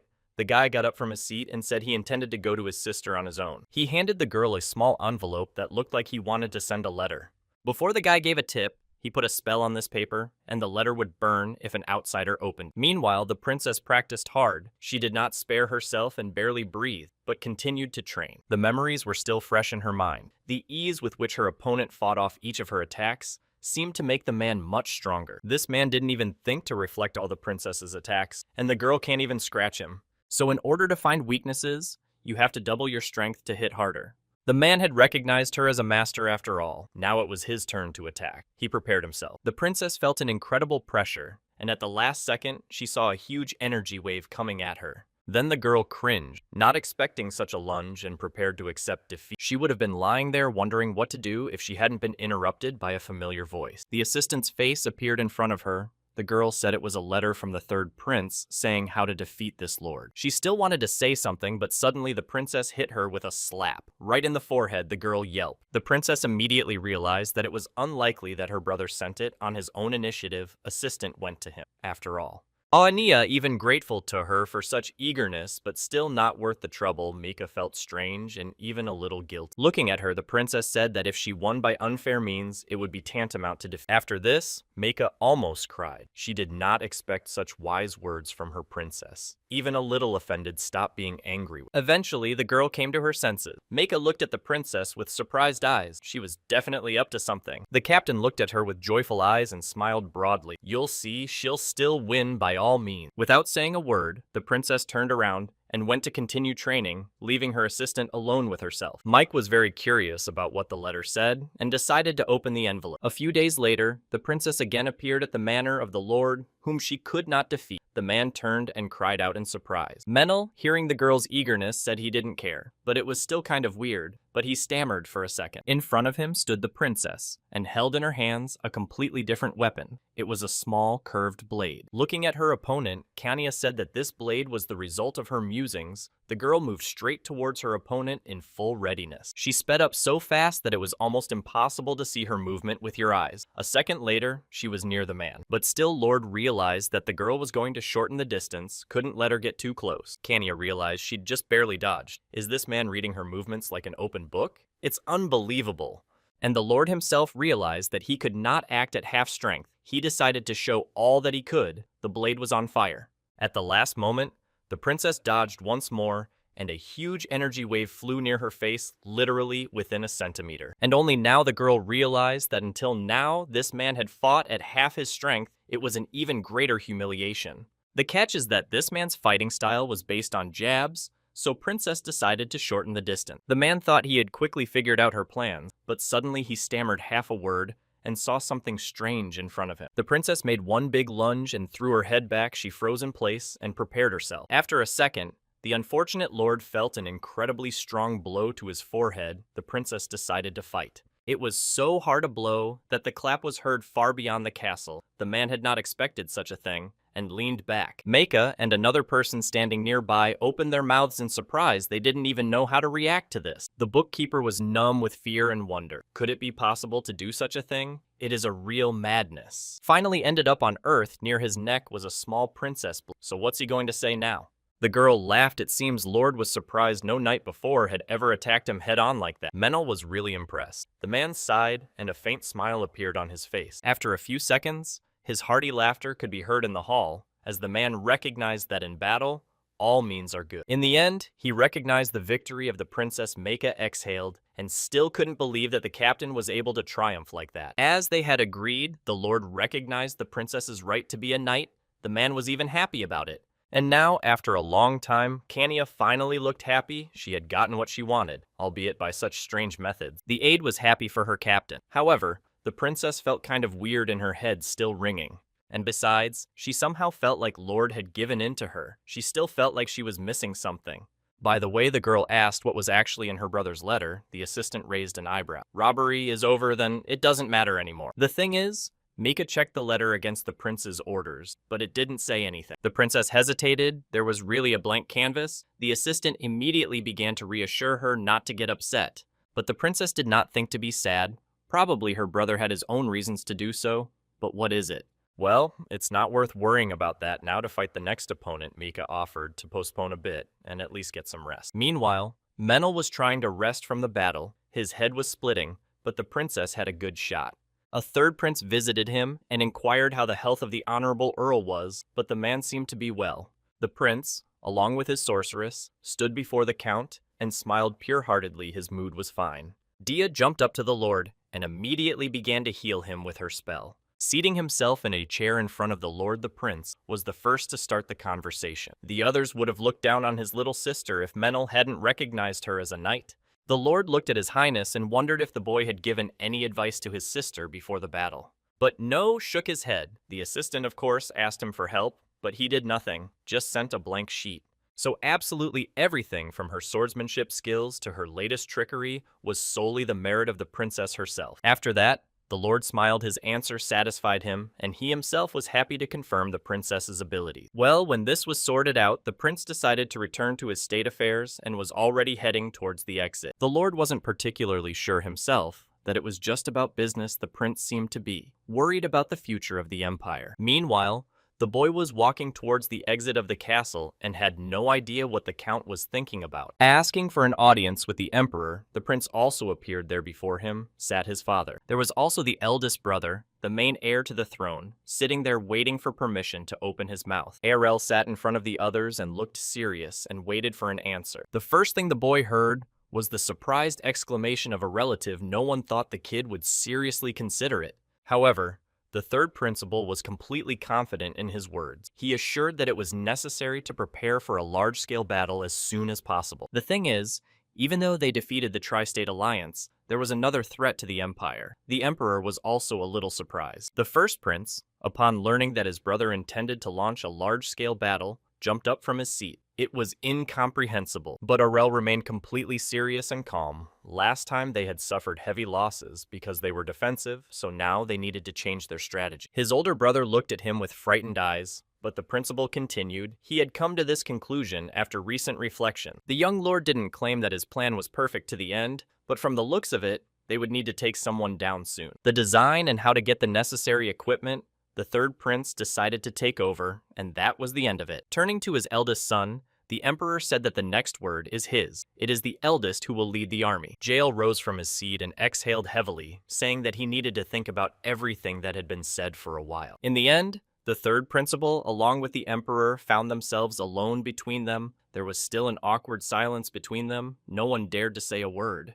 Unfortunately, without the first prince, it was impossible to continue the conversation, so decided to postpone it until later. Unfortunately agreed. He thought to himself that he himself would not have wanted to resort to radical method, but the situation was favorable. Next, the conversation turned to Fenu. The third prince would like to take care of her fate, so for now, there would be no problem. The third prince had one more question, if the final decision depended on the emperor and him alone to say. His father frowned and thought for a couple of seconds. The question was reasonable, but very difficult. He didn't know what to say. Hearing that his father wanted to prevent a large-scale battle anyway, the prince leaned over and said he was clear. After a few dozen minutes, the first heir entered the room. He was extremely agitated and abruptly opened the door. After a short pause, Jael closed his eyes and said he was ready to begin the battle, probably a decision he had not made easily. But on the other hand, he said that if someone intends to threaten the Empire, just standing on the sidelines won't work. Looking at his younger brother, the heir said that if Errol had his will,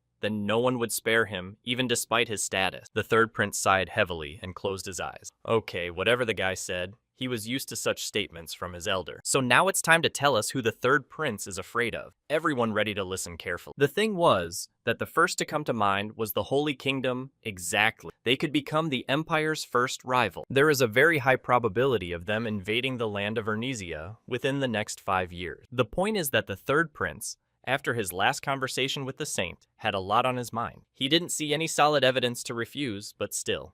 At this time in the Holy Kingdom, Nelvenia was lying in her chambers, breathing heavily with a small bottle beside her. She took the vial and looked at it. There was some strange, dark-colored liquid, or the vial itself was painted black. At the last meeting, Saint asked the others not to particularly disturb the kingdom of Ernesia and to stop meddling in matters. The girl herself realized that they had no chance of winning now, because they didn't have enough resources. But even if we stall in this way, the kingdom will only grow stronger. The saint has lost her way. I mean, what is she supposed to do now? Meanwhile, in Ernesia itself, everything was warm, and the economy was growing at an incredible rate. From one of the wagons came out a girl familiar to us. Fina corrected her hat here. It was very hot. She sighed heavily. Before her stood the third prince himself. He bowed courteously and welcomed her to his humble abode. Lowering her head, the girl smiled. She didn't expect to meet under such circumstances again. Now she is his subordinate. At the moment, the Merman Empire has only 3 heirs to the current emperor who now sits on the throne. The actual Princess Fina we just saw, and the youngest daughter who, due to her age, cannot claim the throne. Meanwhile, Fena was still wondering if she thought they were trying to freeze her in the northern land, but the climate here is completely different. The third principal suggested she go into the house and discuss it in a quieter setting. Here they moved. Fena came to this place to exchange experiences and build friendships, but in reality, the girl was actually a political hostage. In a few minutes, they were already sitting in comfortable chairs and drinking fragrant tea. The prince asked how her studies were going. Smiling, the girl kindly replied that just eating and sleeping was not particularly burdensome for a political hostage. All the time, Fina was surprised at how beautiful and unusual it was here. Who would have thought? But Aurel said she could stop pretending and act casual. In response to the surprise, the prince replied that he remembered the very scene in the garden all too well, because it really wasn't like that. Fena pretended not to understand what the prince was talking about, but she knew everything. She became furious when Errol said he could write in big letters at the entrance of the Princess Master of the Element. After that, she took offense.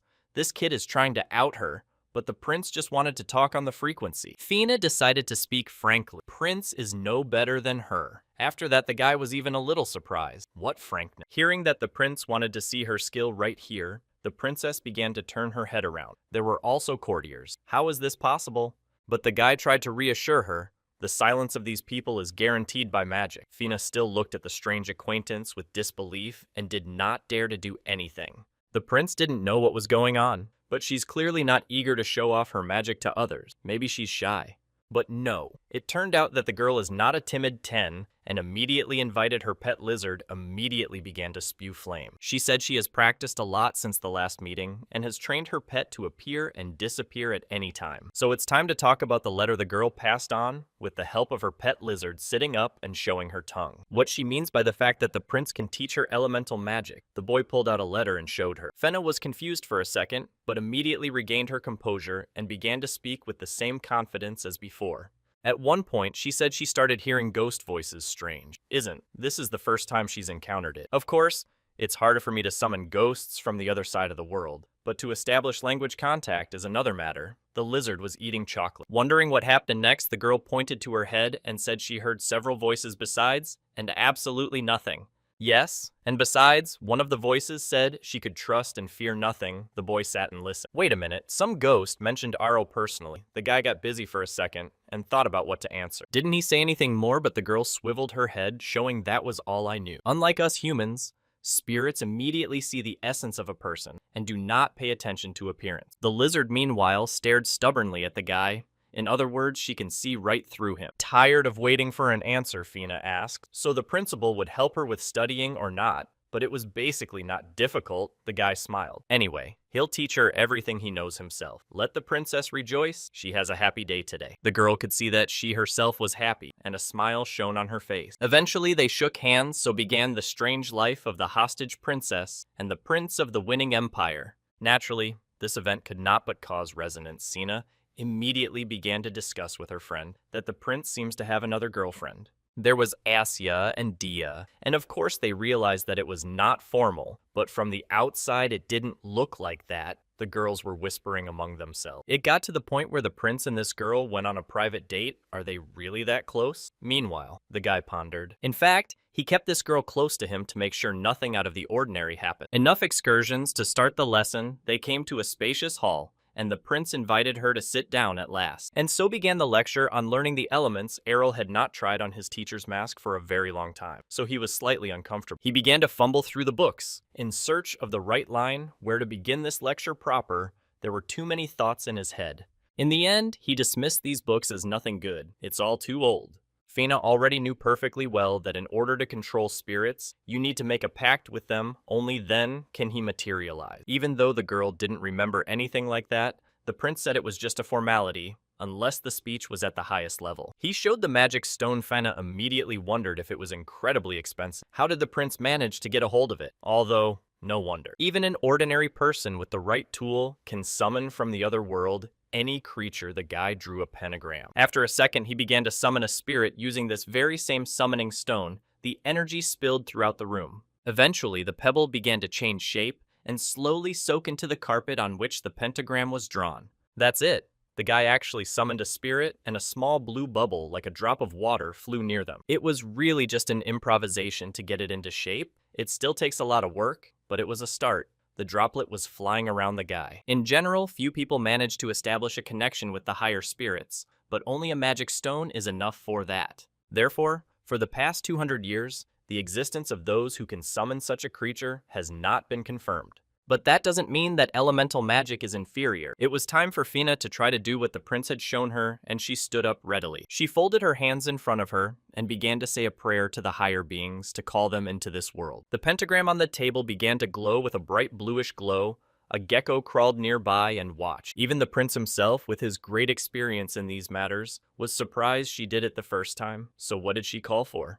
In front of them stood a small earth golem. He was no more than a few centimeters in height and looked at the mistress with black eyes. Seeing the result of her efforts, Fina began to jump joyfully on the spot, but the prince precipitated her. It was too early to marvel. The spirit seemed to be saying something. Little Golem started jumping in his seat. He was having fun and wanted to play with his mistress. It looked like a pact was made. The little creature grabbed her mistress's hand and leaned against it. The prince congratulated his apprentice on her first call. If her brother knew about it, he would be over the moon. Seeing the confusion on the student's face, the prince was a little confused as to what the matter was. She seems to be worried about something. Errol addressed her by her full title and the girl tensed a little. He said he needed to clear up something. The reason the Empire forbids people from talking about it is only one. It's because the Holy Realm might find out, isn't it?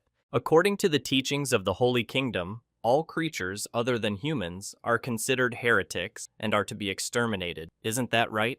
The Holy Kingdom and the rest of the creatures from the Netherworld had a long struggle. Not so. It is believed that spirits were hunted back then. The girl frowned more and more with each passing second, but she was aware of it, but she didn't want to talk about it. And in such monstrous fighting conditions, Fina appears in a situation aggravated by the fact that she comes from a royal family. So her coming to these places was only because her family wanted to protect her from the wrath of the righteous state. It was completely like this prince's incredibly shrewd elder brother had exiled her here. After a short story, the girl sighed heavily. All this is so, but needs to explain herself. Only those close to her know of her talent. She hides her talent from the others, but that's not the main reason. The girl frowned. The prince had already immediately guessed everything. It was to give the Holy Kingdom a reason to condemn the Empire, the girl shrieked. The prince only assumed, but the reaction says he was right. Well, that settles it. It's because the empire where Fen is from has a grudge against the prince's homeland, and the reason is all too simple. Ernesia was originally part of the Merman Empire, and when it declared its independence, it didn't exactly hit the sorest spot.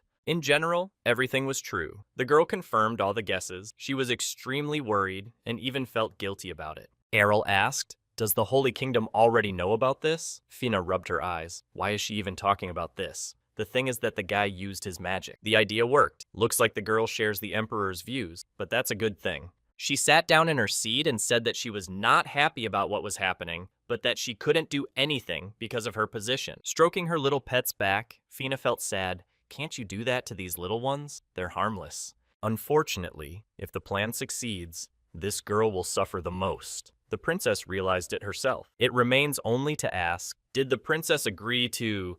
"This is to come up with a suitable excuse," the girl shrieked. She'd never do that, but it's just to make sure she doesn't miss an important lesson. Aro got down on one knee in front of her and said he was interested in what the spirit said, so she thought to herself. She was also a member of the royal family, but I don't think anyone would listen to the girl, although I don't like it myself. Well, it's all for the good of the empire then. The prince offered her to cooperate together. Fina raised an eyebrow in surprise. Errol understood perfectly well that if this girl's empire continued to bend to the Holy Kingdom, it would eventually be destroyed. The reason why the prince himself is preparing for a protracted battle is because the Holy Kingdom is going to use Merman as a human shield. Hearing this, the princess could not hold back a scream of horror. She did not know what to do in such a situation. The girl looked away and tried to calm down. The prince already continued to speak. He would destroy this empire if anything happened. Actually, it was a brilliant plan. The saint wants to bring the two states together and then pretend they're not involved. And now the prince, as an official representative of the royal family, is offering to help with this difficult issue. He can prevent such a bloody battle, so extending his hand said that he hopes for a long-term cooperation. Finally, the girl began to realize why the principal had called her here for a private encounter. Goosebumps were running through her. She of course realized that the Empire had its own views on this. But does this boy really want to cooperate? Pausing briefly, Arel said that the princess's giftedness could play a key role in preventing a battle. Saint is going to start acting decisively sooner or later, and then it might just be too late for her to use everyone to her advantage. After that, Fen couldn't believe her ears. She couldn't imagine how devious and monstrous a person the saint was. A girl is caught between two fires, political hostage, who plays the role of a puppet between two states. And so the prince decided to offer cooperation, and the boy, be sure to prove that magic is not something shameful. There would be no more need to hide and conceal her talent. Fina froze in place and didn't know what to say. She had wanted to end it herself for a long time. They held hands. The principals promised that the girl would be the one to shame the saint and prevent the nightmare. The girl looked at her new acquaintance with enlightened eyes. Finally, everything in front of her became clear. The principal himself promised her that everything would be fine. This girl's talent would be recognized by absolutely everyone. And so began lessons. Princess was surprisingly talented student. Everything happened as much as possible without problem. The prince himself had been distracted for a few minutes and was already sitting in a remote place where no one could spot him. There was something to learn. He took a small stick and began to draw something in the sand. For calling spirits, the most important thing is compatibility. Although his personally eye ability is 2 at a low level, but through diligent training, he was able to get close to nature. Eventually, he got sick of it. To hell with everything. Let them get out of there. The boy stuck his hand into the portal and started fumbling. First from there appeared the mermaid, whom the prince caught by the hair. The unfortunate one screamed and did not expect such a thing. Excellent one, ready. Arel slipped his arm over his shoulder into the portal again and began to fry there, looking for the next spirit. From there appeared a strange creature, large like some kind of rag. The ghost squawked at who was even standing in front of him. The third was another spirit, looked like some kind of potato. The monster squirmed and tried to hide. Finally, the prince finished his mission. He stood and breathed heavily. The right amount of elements had been summoned. The spirits of the different elements stood before him. There was fire, water, earth, and all that stuff. Purple Ghost came to rage as this lowly man treated them so inhumanely. But no sooner had the ghost finished his outraged tirade then his body was shackled by a powerful magical chain. Arel warned them not to do anything stupid. He cast a barrier spell so no one could use his power. The ghosts went into a rage. Why is this man keeping them here by force for the sake of a contract? Or is there some other reason? Picking his nose, Arel said he didn't want the contract for nothing. He just wants to ask a couple questions, and it's in their best interest to answer honestly. The ghosts were horrified. They were dragged here from the netherworld just to ask questions about how to understand it. Stooping to his sides, the guy started talking recently. One of their acquaintances told him something the prince couldn't understand. Arel narrated that the little fire spirit said he was worthy of trust, what that could even mean. The devil-like monster said he had no idea what the man was talking about, but he stammered for a second. He saw behind this boy an incredibly monstrous aura that surpassed the power of any of them. Even the prince himself wondered a bit what this ghost was talking about now, or maybe the boy looked somehow different in his eyes. One of the angel-like ghosts said that this boy seemed to have lived several thousand lives or more. Slowly, it began to dawn on His Highness that this spirit didn't seem particularly surprised. The fire spirit said that a long time ago, they were summoned by a man very much like the one standing in front of them now, so they had a companion, by the prince's standards. That was somewhere around 1,000 years ago, so this man must be on the other side of the world by now. Bad business. Everything actually happened. As he had expected, besides Arel himself, there were people who had also experienced rebirth time after time. The fire spirit said that last time, this man used their power against their will and did terrible things. So that the prince's suspicions were correct, the boy sighed heavily. Actually, reincarnators fall into 3 types. The first is the lazy ones, who don't do anything at all. One of them was Errol. The second are those who use their accumulated powers to do good, as the guy was in the past. And actually, the third most terrible are those who use their power to do absolute evil. Such a guy also managed to, and now the prince resembled him. Well, and yet different. So this spirit had no other reason. The ghost wondered what the boy was going to do when he found out the answers to all the questions to make a pact with them. But no, it wasn't in the prince's mind why he only needed a small favor. Arel, leaning against one of the ghosts, ordered him not to tell anyone about it, not even his subordinate. Let them pass it on. And God forbid they don't obey him, then the prince will do something worse than that guy who did all sorts of mischief 1,000 years ago. Let them be sure. Fiery was about to leave through the portal. Well, the prince had a favor to ask. The spirit looked at him. What kind of request was that? It was simple. The prince asked to respond to the call of one of the mages when he called. Of course, the spirit frowned at this, which sounded very strange, but still obeyed. He created a small sphere of fire. Handing the boy one of the magical items, the spirit disappeared with a final word, telling him to use it. In the prince's hands was a small ribbon tied in a bow. All that was left was to figure out how to sell it to that girl. Fana already sat in the next class and concentrated her magical power. The girl even closed her eyes. The teacher had told her before that elemental magic was not simple witchcraft, but a science in which feeling and predisposition were more important than knowledge. If you understand everything with the mind, it is only a small part. The body will not follow the mind. So gradually, step by step, one must accumulate one's power. The girl followed the instructions and continued to concentrate.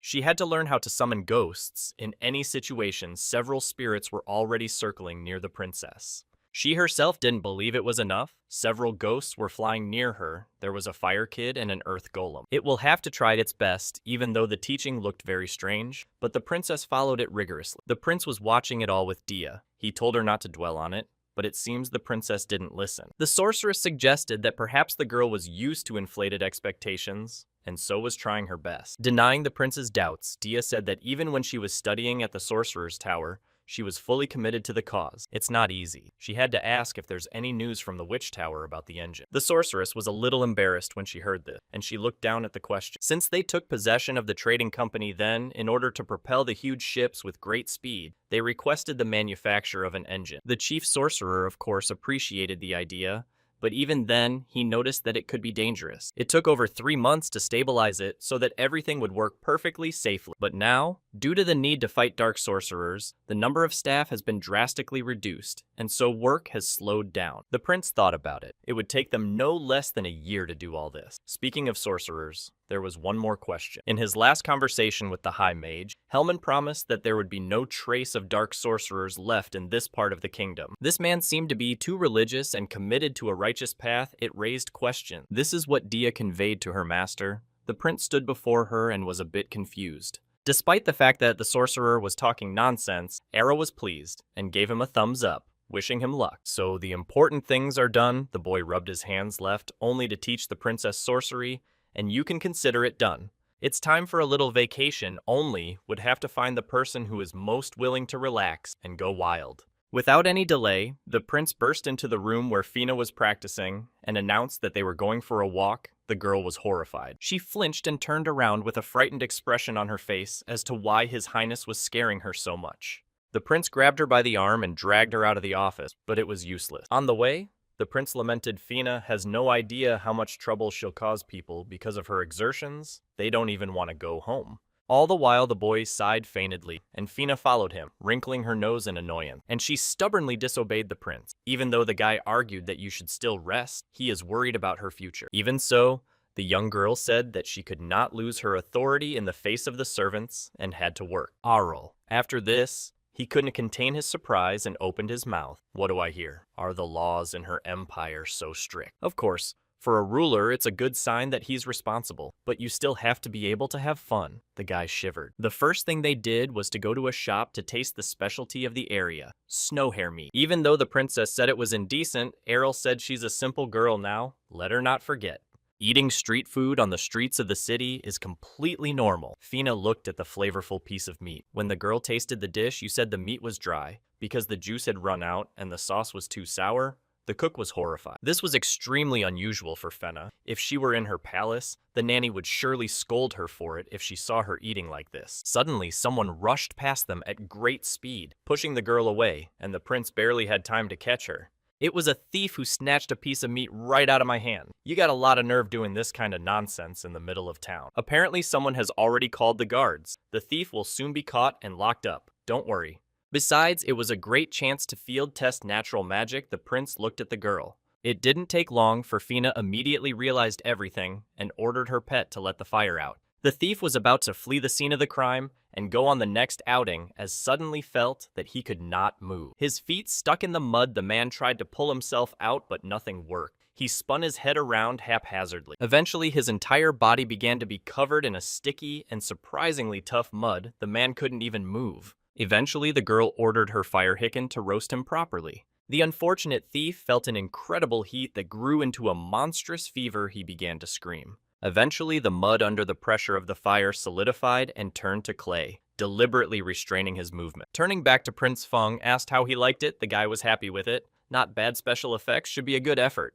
In that case, we need to try something. The girl put out a finger on which there was already a small fireball. The thief felt a loud explosion behind his back. The unfortunate one already regretted grabbing the meat out of her hand. Arl scared, is she going to destroy him? Not the best way out for a simple theft. Hearing that it wasn't as hot as it might seem, the prince calmed down a bit, and indeed, he touched the fire, and surprisingly didn't get burned. The people had already started to gather in the square, and they were watching Thief, covered in mud, jumping in the fire. It's really impressive, but the prince only sighed heavily. Only, look at them, throw a coin in there. Eventually, the thief was handed over to the guards, and he was glad to be sent to a completely safe prison. Then they came to one of the bookstores in town. As expected, the princess liked spending time here better. Fenna, for the first time I saw such artificial paper, it was different from parchment. Yes, and also the cover was very smooth. But the principal was horrified instantly. He snatched up the book and stashed it away. It was best not to touch. After a few minutes, the girl had already found the book of the prince himself. Arel again almost burned with shame. Did this reading spread throughout the province? The girl began to read, but the book seemed to her too pompous. Only dithyrambs are too exaggerated. She looked at the prince and wondered if it was his idea, but no, it was his maternal uncle. A little calmer, the girl continued to study the book with interest. Her eyes lit up. In response to being surprised at the beautiful font, the prince replied that he was just experimenting with his machine. Hearing that all this library was filled in just a couple days, the girl was very much surprised by the business part. Even though the prince has been quiet with her so far, he realized that he couldn't reveal absolutely every secret. Meanwhile, in the Holy Land, there was a real scandal going on. They were again offended about something the priest said. He had gotten some book. It talked about various sorcerers and magicians, and worse, it was read to children who had just gotten their literacy. The saint herself realized that it's pretty bold to reproduce a banned book in the form of children's literature, pretty bold. The other priests continued to riot. It was barbaric, but the saint sat there not knowing what to do. The girl sighed heavily. Well, something must be done. She decided to declare this book banned, just like the original. But when Saint learned that the publisher of this very book was the third prince, she was very much surprised. He had gotten what he wanted.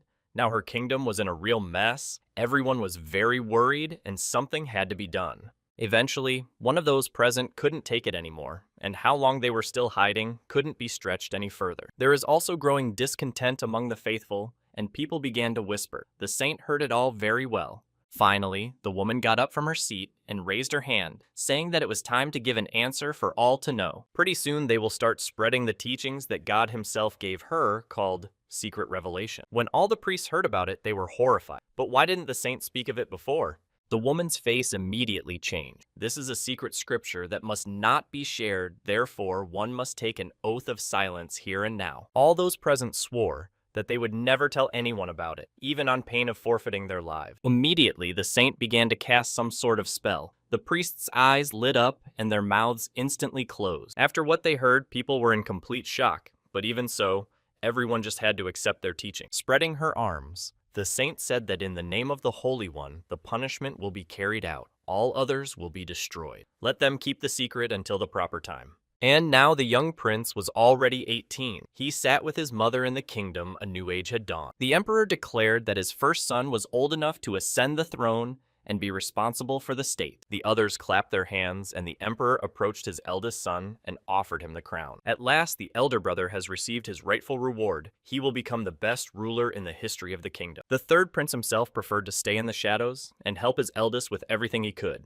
Everything is going very smoothly, and it couldn't be happier. The third prince would very much like the peace to continue forever. He decided to rest for a while, and laid down on the soft grass somewhere in his garden, enjoying the nature around him. All the while, he pondered what the saint what could be the threat to the state, which, maybe they'll sick dragons on them or find some other way to mess with the empire. It could be anything. We can only wonder what they're up to. Moreover, Princess Feng had already learned how to summon mid-level spirits, which is something why she continues to contract only with the lower ones. Surrounded by the others, the princess sat and twirled her head. She didn't understand what the third lord wanted to tell her. As it turns out, this girl has a great talent for summoning several hundred of these spirits if she wants to. The girl waved her hand, and with a smile on her face, ordered the little ones to move forward, let them show what they can do. Looking at all this, the third prince was greatly surprised with the help of this army. It is possible to surpass almost any opponent. It was like a personal army. Meanwhile, Dia was constantly improving her magic spells.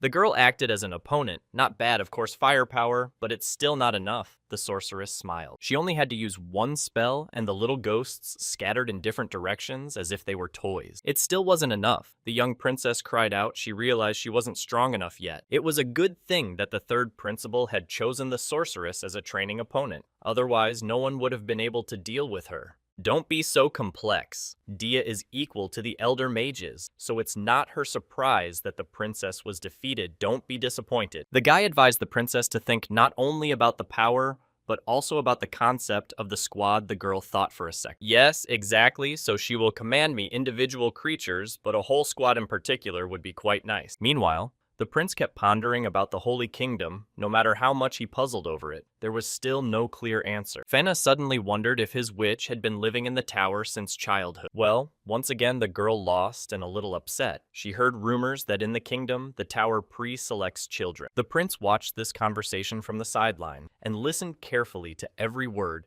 each time frowning. Unfortunately, the sorceress said that her hometown was destroyed a long time ago and she can't give an answer to that question. Hearing this, the princess was immediately embarrassed and apologized. She didn't want to touch on such a delicate matter. Watching all this, Arel involuntarily surprised for himself. Usually princesses are arrogant, and Fena on the contrary, delicate and courteous in these matters. But still he decided to turn up the heat, and calling her a tactless princess, ordered the girl to stop bothering the sorceress. Amazing story of a village being wiped out by a plague. It's pretty sad Dia tried to calm her friend down. Thinking about the plague, the boy involuntarily realized something. Wait a minute. If that was true, then another turn of events was quite possible. His eyes opened incredibly wide for a second. The boy got up from his seat and immediately ran somewhere in the distance, which surprised the princess and the sorceress very much. At last he shrieked not to be waited on, but to continue his training, there were new urgent matters to attend to. Arel was transported to his palace in the capital and wanted to know all the documents from the day the kingdom was founded. They were in the library, a sacred place where the most important documents and manuscripts are kept. Literally the place where history is kept. He strolled past the bookshelves and searched for the one he needed to find the most information. His reading went on for a few more hours, and the sun was already slipping towards sunset. The guy just hated to groove through history. But still, he managed to find what he had been looking for so long, the prince's eyes grew more serious. Over 100 years ago, there was a completely different kingdom in this place, and the Holy Land started an invasion. Under the pretext of the Holy Battle, but one event happened. A strange disease struck the kingdom of Hessel back in the days of the Holy Inquisition. The kingdom was on the verge of destruction. Moreover, as soon as the epidemic began, the Holy Kingdom immediately offered to help. Does it seem strange, such generosity? It suggested very bad thoughts. The guy stood near a table of books and tried to study the documentation as accurately as possible. Eventually, Hessel was destroyed and annexed by the Kingdom of Merman as it continues, and still the Holy Kingdom acts strangely. When the sorceress heard that the third prince intended to make a medicine, she was too surprised she just stood in her seat and flapped her eyes. The prince tilted his head. Yes, that was exactly what he was going to do to prevent an epidemic that happened over 100 years ago. He certainly wasn't going to invest in medicine or anything like that. Although it could save a lot of lives, it would rather do more good than harm. Medicine has always been built with care, but in this situation, the prince couldn't just sit back and wait for the opponents to strike. The sorceress, meanwhile, expressed her concern. She understood, of course, but wasn't creating a new medicine too difficult a task. But in fact, the prince was not going to start from scratch. He had already thought through all the necessary theory. Moreover, he even has the basic material. The guy opened a small chest, and there appeared several vials of some strange potion with a wonderful aroma emanating from it. Of course, the boy wasn't going to do it so soon, but sooner or later, he'd have an idea in case of emergency. Like any far-sighted ruler, he considered the possibility of an epidemic in his settlement, so he prepared in advance. Even outfitted a secret lab to produce a cure just in case, so to speak, a long time ago. Perhaps the prince would have continued to think to himself if the witch had not asked what the name of his cure was. On the table was a small bottle. With this very potion, the prince decided to call it antibiotic, since he hadn't come up with a name yet. He began to tell the whole structure of the medicine, but the sorceress was surprised that it was part of alchemy. That's exactly what the prince wanted to explain. He handed the girl a stack of papers to study. As the sorceress read what was written, her face changed beyond recognition, and finally she cried out in surprise. Let her learn all these spells. They will be useful in the future. Dia could not believe her eyes. Was it really necessary? But the prince explained that it was just for emergencies. Don't let him tell anyone about it. The girl pressed the stack to her chest and inwardly swore to herself that she would keep it a secret at all costs. While everything was going as it should, the alchemists were working on a cure, and the witch was learning new spells. At this time, word came from the Witch Tower's boss that the magic engine had been completed. The only thing left was to test it. It appears that their ship has been upgraded with their entourage to port. Asha and Sena had never seen the sea in their lives. The girls stared at the water and couldn't believe their eyes. No wonder they are very much disturbed. The prince understood this. for they are surrounded by nothing but mines and mountain ranges from the beginning. Yeah. They were now in the port city of the Kingdom of Felvan, which was their longtime ally. From long ago, it was known as a trading port. Sina couldn't believe that this monster could really float on the sea. It's so huge, they don't even sink. The prince only laughed. They look like country bumpkins. What else would you expect? They've lived in the mountains all their lives. Asha looked cautiously at the new boat and asked the prince if the ship belonged to them. Indeed, this vessel was in the possession of the third prince. Before them stood a real tanker, not at all like the others. Hearing about it, the girls were really delighted. They did not even know what to say for the first time in their lives before their eyes was something like this. The blacksmith tried his best. He, of course, initially doubted, but the result exceeded all daring expectations. It remains to build the following. Not seeing the sails here, Sina began to wonder if they'd be sailing on oars. It's hard to imagine how to move this thing. In fact, iron ships do not go the same way as sailing ships. Soon the girl herself will see everything. The prince was no longer patient and wanted to show everyone his development. Where did you come from, the chief wizard? He smiled, and himself was ready to look at what turned out to be the principal greeted him. The thing is, Hellman's underlings are busy hunting black sorcerers, so he had to come and watch. Everything was just fine. The prince realized that if the sorcerers had taken on the task of designing such a vessel, then it was certified by a higher mage. Well, they were all assembled, and now all that was left was to prepare for the long voyage. They were standing on the dock. In the meantime, a small boat was floating on the water, driven by a single man who seemed to be a fisherman or a merchant. Suddenly, the man turned his head. Behind him was a huge vessel. He had never before seen such monstrous proportions. This ship was different from all the ones seen by them earlier. Meanwhile, Aja was suffering from seasickness. She had never sailed before. The prince saw this and asked the girl if she was all right. Aja tried to control herself. In fact, it wasn't like that at all, and the girl began her long story. She had quite an interesting story to tell. The whole thing was that her grandfather was an amateur explorer long ago. He dreamed of traveling to other continents. Even went sailing on his own in a small dinghy, but as it turned out, it wasn't as easy as it looked on paper. The unfortunate explorer fell into the clutches of the Kraken, and unfortunately crashed after. That was understandable. He was thrown on a desert island, and Aisha herself was constantly frightened by this story as a child, and the memory was so fresh that she was still afraid. The girl cringed, but here was too beautiful a sight to shiver in fear. Let her at least look at it. The prince pointed a finger. The ship was already out on the open sea. It looked like a real modern tanker and was parting the men's abysses. And everyone looked forward. And indeed, it was beautiful here. Sina could taste the salt in her mouth, but she liked it for the first time in her life. The sorcerer was also marveling at the incredible size of this ship alone. It was like an entire fleet. The prince said that he is going to start mass production of only 4 of these ships. While His Highness was discussing further plans, Sina looked through the binoculars. The girl saw something in the distance and looked closely. It was the Kraken of Asi's horrible dream. The huge monster surfaced from the depths, showing its tentacles. Really and truly, he is the prince, and the sorcerer also looked closely. But the unfortunate Asha turned pale with fear. The nightmare of childhood came true. A sailor came out of the cabin, and he too saw the Kraken, and said that they should change course immediately so they could escape.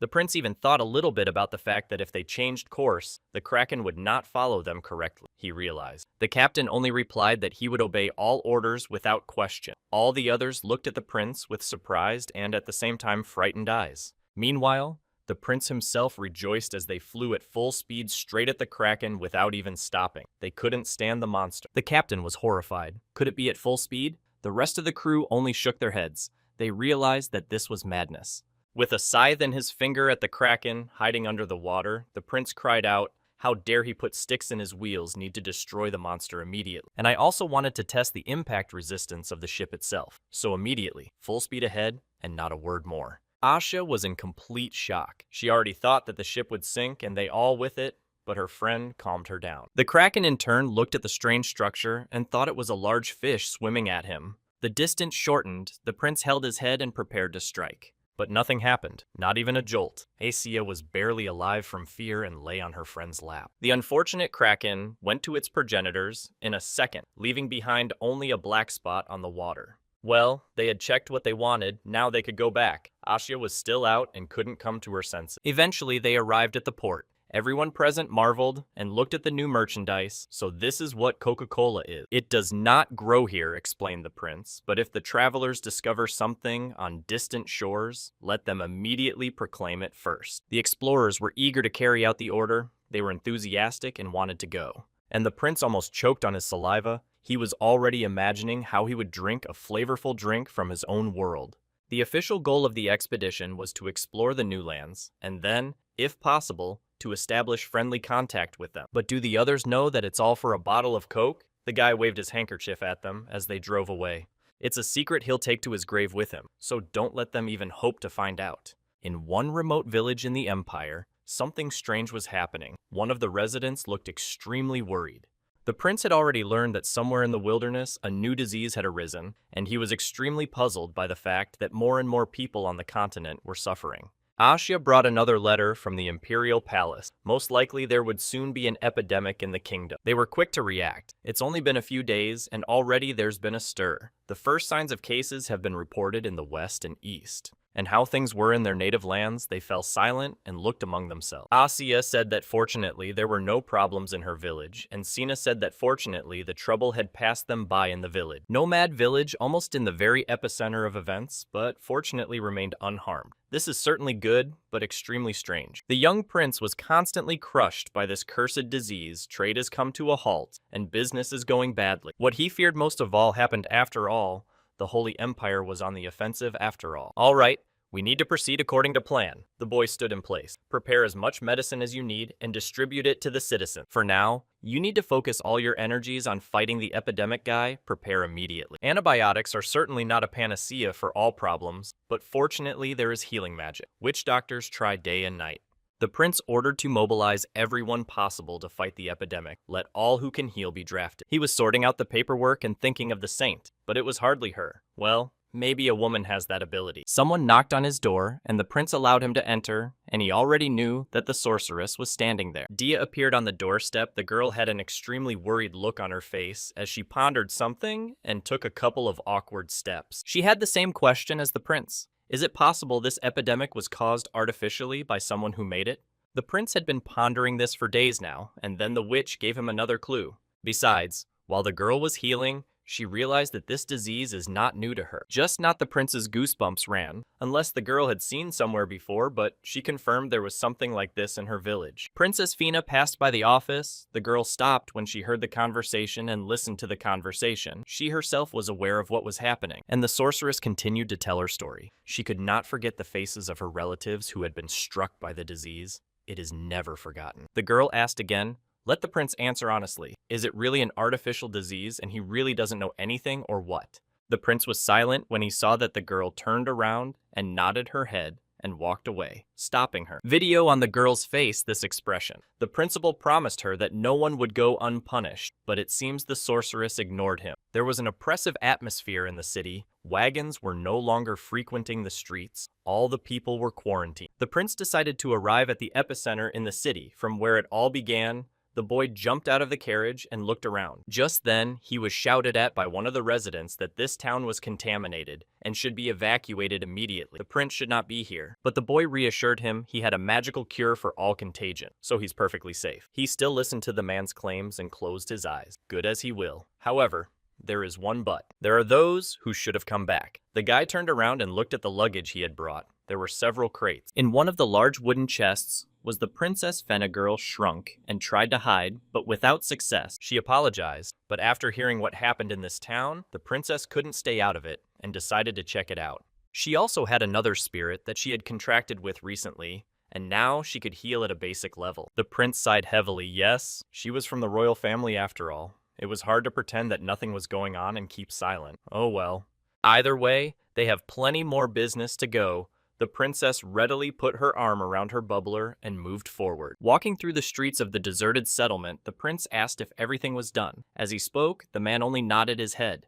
Beside him stood the sorceress. The prince had said should now try this remedy. The girl nodded readily. A phantom aura began to form around her from the energy. The sorceress was building up her mana for the mass spell. If it works, we won't have to burn the village to the ground. The sorceress continued to use her spell, which was quite difficult because the mana expenditure was enormous. The princess standing nearby closed in and asked what was even going on. This was the first time the girl had seen something like this. It's against the rules, but the prince had no choice. Mana particles began to rise into the air, scattering the clouds. Finally, it was over. The boy took a small piece of paper out of his pocket and waved it in the air. The color didn't change. Everything went well. The sorceress looked extremely exhausted. This spell had used up a lot of mana. The princess immediately ran over to the girl and picked her up. The unfortunate enchantress had done all as needed and was now barely on her feet. The prince also praised her, and now we need to rest a bit. She has already tried too hard. A resident ran up to the prince. So it turns out that the disease is no longer active, but still,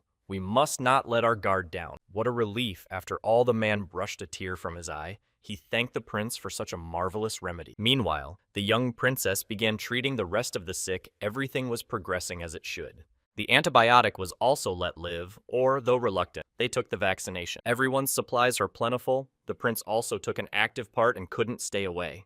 The residents thanked him from the bottom of their hearts. He saved their lives when he arrived so quickly. Thanks to the efforts of the prince and his companions, the epidemic was stopped in short order. Meanwhile, the saint, being in her residence, was extremely puzzled by the current events. The woman did not know what she should even do. She received an urgent report and couldn't believe her eyes. Even the Empire couldn't have avoided such a plague. She checked everything and chose the most effective remedy, but something went wrong and there were less than 100 casualties. The saint decided to personally verify the veracity of her guesses and put on her hood, checking everything around her. For more than 100 years, humans have been unable to do anything against this disease. Could it be that the prince was able to resist it after all? We need to move on to plan B immediately. The woman was furious. She couldn't let some boy interfere with her plan. You have to approach the problem from a different angle. That was her goal, so don't let them take offense. She had to take a chance on an opportunity unknown to her. Of course, there was no guarantee that luck would smile again, but it was still necessary to try.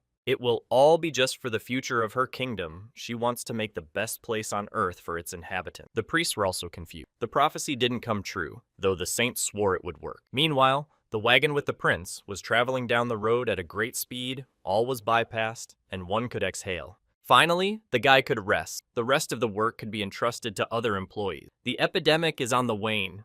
The boy thought to himself that he would certainly overthrow the saint from her throne and not allow any more such promises to be made. The princess sat next to him and somehow remained silent all the time, but at one point she decided to speak. She was curious about the incident after all. It was clear from the girl's face that she was still very worried. The prince wanted to ask what was wrong, but the girl immediately changed the subject. The boy stood in front of her and did not understand what was wrong. Sitting in his office, Errol pondered, then he still remained silent. But the princess was surprisingly perceptive. Taking a few sips of lemonade, the guy wondered if she had noticed something suspicious. Having read the correspondence between the empires, the holy state can't hurt them, so they didn't even check their letters. Fina looked extremely embarrassed. The girl was very worried about something, but she stubbornly didn't tell anyone how long she was going to hide it. The little gecko opened its mouth to light the candle and smiled with its long tongue. As expected, the princess received a letter from her brother. Fina's official reason for being here is to study, so she's not forbidden to exchange letters.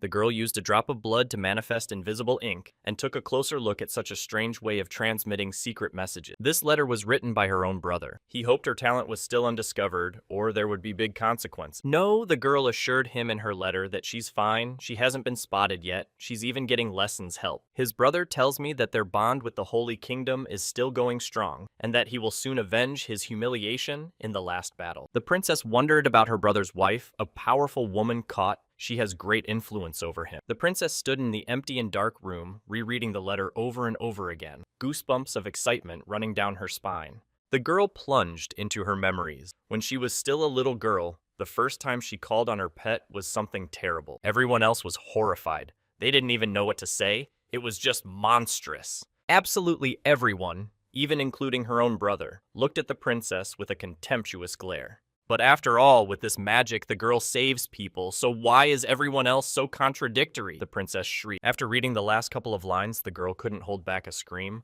Why did her brother do that is unbelievable.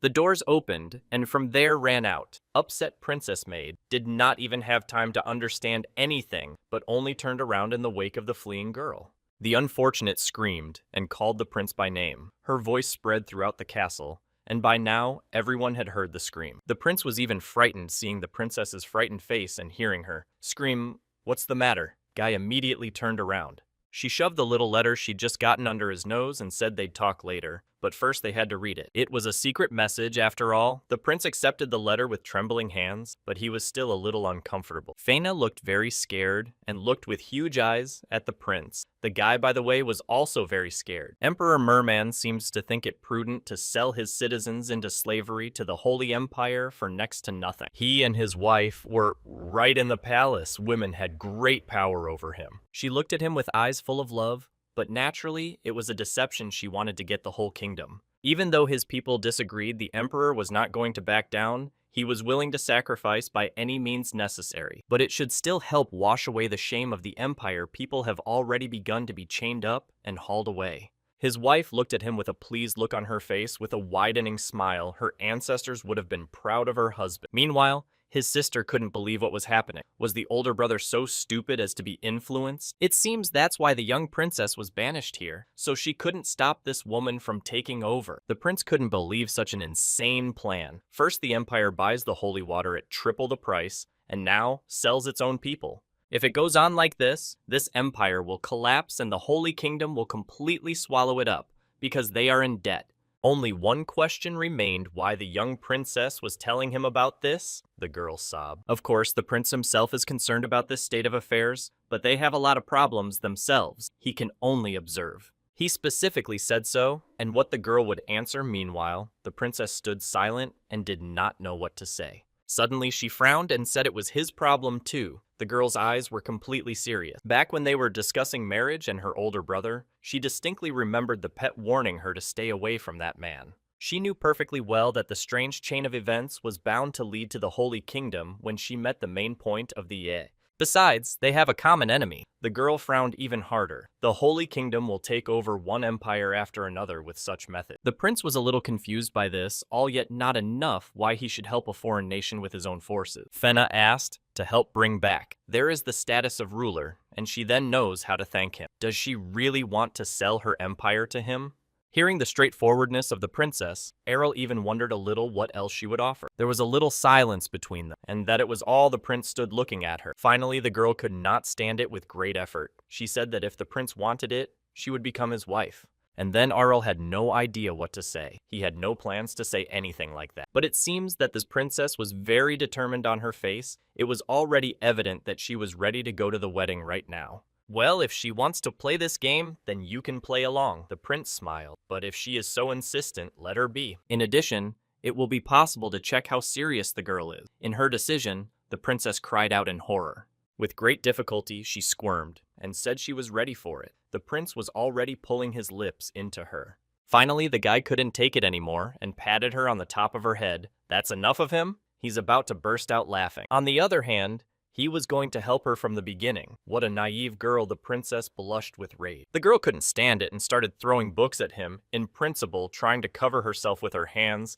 It seems like someone went berserk. He just wanted to see if she meant what she said, or if it was just an empty sound. Then the girl, holding the teapot in her hands and already about to launch it at the prince, stopped. And then the guy told her a secret. He was teaching her magic and poetry so that she could stand up to the Holy Kingdom in the future. He doesn't need any political benefit from this, is sick of it all and has enough problems as it is. But naturally, he's not going to do it for nothing. When it's all over and the Holy Empire goes, the prince would like to establish trade relations. All he needed. It was a good source of income. The prince didn't even hide it and showed the appropriate gesture with his hand. After saying that, Feng was even kind of embarrassed because she was seriously talking. It seems like this guy is much weirder, isn't she glad? Events have moved to the orphanage run by the Holy Kingdom. The children have already raced to embrace the woman. The saint was very happy and hugged each one, and they seemed to be exuberant with health, quite nice to see. It was worth paying tribute to the saint rarely, where you will find a ruler who, in addition to the affairs of state,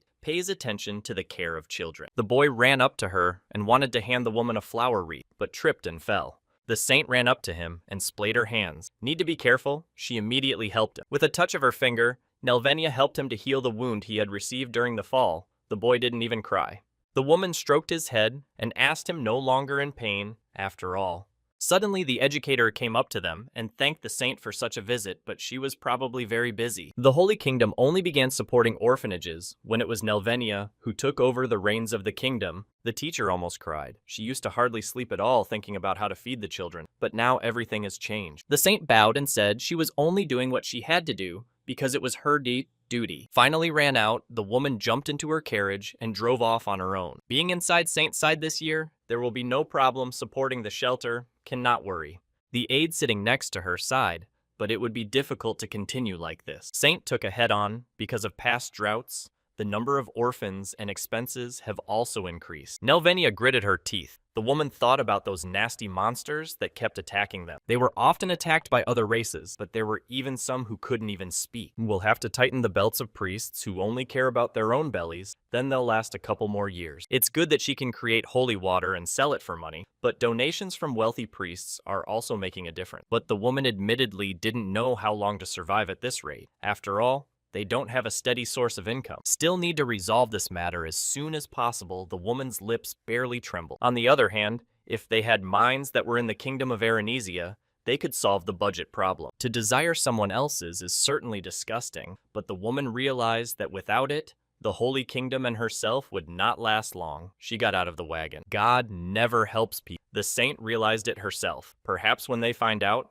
they'll condemn her. But if that happens, after she achieves her goals, she won't care anymore. The woman smiled. Meanwhile, the prince was lying in his cozy study reading another letter, and he even grimaced. The saint had several ways to go, but she chose the easiest way to worry about the people using dirty methods as sneaky. Meanwhile, the bandit dressed in a dark robe stalked the wagon. The man leading the horse stopped and raised an eyebrow. In front of them stood 3 brigands, armed with sharp blades and heavy hammers. The man waved his hands. He was willing to pay any price for the fare. Just let him live. In the moonlight gleamed the tip of the blade, except he's going to turn them into the guards anyway, so no offense. The unfortunate merchant hoped to finally get out into the world, but it wasn't to be. Suddenly, someone's shrill female voice was heard. The stranger shouted for them to stop immediately. The bandits were about to attack the defenseless merchant, but a fire shell exploded in front of them. They saw a strange silhouette in a cloak, with a strange lizard-like beast standing next to the stranger. The thieves went into a rage. How dare she touch their brother who is this even? It wasn't hard to guess that it was the princess along with the sorceress girl wanted to say something. The criminals looked at each other and shuddered a little. Wow, she can't even talk. Encouraged by her success, Fenna shrieked that they would now try these 3 to the full extent of the law. What nonsense to play heroes such a time. The criminals immediately drew their blades and started running straight at the stranger. This lizard they'll turn to dust in no time. The bandits were already approaching. But suddenly, seeing that there were a whole bunch of these lizards, they stopped. The princess commanded her pets, like a real army. The perp was already thinking of blowing out those poor flames to finally deal with this girl. But it was not to be. His blade, under the effect of the powerful jet of fire, turned into a real stump. The man only flapped his eyes. And what would happen if they all attacked at once? The bandits began to scatter slowly, realizing that they could not. Meanwhile, several dozen small fire lizards were already preparing their volleys by filling their mouths with flames. A second later, a real firestorm rained down on the 3 bandits, and the men didn't even have time to do anything about it before they were nothing but embers. The merchant who had been standing aside all this time couldn't even believe his good fortune, but at the same time was very much frightened. He thanked the noble sorcerers for saving his life, and gratitude he wished to repay. Eventually, the princess and the sorceress disappeared from sight without even leaving a reminder of themselves. It was hard.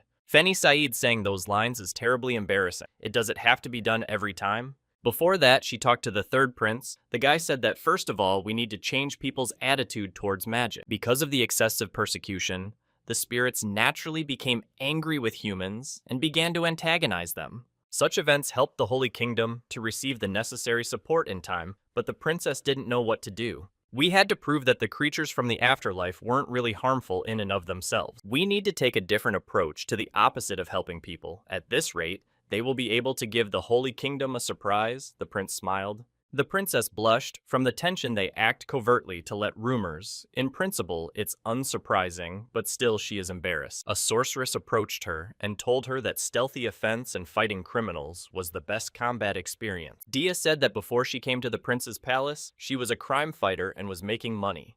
The princess herself realized that everything they were doing was certainly good, but she couldn't stop thinking of herself as a failure because of her past life. Still, She enjoyed helping people with the power of the ghosts she had hidden for so long. It was time to rest. Their labors did begin to slowly bathe. People began to talk about how the two sorceresses were beginning to help fight crime. In another village, the ghosts of the masses massacred a horde of criminals in little time. Also, some creatures fixed the collapsed people slowly started to change their thoughts. Some still doubted the magic of spirits was from the evil one, but some said they had only seen cute creatures, nothing of the sort. So Princess Fena became a small local celebrity. She even started to be called. The prince wondered if Fena was really acting on his plan. The sorceress confirmed. But is that really enough? Admittedly, the guy wasn't sure about it himself. Such things don't happen overnight. Dai asked, then why are they doing all of this? It's costly, and so far the effect has been too small. The fact is that people do not forget such things. Good deeds remain in their memory forever, and they will pass them on.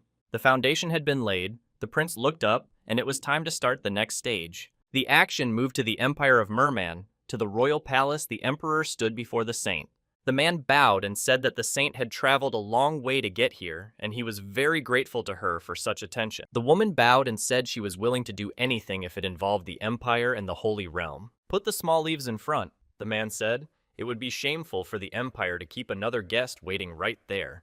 The Holy naturally came here to sign a treaty to transfer slaves to the Holy Kingdom from the Empire. The Emperor was too stupid to realize it. He was doing everything for his men, and soon the Holy Kingdom would rise to its feet with renewed vigor. It was only a short wait before the woman drove the pen and signed her name. Suddenly, they were interrupted. Someone shrieked, bursting into the hall. That here is breaking news. The Emperor turned around. One of the clerics started to whisper something in Nelvenia's ear, but the woman said they were in the middle of an important negotiation. It could wait. But hearing that this information was from a spy from the kingdom of Ernesia, the woman's face changed beyond recognition, and she froze in place. Princess Fina, officially sent there, announced that she was a ghost summoner. Aurel looked at her when the girl questioned if they were really doing the right thing. But he was sure if the princess wanted to, she could surrender right now. The girl smiled, she just couldn't take it, and backed down. Let her say whatever she wants to say. The girl took awkward steps forward, and it was obvious that she was very shy.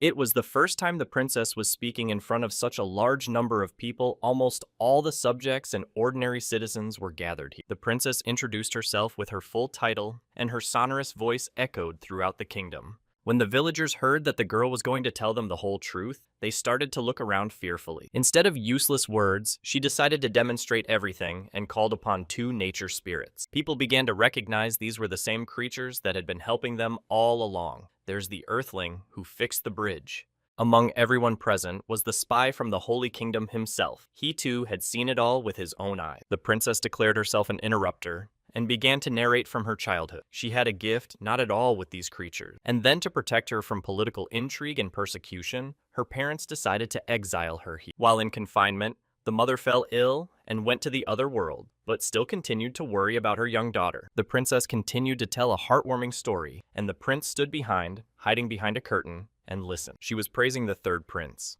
and the guy couldn't believe he'd done so much for her.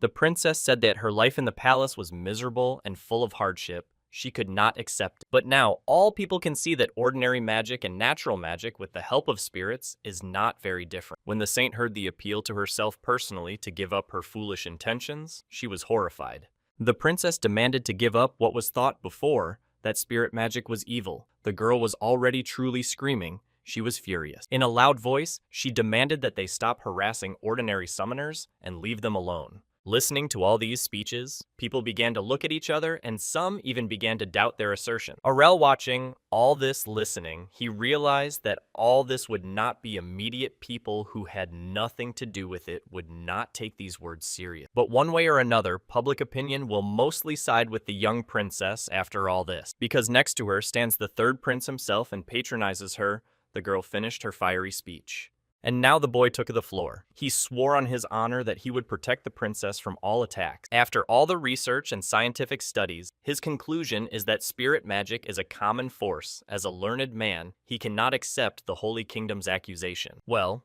what remained was to hear the opinion of the public. People still did not understand what was required of them and looked around fearfully. People began to recognize that in fact the princess helped them greatly. Some even saved their lives. How can you consider her evil? Spirit magic can be used for evil, continued the prince, but that doesn't mean it should be banned. All violators will be called to account for this and told that as Saint listened, her expression changed. And at the end of his speech, Errol asked the rest of the people for their opinion. He wanted to hear what the people thought. In addition, the guy encouraged to seek help from magic if needed. The girl standing in the crowd began to tremble.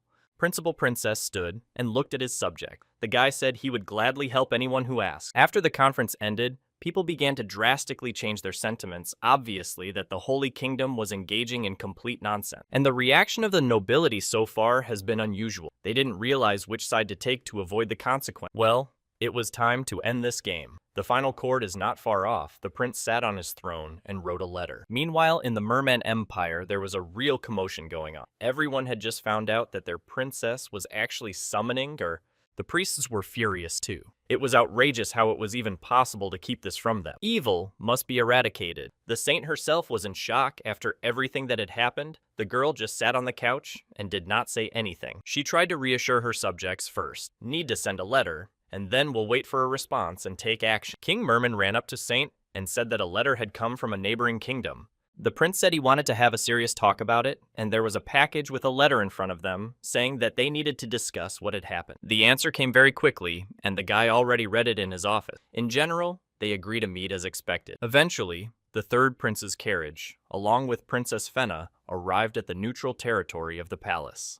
This was the territory of the Kingdom of Mermans. The castle was indeed huge, and towered with its spires straight up into the sky. Even though she was at home, the princess was very upset, but shouldn't she be happy that she had finally arrived at home? When they got inside, the prince was extremely discouraged. The place was incredibly luxurious, but the princess lost her head. The guy was starting to think maybe he could get one for his room. It looks incredibly beautiful. While her mate was admiring the interior of the palace, the princess lay on the couch and breathed heavily how it had even gotten to this point, trying to encourage her. The prince said that the most important thing to discuss was not time to lie around and just waste time. He would generally argue his own point from the princess, only required to exude confidence. The girl herself doubted that she could cope, because it was already difficult for her to stay at home, and now this. Realizing the situation was escalating, the prince snapped his fingers and said he had a gift and immediately stuck his hand out. And here was a chance to give the princess this ribbon that the guy got from a fire spirit. The princess seemed to immediately realize that it was an artifact from her facial expression. It was clear that she was delighted. Fenna Strong was embarrassed when the prince braided her hair, but still sat still. The girl turned around and looked back with the same cautious eyes. Well, now that she was more comfortable, it was time to get down to business. The prince invited her to come through. They entered the throne room. On huge opulent chairs sat the emperor himself and the saint beside him. Aurel and Fina standing on the long carpeted walkway, and silent for the time being, there was a very strong tension in the hall.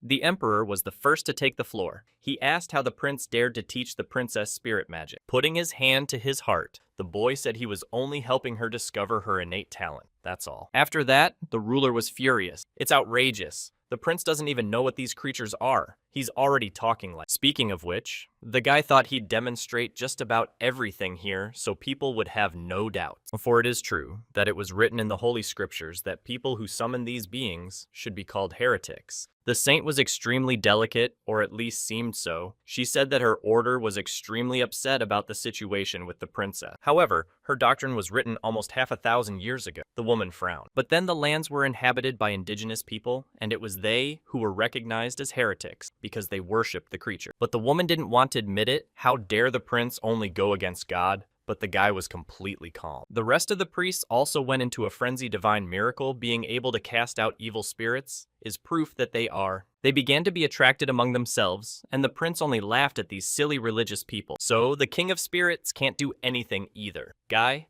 spread his arms out. He was going to demonstrate his full strength. He didn't think about it. The problem turns out to, in that case, we should invite him here. Saint was startled and opened her mouth, but she didn't dare to say anything. It was absurd. No one in the last few hundred years had managed to summon Fena, stood and waited her turn. She decided to apologize for the fuss she made by revealing her talent, but still she decided to summon a fire creature. She said a prayer, and a pillar of fire immediately formed near the girl. Everyone present was horrified when true flames erupted in the middle of the royal palace. A few seconds later, a huge ghost completely woven from flames stood next to the girl. It was indeed the King of Spirits, and everyone started whispering. No one expected to see something like this in the center of the capital. The king looked at his mistress and asked why he had been summoned. Need to sizzle his enemy. The girl glanced at the saint and said that some people thought that ghosts were evil and called a firebender to prove that it wasn't true. Hearing such nonsense, the Fire King was outraged. What a ridiculous thing to think of him like that. They are beings with the power of nature itself, says they are the spawn of evil. It's unthinkable.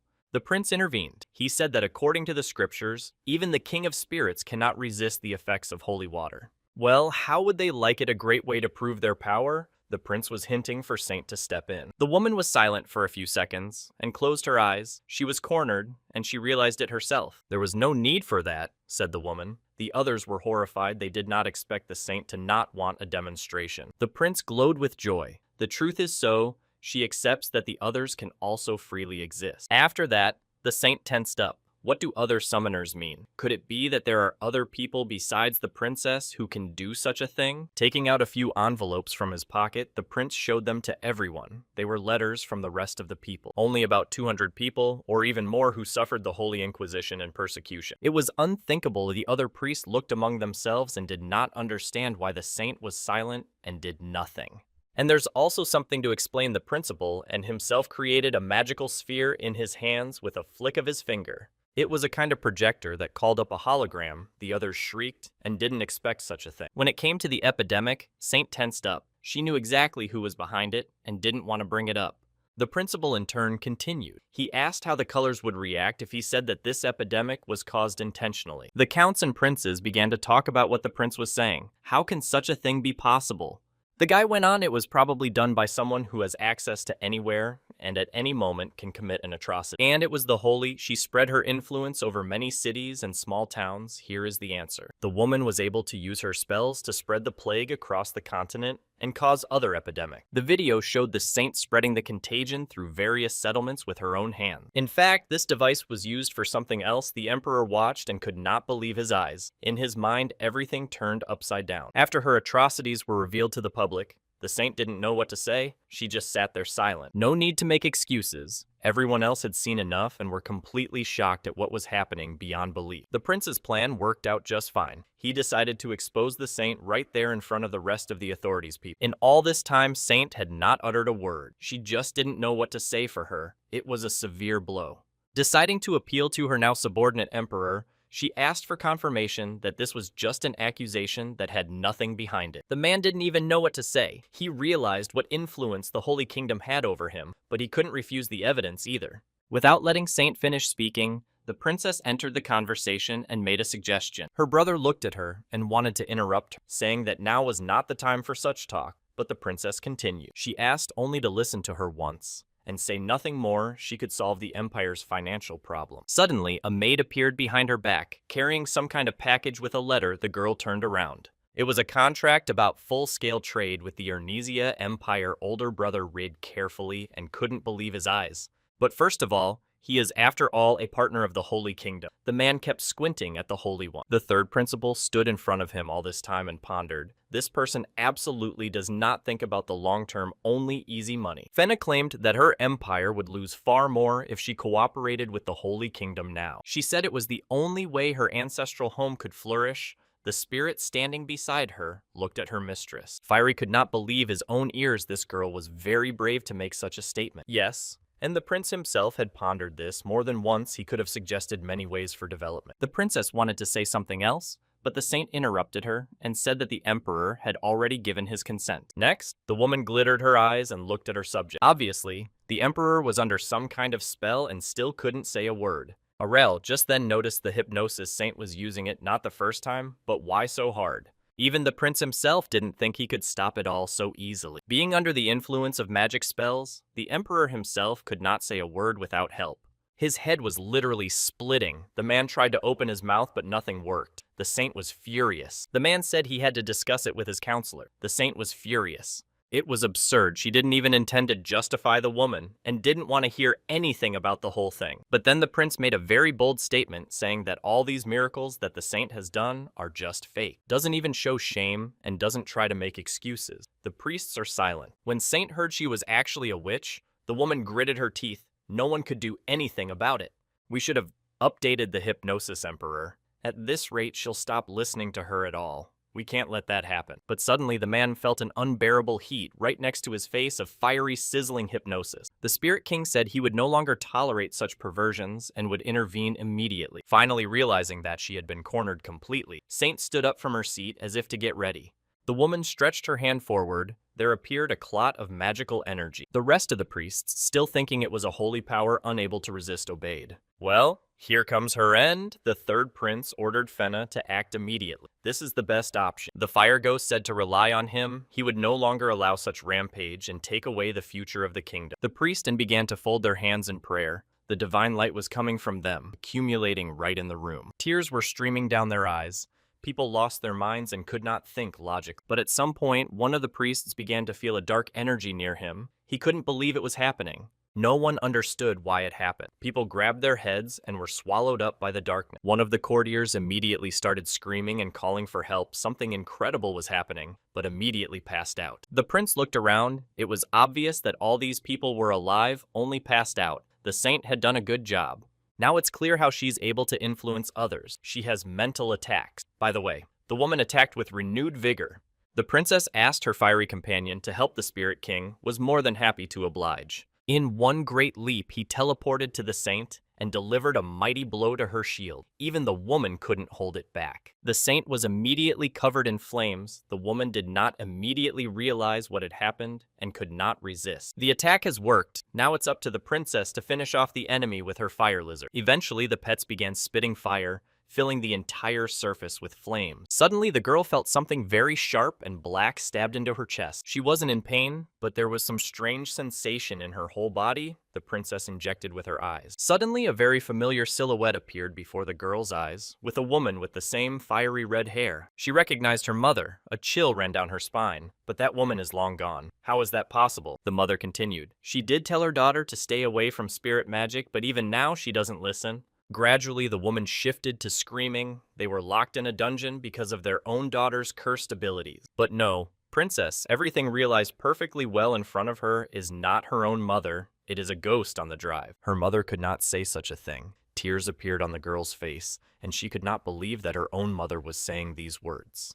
It's a real illusion. The king, along with the lizards, tried to restrain the holy yes and also to bring this girl to himself. In the end, everything was vaporized. Even the Fire King couldn't contain such power. The saint coughed and kneeled. The woman was on her last breath. She could feel her strength leaving her. But the saint still needed her kingdom. Nelvinia finally managed to get to her feet with great difficulty, coughing and looking at her subjects who stood under hypnosis. Even if she doesn't make it out alive, we need to make things right. People have listened to her so far. We should take advantage of that. She urged everyone to forget what they had learned today and spread hypnosis throughout the kingdom. The people who were under hypnosis obediently bowed their heads. Also, the princess and prince suffered evil spirits to get here. She also said that the contract had been successfully concluded, so they were now obliged to obey her unconditionally. It was time to end. The woman turned her head and saw the third prince fall to the ground without feeling. So it was time to make her plan a reality. The woman leaned over the boy and began to conjure. Suddenly,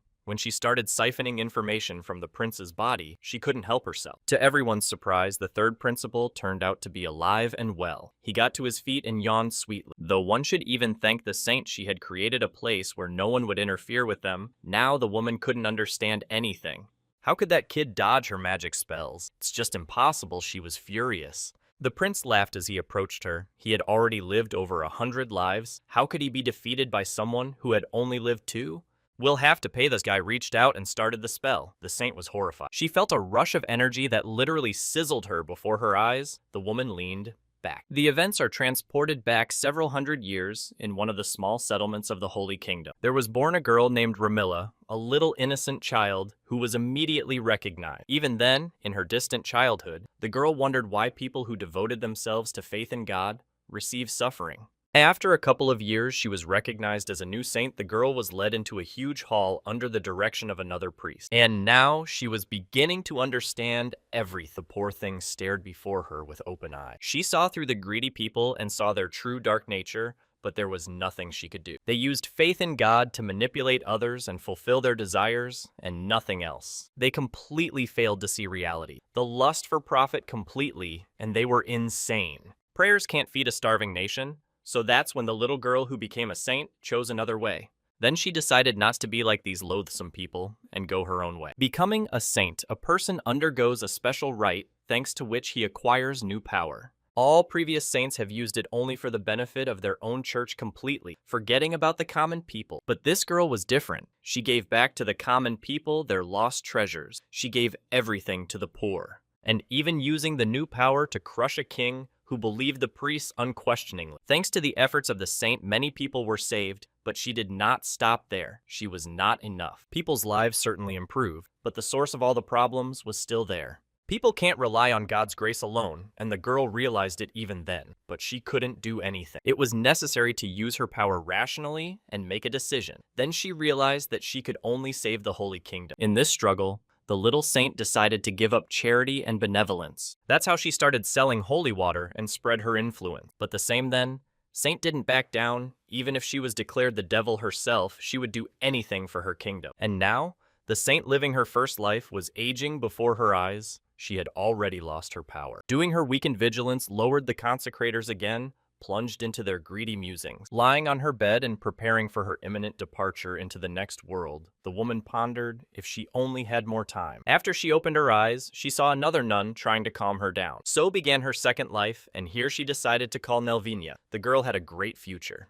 And now she was kneeling before the young prince and telling the whole truth. The lad stood before her and listened. As the prince listened to what the saint was saying, his face changed, and he no longer looked so angry. The guy started to say, yes, he made a lot of money selling various goods, and now many countries are after his head. The saint kept urging him that this great wealth with him, the children would stop starving. On the other hand, the prince is no better than the saint, she screamed, that the guy only cares about his cronies. The prince didn't deny it, but he never had such a delusional idea to exterminate an entire people. A saint who claimed her mercy. Yes, she's no better than the devil exterminating entire generation. The woman recognized that if she attacked the prince right now, she would be finished before she could even lay a finger on him. She wasn't going to make excuses, as the ruler would only let the prince spare the children. But after these words, the guy was furious. Does she think that if she has lived only 2 lives, she is smarter and wiser than others? Not at all. Their people, like everyone else, just lived a little longer. The guy cringed. Nelvinia looked at him with a calmer look and once again asked simply to promise that she would keep these children alive. Well, if she's so brazen as to beg even now, then Era will take care of those kids at a minimum, and the rest is her karma. Lastly, the saint looked at her cronies. If these filthy vermin stayed, they would harm everyone. The woman waved her hand and directed a powerful energy wave directly at her crony. Soon, all of them went to the other world, and it is doubtful that these people will go to paradise or be reborn. Then the saint looked at the prince. She had already accepted her fate and realized that she could not leave here alive. As he approached her, Errol reached out his hand and began to suck the energy out of her. The saint didn't even resist. She just accepted her fate with submission. In the end, it was all over. Fenna luckily stayed alive. She was lying on the ground and breathing heavily, but suddenly woke up. The first thing the girl saw in front of her was the faces of ordinary people, along with the prince. They were happily looking at her. As soon as the princess came to her senses, immediately, everyone started shouting for joy. Finally, she came back to life.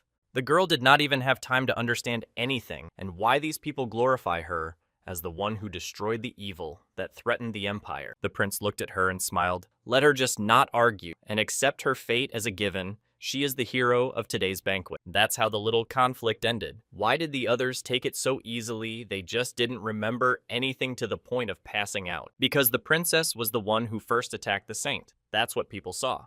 It was also fortunate that the emperor was still free from the magical pressure and realized how wrong he had been. He apologized to his sister and hoped the girl wouldn't hold a grudge against him for what he had done. Fina looked at him with enlightened eyes. She wasn't actually angry with her brother and understood. Now in the Empire, there is no longer any prejudice towards summoners. They are treated exactly the same as ordinary people. After that, intimidating the kingdom, or rather negotiating with them, became much easier. They officially apologized. All the clandestine affairs that the Holy Kingdom organized were public knowledge, to say the least. People were shocked. The inhabitants declared the saint a witch, and even neutral countries that were once normal to her repudiated her. The third prince in turn, along with the princess, met at the entrance to the kingdom. The girl said that to fulfill her duty to Arnesia, she must stay here. There was a slight sadness in her face as she said goodbye. Aural. And here he didn't miss the opportunity to make a joke. He didn't even realize that being a hostage seemed like such a hobby for a princess. In any case, this man kept his word and brought out the traitors. The princess was very grateful to him. Finally, it was time to say goodbye. Because he always keeps his promise, he waved goodbye and jumped into the carriage. There was a slight sadness on the girl's face. Her cheeks flushed, but she waved back. In the end, the princess was left alone. But for some time, she stood looking after the carriage that was leaving. For some reason, she felt strange. Something was wrong in her chest. There was a strange feeling, as if she didn't want to break up.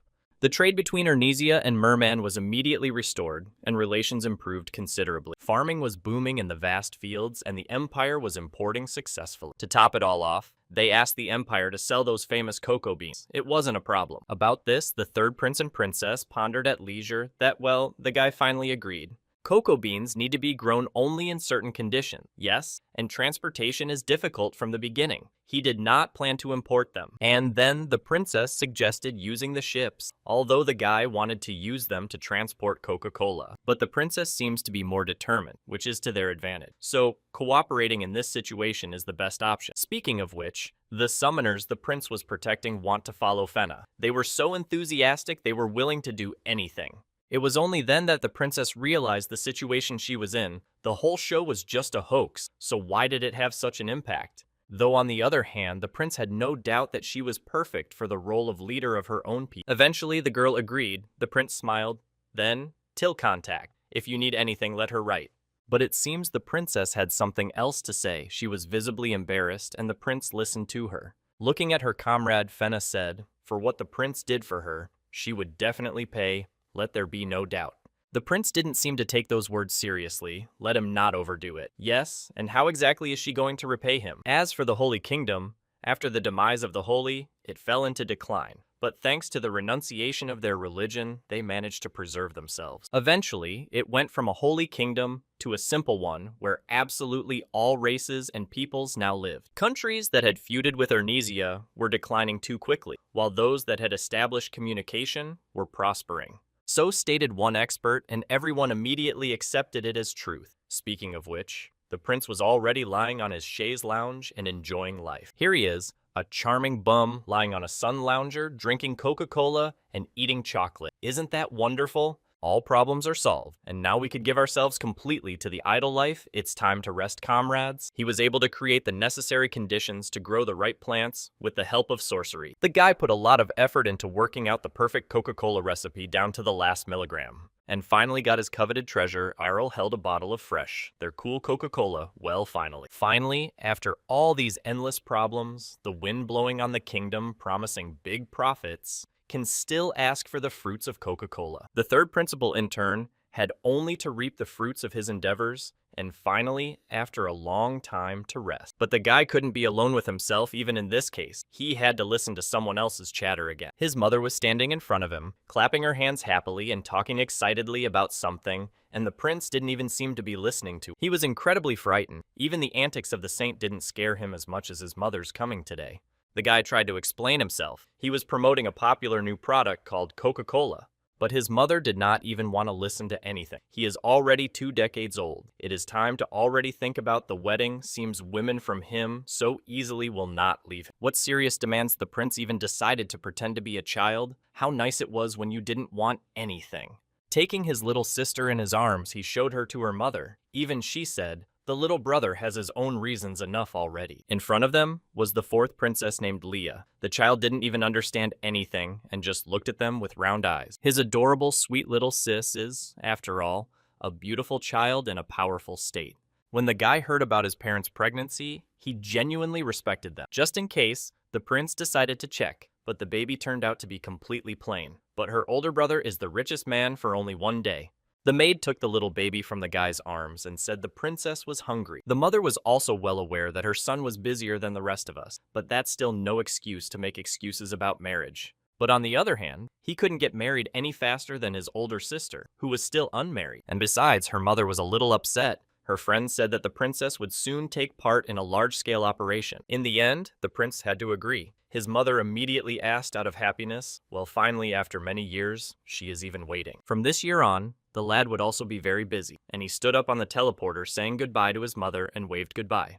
The mistress, along with her maid and the little girl, stood and waved goodbye to him. And again, he tries to get out of it. The woman only smiled. She was certainly not angry with her son and understood everything. Things were different now. If then the mother was worried that no one wanted to marry her son, he had no power, now things were different. The maidservant shuddered. The mistress seemed to be up to something terrible again. The fact is that in her youth, Madame was even more eccentric than the prince, than even surprised the emperor. That's why she caught the attention of the past king, and they had a son, Errol. But after the birth of the prince, she became much more restrained. It seems her anxiety brought back that very nature. In fact, Mrs. received a very interesting letter from one village. The woman was already burning with enthusiasm. The housekeeper immediately, wondering who it was from, and mistress began whispering something in her ear. She was sure that everything would work out as her intuition suggested, which, by the way, had never failed her mistress. The principal himself realized that they would not leave him now. The fact that he had lasted so long was already an achievement. The issue of his marriage will not only interest people within the state,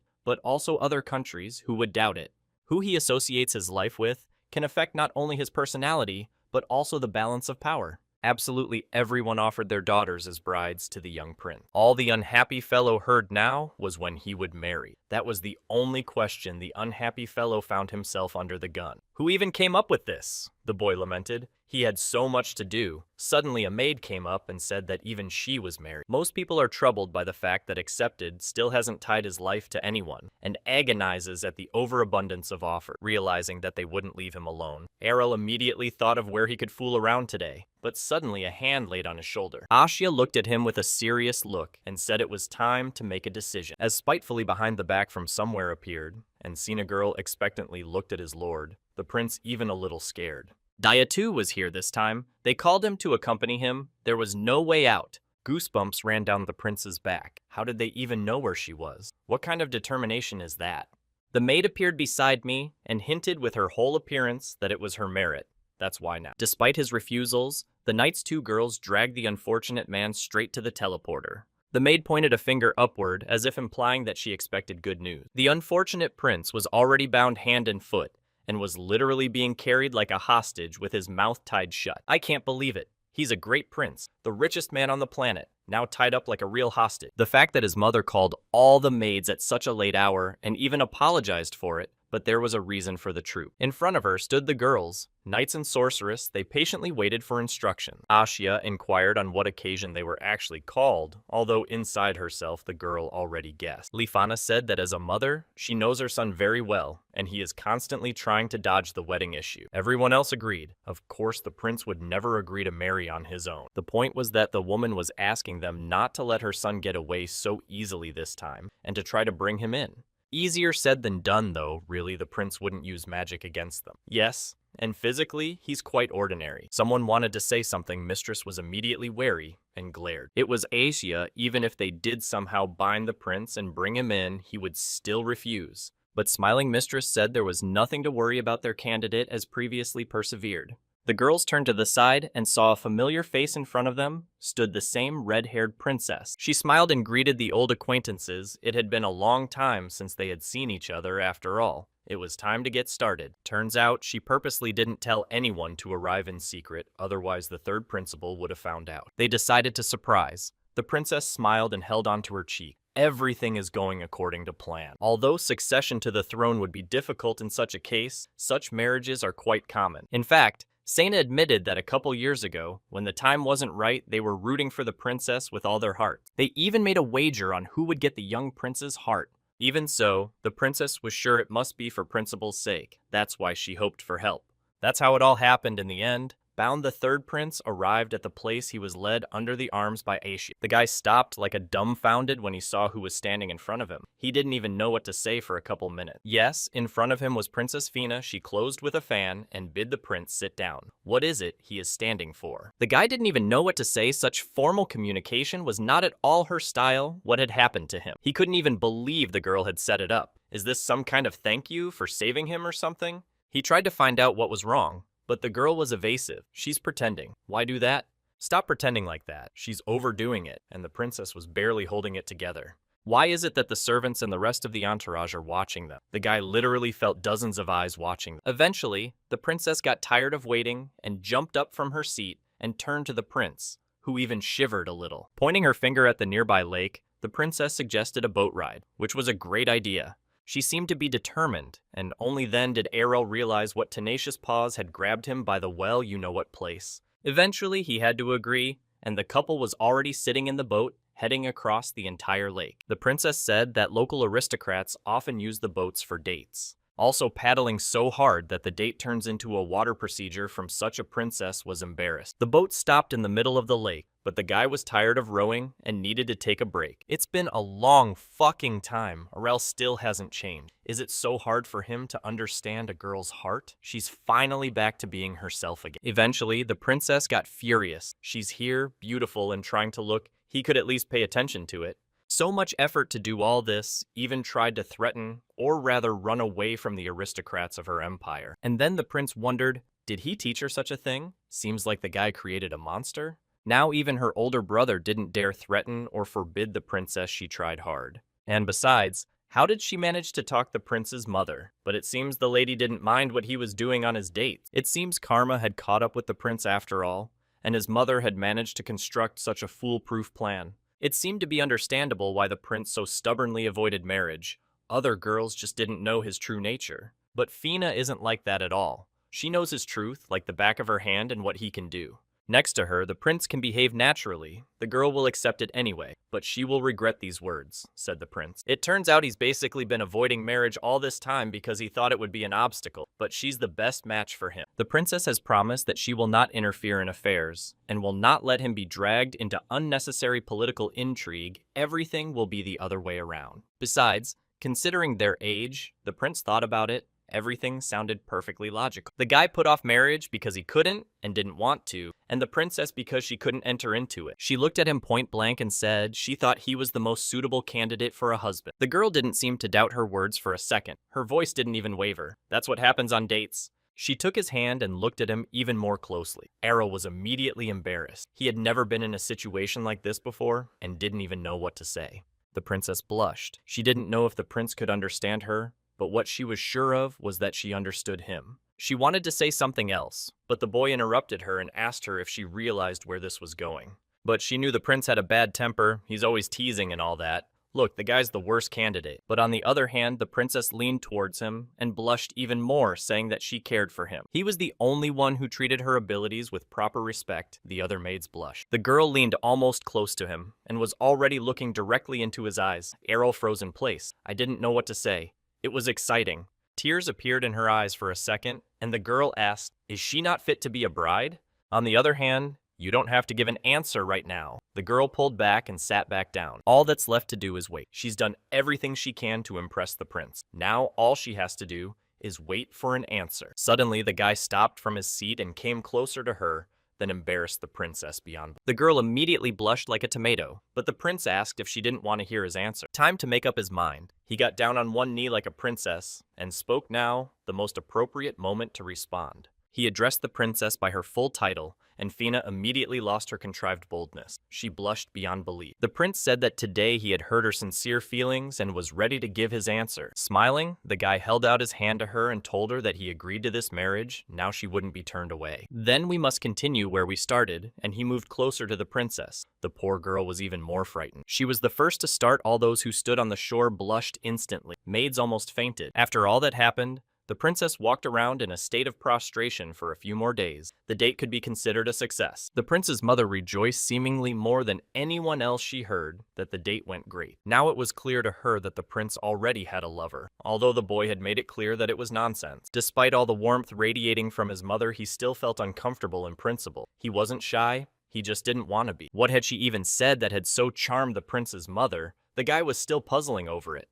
Since they would see each other more often now, she could forgive it. The guy smiled and looked in front of him. A few months later, the Coca-Cola business has reached stability. Nevertheless, locals are free to consume it, but to create a paradise place. However, Coke will not be enough. As you can see, there is still a lot of work to be done. In his town, not only eat and drink good food and drink, but also a resort is present. Come in whoever you want and relax, real paradise. The perfect vacation of his life is almost a reality, with only the smallest of touches left. The sorceress asked if His Highness was going to have a banquet like last time, but the prince thought it was unnecessary. Back then, it was still necessary to declare strongly about their intentions to open a whole city, but now everyone has long been aware of it, so the situation has settled down. Besides, there is one more thing that needs preparation. The sorceress wondered if His Highness was referring to the wedding. Yes, everything was right now. Even the unbending prince was willing to make this sacrifice. Besides, the mother and bride-to-be are expecting. Yeah, so these invitations were sent out to only his closest friends. The guy wanted to celebrate in style. Besides, his assistants had also worked hard.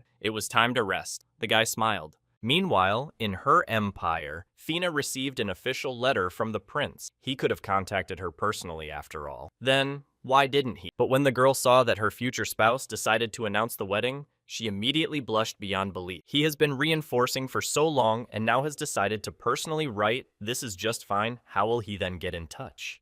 The girl opened the letter and looked expectantly at the piece of paper, but suddenly her face changed. The letter came, and the prince's mother, the emperor, was also here and read it carefully. The older brother who received the invitation already thought his little brother had created something again. Once Kania received the invitation, excited beyond belief. The resort is just fine. Need to gather all the knights. Errol, already dressed in a nice suit with a glass of wine, stood in front of the others and thanked everyone present for their time. In front of him stood all his good friends and family. The guy said he organized the whole thing so they could have a good vacation. Raising his hand up, he urged everyone to have a good rest and relax. After all, that is what the place is for. In the end, he and his father went to the bathhouse and had a good steam bath. The emperor admitted that it was his first time to relax like that, and he liked it very much. Yes, and even the principal itself was very happy. It is great. It relieves tension in the back and relaxes the joints, lovely all around. The emperor was even glad that he had given the throne to the eldest in time, otherwise he would only dream of such places. The emperor even said that we should visit such places more often and try other health treatment. The sister and her assistant were also surprised. She had only recently left this place, and the prince had already built so many things. The prince saw his sister and waved happily. How long it had been since they had seen each other, he even missed her. The knights were simply delighted with the massage chairs. Their exhausted bodies had not known such bliss for a long time.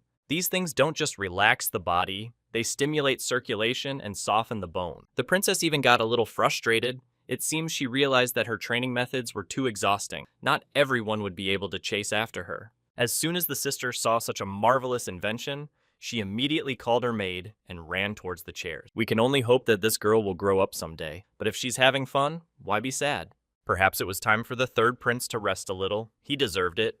The guy sank into the hot spring and exhaled. But when Princess Fina came out from behind, the guy almost lost speech. She's looking for him everywhere, and the prince is here. She looked extremely unhappy with everyone's questions about marriage and the wedding, and was tired of looking for evasive answers. Eventually, she got inside the pool, so that's how hot the springs are, and the girl was all broken up about what they looked like. Eventually, she sat down next to the prince. Here, you can have a good rest and spend time with friends. The boy sounded just like a pensioner. But there is some important business. The girl turned to him and asked when their wedding. The prince averted his eyes. He tried to avoid answering somehow and said that everything would be done. It seems that the princess had caught him. He even decided to give her a little massage to relax her after the stress, but the princess suspected that the guy was trying to sneak out again. Behind the wall again stood his mother, along with the girls, and overheard everything. They were blushing literally before their eyes. Of course, Asha could have watched the whole thing, but that was too much. Let them be alone at least somehow. Naturally, basically heard everything and extremely embarrassed they would ever get away from. Finally, the princess sighed heavily. Eventually, when they took a bath, the princess felt her skin become incredibly youthful. It felt like all the fatigue had gone away. Even the emperor praised this place. It had been a long time since he had rested like this after all. Suddenly, the prince clapped his hands, trying to get the attention of everyone present. People started to look up.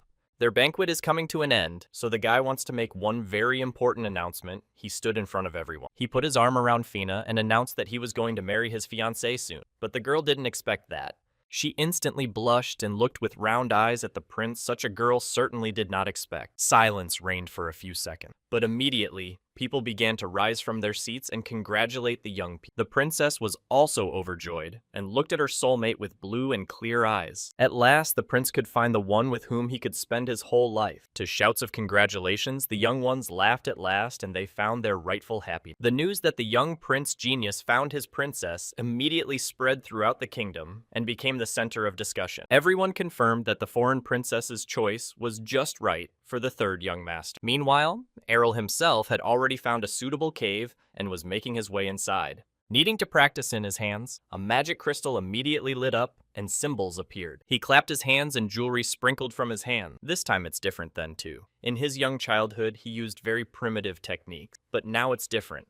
The prince clenched his hands tighter and tighter, and a bright white light spilled out of his palms. In the end, turned out a very bright and beautiful gemstone. The guy decided to call it the Eternal Gem. Suddenly, a maid came into the room and said that the young prince should start getting ready, but the woman cried out in surprise and looked closer. In front of her stood the prince, and on the table lay a box with a very beautiful jeweled necklace. No one had ever seen anything like it before. It was a wedding gift for his bride. Errol had made it himself with his own hands, and it was truly magnificent. His Highness immediately demanded to send a gift to the bride. The maid immediately agreed and continued to wonder. Eventually, there were more courtiers who began to select the most appropriate costume for the prince. He immediately began to make up, even brought powder. Although, to be honest, guys at her particularly liked all these ceremonies. His fiancée has already arrived before the invitation and is getting ready, but for now, they are not allowed to see each other according to tradition. Well, yes, the process of packing in a dress is quite long. It will be awkward to barge in at the most inopportune moment. Everyone continued to wonder why the prince looked so calm, but Errol carefully hid his excitement. Eventually, all the guests gathered at the appointed time began the process of the wedding. Such was the magnitude of Mr.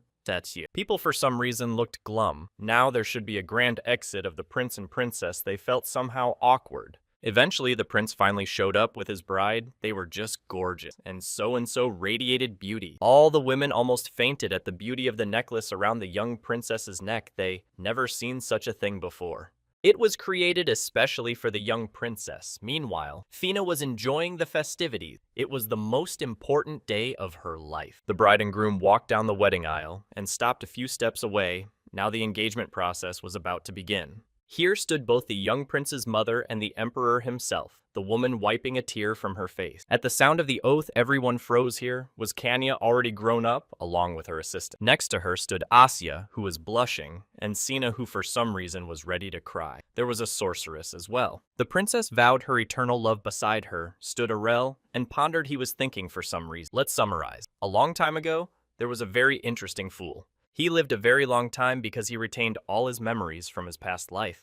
At first, he was stunned by this fact, but soon he began to enjoy and rejoice in the idle life that gave him pleasure. After all, possessing memories from a past life is a great privilege in rebirth. Everything he wanted became real in the blink of an eye, and people worshipped him. This man had unprecedented influence. Absolutely everyone present loved and respected him. Thus, this man had the illusion of, what if he was some sort of deity? So this guy thought until a while ago. So continued his almost endless life, changed only form, name, and vocation, but the boy remained the same. Eventually, the fool got tired of it all. He was bored with the endless life with its constant monotonous adventure. What's the use of saving the world if you're constantly being reborn into another one time after time and starting from scratch? You'd have to rebuild your kingdom, build up wealth and all that. That would be boring. What's the use of loving someone and dedicating your life to the person you love if you end up losing everything anyway? The privilege of memory from a past life became the curse of a young fool, devouring him from the inside out. Apathy, lack of interest in anything and anyone, then, instead of creating something and enjoying it, he became more of a destroyer.